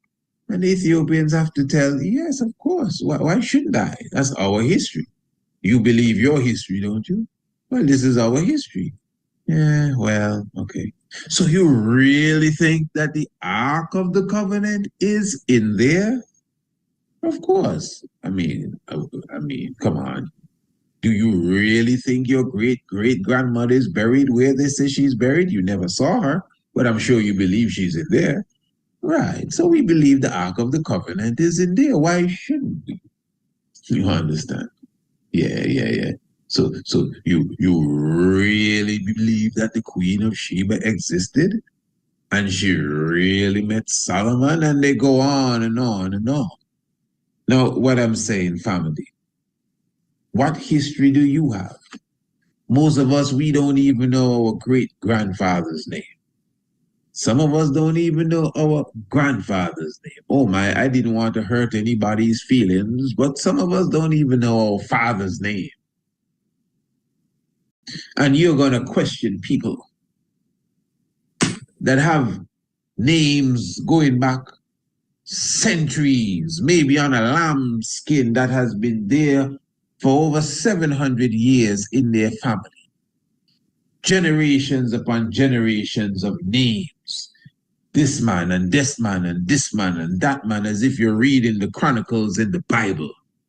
Up to today, you can go in the highlands of Ethiopia, in the rural area of Abyssinia, and find people with these sort of artifacts in their homes. And that's just regular people. That's not the royal family. That's not the nobility, you know. That's not the ancient churchical history and the ancient churchical records. That's not the oldest Bible and the oldest this. This is just people who just happen to have the names of their grandfathers, great-grandfathers, great and great and great and great on a lambskin canvas that has been in their family for some time. My point is that these people preserve their history, and we just get up and try to deny them and diss them. And are you sure? And who told you so? You know, and we want to tell you what is myth and what's not myth. Now, let me tell you this. I will be the first to tell you that the Ethiopians, especially of today, have lost themselves in the mythology. And just like most of us, they would have considered that history too. I just did a program the other day about the dragon that ruled Ethiopia before the Queen of Sheba. I'm telling you, there are Ethiopians that believe that, literally. Because they themselves would have lost the whole aspect of symbolism. Family, we have a great work to do, eh?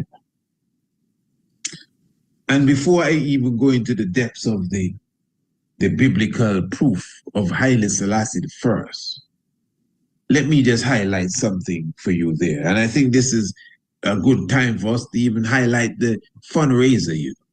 Because a brother now, I believe it's a brother, made a comment on a video I did. I did a video a few days ago. How many of you saw the video highlighting Thailand and them banning cannabis again?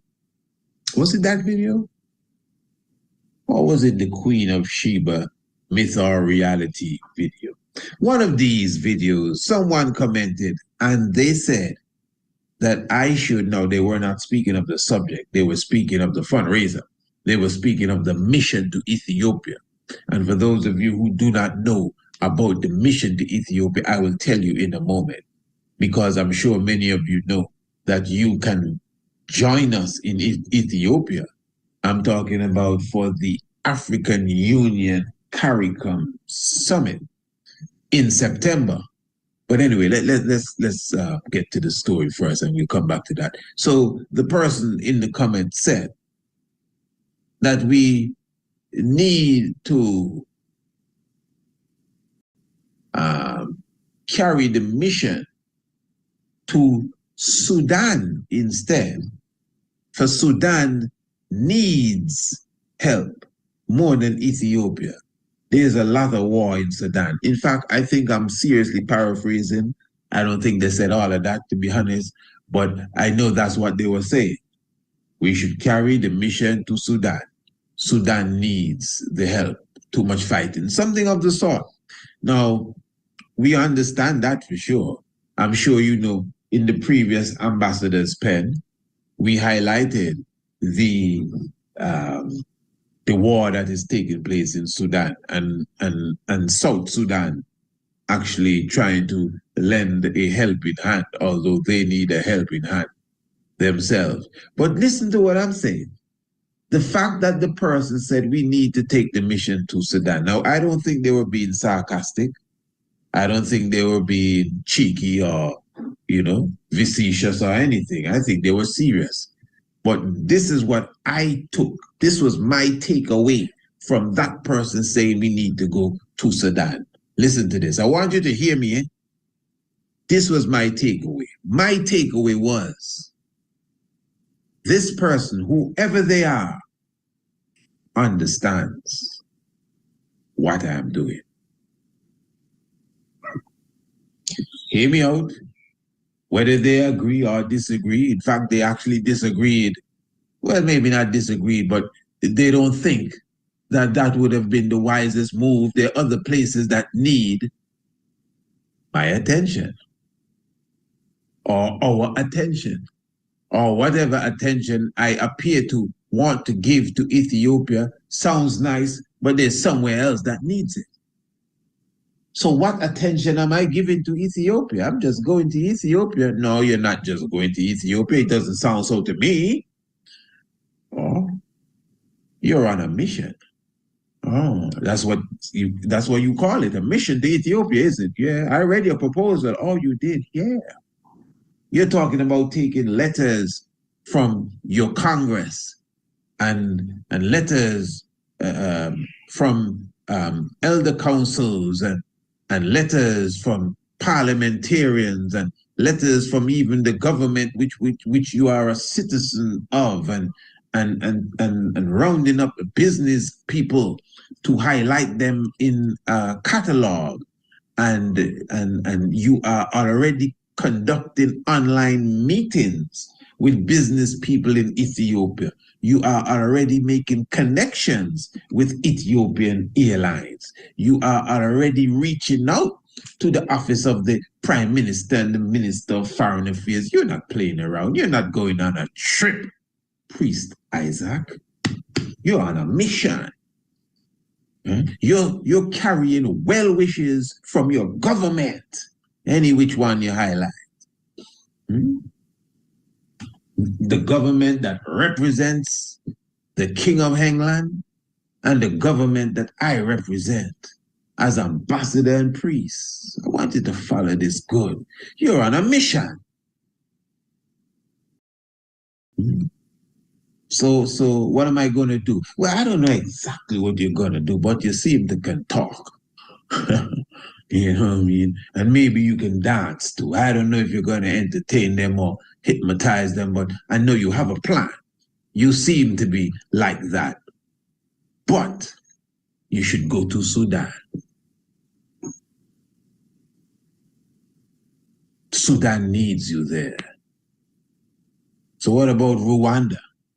Rwanda is in some serious problem, and I don't care what they said Donald Trump did the other day, which is another subject by itself. But anyway, we talked about that previous night, so I don't need to speak about it now. Those of you who are not subscribers to the Tiger's Nest, you should become a subscriber. I will give you that program when you subscribe, although it was a previous program.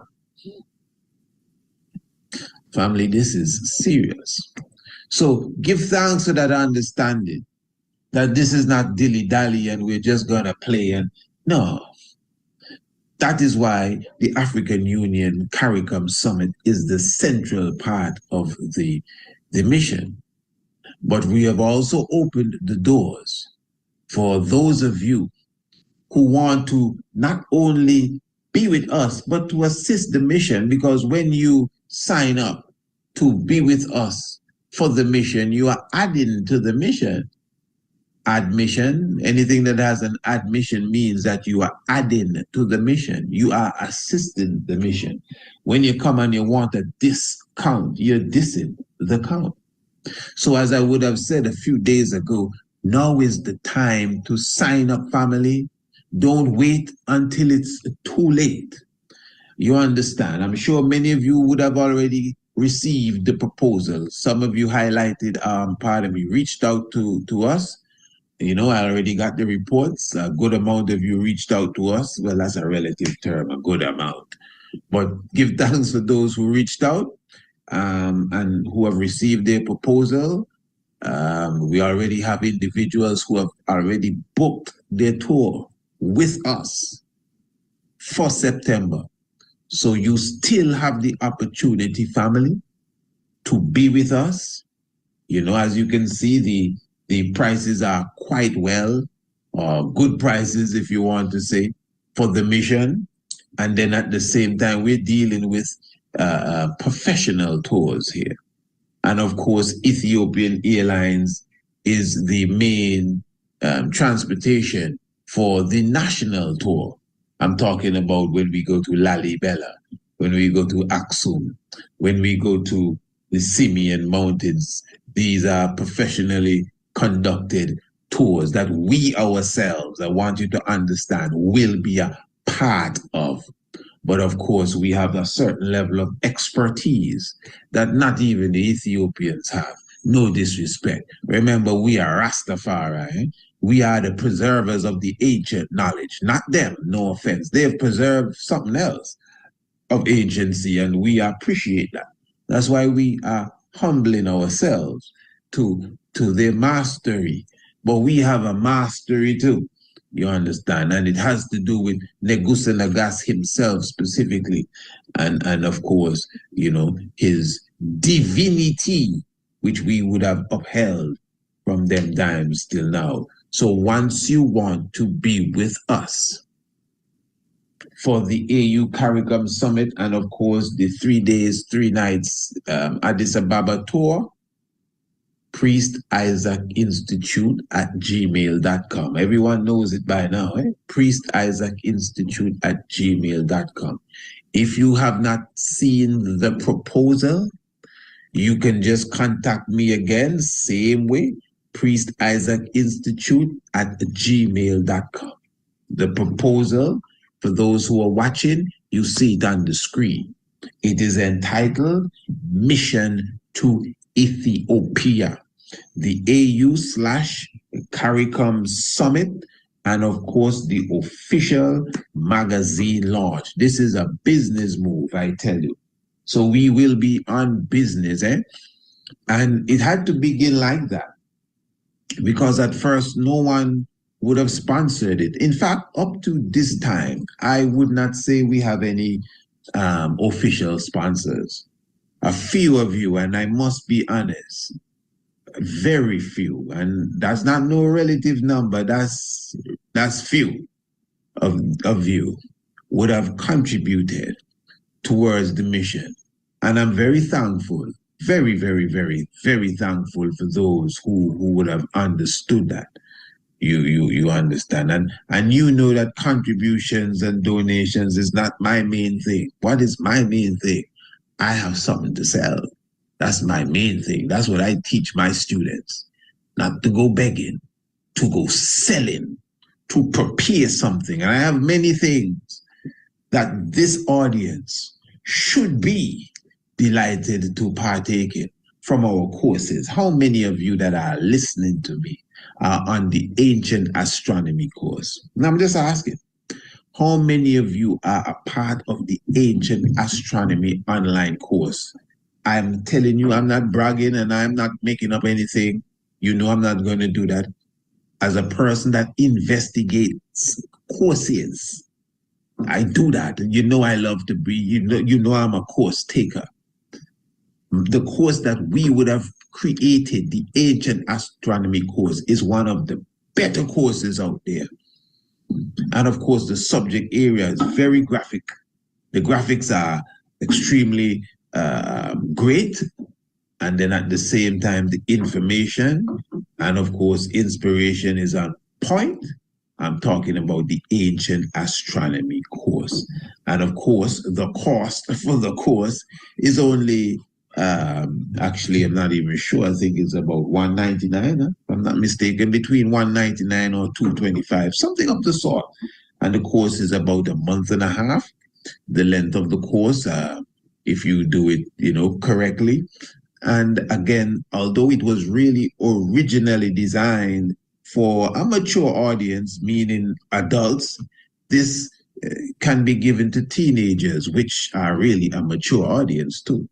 And although this is not a part of the bargain, I'm just showing you the standard or quality type of products that we have.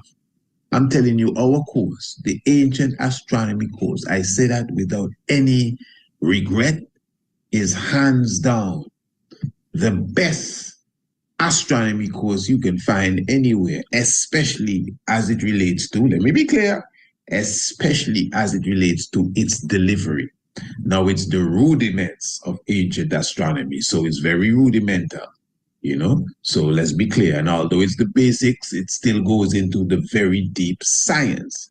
I would have already, those of you who are not on the course and you listen to us and watch us all the time, you would have seen samples of the course. And I've always encouraged you to at least get your young ones signed up on the course, at least begin to expand their minds. You will not regret it. I am telling you, as it relates to the ancient astronomy course.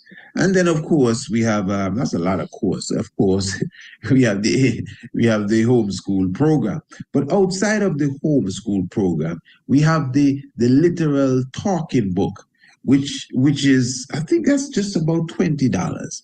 And I'm encouraging everyone, especially those who have little babies, to get the talking book, although it's digital. And I'm not going to encourage you to put a digital device in no baby's hand, but you're doing it anyway. Don't fool me. You're already giving them the tablet to watch Bugs Bunny. Can you imagine that?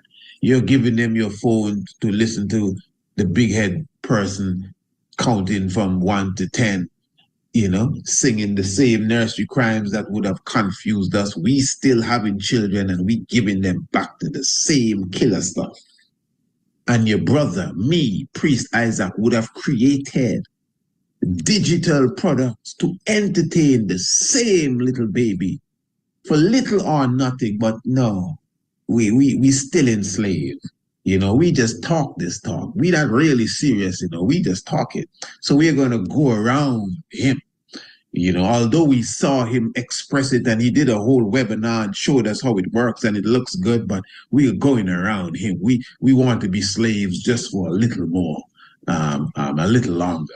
Mommy, leave me alone. I don't want to wake up yet. That's the mentality we have. So we prefer to entertain Bugs Bunny and go back to Sesame Street.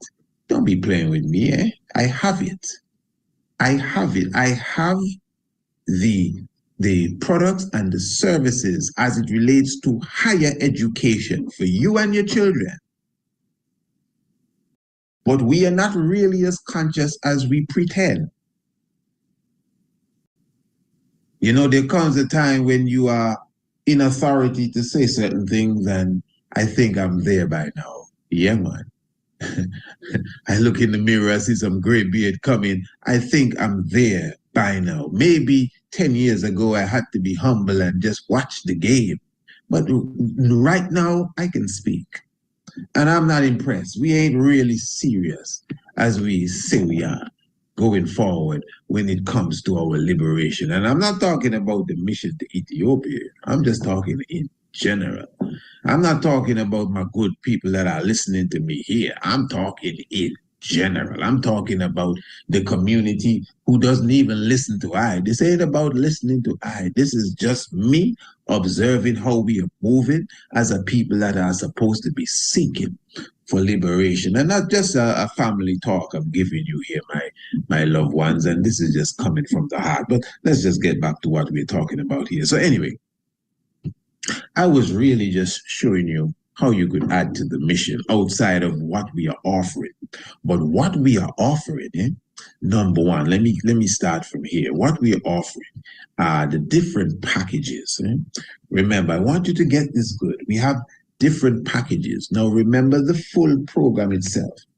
The what you may call it, the budget is $118. Let me show you something, family. I think this is very important. Now you see this? This highlights the team. Now we have here a team of 5. It should really be a team of 7 or a team of 9, a delegation of priests, a whole heap of things. But you know that's gonna take a lot. And again, with very few hands on board and very few minds on board. You just got to do what you got to do, because you got to keep in mind, in the same way I'm bringing this to you, I've brought this to many. I don't want to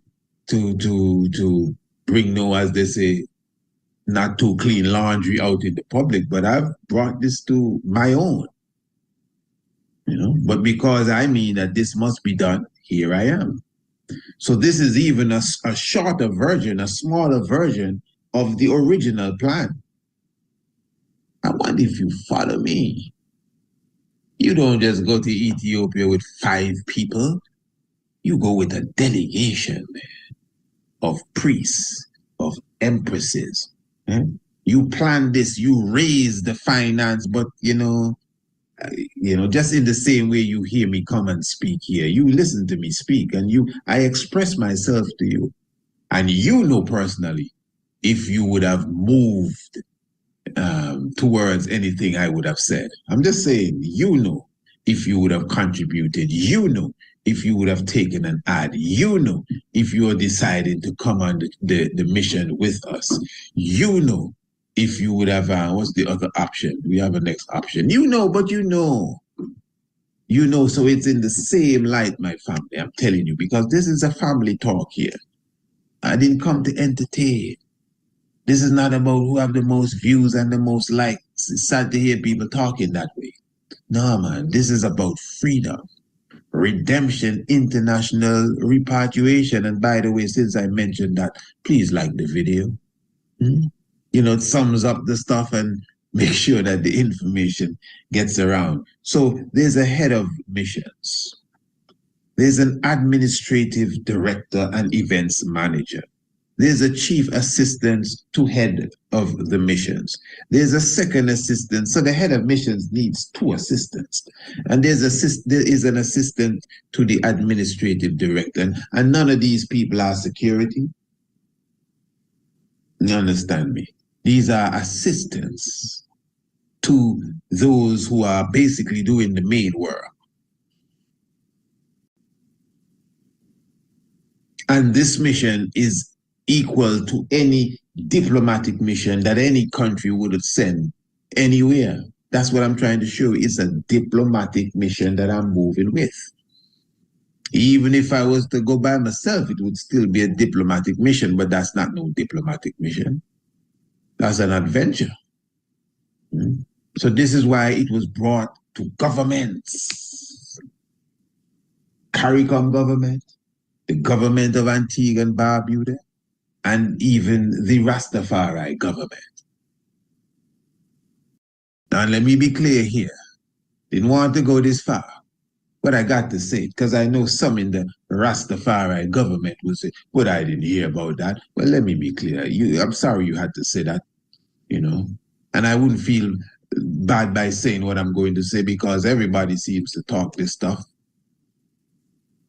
which I don't think all of what we say should be out in the air. But let me say it here. We ain't got no structured, concretized, point your finger government, because I can tell you where this information went. And still, those who you thought should receive it don't even know what you're talking about. Because there's no structure. There's no specific, email number, website. Oh no, that's not the right website. We have the right website over here. You see, that's what's happening, I'm just telling you. And I have to say it like that, and I'm not saying no more. I think I said enough, and that's good enough just to highlight to you, family, how important the mission is. That's my point. I'm speaking my heart here to you. I'm not trying to sell nobody anything. I'm not trying to sell a product. I'm not trying to sell a service. I'm trying to do the work that I know I am responsible for. Oh, you're just trying to sell a spot in the magazine, but selling the spot in the magazine is going towards the same budget for the mission. I mean, if we wanted to go to Ethiopia just to see Ethiopia, we wouldn't come on the internet and tell anybody anything. In fact, you want me to tell you a secret?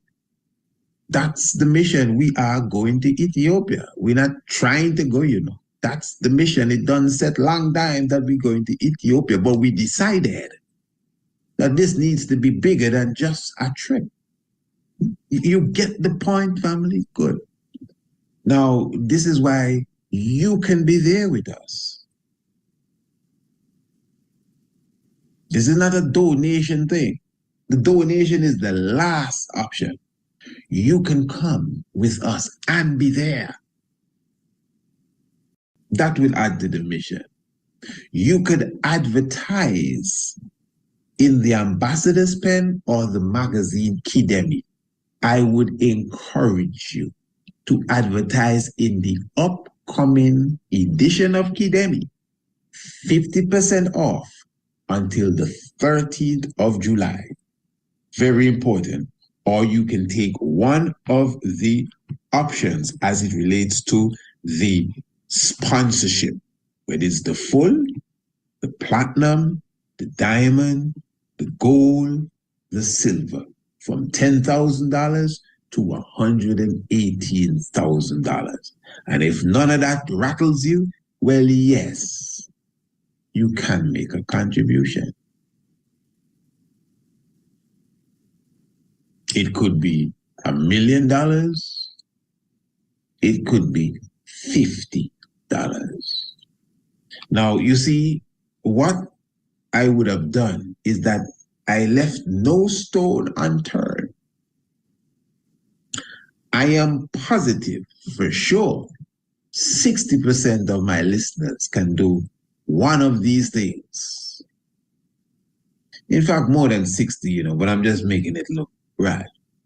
And again, that is why I highlighted the brother that commented, or brother or sister, when he or she said, you should not be going to Ethiopia, you should be going to Sudan. Sudan needs you more. You understand? Now think about that. If I was just going on vacation, nobody will tell me to go to Sudan. They will say, what, you crazy? Yeah. You need to go to Haiti. Haiti needs you more. You understand? So he sees me as a peacemaker. Wow. He sees that whatever it is that I'm going to do in Ethiopia, whether it's education, which it is, whether it's diplomatic work, which it is, whether it's business, which it is, an exchange of business from the diaspora and those in the continent, which it is, he or she sees that this could be a solution to a lot of the problems in Sudan. So family, this is just the beginning. And again, we are moving with the spirit of the King of Kings. There's a lot to be done. So again, you may not understand the full details. I'm just honored that you were even patient to just listen to me. And again, we have already highlighted, if you plan to be with us, you need to contact us now. priestisaacinstitute@gmail.com. You plan to be on the mission to Ethiopia, you need to contact us now. priestisaacinstitute@gmail.com. And again, you want to be a part of even the magazines. Now is the time to get to us, because the magazine is going to soon be completed. I'm talking about Kidemi. We have a brand new ambassador's pen that will be out in a few hours, actually. So look forward to that one. Yes, in a few hours, a brand new ambassador's pen will be coming out. So whatever action you're going to take, even to donate, now is the time. As you can see, the time is getting close. Now is the time. Priest Isaac Institute at gmail.com. Looking forward. And again, you know, family, so you see, what I was saying earlier is that we have this tendency to disagree with the Ethiopians, the people who would have secured their history. So the Kebra which to me made this thing so clear in the early days, something that you just can't deny. Again, many of you are followers of the scripture. Many of you understand the story of Moses. Many of you believe that God's presence was in the Ark of the Covenant. The ancient Ethiopians tell you what happened to the Ark of the Covenant. People still guessing, wondering what happened in 70 AD and a heap of lies. The Ethiopians clearly explained that when the Queen Makeda, visited Solomon, and they had the child Menelik I. Menelik I, when he grew big, he left Solomon with the ark and with the nobles and returned to Ethiopia. He's the first king of the Solomonic dynasty in Ethiopia. That's Menelik I. The Ark of the Covenant was once at Lake Tana, an island on Lake Tana. I think the island's name is, I can't remember. I think it's something Terracos. And at the same time, it was at Lalibela. And then it went to Aksum, where it is right now, the Ark of the Covenant. But what is telling here, you know, family, please listen to this. Remember, the Ark is symbolic of the presence of God. And the scripture already show you that the Ark of the Covenant, and when I say the scripture, I'm talking of the Kebra Negas, the Ethiopian book, the Kebra Negas. It's called The Glory of the Kings. It's the Ethiopian book. It speaks of the Ark of the Covenant putting on flesh. Now this is deep, because the Ark is the presence of God. The Ark, outside of you arguing over Haile Selassie and all of that, the Ark is symbolic of the presence of God. That's without a doubt. You know? So this is why Christ is seen as the Ark in flesh. That's why the Ark is seen to become a human being. So this is why the Kebra Nagas speaks clearly about the Ark of the Covenant. And when it returns to Ethiopia, and it shall put on flesh and bear 3 seals, which is all symbolic of even the coronation of Haile Selassie. Remember how we began this program, you know? The book of Acts telling us that Christ shall rise up to sit upon the throne of David in flesh. So we need to look at the throne of David to see where Christ shall rise up in flesh. The history and the prophecy, the Kebra Nagas speaks about this Christ that shall rise up in flesh, being the last king of Ethiopia. Now this is as clear can get. The last king of Ethiopia is supposed to be the Christ. And all of these prophecies were well known before the King of Kings, Haile Selassie I, was even born. It's the living ark manifested in human form. And that's why it says that he shall bear 3 seals, and Enoch and Elijah shall rise with the Lord. And this is why the whole science of Elijah being Marcus Messiah Garvey is obvious. For Elijah rose with the Lord, as the Kebra Nagas would have said. So you have the Solomonic dynasty in Ethiopia. Just think about that. The ancient Solomonic dynasty. Solomon is the son of David, by the way. And it was already written that through the lineage of David, Christ shall return to sit upon the throne. The book of Acts, eh? All right, Acts chapter 2, eh? Very good. That's interesting. Because again, in the book of Kings, the Queen of Sheba visited King Solomon and they had a child, and this child went back to Ethiopia as the son of Solomon with the Solomonic dynasty. And then the Ark of the Covenant with him as well. And then listen, just the agency of Ethiopia stands out because we're dealing with the first country mentioned in the Bible that is an accepted and recognized country today. I'm talking about Ethiopia. And when we speak of in the same book of Acts, when the Ethiopian official was baptized, you see how mystic it is? It's all in the book of Acts, where the Ethiopian official was baptized. And that shows the agency of Ethiopia as a country that followed Christ. Not just as a Christian country, but as a country and a people that followed the Messiah.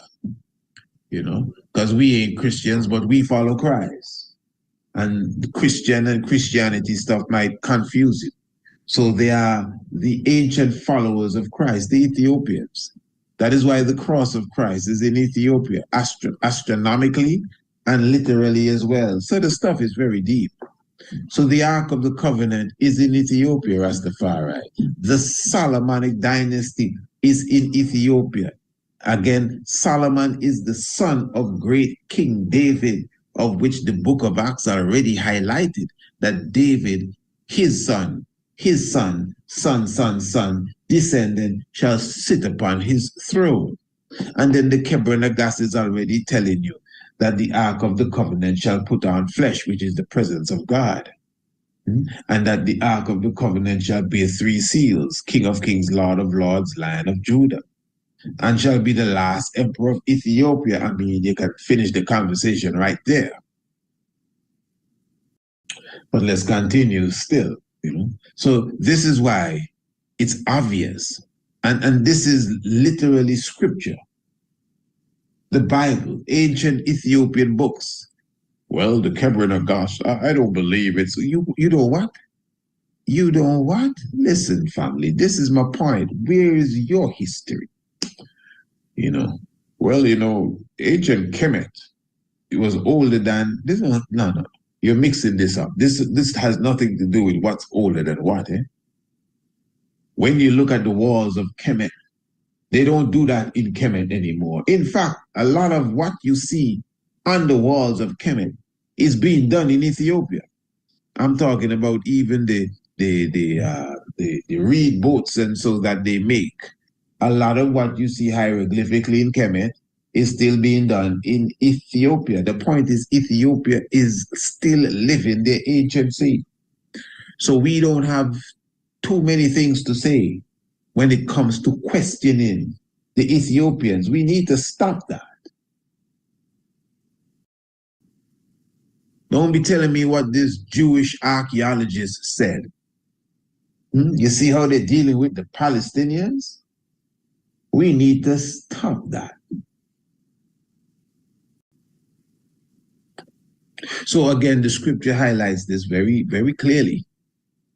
And again, the presence of Haile Selassie I. This is another thing. Just the way the king came into the picture. Imagine you had 9 brothers and sisters that died before you were born. What on earth can go like that? Your mother gave up 9 ghosts, and then you were born. And then when she tried to have a 10th one, she and the 10th one died. That's the story of Emperor Haile Selassie I beginning. That's how he started. The same man that stood before the League of Nations in 1936 on the 30th of June, as we celebrate that anniversary at the same time. That's how he was born. His 9 siblings died, and the 10th one died. The 8 siblings, pardon me, before him died. He's number 9, and the 10th one died. Because when he was born, the 9th planet was discovered. 1930, when he was coronated, pardon me, they discovered Pluto. 9. Pluto, 9, the smallest planet. That's why Pluto was disqualified as a planet. The stuff is deep. You see, the thing is with Haile Selassie, this is undeniable. That's why we show you from history that without the King of Kings, I mean, this planet may not have even been here. No, I'm very serious, eh? And you know that too. You understood how he stood in the breach during World War II. We understood how it came down upon the planet. I'm talking about World War II. Didn't have to happen like that. And it could have been worse. That's the point. And then again, at the same time, we know how the King of Kings fits into the unity of Africa that people try to talk about today. But there's a reason why I just went back to the scripture. Because many people, they're not interested in no history. They're not interested in logics. They're not interested in astronomy, although the heavens declare the glory. The Bible says. All right, yeah, the Bible says. Well, they asked Christ for a sign. Give us a sign of your return. And he said, well, listen, only a corrupt and greedy generation, be begging for a sign. But let me give you a sign. Jonah going into the fish, which we know that one, and the Queen of the South. It's in the book of Luke, eh? The book of Luke. Christ was giving them a sign as it relates to his return. He highlighted Jonah going into the fish, and he highlighted the Queen of the South standing in the judgment. Who is the Queen of the South? That's Makeda, the Queen of Sheba. What does she have to do with the return of Christ? A lot. She's Christ's grandmother. She is the mother of Menelik I. She's the wife of Solomon. Yeah? She bore fruit to fulfill the prophecy of the book of Acts, that through the lineage and the flesh of King David, Christ shall return in flesh and bones to sit upon the throne of his grandpappy, David and Solomon. Ark of the Covenant in Ethiopia, quite telling. The Kebrenaga said that it shall put on flesh, shall be the last emperor. You can stop it right there, I'm telling you. The only head of state to speak to the League and the United Nations, we're talking about Earth's rightful ruler. And this is another thing, by the way. The full fulfillment of all these prophecies. Even in 1966, when he came to the Western world and landed in Jamaica, the full works. The first African head of states to visit the United States of America, Haile Selassie I, when you understand him, many firsts attributed to the King of Kings and the fulfillment of the prophecies. And then at the same time now, if we go deeper, we're talking about the mythos of Osiris. Remember Osiris? It was 72 that came to his banquet, just as the 72 had to come to the coronation of Haile Selassie to fulfill this. And the heavens, of course, even aligned, and stars and planets and meteor showers all align even with the birth of the King of Kings. So this is something that is just undeniable, royal family. And today, again, as I'm speaking to you, I'm sure a next AI video is being uploaded somewhere with some screwy looking picture that is supposed to be Haile Selassie. And a heap of lies, like maple syrup being poured on the minds of the young people that don't read anything. Go and read the autobiography of Haile Selassie I, part 1 and part 2. That is what we're supposed to read. Then you'll understand the genuine nature of the King of Kings that we are dealing with. And then now you wouldn't be so, vulnerable and open to all these lies and corruption that they want to feed you with, especially in this modern day time. Go and read the scriptures, royal family. It's undeniable. But of course, you can't be reading no scripture as if it's a history book flat and nothing else, nothing more. No, it's impossible. You got to understand the depths, the realms, the different levels of the esoteric science and symbolism and all things of that nature. Family, I'm encouraging you to contact us to make sure you are part of the mission to Ethiopia. And if not, any which way, even if you advertise in the magazine, you will be a part of the mission to Ethiopia. Even if you take one of the sponsorships, you will be a part of the mission to Ethiopia. And even if you contribute, you will be a part of the mission to Ethiopia. I give thanks. Priest Isaac Institute at gmail.com. Remember, the links are in the description below. The magazine links all in the description below. Look forward to the next ambassador's pen. Hey, if you know your Bible and you do not know your history, you understand? These fellas will make all these AI videos and turn the king's story into a mystery. You better believe it. Yeah. And of course, you need to know that, because it needs some real eyes to realize the real lies that the AI is trying to put out, you know, in this day and time. Imagine that, eh? Nobody was talking about the King of Kings. They thought they had it. Yeah, they thought they had it in the Bible. Yeah, all the Negroes are dead. Nobody know nothing about Selassie. We can get on to some other business. Yeah, but they didn't know Priest Isaac was coming up. They didn't expect the rabbi to step into the fold, eh? Yeah, and come out strong. Not we know dancing and singing, but come out strong. And they decided, no, we got to do something about this. Let's get some AI Mickey Mouse rats to muddy up the water. But don't worry, man. We're here. We pulling the cipher out, the sword. Happy earth strong, and we slewing the wicked.